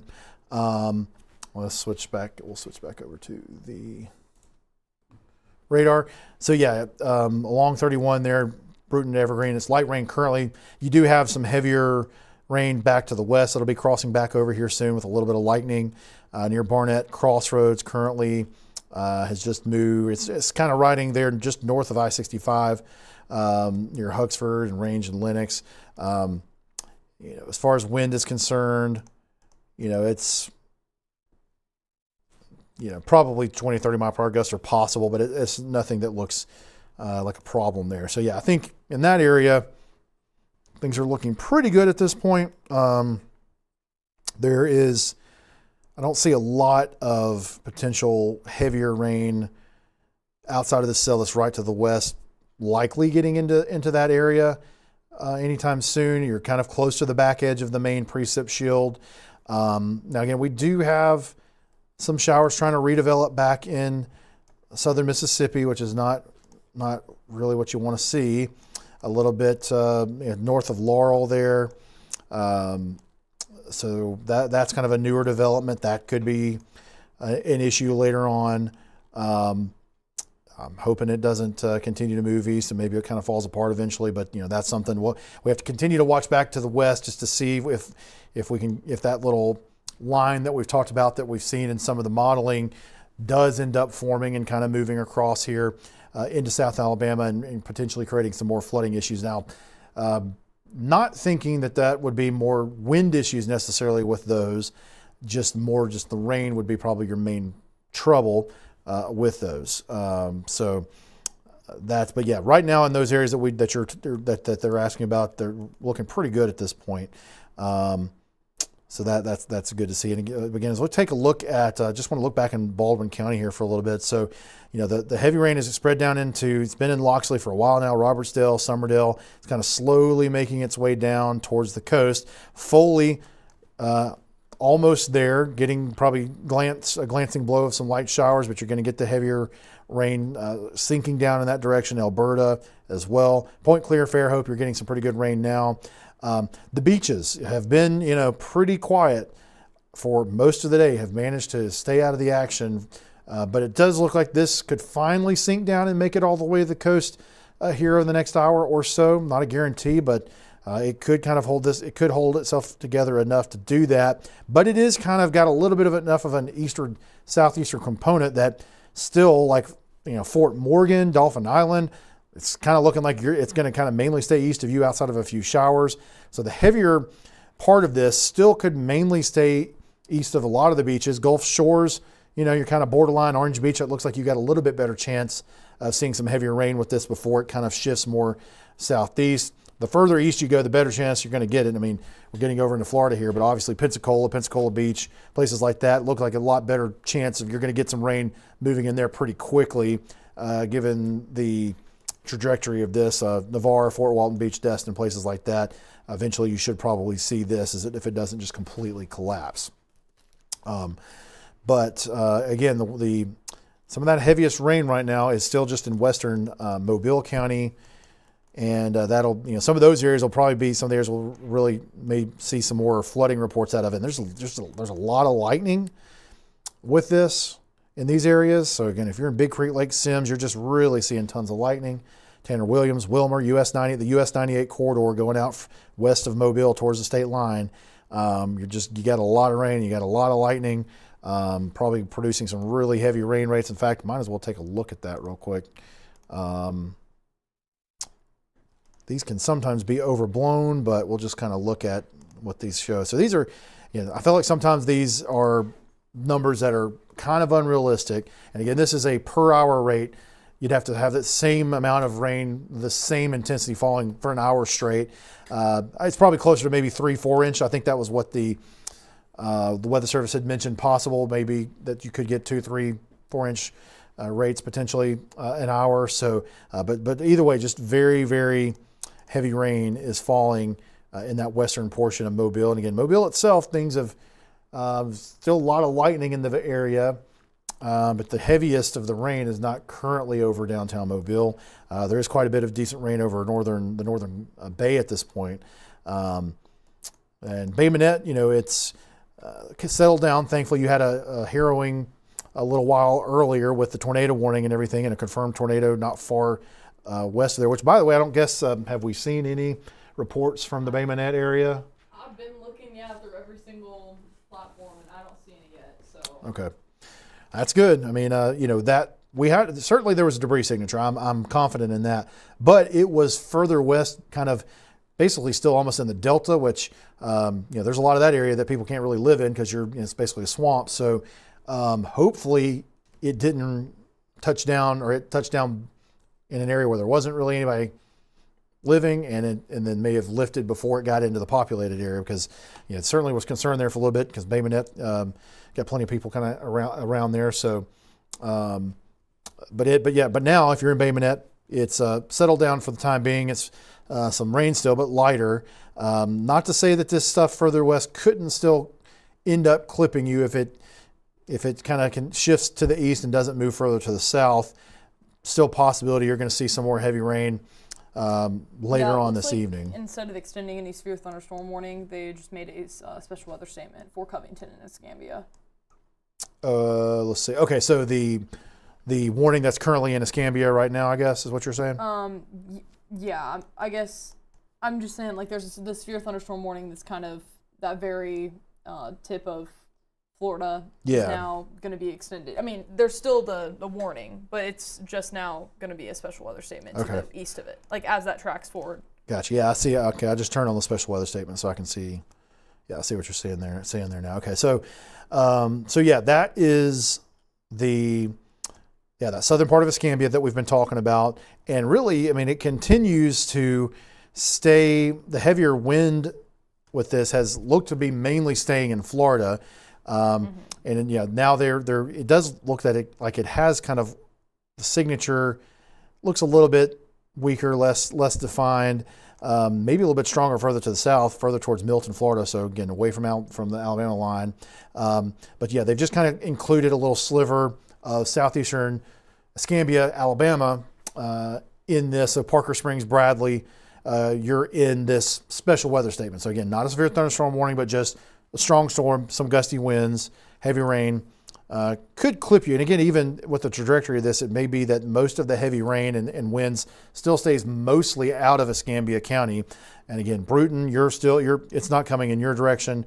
You've just got some light rain. You might get some heavy rain from the west in a little bit, but you're good. So again, that's good to see that that's not going to be continued as a severe thunderstorm warning. And kind of curious here.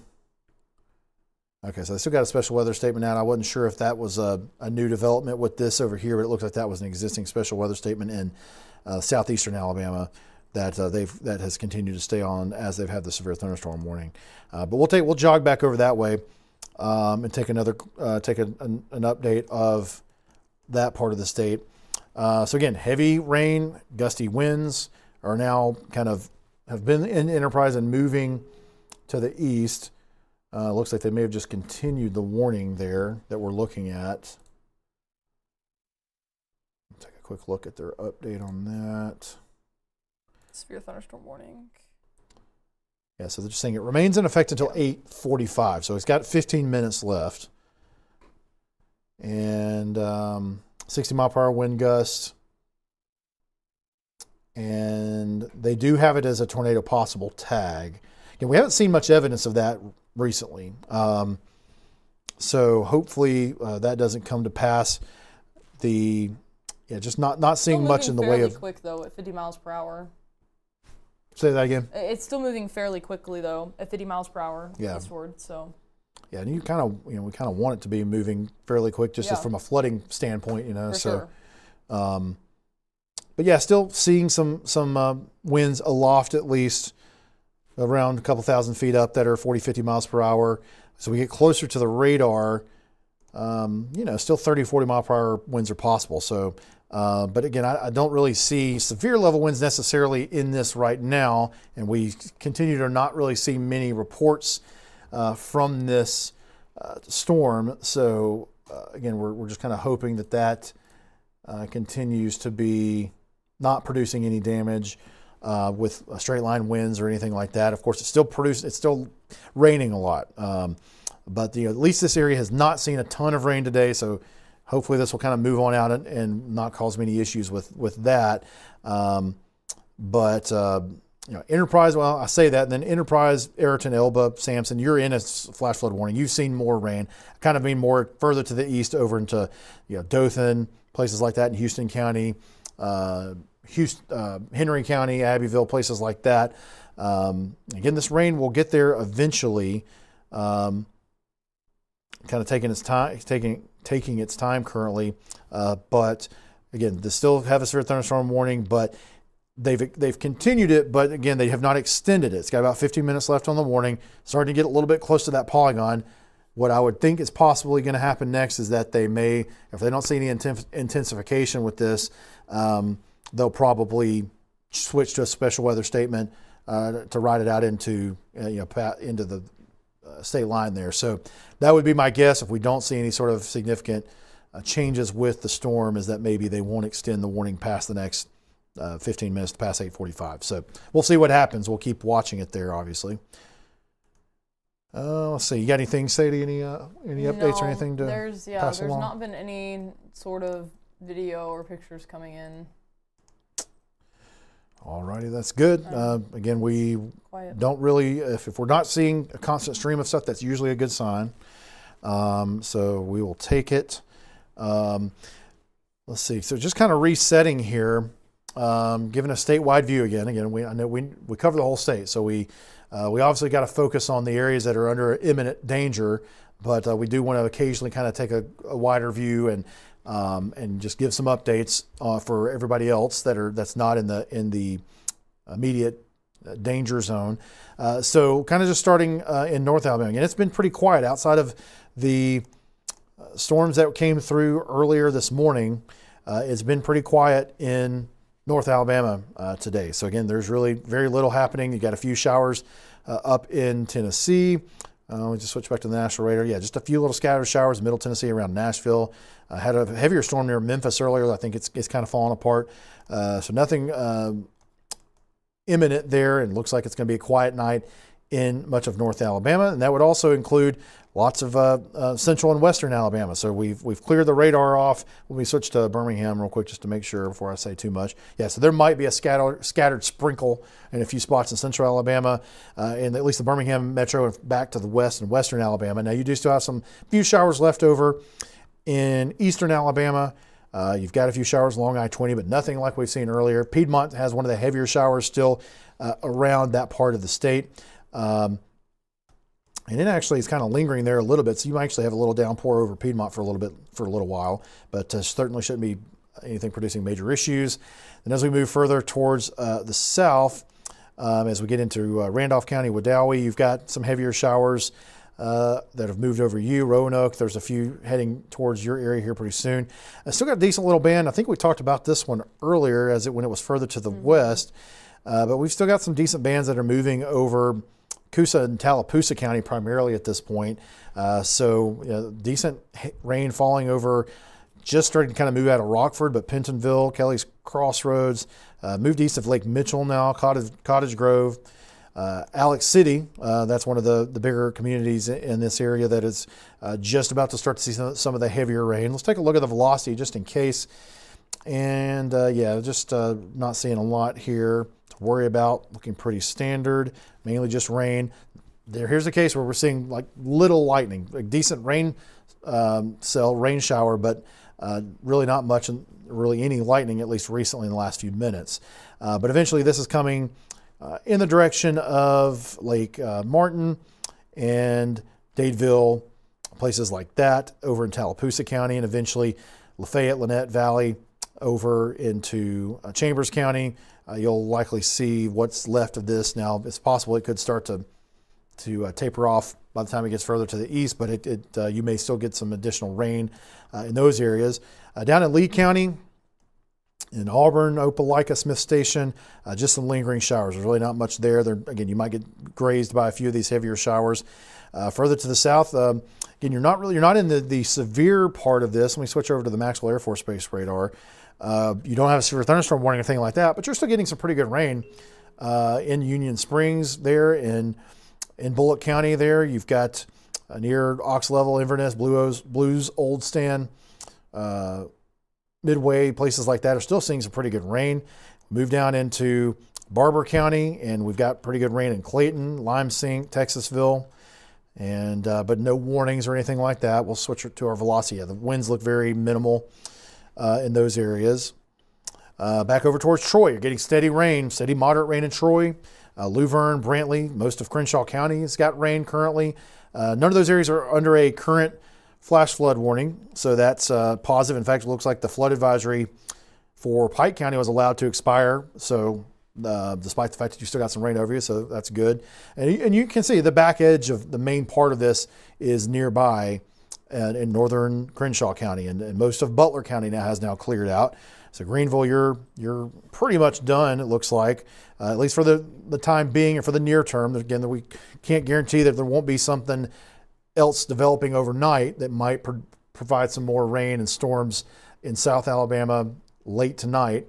Again, hopefully we can take a breather at some point. We'll take a look at the model data, and if we can get some of these warnings to get out of here and get some of the flooding issues to sort of settle down, or some of just the heavy rain, and get the severe thunderstorm warnings out, we may be able to get to a point where we can maybe end our long form coverage here and kind of assess the forecast and look at it a little bit more for what we're expecting going into the overnight period and into tomorrow. But like I said, we still, last I looked at least with the modeling, you still had some possibility, you had a decent possibility that we were going to have some more showers and storms trying to develop late tonight over South Alabama. So that'll be kind of the next thing we'll have to watch. But again, Butler County, you're mostly done here. Wilcox County, you're completely cleared out. Choctaw, Sumter, the Marengo counties, you've been pretty much in the clear for a decent while here. And so again, that's kind of a decent breakdown of other parts of the state that we have not really looked at as much recently, because that's not been where the most impactful weather has been. And let's see here, just kind of taking a quick look. Does look like, and this is for Pike and Barber County. This might have been, I think you may have mentioned this earlier, Sadie, but just seeing from the Weather Service in Birmingham that they had issued that special weather statement for the little comma head thing in Pike and Barber. So that would be, it's starting to move. Let me switch back over to EOX, see what we see here.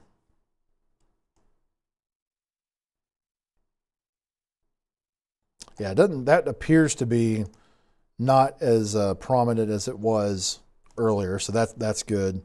Just kind of going through, I can kind of see earlier, but it seems to be kind of weakening a little bit, not as prominent as it was, so that's good to see as well. And just continuing to look through.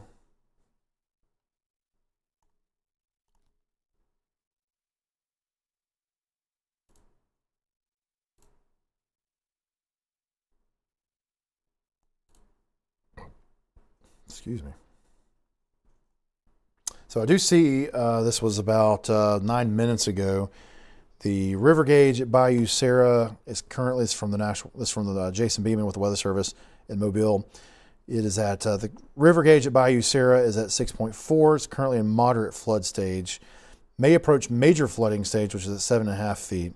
And so they're waiting on an updated forecast from the River Forecast Center on that. So again, this is what we've talked about, is that even if the flash flooding, if we can get the rain to end and get a break from the constant rain, where your flash flooding threat sort of starts to diminish, the river flooding then becomes the thing that you have to start to look at for the areas in and around the rivers, and whether you're going to be getting into flood stages and things like that. So, and speaking of that, I've actually got, and we can look at some of those river gauges if I can pull up something here. Let's see. Probably don't have it here. Let's do something real quick before I do that. Okay, so I hadn't seen anything about this yet, and we've still got a severe thunderstorm warning, but just was going to do a quick check. So the tornado watch, again, we talked about this earlier, but tornado watch has been cleared for every place in the state except for Coffeedale, Geneva, Henry, and Houston counties. Once this cell that's got the severe thunderstorm warning moves out of Alabama, I would expect we'll start to see those get pulled as well. So for now, that goes until 10, and it might be that they let it go all the way till 10, but just because the storm seems to be kind of taking its time moving out, so it may be that they let it roll all the way till 10, and then it falls off at 10. Certainly don't expect to see them expand or extend it or anything like that. So that's the tornado watch. Also, we hadn't talked about this in a while, but this is obviously still a major part of this.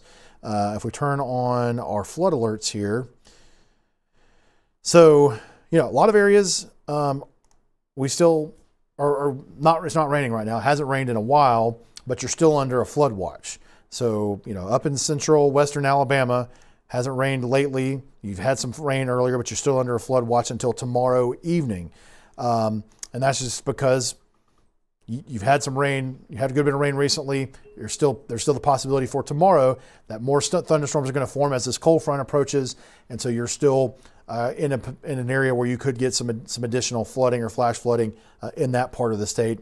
So again, that extends from Pickens County, Tuscaloosa, Jefferson, Blount, think this might have been extended north slightly at some point, Etowah and Cherokee counties, and then every point to the south. So again, that's the flood watch is still in effect until tomorrow evening. So just be aware that we're still going to be monitoring that, even in central and parts of kind of northern Alabama for tomorrow. Now, I just heard another warning come across there, Sadie. Yeah, it's the severe thunderstorm warning for Geneva and Henry. Okay, so they counties and extended Houston. that. Okay. Yeah. Well, I was It does wrong. have a tornado attack possible on it still. So. Okay, I was wrong. I was thinking they might let that one go because it was the first one was going to expire at 8:45, but I guess they Looking decided. at the model data and the latest HER, and it does look like it is just going to continue to train right over for all of tonight. That's what it's modeling as. Yeah, don't like to hear. That's what I was worried about because that's what we've been seeing really the last day or two as the high res models have been within range. It has been pretty consistent that it shows, something lingering. Kind of the main show of what's happening today, kind of, sort of ending, but then they're being. This specific model, not really a break until like 10 p.m. So. Oh really? Friday, I mean, 10 p.m. Friday. It's like a continual. Is that the Baron model or is that the? No, this is the HER. Okay. Is that the? It's 18Z. 18Z. Well, the Z. I wonder if the 0Z is it. I tried the 0Z and it wasn't. Wasn't in. Okay. So we'll show that here in a second probably. But just to mention with the new warning.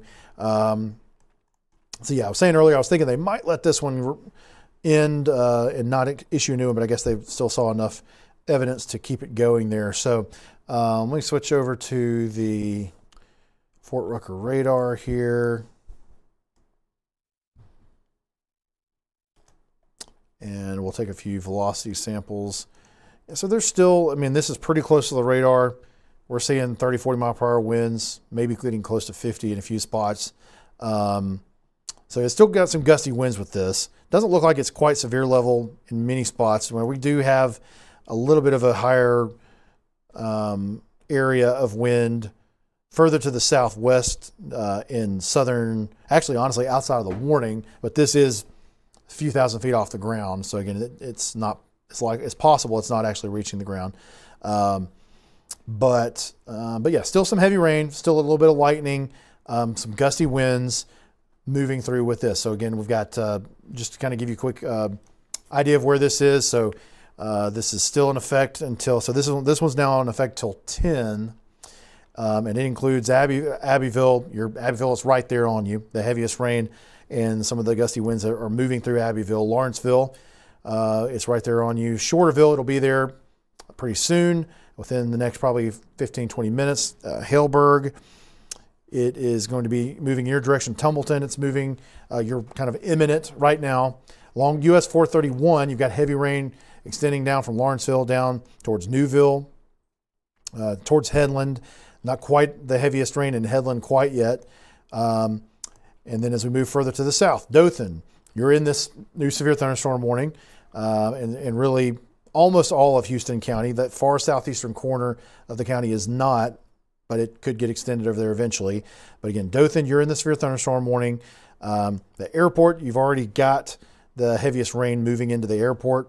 Midland City, you're getting the heavy rain. Pinkard, Waterford, Ewell, heavy rain falling there. Ozark, it's just getting close to probably ending here pretty soon, but the way it's kind of training slightly, it may you may get a few more little rounds of some heavier showers before you completely clear out. But Delville, you're seeing heavy rain and a few lightning strikes around Clayhatchee. Enterprise, it's still raining pretty good there as well. I do think, the severe thunderstorm warning that was prior to this just now expired. So that one did expire at 8:45. So Enterprise and Ozark and Daleville, you're no longer under the severe thunderstorm warning. That would also include Central City, and parts of northwestern Geneva County is no longer under the severe thunderstorm warning, and no part of Coffee County is any longer under severe thunderstorm warning. Really now it's just southeastern Dale County, including Pinkard, Midland City and Wicksburg, Clayhatchee, US 84 corridor heading towards Dothan, US 31 corridor headed towards Dothan. And then again, the new one does include Geneva, Sampson, Geneva, and Geneva County, Coffee Springs, Hartford, Slocum. And then over into Houston County, it includes Madrid, Cottonwood, Ashford, Webb, and along we mentioned Dothan already, obviously. Gordon, even Columbia, Headland, and so those are all the main communities that we're seeing within this severe thunderstorm warning in southeastern Alabama. But again, I'm not seeing real great indication of really heavy winds. It certainly doesn't look like what we saw earlier in the Mobile and Baldwin County areas. So hopefully it stays that way. So we'll continue to watch these storms as they push through the southeastern part of the state. And definitely I feel like their forward progress is, I don't know, maybe it's moving still at a decent clip, but it feels slow. I don't know. But it is, Yeah. we've No, been it here a is little bit feeling now, slow so for us. things start to feel slow. But I know the main of the storms were typically, with all the warnings, moving at least 50 miles per hour. So, I mean, that's still pretty fast. But at the same time, it's just like more moisture keeps continually, you know what I mean? Like the line itself of storms is moving, but the actual rain that's falling kind of around it isn't moving as fast. Yeah, you kind of get, well, you get the kind of the training action and kind of the leading edge moves, but then you still got this kind of southwest or northeast kind of flow. So that is always fun with these kind of things. So I'm kind of taking a look here, just kind of checking some of our reports.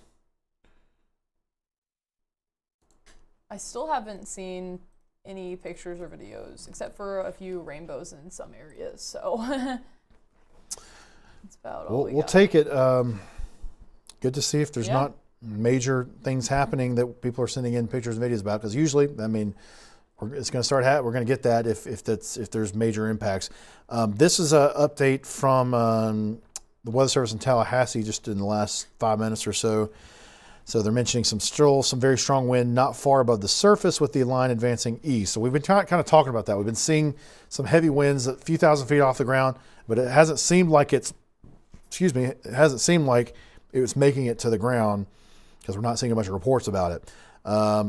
Because of that, I think that's what he said. He didn't feel comfortable dropping the warning yet because of those winds that were aloft at least. And talking about you've got instability increasing further east. And so, you know, as it's moving east, it's moving into a better environment. And we've seen that. We've talked about earlier how as these storms have moved into Georgia, we've seen them start to kind of organize a little bit better. We've seen that several times, quite a few times today. So we may see that again where it gets in a little bit better environment and all of a sudden it kind of has some additional impact. So they do think that these strong to severe wind gusts could mix down and start creating some issues at the ground level as well. So so that's part of the reason they went ahead and continued the warning, the severe thunderstorm warning for now. So, but we'll hope that the winds stay aloft and that we don't have any issues with it there. You got anything else that you have seen or anything, Sadie? I'm still watching all the chats as well as just YouTube and Facebook comments from the lives. I mean, a few people have asked about Enterprise, but to me it still looks like just rain and storms, not necessarily anything much else. But yeah, I mean, some people in Dothan are waiting on it. That's about the picture. Switching over to the Skycams here. I don't want to be showing radar the whole time. We got our Skycam network, so we want to use that some. And so we're looking at Mobile again, which we've looked at quite a bit. And at least right there in Mobile, there's a hefty storm still right there nearby. But at least right now in downtown Mobile, not much rain currently. Winds are fairly light, northwest 5 miles per hour. You did have a gust of 38 in the last hour. The lightning has still been pretty hefty. Not maybe as much now as it was a little while ago, but we still have lots of rain though further to the west for sure. And just kind of watching some of the radar here. Little concerning little feature I'm seeing trying to cross the state line near Tanner Williams. Maybe trying to have a little bit of rotation. There's no warning on it or anything at this point. but we may still have a few issues to deal with from that perspective on the western edge of this as it moves in. So again, we'll be watching the radar closely. But actually, the Abbeville camera is pretty cool because you can see when the lightning strikes. It's like really dark, but then few of the lightning strikes, it actually looks really cool. But you just have to wait on the lightning. So yeah, I don't know if you want to show it. Yeah, might as well. But, yeah. Yeah, we can certainly show that. If we get another lightning strike, it was looking pretty with a few lightning strikes, but try to point it at the storm there. Yeah, well, we can give it a little bit there. You can see the now this, but another good thing to look at this for, and I got to remember exactly where. I'm pretty sure this storm has. Well, let's just go back and double check myself. I was thinking it was right in Abbeville right now or near Abbeville. It is. I guess this camera is to that northwest portion, like area. It's not like the center of Abbeville. It's kind of looking to the southeast because it's the camera itself is north. So the gust is only 13. Winds are out of the south around 6. Definitely not the peak gust for the day because it looks like it's around 5:30 there were gusts of 27 miles per hour. So right now this is kind of a lull in comparison, around 13. Yeah, but that's a good thing. Again, I had to reset my radar computer here, and I'm gonna see.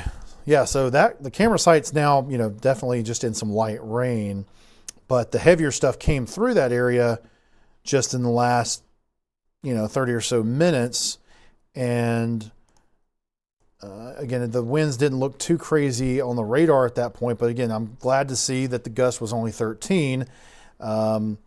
Just again, still more confirmation that at least at this point, we haven't seen a lot of the heavier wind gusts mixing down along with this line of thunderstorms in. Did they? Oh, never mind. I just restarted the computer. There's a lightning strike. I was waiting on it. Yeah, there you go. I was like, I know there was a lot going on before I turned it on, and then it got camera shy, and it wasn't. There were no lightning strikes. I'm like, come on now. It looks nice though with the cloud cover when there were multiple going off at the same time. But there used to be I guess more like 5 per minute. And now it's maybe 1 or 2. So that's an area to look at, and let's kind of see here anywhere else we can put a camera.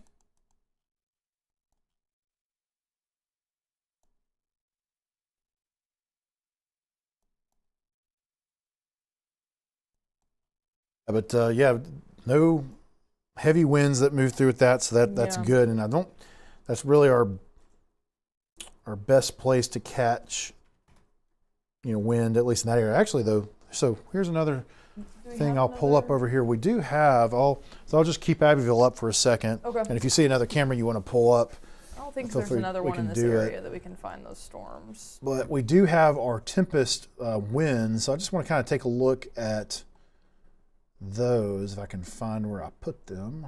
Let's see, yeah.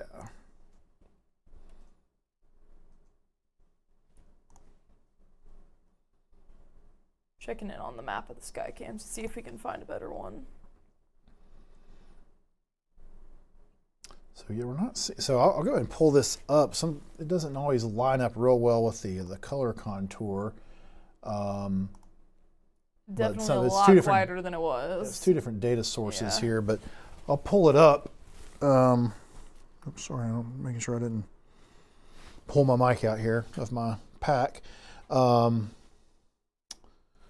switch over to links 3. So here's the current winds from our neighborhood weather network, the Tempest network here, and you can see that, the current sustained winds from those sensors are pretty, negligible for the most part. Now, it looks like Pierce Lane there, southwestern Conecuh County, it's got a 24 mile per hour sustained wind. We'll see if that changes, but that seems a little high for that area right now. I'm trying to switch over and look at our radar on our other computer here. I guess it's actually had a pretty decent cell move through recently. So maybe it's still keeping that higher wind speed there for a little bit longer. But I can see where there would have been some decent wind just in the last probably 20 or 30 minutes in that southwestern part of Conecuh County. But you can see elsewhere back over into the area. We've got one near Abbeville that's showing 2. Enterprise is showing 1. Now, of course, it could have been higher earlier. We're just showing kind of current wind speeds. 3 there at Iris Road. Looks like south of Dothan. The storms are not quite there yet, so that could be part of it. So that'll be one that if we kind of remember to watch it as the storms are moving. Well, it's close though. I mean, I will say the edge of the rain is kind of getting into, and the heavy wind with the severe thunderstorm warned storm here is entering into, or is in Dothan at this point, about to get in kind of the center part of Dothan. But again, we just see 3 mile per hour winds there. Those are the sustained winds, or the average winds. Then I'm going to switch over and look at our gusts. And again, not anything out of like crazy. That same one that had the 24 mile per hour sustained speed is showing 33 gusts, which again, with what it saw relatively recently, that makes some sense. Further to the east, though, again, you just don't see much at all in the way of gusts. So just 5 miles per hour or less looks pretty common. So that is good to see. We'll take it. And we certainly have said that we haven't had all these reports, so that kind of makes sense. I still kind of would think in my head that I might see 15, 20 mile per hour winds with some of this, but it just may be that that's not the case. I'll switch over to the coastal version of that. Now again, we're not looking at it right when we had really heavy winds earlier that we know came through a couple hours ago, but you can see the current winds we're seeing right now showing just a few miles per hour. And again, these are just basically sustained winds, average winds over a period of time. And if we switch over to gusts, not much more, just, a few miles per hour more there. We do but have some not anything comments on crazy. Facebook. Someone said that the winds in Headland are crazy. So that's just north of Dothan. Oh, let's see. And I might pull in one of the ones where I can try to query. I just don't think we've got a lot of sites In that area? area quite yet. So we may not really be able to get a good feel for that quite yet. Yeah. Let me see if I can find the audio But I would believe it, version. because that is where, the storms are still located. Mm-hmm. Let's see. Okay, yeah, I haven't made the automated version, then I can easily do that yet, where I can just grab any one I want. But eventually we will have all that built out. But we've got a good bit to work with here, but still working on some of that for sure.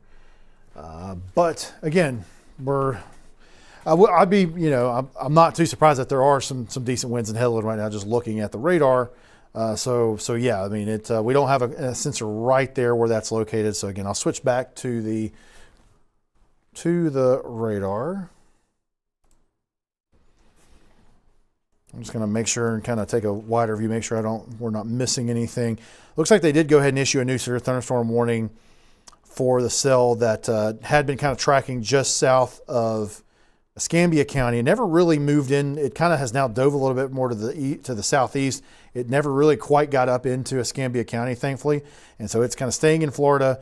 The severe thunderstorm warning is not, it's close to clipping Covington County, Alabama, but it doesn't. And it doesn't look like it should end up over there. So we should be good there. But again, the only severe thunderstorm warning we do have is the one here that continues for most of Geneva County, southeastern portion of Dale County, and then most of Henry County outside of the northwestern corner of it, and then over including most of Houston County, but not all the way down into the southeastern corner where Crosby's located. But again, you might end up getting that eventually. But it's taking a little bit of time for the storms to kind of get over all the way to the east. But again, heavy rain, Newville, Headland, Midland City, Dothan, it's right there, moving in there right now. Clayhatchee, Coffee Springs, Geneva, it looks like it's about to start to get into that area, or it really is kind of in the northern part of town already. Looking at our velocity here, just kind of sample a few of the winds.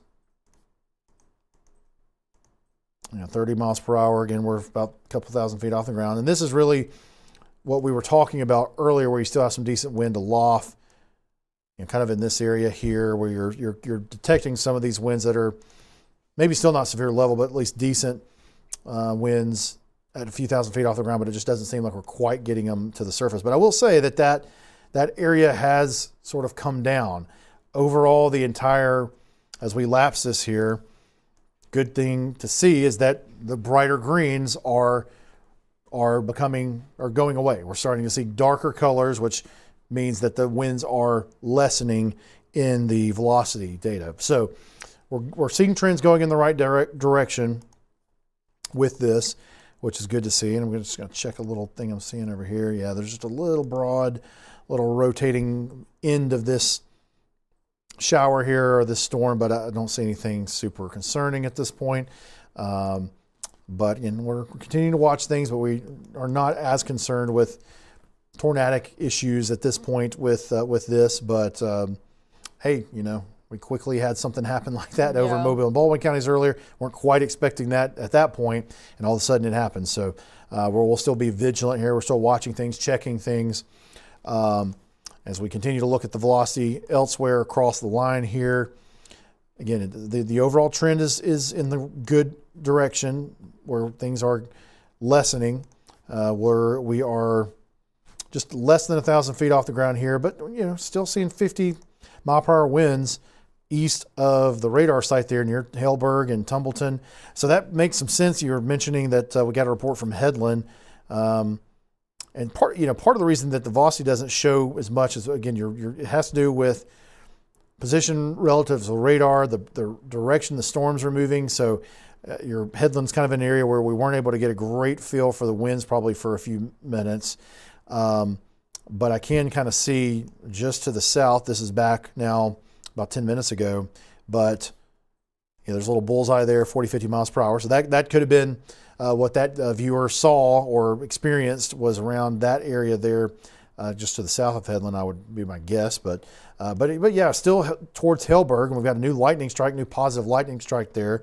Those values do look a little better for velocity as we're approaching the state line. So yeah, I definitely would believe that in southern Henry County, eastern Henry County, including Haleburg, Shorterville, Abbeville, things should be settling down. Maybe still some gusty winds, but the heavier rain has moved southeast of Abbeville now. And again, I'm still looking at the camera off to the side here, and wind gusts of 13 miles per hour was as much as we ever got. Do have one of the sky watchers asking about the storm shape coming into Mobile. I believe it has that shape because of the radar site being there, but I could be wrong. That might be. Yeah, we'll go back. That is one we need to keep. It looks like it's because the radar site is right there that it's making it have that shape. Well, that was one I was looking at earlier. Oh, maybe not. Actually, yeah. I couldn't tell with the screenshot. It looked like it could just be curving around the radar site, but it does look like it does have. Yeah, the radar site doesn't help. Being this close to it, it makes it a little hard to tell. But this one did have a little bit of a hook earlier that I was kind of looking at. A little bit of a velocity wide kind of I wouldn't call it a couplet, but just kind of a wider, broad rotation. Got a little bit of a hook looking thing in the reflectivity there. So again, there's no warning on this, but I'm sure Weather Service probably is keeping an eye on that. I haven't. We'll go check and just see if they've made any comments on it. I haven't seen any comments. Yeah, so that's good. They're showing. I just did another update on Bayou Sarah. Forecast to crest around 7.9 feet, which would be in major flooding stage. Major flooding stage is 7.5 feet, and they're expecting it to crest just a little bit above that around 2 to 3 o'clock this coming morning. So if you're around Bayou Sarah, you want to make sure you are trying to get to higher ground. If you live around there, you probably kind of know generally where these issues are generally. But if it's in major flood stage, you may not have seen it like that. So again, you need to kind of be paying attention to things and paying attention to the water level and moving away if you need to higher ground if you're in and around Bayou Sarah at this point. And not to be confused with the storms that we had or I mean, that we're having right now, but I did get some pictures in just now from earlier, so Okay. I can share those whenever. Yeah, let me know when you're ready, then we can One go minute back here. and take a look at that. Be good to anytime we get a lull, it's always good to go back and try to take a look at what's happened prior. Should be almost ready here. Okay. Sharing it now. Let's see here.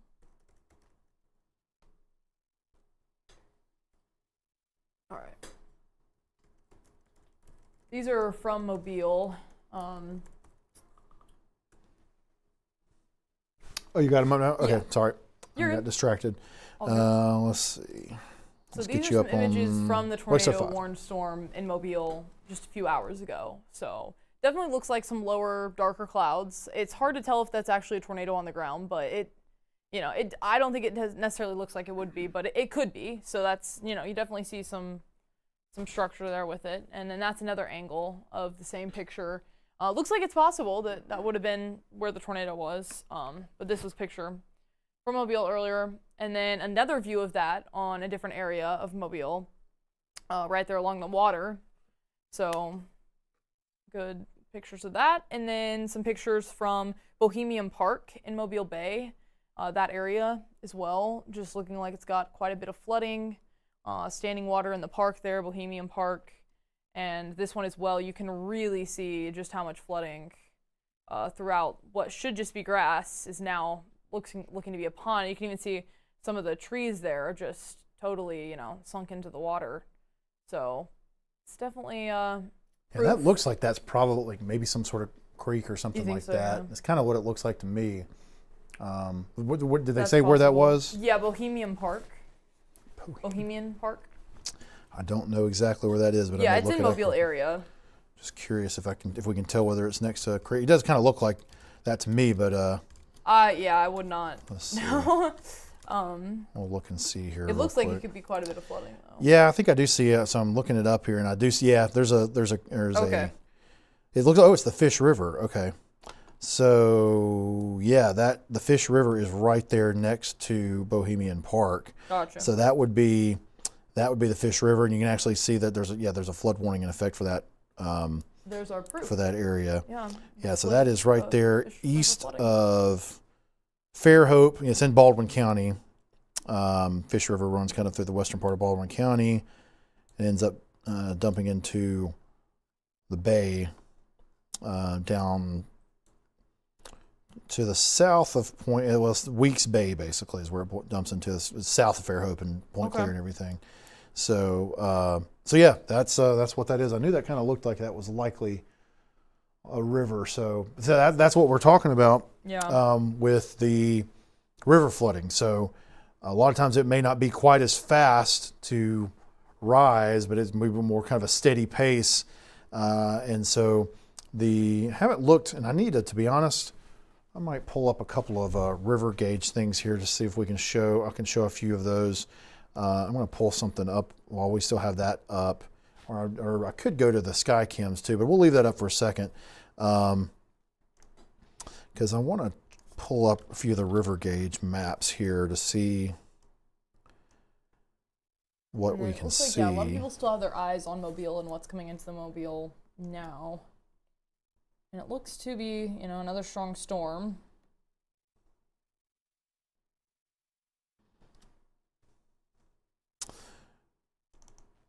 Yeah, let's see. You know what? Let's do this. Let me put it on the radar here, and then I'll try to load the river gauge on one of the other computers, because we probably do need to take a quick look at the radar real quick.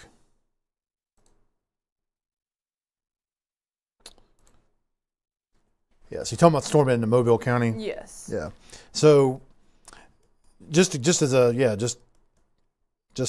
way it is for now, again, there's still no warning on it. There's no severe thunderstorm warning. And it had that interesting signature that I've been kind of looking at there on the back end of it, but still nothing not enough, and it doesn't look quite as interesting probably now as it did. Yeah. But there's definitely some interesting things happening in the storm, and this has just been kind of a beast of a storm with just still tons of lightning.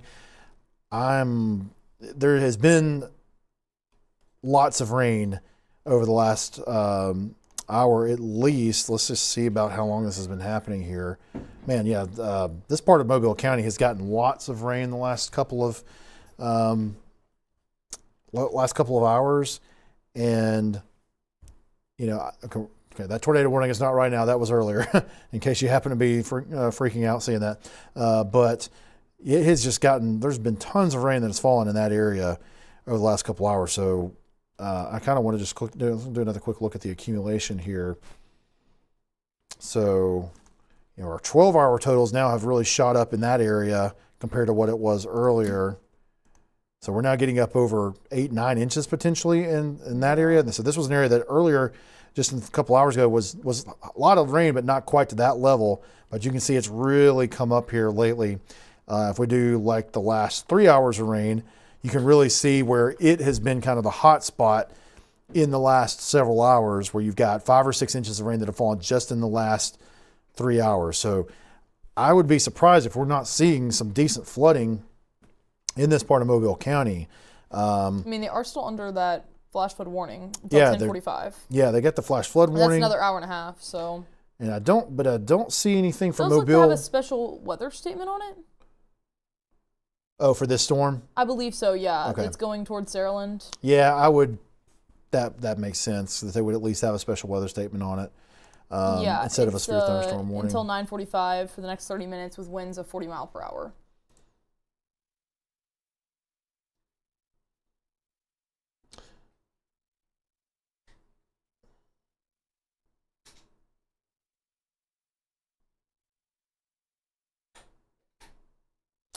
Yeah, so yeah, there's been really significant rainfall.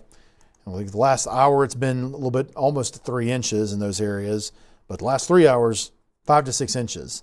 So yeah, you're in that flash flood area, or the flash flood warning.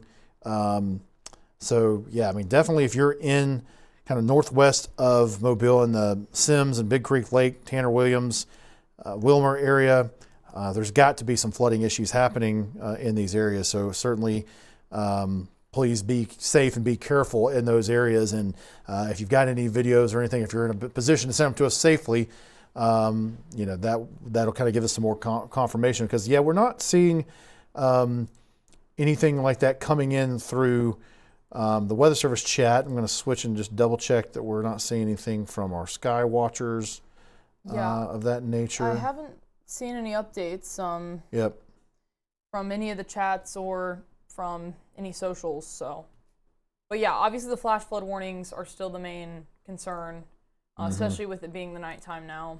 It's just harder to see where if you're driving into something until it's you might be too far in. So something to just watch if you do have to be out on the roads, but definitely not something you should be out on in. It's flash flood warning after flash flood warning, so a lot of rain. Yep. Again, this is we keep saying it, but just no good reason in some of these areas to really be out in it if you can avoid it. It's just rough, and it continues to be that way. Just look at the lightning for one thing. I don't like lightning, and so I don't try to get out in that if I can avoid it. At least I guess it's 9 o'clock, so hopefully that does mean that hopefully most people have been able to get home and are not getting out as much right now. And again, with just lots of rain that's falling there. Let's switch back to the radar itself. And at least the back edge has moved out of Wilmer, Sims, or Big Creek Lake. It's starting to move out of there. Tanner Williams, Sims, it's still going, but it's starting to the back edge is at least finally starting to move east. So, and yeah, it's actually really starting to taper off just now in the central part of Sims there. So that is good. That maybe if we can kind of push this thing on out of here and give them a break from that extremely heavy rain, that would be good. But you can see that it is now the heftiest rain here, and the lightning is over Satsuma and Creola and Saraland and Chickasaw, not far from downtown Mobile. It's kind of moving where it might stay mostly north of there, but could sink a little bit further to the south. But definitely looks like Pritchard and a place like that will be kind of right there near the line. Switch over here. I'm curious to see what we need to go take a look at that new flash flood warning. Mobile. Yeah, I want to switch. That's exactly where I wanted to go with it. And that's actually not even pointing at it. Let me see if I can point at it real quick. Yeah, let me switch us over to Mobile here, and then we'll see you moving the camera. Oh wow, yeah, we've got a lightning show in Mobile. It's there we go. At about 17 strikes per minute. Actually up to 31 strikes per minute. Oh, that's what you're seeing off the sensor? And it's green. So yeah. Wind gusts are not at their highest peak. This is not necessarily a super windy event right now. 16 mile per hour wind gusts. And then wind speeds of around 15 miles per hour. So this isn't necessarily, the peak of our wind, but it's probably the peak of our lightning. This is the most lightning we've seen. And what does it say on the lightning again? Well, it says 17 per minute, but it keeps going up. Like this is upwards. That's pretty of 31. Pretty interesting. Yeah, but just basically nonstop. Yeah, I mean it is nonstop pretty much on the camera. Hasn't stopped since we've been looking at it really, maybe for a second or two. But quite a bit of lightning activity, and luckily the roadways are not as backed up as they were for probably all of rush hour. Yeah. It's finally time for people that aren't to not be on the roads. Yep, I was just about to say the same thing, that it looks like they finally things have cleared up a little bit at 9 o'clock at night. Yeah, it took a while. So if you're, I'd say get home if you can. I mean, I don't know, south of Mobile, you may not have any more issues, hopefully for a while. But I would just say get home if you can. Get while the getting's good. But definitely if you're still in Mobile, if you're needing to travel north along 65, 43, 45, just be aware that it's rough up there. That's where all that lightning, is coming from. And you've got lots of lightning and heavy rain in Satsuma, Criolla, Saraland, Chickasaw, Pritchard, 8 Mile, Malvilla, Wilson Bridge, and it's pretty rough in those areas. So if you don't have to drive through there, I wouldn't recommend it, because it's a very heavy rainstorm at this point. But again, thankfully, the wind side of it does not look like stuff that we saw earlier. We did see a little bit of a spin to it prior to now, but it doesn't. That seems to have kind of fallen apart, and I don't see as much issues there. But again, still could see some gusty winds. You can see that the Mobile camera there. Now, of course, you're not in the thick of it. You're still a few miles away from this storm, but the winds are at least sustained around 19 miles per hour. So it's picked up a little bit from what it was earlier as the storm has approached. But still nothing really worrisome at this point. But yeah, just the continuous lightning is certainly something else here. Now I'm going to go ahead, and I'm seeing a few updates coming in from some of our Weather Service partners here. Mobile.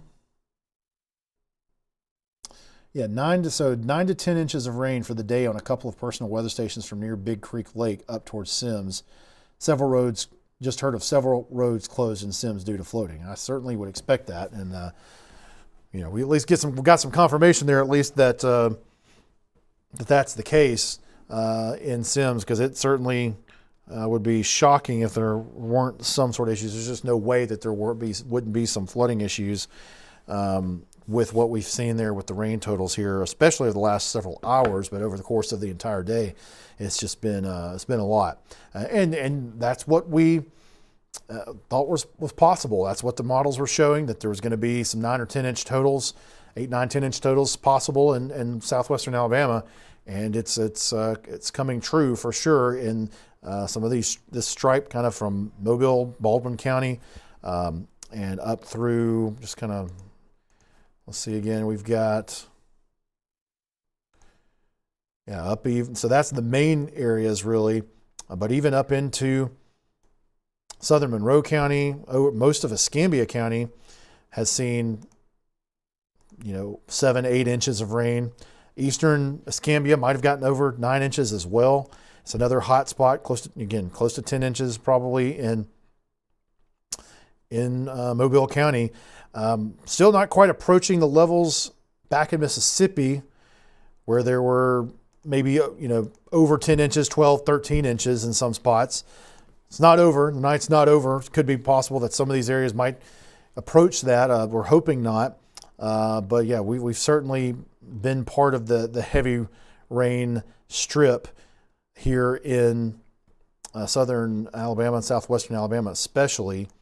So it has been something else as far as that's concerned. And again, just lightning continues to constantly flicker there with the storm just to the north of Mobile. All right, so let's go ahead and we're going to switch over. We got a new flash flood warning over in southeastern Alabama. Let me get my radar kind of pre-positioned for that, and I'll go ahead and take a quick look at it. Yeah, so because again, these storms have taken their time, they've kind of slowed down here, and it's taken a little while to get these through southeastern Alabama. So flash flood warning has been issued for, let me go ahead and get it pulled up on the radar so you can see it as I talk through it here. There it is right there. So it's this this polygon right here. Oops, sorry, I went too far there, right there. That's your polygon. That's your new flash flood warning. So it includes much of Dale County, kind of the southeastern portion of it. It does include Ozark, Daleville, Pinkard, places like that. It does include southern Henry County, not Abbeville. Abbeville's north of there, and the rain's pretty light in Abbeville right now, but Headland and Tumbleton and Haleburg and Newville. Then down, covering most of Houston County, but not quite the southeastern corner yet. And you see that includes Dothan, Ashford, Webb, Malvern, and then over into, Taylor County, then over into Geneva County, Malvern, Hartford, Fayette. Geneva, you're right there on the, you're on the edge of the current severe thunderstorm warning, but you're near the edge of the flash flood warning as well. And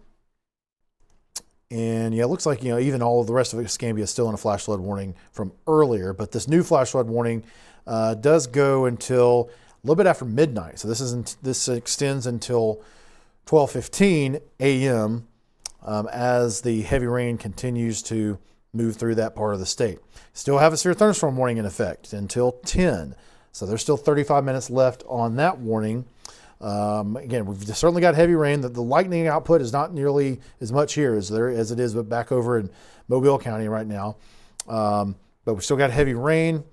And as we look at our velocity, again, we haven't got a lot of reports of issues with winds with this storm.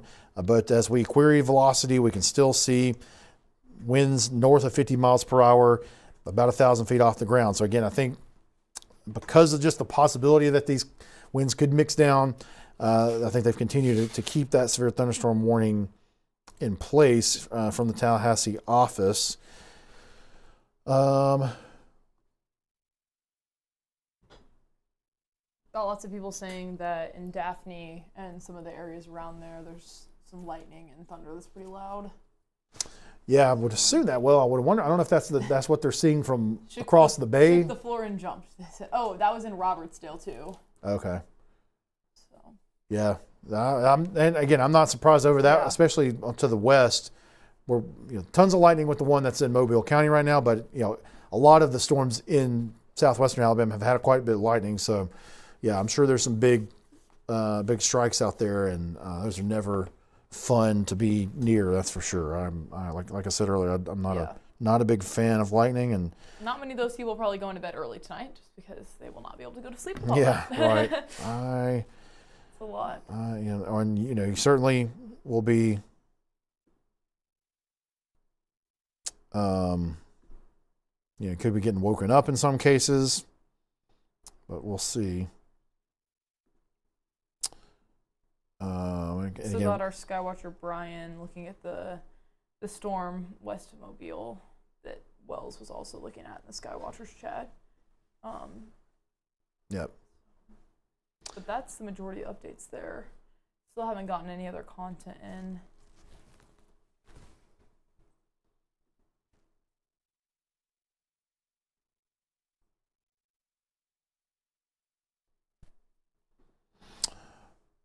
Let's see here. Sorry about that. I'm kind of checking some other things here. I did. This has been said a lot on social media, but so I think a lot of people are aware. But I did see a comment coming through our email asking where James is. So just to kind of, if you happen to still be wondering, if you're watching, he's on vacation this week. He's in Alaska, so that's why he's not here today. Because obviously this is a big event. This has turned out to be a pretty big event. We've had a pretty busy week. But James is on a long scheduled, really cool vacation to Alaska, where he's getting to spend some great time with his family. And that's where he is, and that's why you don't see him here. But this would be the kind of event that if he was here, I think he would be here because this is certainly a significant type of event. If anybody's still wondering, that is why you're not seeing him here. So that's we are. Again, we appreciate Bill Murray and Emily Kirk, who were here this morning, starting off around 3 or 4 o'clock in the morning, and got the coverage going as things started to ramp up over in Mississippi and Louisiana. And then here Sadie Morris and I were able to take over and start to kind of transition over in the early afternoon. And we've been going ever since then. So again, we appreciate all of you who are watching us here, but we know everybody kind of wonders where James is sometimes. So, but again, he's getting to enjoy some time off here. But he will be back. Should be back on Monday, back on the saddle, back and doing his normal things. So, hoping that the weather is quieting down. It should be quieting down by then. So he may come back just in time to see some weather quieting down a little bit. But it's been an active week, especially in South Alabama. I think everybody's probably ready for a break at this point. We do expect now tomorrow we're going to be dealing with a little bit more. Probably shouldn't be like today. It shouldn't be quite as much of an active day as today, but it's still not totally going to be calm. There's still going to be some possibility for some more flooding. Some strong storms still could be possible, but it seems like we likely should be, from what all the trends seem to show, is that we're hopefully starting to get a little bit calmer as we move forward and towards the weekend. Hopefully having a little bit more of a calmer weekend. And then next week we would like to, be nice to kind of get back into, or to start to try to get into a more kind of typical southern summer pattern. We hadn't really done that much yet. Of course, well, for one thing, summer has not officially started, at least according to astronomy. We're in meteorological summer since the beginning of June, but We're getting really close, though. we're getting close. Yeah, we just 3 got a few days. days. Yeah, 3 days away there. So it's almost here. And again, we're basically the way we treat it in the weather business. Summer starts June 1st, basically, and so we're kind of already feeling like it's summer. But yeah, it hasn't been extremely summer-like for a lot of the state. There's been times that it has been, but it's been pretty active here lately. So again, that is our only severe thunderstorm warning right now is in southeastern Alabama still. And again, it's kind of been trimmed. I think it might have even been trimmed a little bit lately. Yeah, it was. So they did update it here recently. So let's just take a quick look at that. I see that they continued the thunderstorm warning. They still have it as a tornado possible tag. I mean, I have not seen much evidence of any of that. It only is lasting for another 28 minutes. Yeah. Until 10 p.m. So let's hope that this is the end of it. But yeah, they still have a tornado possible tag on it. Again, I have not seen too many issues with things that look like they're spinning with this lately. But so it goes for just a little bit of time here, another 30 minutes or so. And 28 minutes. But as far as who's in it now, so Geneva, you're still in the very tail end of it, but let's just look at the velocity real quick. And you may still get some gusty winds, but things are kind of moving away. Hartford, Slocum, Fayette, Malvern, those places in Geneva County, you're still in there. And then as far as Houston County is concerned, Wicksburg, you're still in it. US 84, kind of in that sort of western panhandle of Houston County is out of it at this point. Dothan, kind of from the northern edge of the loop around Dothan and south is still in the severe thunderstorm warning for a little bit longer. Webb, you're still in it. Ashford, Pansy, Gordon, Cottonwood, Mullins, places like that in Houston County are still in it.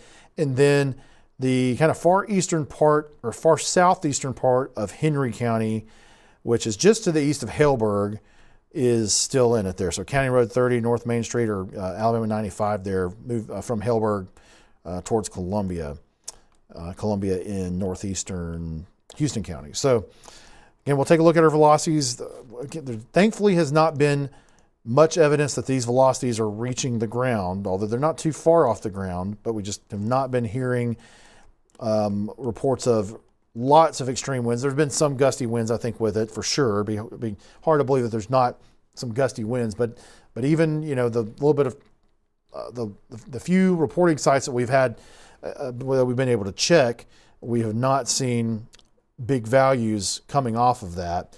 And actually, I'm about to just do a quick check of another website here to see.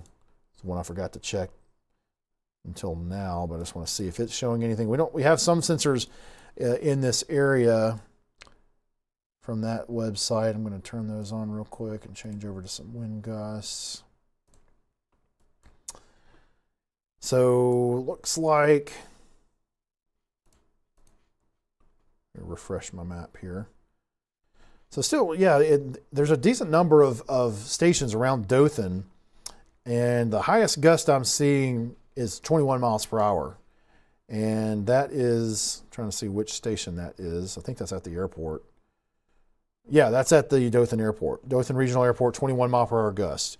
But then other than that, I mean, you got a 17 mile per hour gust at KHEY or the Hanchy airfield. But there's just not, despite what we see on the radar, not far off the ground observations are just not a lot, which is great, or that is absolutely fine. But that just it's kind of interesting sometimes how that happens, because there's sometimes it's certainly making it to the ground and you have issues, but at least with the way this particular storm over here has evolved, it's not. So we were happy to see that and hope we'll continue to kind of shove it to the east and not do that anymore. But as we've mentioned, we've seen cases where that's changed as it's gotten into Georgia, as you got a little bit more of a decent environment for severe weather further to the east, where there has been less rain and there's been a little bit more instability. So that still could occur, but yeah, we are seeing this thing continue to kind of start to move into Georgia, but we are getting a little bit more. What concerns me a little bit, just from a flooding standpoint too, we do have that flash flood warning that's been issued for this area, is Geneva County, southern Houston County.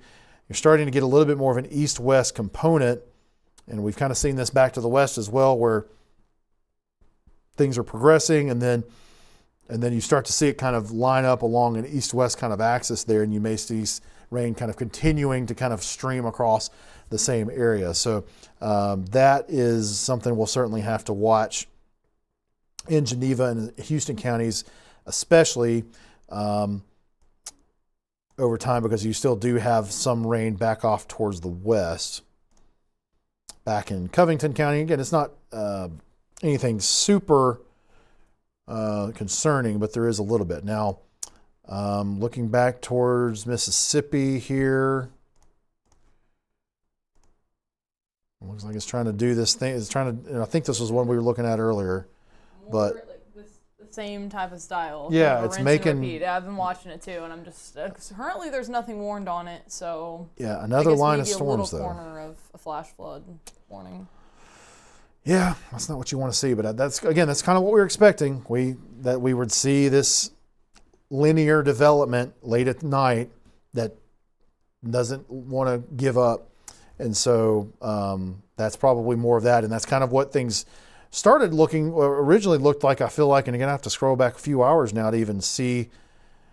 Yeah, we originally saw that. I mean, this has been 5 or 6 hours ago now, but I think that's kind of what we were it formed a little bit further to the south than what's happening now, but you kind of had this little band that started behind what felt like the main band at that point, and then all of a sudden it became the main thing, and has now kind of pushed, mainly a lot of it has now pushed down into the Gulf. You can see there outside of that really lightning heavy storm moving through Mobile and starting to move into Baldwin County.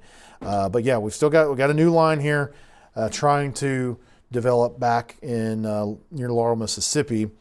But again, we'll hope that doesn't become as much of an issue as some of these other ones have. And we'll obviously keep an eye on it. But do want to kind of take another look at the Mobile and Baldwin County storm here. And again, a lot of lightning. And we're seeing quite a bit of strikes that look like they're coming out into downtown or near downtown Mobile, but not within the rain. The rain is still north of downtown Mobile. A lot of rain up there in Chickasaw, 8 Mile, Saraland, over the Delta itself, which again is not many people there. Right there in the kind of the swamp in the Delta, where all the rivers converge there. Blakely, you're getting some heavy rain. Hurricane is about to be on you pretty soon here. Eventually, Bay Minette, which you've had a little bit of a breather here lately after the harrowing tornado warning, but you look like you're going to get this rain here, or at least the northern edge of it, pretty soon. So another round of heavy rain and some lightning at least starting to move towards Bay Minette. Again, we're not under a warning with this, as far as a severe thunderstorm warning or tornado warning with this cell. We do have flash flood warnings all over the place. I'll say all over the place. Looks like they let some of those expire. Actually, that's an update. Okay, so that's good to see here. I hadn't noticed this yet, but we still have a flash flood warning in effect for a good portion of Mobile County, kind of the central part of it, including Mobile, including all these areas that have seen tons of rain here in the last few hours. Sims, Big Creek Lake, Wilmer, Tanner Williams, but thankfully it's stopped now for now. Georgetown, Chunchula, Mobile Airport, Dawes, Dees, Creola, Hurricane, Bay Minette, up into Escambia County, Atmore, Porch, the casino there, Wallace. So we still have that flash flood warning that still extends until 10:45, which is 9:40 now. But we had other flash flood warnings further to the south in Baldwin County, if I remember correctly. And it looks like those were allowed to expire or canceled sometime here fairly recently. So you can see that kind of peels away. I thought we had some others a little bit further north earlier. Those have kind of been trimmed. And so we really just have that one large flash flood warning in southwestern portion of the state. And I kind of think maybe a few other ones that were in effect for eastern Escambia County have now been allowed to expire. So looks like that's a good development. Now we do have looks like maybe a flood advisory that I hadn't noticed until now, but a flood advisory was issued for Covington County fairly recently. And you still got some heavy rain falling in Fairfield and south of Andalusia there. Southern part of Covington County near Green Bay, near Alabama 55. So you're in a flood advisory there, which is kind of like the step below a flash flood warning, more or less. And then you still have the flash flood warnings in southeastern Alabama, where you still have some good rain falling there as well. But I would think there's a decent chance the one that is in most of Coffee County and northwestern part of Dale County, they might let those go here in a little bit. So we're seeing, at least for now, that some of the flash flood warnings are starting to get peeled away a bit. So that is a positive sign. But again, we do still see that we've got more rain showers kind of forming off into Mississippi and starting to move back into northern Mobile County there near Centronelle. Russell, Gulf Crest, got a few showers starting to move back into Washington County near Fruitdale. Chatham, you might get some of this in a bit. Right now it's not currently raining, but near Tibby, along Alabama 17. And then we've got another heavier cell that's moved in from Mississippi near Toxie, or up in Sumter County there. Ararat, that's kind of appropriate with all the rain falling here. And a few showers, it looks like, up in Marengo County as well, but those aren't really heavy at this point. But That is kind of the current situation. And we had Kyle, one of our sky watchers, asking about some of the tempest stations in Lee, so I just gave him some of the data. It really ranges from 1 to 2 inches, but as you get closer to that line, the Georgia border there, near Phoenix City had 2.44 inches on North Railroad Street. let me throw that up there. We'll take a look at that. Lee Road, kind of north west there of Smith Station is at 2.14 inches. So definitely significant, but not, the most significant of all the places where we've been seeing. As you go more towards the northwest, it's almost to the 2-inch mark there. So closer to Auburn, 1.81. Juniper Drive there, 1.89. Nice. Lee Road off the most western portions of the county are 1.25 and 1.25 inch there. So not necessarily the most widespread rain totals there, but still significant. But it's definitely the hot spot for all of kind of more central Alabama, because most of them are just in the green there. So Yeah, for sure. You can see the more eastward portions of central Alabama were the ones that got that hot spot. Well, and it looks like Actually, just north of Union Springs, east there of Highway 29, 3.32 in Union Springs. So yeah, definitely. it looks like if you go further west, I wonder what those along 82 right there. Okay, so that's close to Pickett Road 3. 2.55. Old Pike Road Okay. 2.72. And Carrington Way. 3.61. All right. So yeah, but I think even south got more, but still significant in comparison to the rest of south central Alabama. That corner closest to Georgia got the hot spot there for sure. Yeah, in Lee for County sure. and Russell County. And it looks like we've got pretty good coverage there in Lee County of the number of sites, but it looks like we need some more in Russell County. Yeah, so Russell and even Macon probably could use a few. Yeah, Lowndes and Autauga, we could Perry. So, hey, if you're watching us from there, we're calling you to get you a Tempest weather station, and I believe, and this is I'm just speculating here. I don't know this with off the top of my head exactly, but generally my understanding would be is that if you get a Tempest weather station in the state of Alabama, we should be able to get your data, and so kind of we'll have to verify with our friends there at Tempest about how that all will work with our data stream. But yeah, the idea would be that we want to continue to add more and more over time. Oh yeah, there we go. So we got Here's some comparisons though. Just north of I-65, 6.3 inches in Bay Minette, 6.49 Riverview Lane there, just west of Bay Minette. Crosby Road, 8.42. I mean, that is significant. This is today alone. Almost 4 inches there in Gulf Crest Manor. And we're still continuing to see more rain track through here. So this isn't the end of it, and that, I think, is definitely a huge part of what we're looking at. I think, the WPC had these outlooks as maxing out here through Sunday. I remember just a day ago when we were forecasting this. So Weather Prediction Center there, yeah, it was accurate up until now, but actually, through Sunday, we're going to expect even more rain. So I expect this to get even more. I mean, this is today alone. So 7.46 there. And notice one of the ones you have selected there near Saraland is Bayou Sarah Avenue. So I guess that's really close, obviously, to Bayou Sarah, which we were talking about earlier. Yeah, it looks like I can select a few more over here if I can get to them. Yeah. So that'll be one. That's where you've got that forecast to get above or get into. I mean, yeah, major flooding. Is major flooding. Already starting to see that. Yep. So that's. I mean, like I said, up here already hit the over 8 inch point. I mean, I'd expect it's going to see even more. I mean, hopefully we don't get to like a foot. This is it's a lot of rain in just a short period of time. So all across the state here, but especially, oh wow, that is crazy. 939.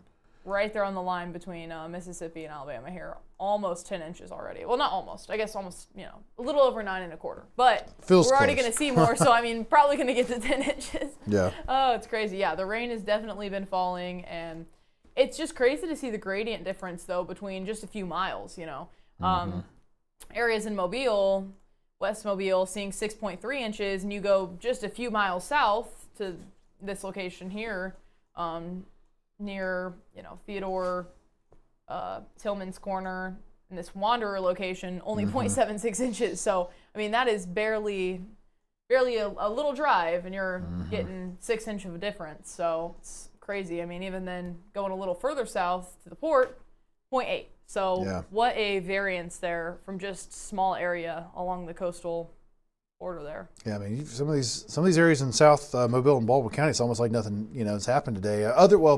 It's been really windy, so we know that the surf's been up. If you've been at the beach, I'm sure it wasn't a day to be in the water. It was really windy. It looked rough out there. But as far as just rain, you didn't have much, as you can see here. So it's just didn't have to go too far to the north though to get into some really heavy rain. But the sharp cutoff is pretty crazy, but amazing to kind of have that, to be able to see that in the data here. Yeah. Lots of 7, 6, 7, 8 inch totals, 9 inch. Yeah. So definitely something to look at here. Yep. But it's definitely verified pretty well. We'll see how it continues to increase. I'll be interested to see what we can continue to pick up here. But that's why, you got to take this flooding concern very seriously, because you never know just how quickly you can get into flooded waters, because not everywhere is going to see it, but where they do, it's definitely significant. So hoping that it doesn't get to a point where we're continuously looking at it. But I mean, this is just, people that have the tempest. I wonder, there's probably plenty of other places closer to rivers, low-lying grounds that would have even more extreme measurements. So yeah, it also looks like the clouds are still moving fast in Mobile on the live cam here. Yeah, let me pull that up.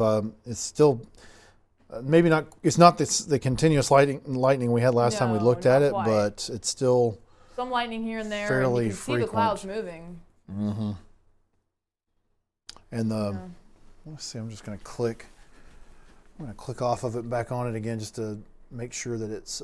Actually, I might look at. I'll look at Fairhope. I think I got Fairhope pointed towards the north, just to see if we can see the lightning in the distance from there. I can see the lights of Mobile. Yeah, okay, there you go. Good bit of lightning. So there you can see that storm for sure from Fairhope. Might even be able to see, I don't know, of course, being so dark, it's been kind of hard to see much, but I'm curious if I turn this a little bit. I'm going to try to bring Fairhope where I can see it, where I can control it real quick. Make sure I'm pointing in the direction I want to point.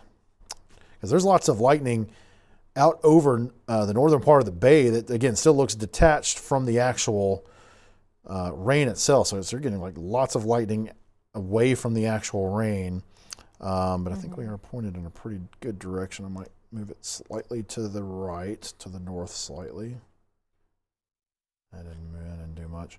But yeah, you can see as the lightning, I might try to tilt up just a smidge. I don't know if that's going to help our contrast at all or much at all, but you can see kind of some of the low-hanging clouds there. I think I might even be able to see the edge of a rain shaft, maybe. I'm not totally sure. That may just be some light pollution. I don't know, but it's hard to tell because it looks like even with the lightning, it's. I don't know. Yeah. We just got some damage pictures in from Northport, which is actually, I believe, up by Tuscaloosa. Yeah, it's so it wouldn't be where you would river. expect to see the most damage, but I'll see if I can get these downloaded here real quick. Yep, absolutely, and sometimes that's kind of how it goes with this. We may not get some of the pictures and videos until hours after it's occurred. We know that it's when that happens to you, we know it's a crazy time, and it's not the first thing you're thinking of. Probably isn't to send us your pictures and videos.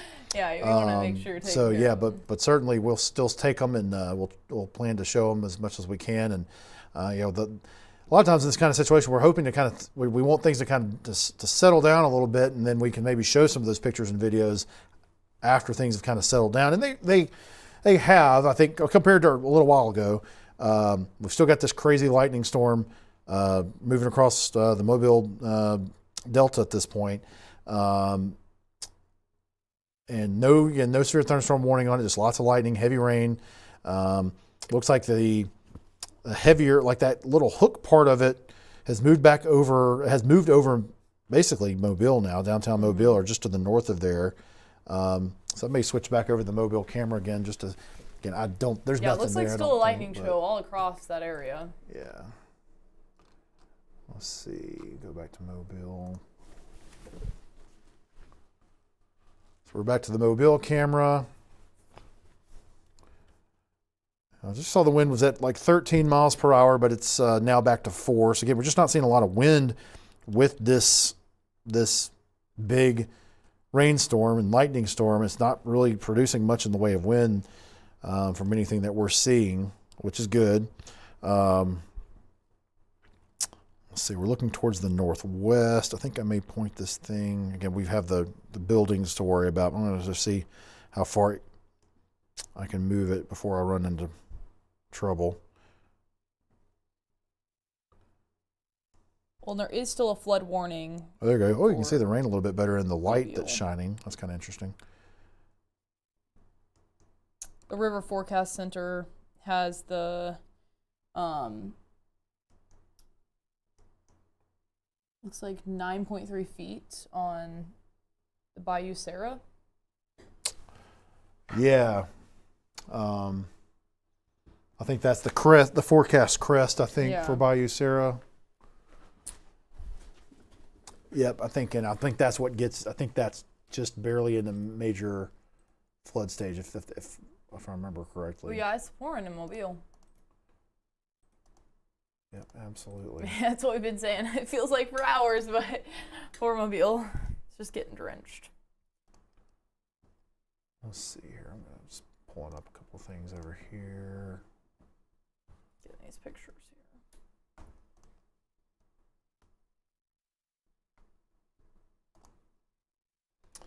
So, I have these pictures from Northport too, if we want to show them. It looks like a tree fell into a house.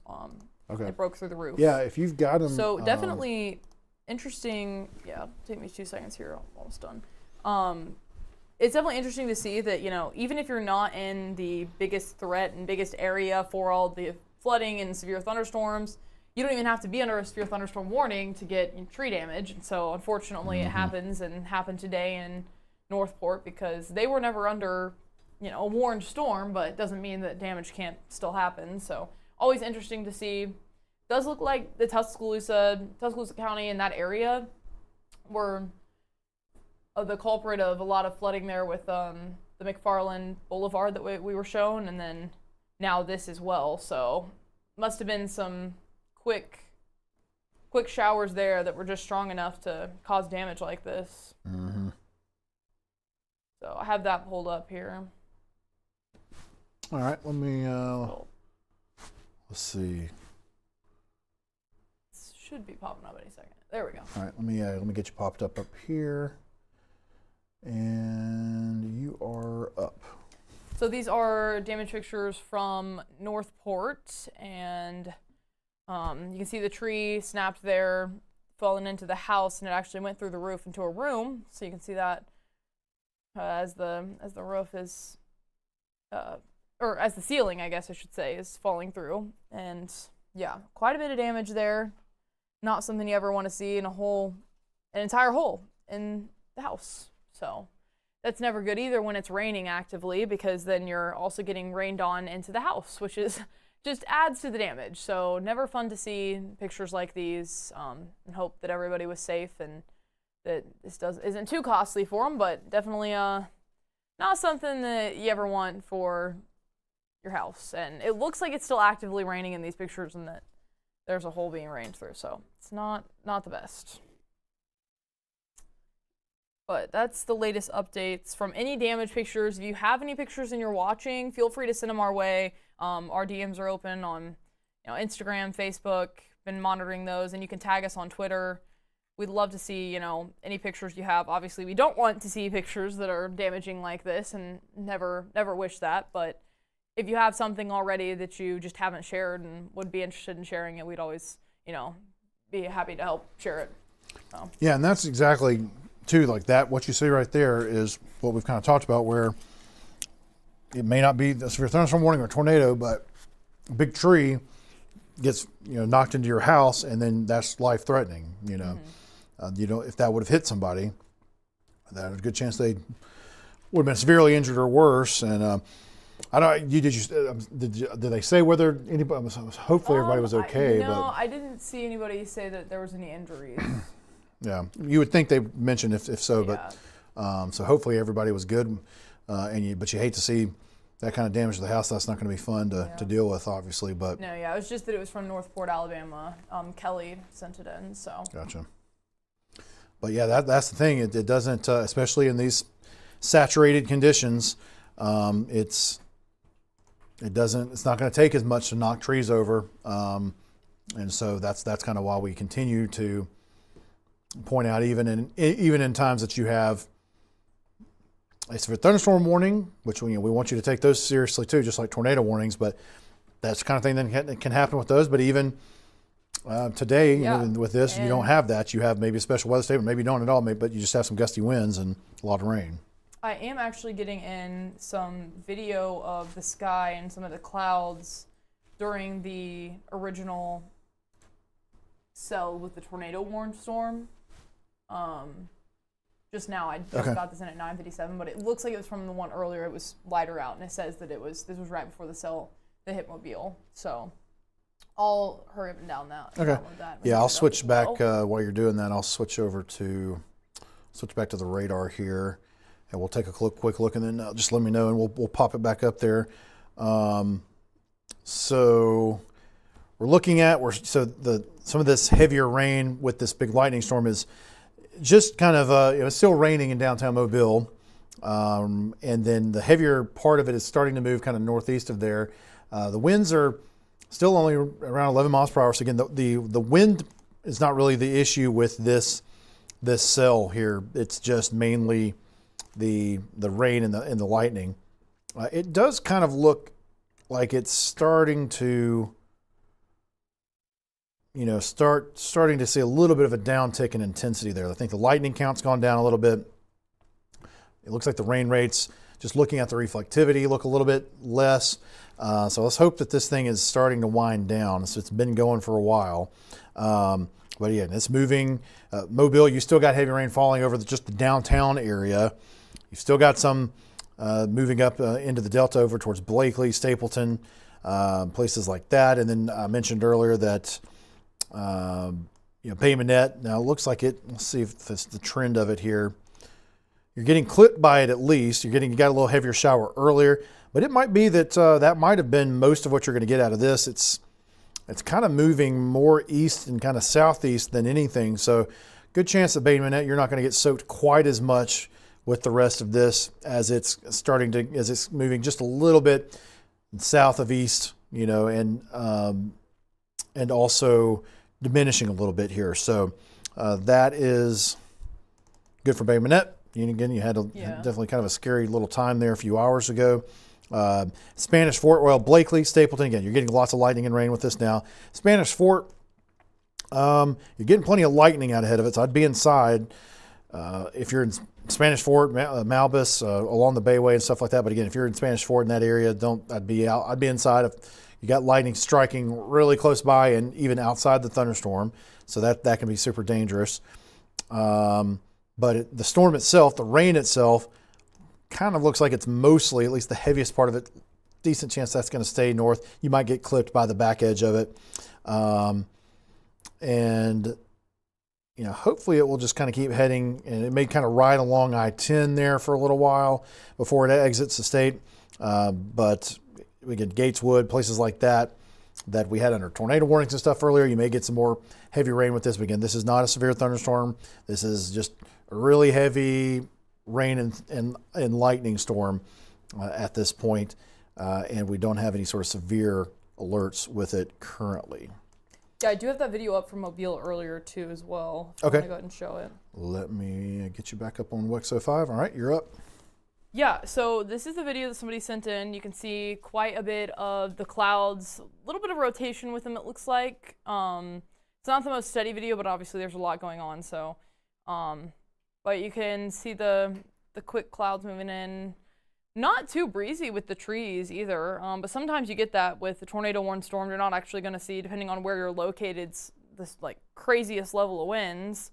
But you can see some of the layers in the clouds. Just a very scary look from the sky there. But yeah, they said they saw this as it was moving in, and this is not live, it's clear. It was a lot. This isn't the daytime, it wasn't nighttime, but yeah, just kind of see the cloud structure there, and that was a part of the tornado warning storm, so.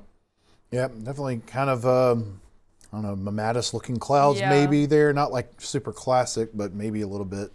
I was kind of thinking that, but yeah, with a little more layers. It's like they're kind of some different heights, it looks like. Yeah.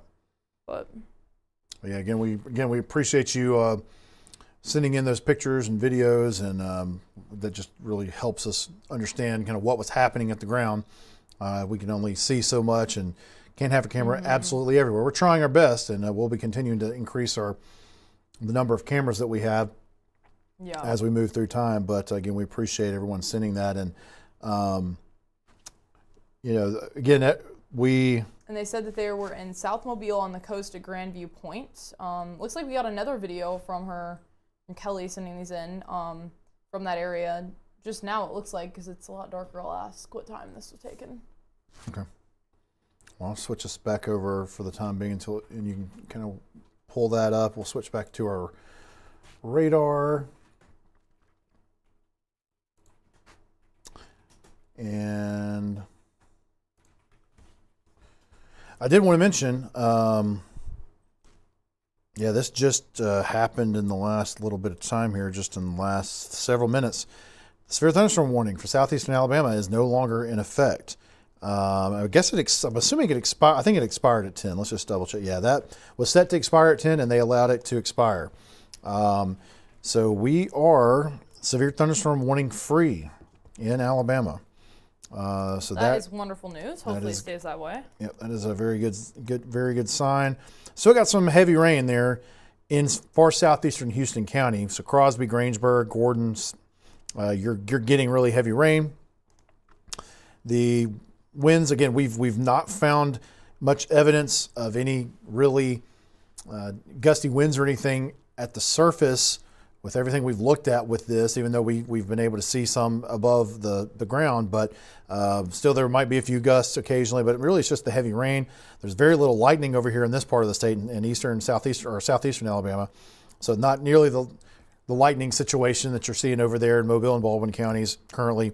So again, the heaviest of this is now moved, starting to move out of the state. And certainly it does look like, thankfully, that some of the rain is starting to diminish further to the west as well. So yes, there's still rain covering most of the area that we have in this flash flood warning over here, which would be, again, Dale County, eastern Geneva, southern Henry, and Houston County, or most of Houston County. But the rain has diminished here recently, I would say, overall in the flash flood warning as well. Still got the really heavy rain that's actually just moving out of the flash flood warning, but it's diminished mostly inside of the flash flood warning. So that's a good development. You still have some heavier showers back in Covington County at this point, around Andalusia and Opp, that eventually will probably heading in that direction. We'll see how long, see if they maintain their current heaviness, I guess. But again, the trends continue to kind of be looking pretty good. We've still got a little bit of wind activity at the several thousand feet off the ground, but it's still 30, 40 mile per hour winds, not anything too crazy with those heavier showers in Covington County. So that's good to see in southeastern Alabama. Does look like Mobile said that they were keeping an eye on the Mobile County to Baldwin County cell, but that it is not at like a rotation or wind point where they would need to issue anything. So. Yep. Good. Yeah, it's interesting that they were commenting. They hadn't really commented on it recently. So, I mean, you really don't see any wind with it. We're not seeing any wind with the observations that were near there. It's just really, and it does look like a supercell. I mean, that's what he called it. It's got that look to it, and it had a little bit of rotation earlier when it was crossing into Alabama. Yeah. Doesn't really look like that much now, but it's just tons of lightning, tons of rain. It's just kind of weird little storm. Did want to mention This kind of just kind of happened and hadn't mentioned it much yet because it originally wasn't looking like a whole lot, but just in the last little bit of time, we've got some heavier rain that's kind of reformed right there close to the state line in eastern Alabama. Again, no warnings on any of this. We don't have flash flood warnings, severe thunderstorm warnings, or anything like that. But it's raining heavily again in Lee County, also kind of the southeastern part of Chambers County as well, near Valley and Lynette, Cussata. And so, again, it just keeps kind of happening over and over again, where you think it's done, you think you're done with something in a part of the state, and then it starts to kind of fire back up again. So again, this doesn't look like anything threatening. It's still moving out of the state here pretty soon, but you do have some decent rain falling in eastern Lee County, like I said, southeastern Chambers, Auburn. It moved through there already, and really, to be honest, it never got super heavy in Auburn proper. Opelika looks like you got a little bit heavier rain there.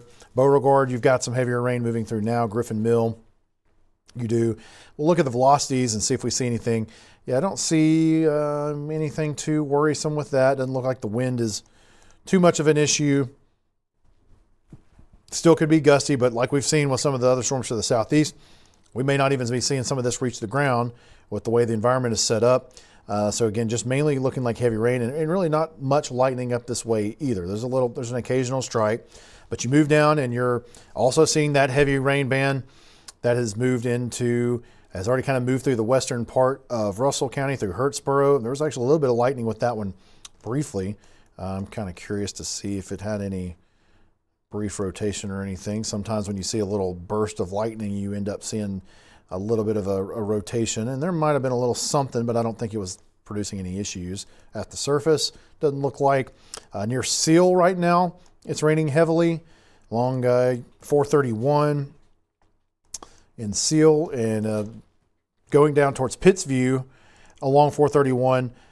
There's parts of 431 with some heavy rain, and then other parts of it that it's imminent. It's imminently going to be raining heavily along 431.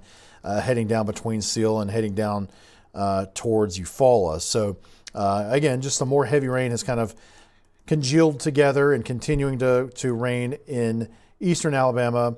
And so good, but that does look like that should move off into Georgia pretty quickly. There are a few scattered showers behind it, but hopefully things will kind of taper off and we will see less rain in those areas here pretty soon. Eufaula, again, you're getting some at least moderate rain right now.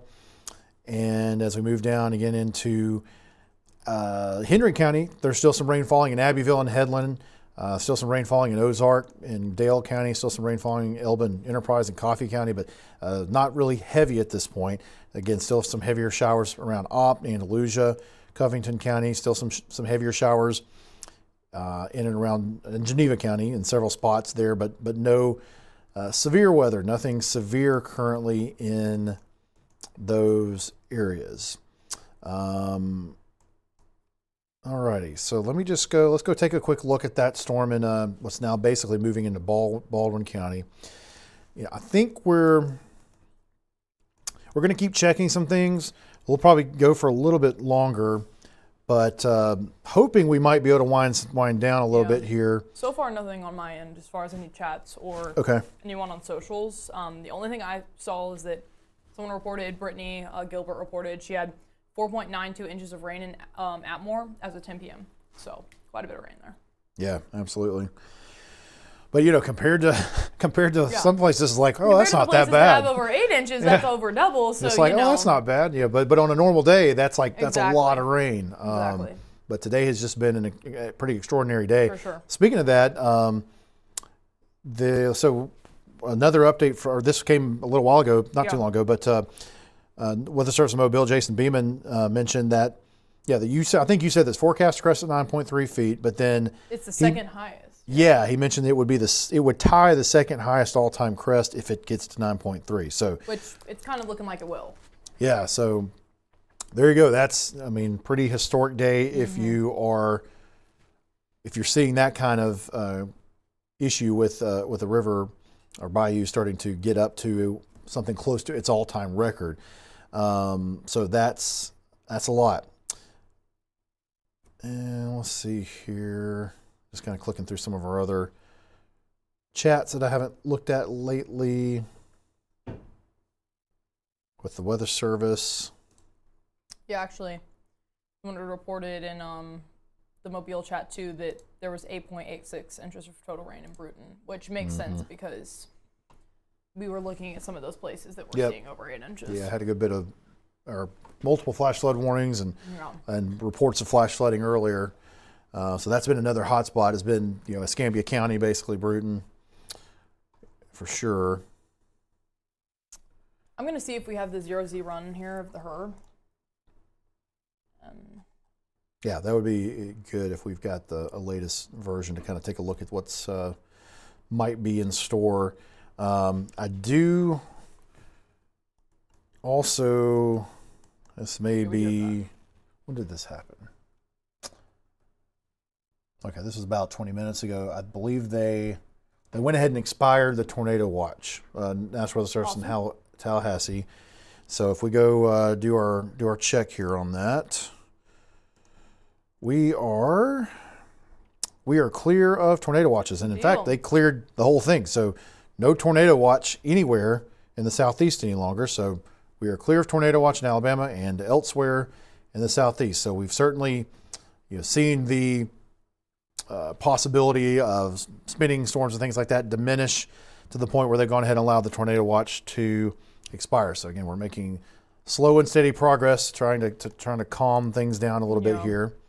Now, rain-wise, it does look like the latest run of the HER, the 0Z, has just continual kind of pop-up showers all throughout South Alabama, dwindling down quite a bit by like 3 a.m., I'd say, and then a little bit of a break, honestly, with around 4 a.m. Oh, you know what? Let me pull that up so you can talk over that. I'm looking back, yeah, and I'm like, no, you're good. I'm not showing everybody else what you're talking about. Hold on a second. Let me pull you up here.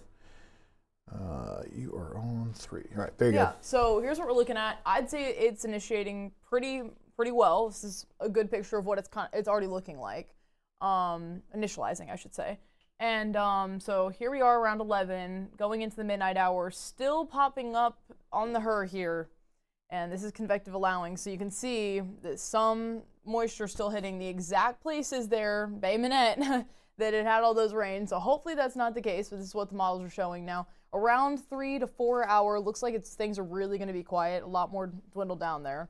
Maybe a few showers in some areas there towards the more eastern, southeastern portions, really through like 5 a.m. But then again, as the sun is rising here, 6, 7 a.m., 8 a.m., tracking some more stronger cells through the exact same area. And then they continue to pop up throughout the day, all in the same area that we've been seeing, even through the afternoon hours. Some break, it looks like, Friday evening, as we go throughout the evening hours. And then by the time we wake up Saturday, a lot less rain in sight. Maybe, some showers across the state, but by no means, anything crazy. In the afternoon, showers pick up, some storms in spots, and then becomes more widespread throughout the afternoon and evening. But looks to be like there will be some breaks, but if we go back to that early morning, it's initializing pretty well. Hopefully it's not much of a downpour, but this is over the next, probably 4 hours, it appears, that still going to see some rain popping up, and then a little bit of a break by around 3 a.m. and onward. And then again by 6, 7, 8, 9 a.m., more storms just in that same area of the most southern portions, southern counties of Alabama. And that looks to be the pattern. And, northern Alabama should stay nice and dry throughout all this. Most of north central Alabama as well. It's not until Saturday and late Friday looking to get more of the widespread rain there. So kind of see that progress. Yep. Wouldn't say until probably Saturday morning, Saturday afternoon, things become more widespread for all of the state. But this is just a model, so it's not the book. It's not like a rule book. I always like to say that too. But this is our most up-to-date convective allowing for a run. Yeah, So. and it does, and some of it, I think maybe the color table are just putting in our system here, but you get those kind of black colors that make it look like there's all these hailstorms and everything. So usually this makes it look Worse than a little crazier than what the radar might actually look like. So, but at least some heavy showers in those spots are possible. But still, no, I still think there's going to be, this means there's going to be some additional heavy rain and some, so that's why we're still going to have to watch. Well, and especially considering the tornado watch has dropped, I wouldn't say this is something we're looking at for supercell development in these areas. It's more so heavy pockets of showers and storms. Yeah. And so that's something to just keep in mind. If you have, the fear of severe storms, this is going to become a mostly rain event. It doesn't mean we can't see, other stronger parts of the storm, but that's not going to be the main threat associated with these. And so, it becomes more widespread as you go throughout the day Saturday into the whole state. So if you're in northern Alabama, north central Alabama, anywhere south of I-20, those in the running for some storms tomorrow. Yep, I think that makes a lot of sense, and so again, we'll still be, we may end up having to do some more coverage like this. I would think maybe it's not going to be as much as we've done today, where we've, I don't know how many hours over the course of the day that we've been live, like in total. Quite a few. It's been pretty significant. Probably around at least 12 hours. Yeah, so I would hope it's not quite that tomorrow, that we'll maybe at least see a little bit more progression with some of the storms so that they don't sit over the same place as much. But you look at what you just showed there, there's some parts of time where it does kind of look like there could be some more training again in spots. So again, we'll just have to kind of see how it goes, but it's not totally over yet. I mean, we're seeing some progress here for right now, and that we hope to see some things calming down for the short term here. But definitely still have some more to go. And we still have the flood watch in effect for some areas, right? That might be something we want to check out. Yep, you're right. We'll pull that up here. Let me get my links back up. And I will mention again, this is not Alabama, and I don't expect to see this in Alabama, but we do have a new tornado warning down in the Florida Panhandle. Despite not having the watch, so yeah. Yeah. Something to point out. This is right there near the EVX radar site, east of Freeport, Florida. Yeah, so you got a little uptick there and some velocity right there close to the radar. That might be, let's see, was that? Yeah, that was that thing was that the original thing? Over Mobile? I don't know, that'd be moving really quick. Do you think? I think that may be it. Let's see. Are you talking about the one that was actually tornado warned, or that was it. That's the same. Yeah, that makes sense. That's the same cell. It's interesting how storms can do this. It's like the recycling. It's kind of like not as much for a little bit. Although I guess it has severe thunderstorm warning on it basically the entire time since then. So it's maintained intensity, but hadn't had a tornado warning on it in a while. But then all of a sudden here it is again. So it's amazing sometimes how long individual cells or parts of a thunderstorm can kind of maintain a circulation over long distances and periods of time that you kind of would think it wouldn't happen, but it does, and that's surely enough. That right there, that tornado warning, which is now, let's see, I'm going to go ahead and we might as well geek out a little bit on it. So Mobile down over to where this is now, that's 128 miles away. That again, It hasn't been like it's a tornado the whole time. Now, if that was happening, that would be some crazy. long track. I mean, of course, when you have really strong 100% tornadoes. Well, gosh, I can't remember off the top of my head some of the longest tornadoes. But you can have really long track tornadoes. Last night in the Midwest, that was the type of setup that was happening in some places. So. But that's obviously not what happened here. But it just shows that same kind of behavior where you've got a thunderstorm that maintains some intensity. That's a strong storm and severe storm for a long period of time. So yeah, that's pretty interesting. So anyway, that's in Florida. That's not coming back into Alabama. So that's the good thing. And again, just looking at... As of right now, it's very quiet. Even some of the places that have been seeing a lot of rain, it's not quite as strong. Yeah. You see it diminishing. Yep, you can see it diminishing there in Covington County here recently. That's good to see. So yeah, everything's kind of down on the downward trend there. And let's go back and look at the Mobile, or I'm sorry, it's now Baldwin County storm. And I think it's kind of slowly falling apart. Yeah, so less lightning. Yeah. Let me zoom in closer to it. We're picking up some lightning from up northwest, which I just don't want to think about it. Actually, a lot less lightning. Yeah, so we're down to about 30 strikes. Still quite a bit in the last few minutes, but it's certainly not the lightning show it was earlier. Still, really not concerned about the wind with this. It's just the rain and lightning, and it is kind of falling apart. It has stayed mainly south of Bay Minette. Southern part of Bay Minette, you're getting some heavy rain, but right there in kind of Bay Minette proper, it's just some light showers. Most of the heavier part of this has been down near Stapleton. Yeah, Stapleton's been very heavy rain and lightning lately here. Blakely, you got a bit of it as well. And then it's heading towards, we were talking about Gateswood earlier, where we had tornado warning, which thankfully this is an area that we noted is not super populated, but it looks like this storm is kind of heading generally in that same direction, that same part of Baldwin County here. So again, there is no warning on it as far as severe thunderstorm warning or tornado warning. The Weather Service continues to watch it just in case, but don't see any issues. Now let's take a look at this in northern Mobile County. There's a little something trying to, maybe a little bit of a rotation with that. Doesn't mean it's necessarily going to do anything, but you see a little bit of a structure to that cell there in northeastern Mobile County. Certainly still some heavy rain, some lightning with that. Looks like maybe the last scan, not as much, but we'll take a quick look at the velocity here. Yeah, so it's got some 30, 40 mile per hour winds. We're seeing that about 700 something feet off the ground. So that's one. That's another one to watch probably for a little bit here in northern part of Mobile County. And then just kind of, again, if you're in some of these counties where you're still seeing some additional rain happening around Chatham, as we get up into Washington County, you've got some heavy rain there, some lightning. And then we do have a pretty decent looking little cell there in southern Sumter County there near Gilberttown, Berrytown, Toxie. Give it lighting with that.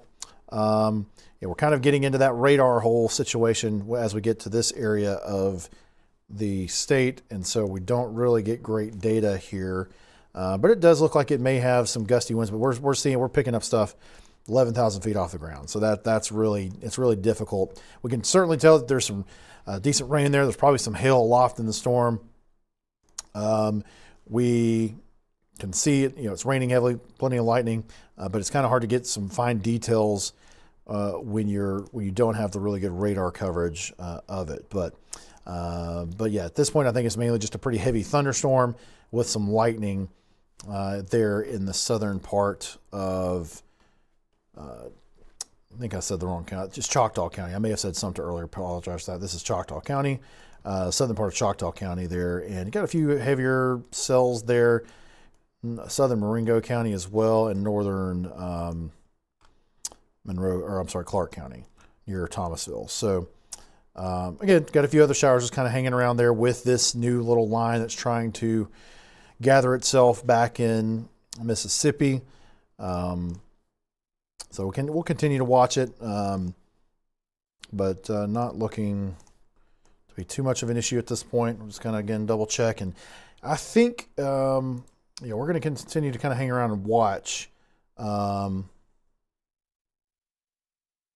I'm just going to think we're getting close to maybe taking a little break here and then kind of watching things for a little bit and seeing where trends go. Don't see any late updates from Mobile about anything that they're watching at this point. So, and I guess you have anything else you've seen come in? No, I've been looking like every few minutes here, and it's really very quiet across all the submissions, socials. Yeah, we have just a few comments about Baldwin County, asking about Baldwin, Russell County, just in the Facebook chats, people asking about different counties. Mm-hmm. But for the most part, we don't have any active warnings in those counties besides some flooding potential. And that's what we've kind of been going over, so. Yep. And so that being said, again, let me just do this real quick because we looked at this camera a lot here lately. So Mobile, let's see. Mobile looks a little bit calmer now. That storm with all the lightning has moved into Baldwin County, so we're now got a little bit of a break, maybe and a little raindrop here and there, but winds are now 2 miles per hour. Had the most recent gust was 25, but don't have the constant lightning. So good to see that. Maybe Mobile's got a little bit of a break coming here for now. So that's good to see. Maybe we'll click around a few other places here real quick. There's Mobile. Again, we were looking at Fairhope earlier. And I think, that storm's moved far enough to the east that I don't know that we'll see much off Fairhope now, but we still might see some lightning off in the distance here, but it's definitely not what it was earlier for sure, as that storm has moved further east into Baldwin County. And let's see, we were looking at Abbeville earlier too, where we had a little bit of lightning there. Oh, there's one lightning strike from Fairhope. So we do still got occasional lightning strikes that you can see there from Fairhope right there along the bay. There's Abbeville. Yeah, we never got over more than about 50 mile per hour gust. So looking good there. And so, yep, I think we will go ahead. Pretty quiet. Yeah, I think we're going to go ahead and take a little break here, and if we need to come back, if there's something that happens with any of these storms in western Alabama. 15, that's exactly what it says in Abbeville. Yeah, so if we need to, we will. And again, let me switch back to the radar just to kind of give a quick reset on everybody within the whole state here. So again, you can see it's very calm across North Alabama, most of West Alabama, Central Alabama. We've got some heavier showers that are starting to move out of the eastern part of the state that we talked about earlier that kind of reformed near Phoenix City and Auburn and Opelika. Those should be moving out here pretty shortly and calming down. No severe thunderstorm warnings or tornado warnings anywhere. Still have a few remaining flash flood warnings, but the rain has kind of diminished in those areas at this point. But again, we've still got some storms back in Mississippi where they may sink down to the south, so there may be some more issues with that, but we'll continue to monitor. But again, at this point, I think we'll go ahead and wrap it up for now. So again, we just thank you again we're just grateful for everyone for tuning in, for trusting us, and the fact that we're able to do this kind of coverage because of the kind of platform we are, that we don't have to worry. We're covering the whole state. We're not worrying about TV, DMAs, and things like that. So that's always just a great thing, and that's been really key to kind of what we're doing here and being able to cover as much of this, cover the whole state and to be able to do this. So again, we just thank all of you for watching us and trusting us, and thanks again for Bill Murray and Emily Kirk for the great job that they did covering everything the first half of the day. Again, great job here to Sadie Morris, who's barely been with us for a couple weeks now, and jumped right in and doing a great job helping to cover this. And again, we thank her and just again thank you all for that. And again, we'll jump back in if we need to. And thanks to Drew for all his work he just did. Well, yeah, I appreciate that too, Sadie. And now I'm remembering that I need to get into a certain thing before I sign off here to be able to turn it off. So let me do that real quick. Otherwise I'd have to walk off camera, which I guess I could do if I had to, but I'll try not to do that, and we'll just see if we can shut this thing down here. But again, yeah, we thank you, and again, we're streaming on all the different platforms here. We're kind of shutting all that down now, and we'll go back to our normal programming. Check in with the apps though on the channel. Yep. Need to look for a warning or a watch, and you're trying to make sure if it's warned or watched, you'll see on the app too. So yeah, and that's just a good point. I mean, still there's probably people who may only have caught the Facebook stream or something, and that's where you've only ever watched there or see whenever we stream there, or whatever other platform it may be. But yeah, but just remember that we do have the AWN, the Alabama Weather Network app, that you can get on your Android or iPhone or Android phone, and it like Sadie said, tracks your location, can give you all the alerts and everything. We will frequently send notifications when we go live. We don't do it every time we go live, but we'll send targeted notifications from time to time when we go live that you'll be able to see. And so again, yeah, that's a great resource. You'll have the stream right there that you can watch 24/7 when we're live with severe weather. You'll be able to watch it. You'll have a radar that you can look at yourself and all the forecast information. So yeah, we absolutely want you to take advantage of that. So I believe I've got it to the point now where I can go ahead and sign us off here. So again, let me get it ready to go here. Again, we thank you for being here with us today, and we'll continue to watch things, and we'll let you know and give you any other updates as needed. So that's it here from the Alabama Weather Network. Live, statewide.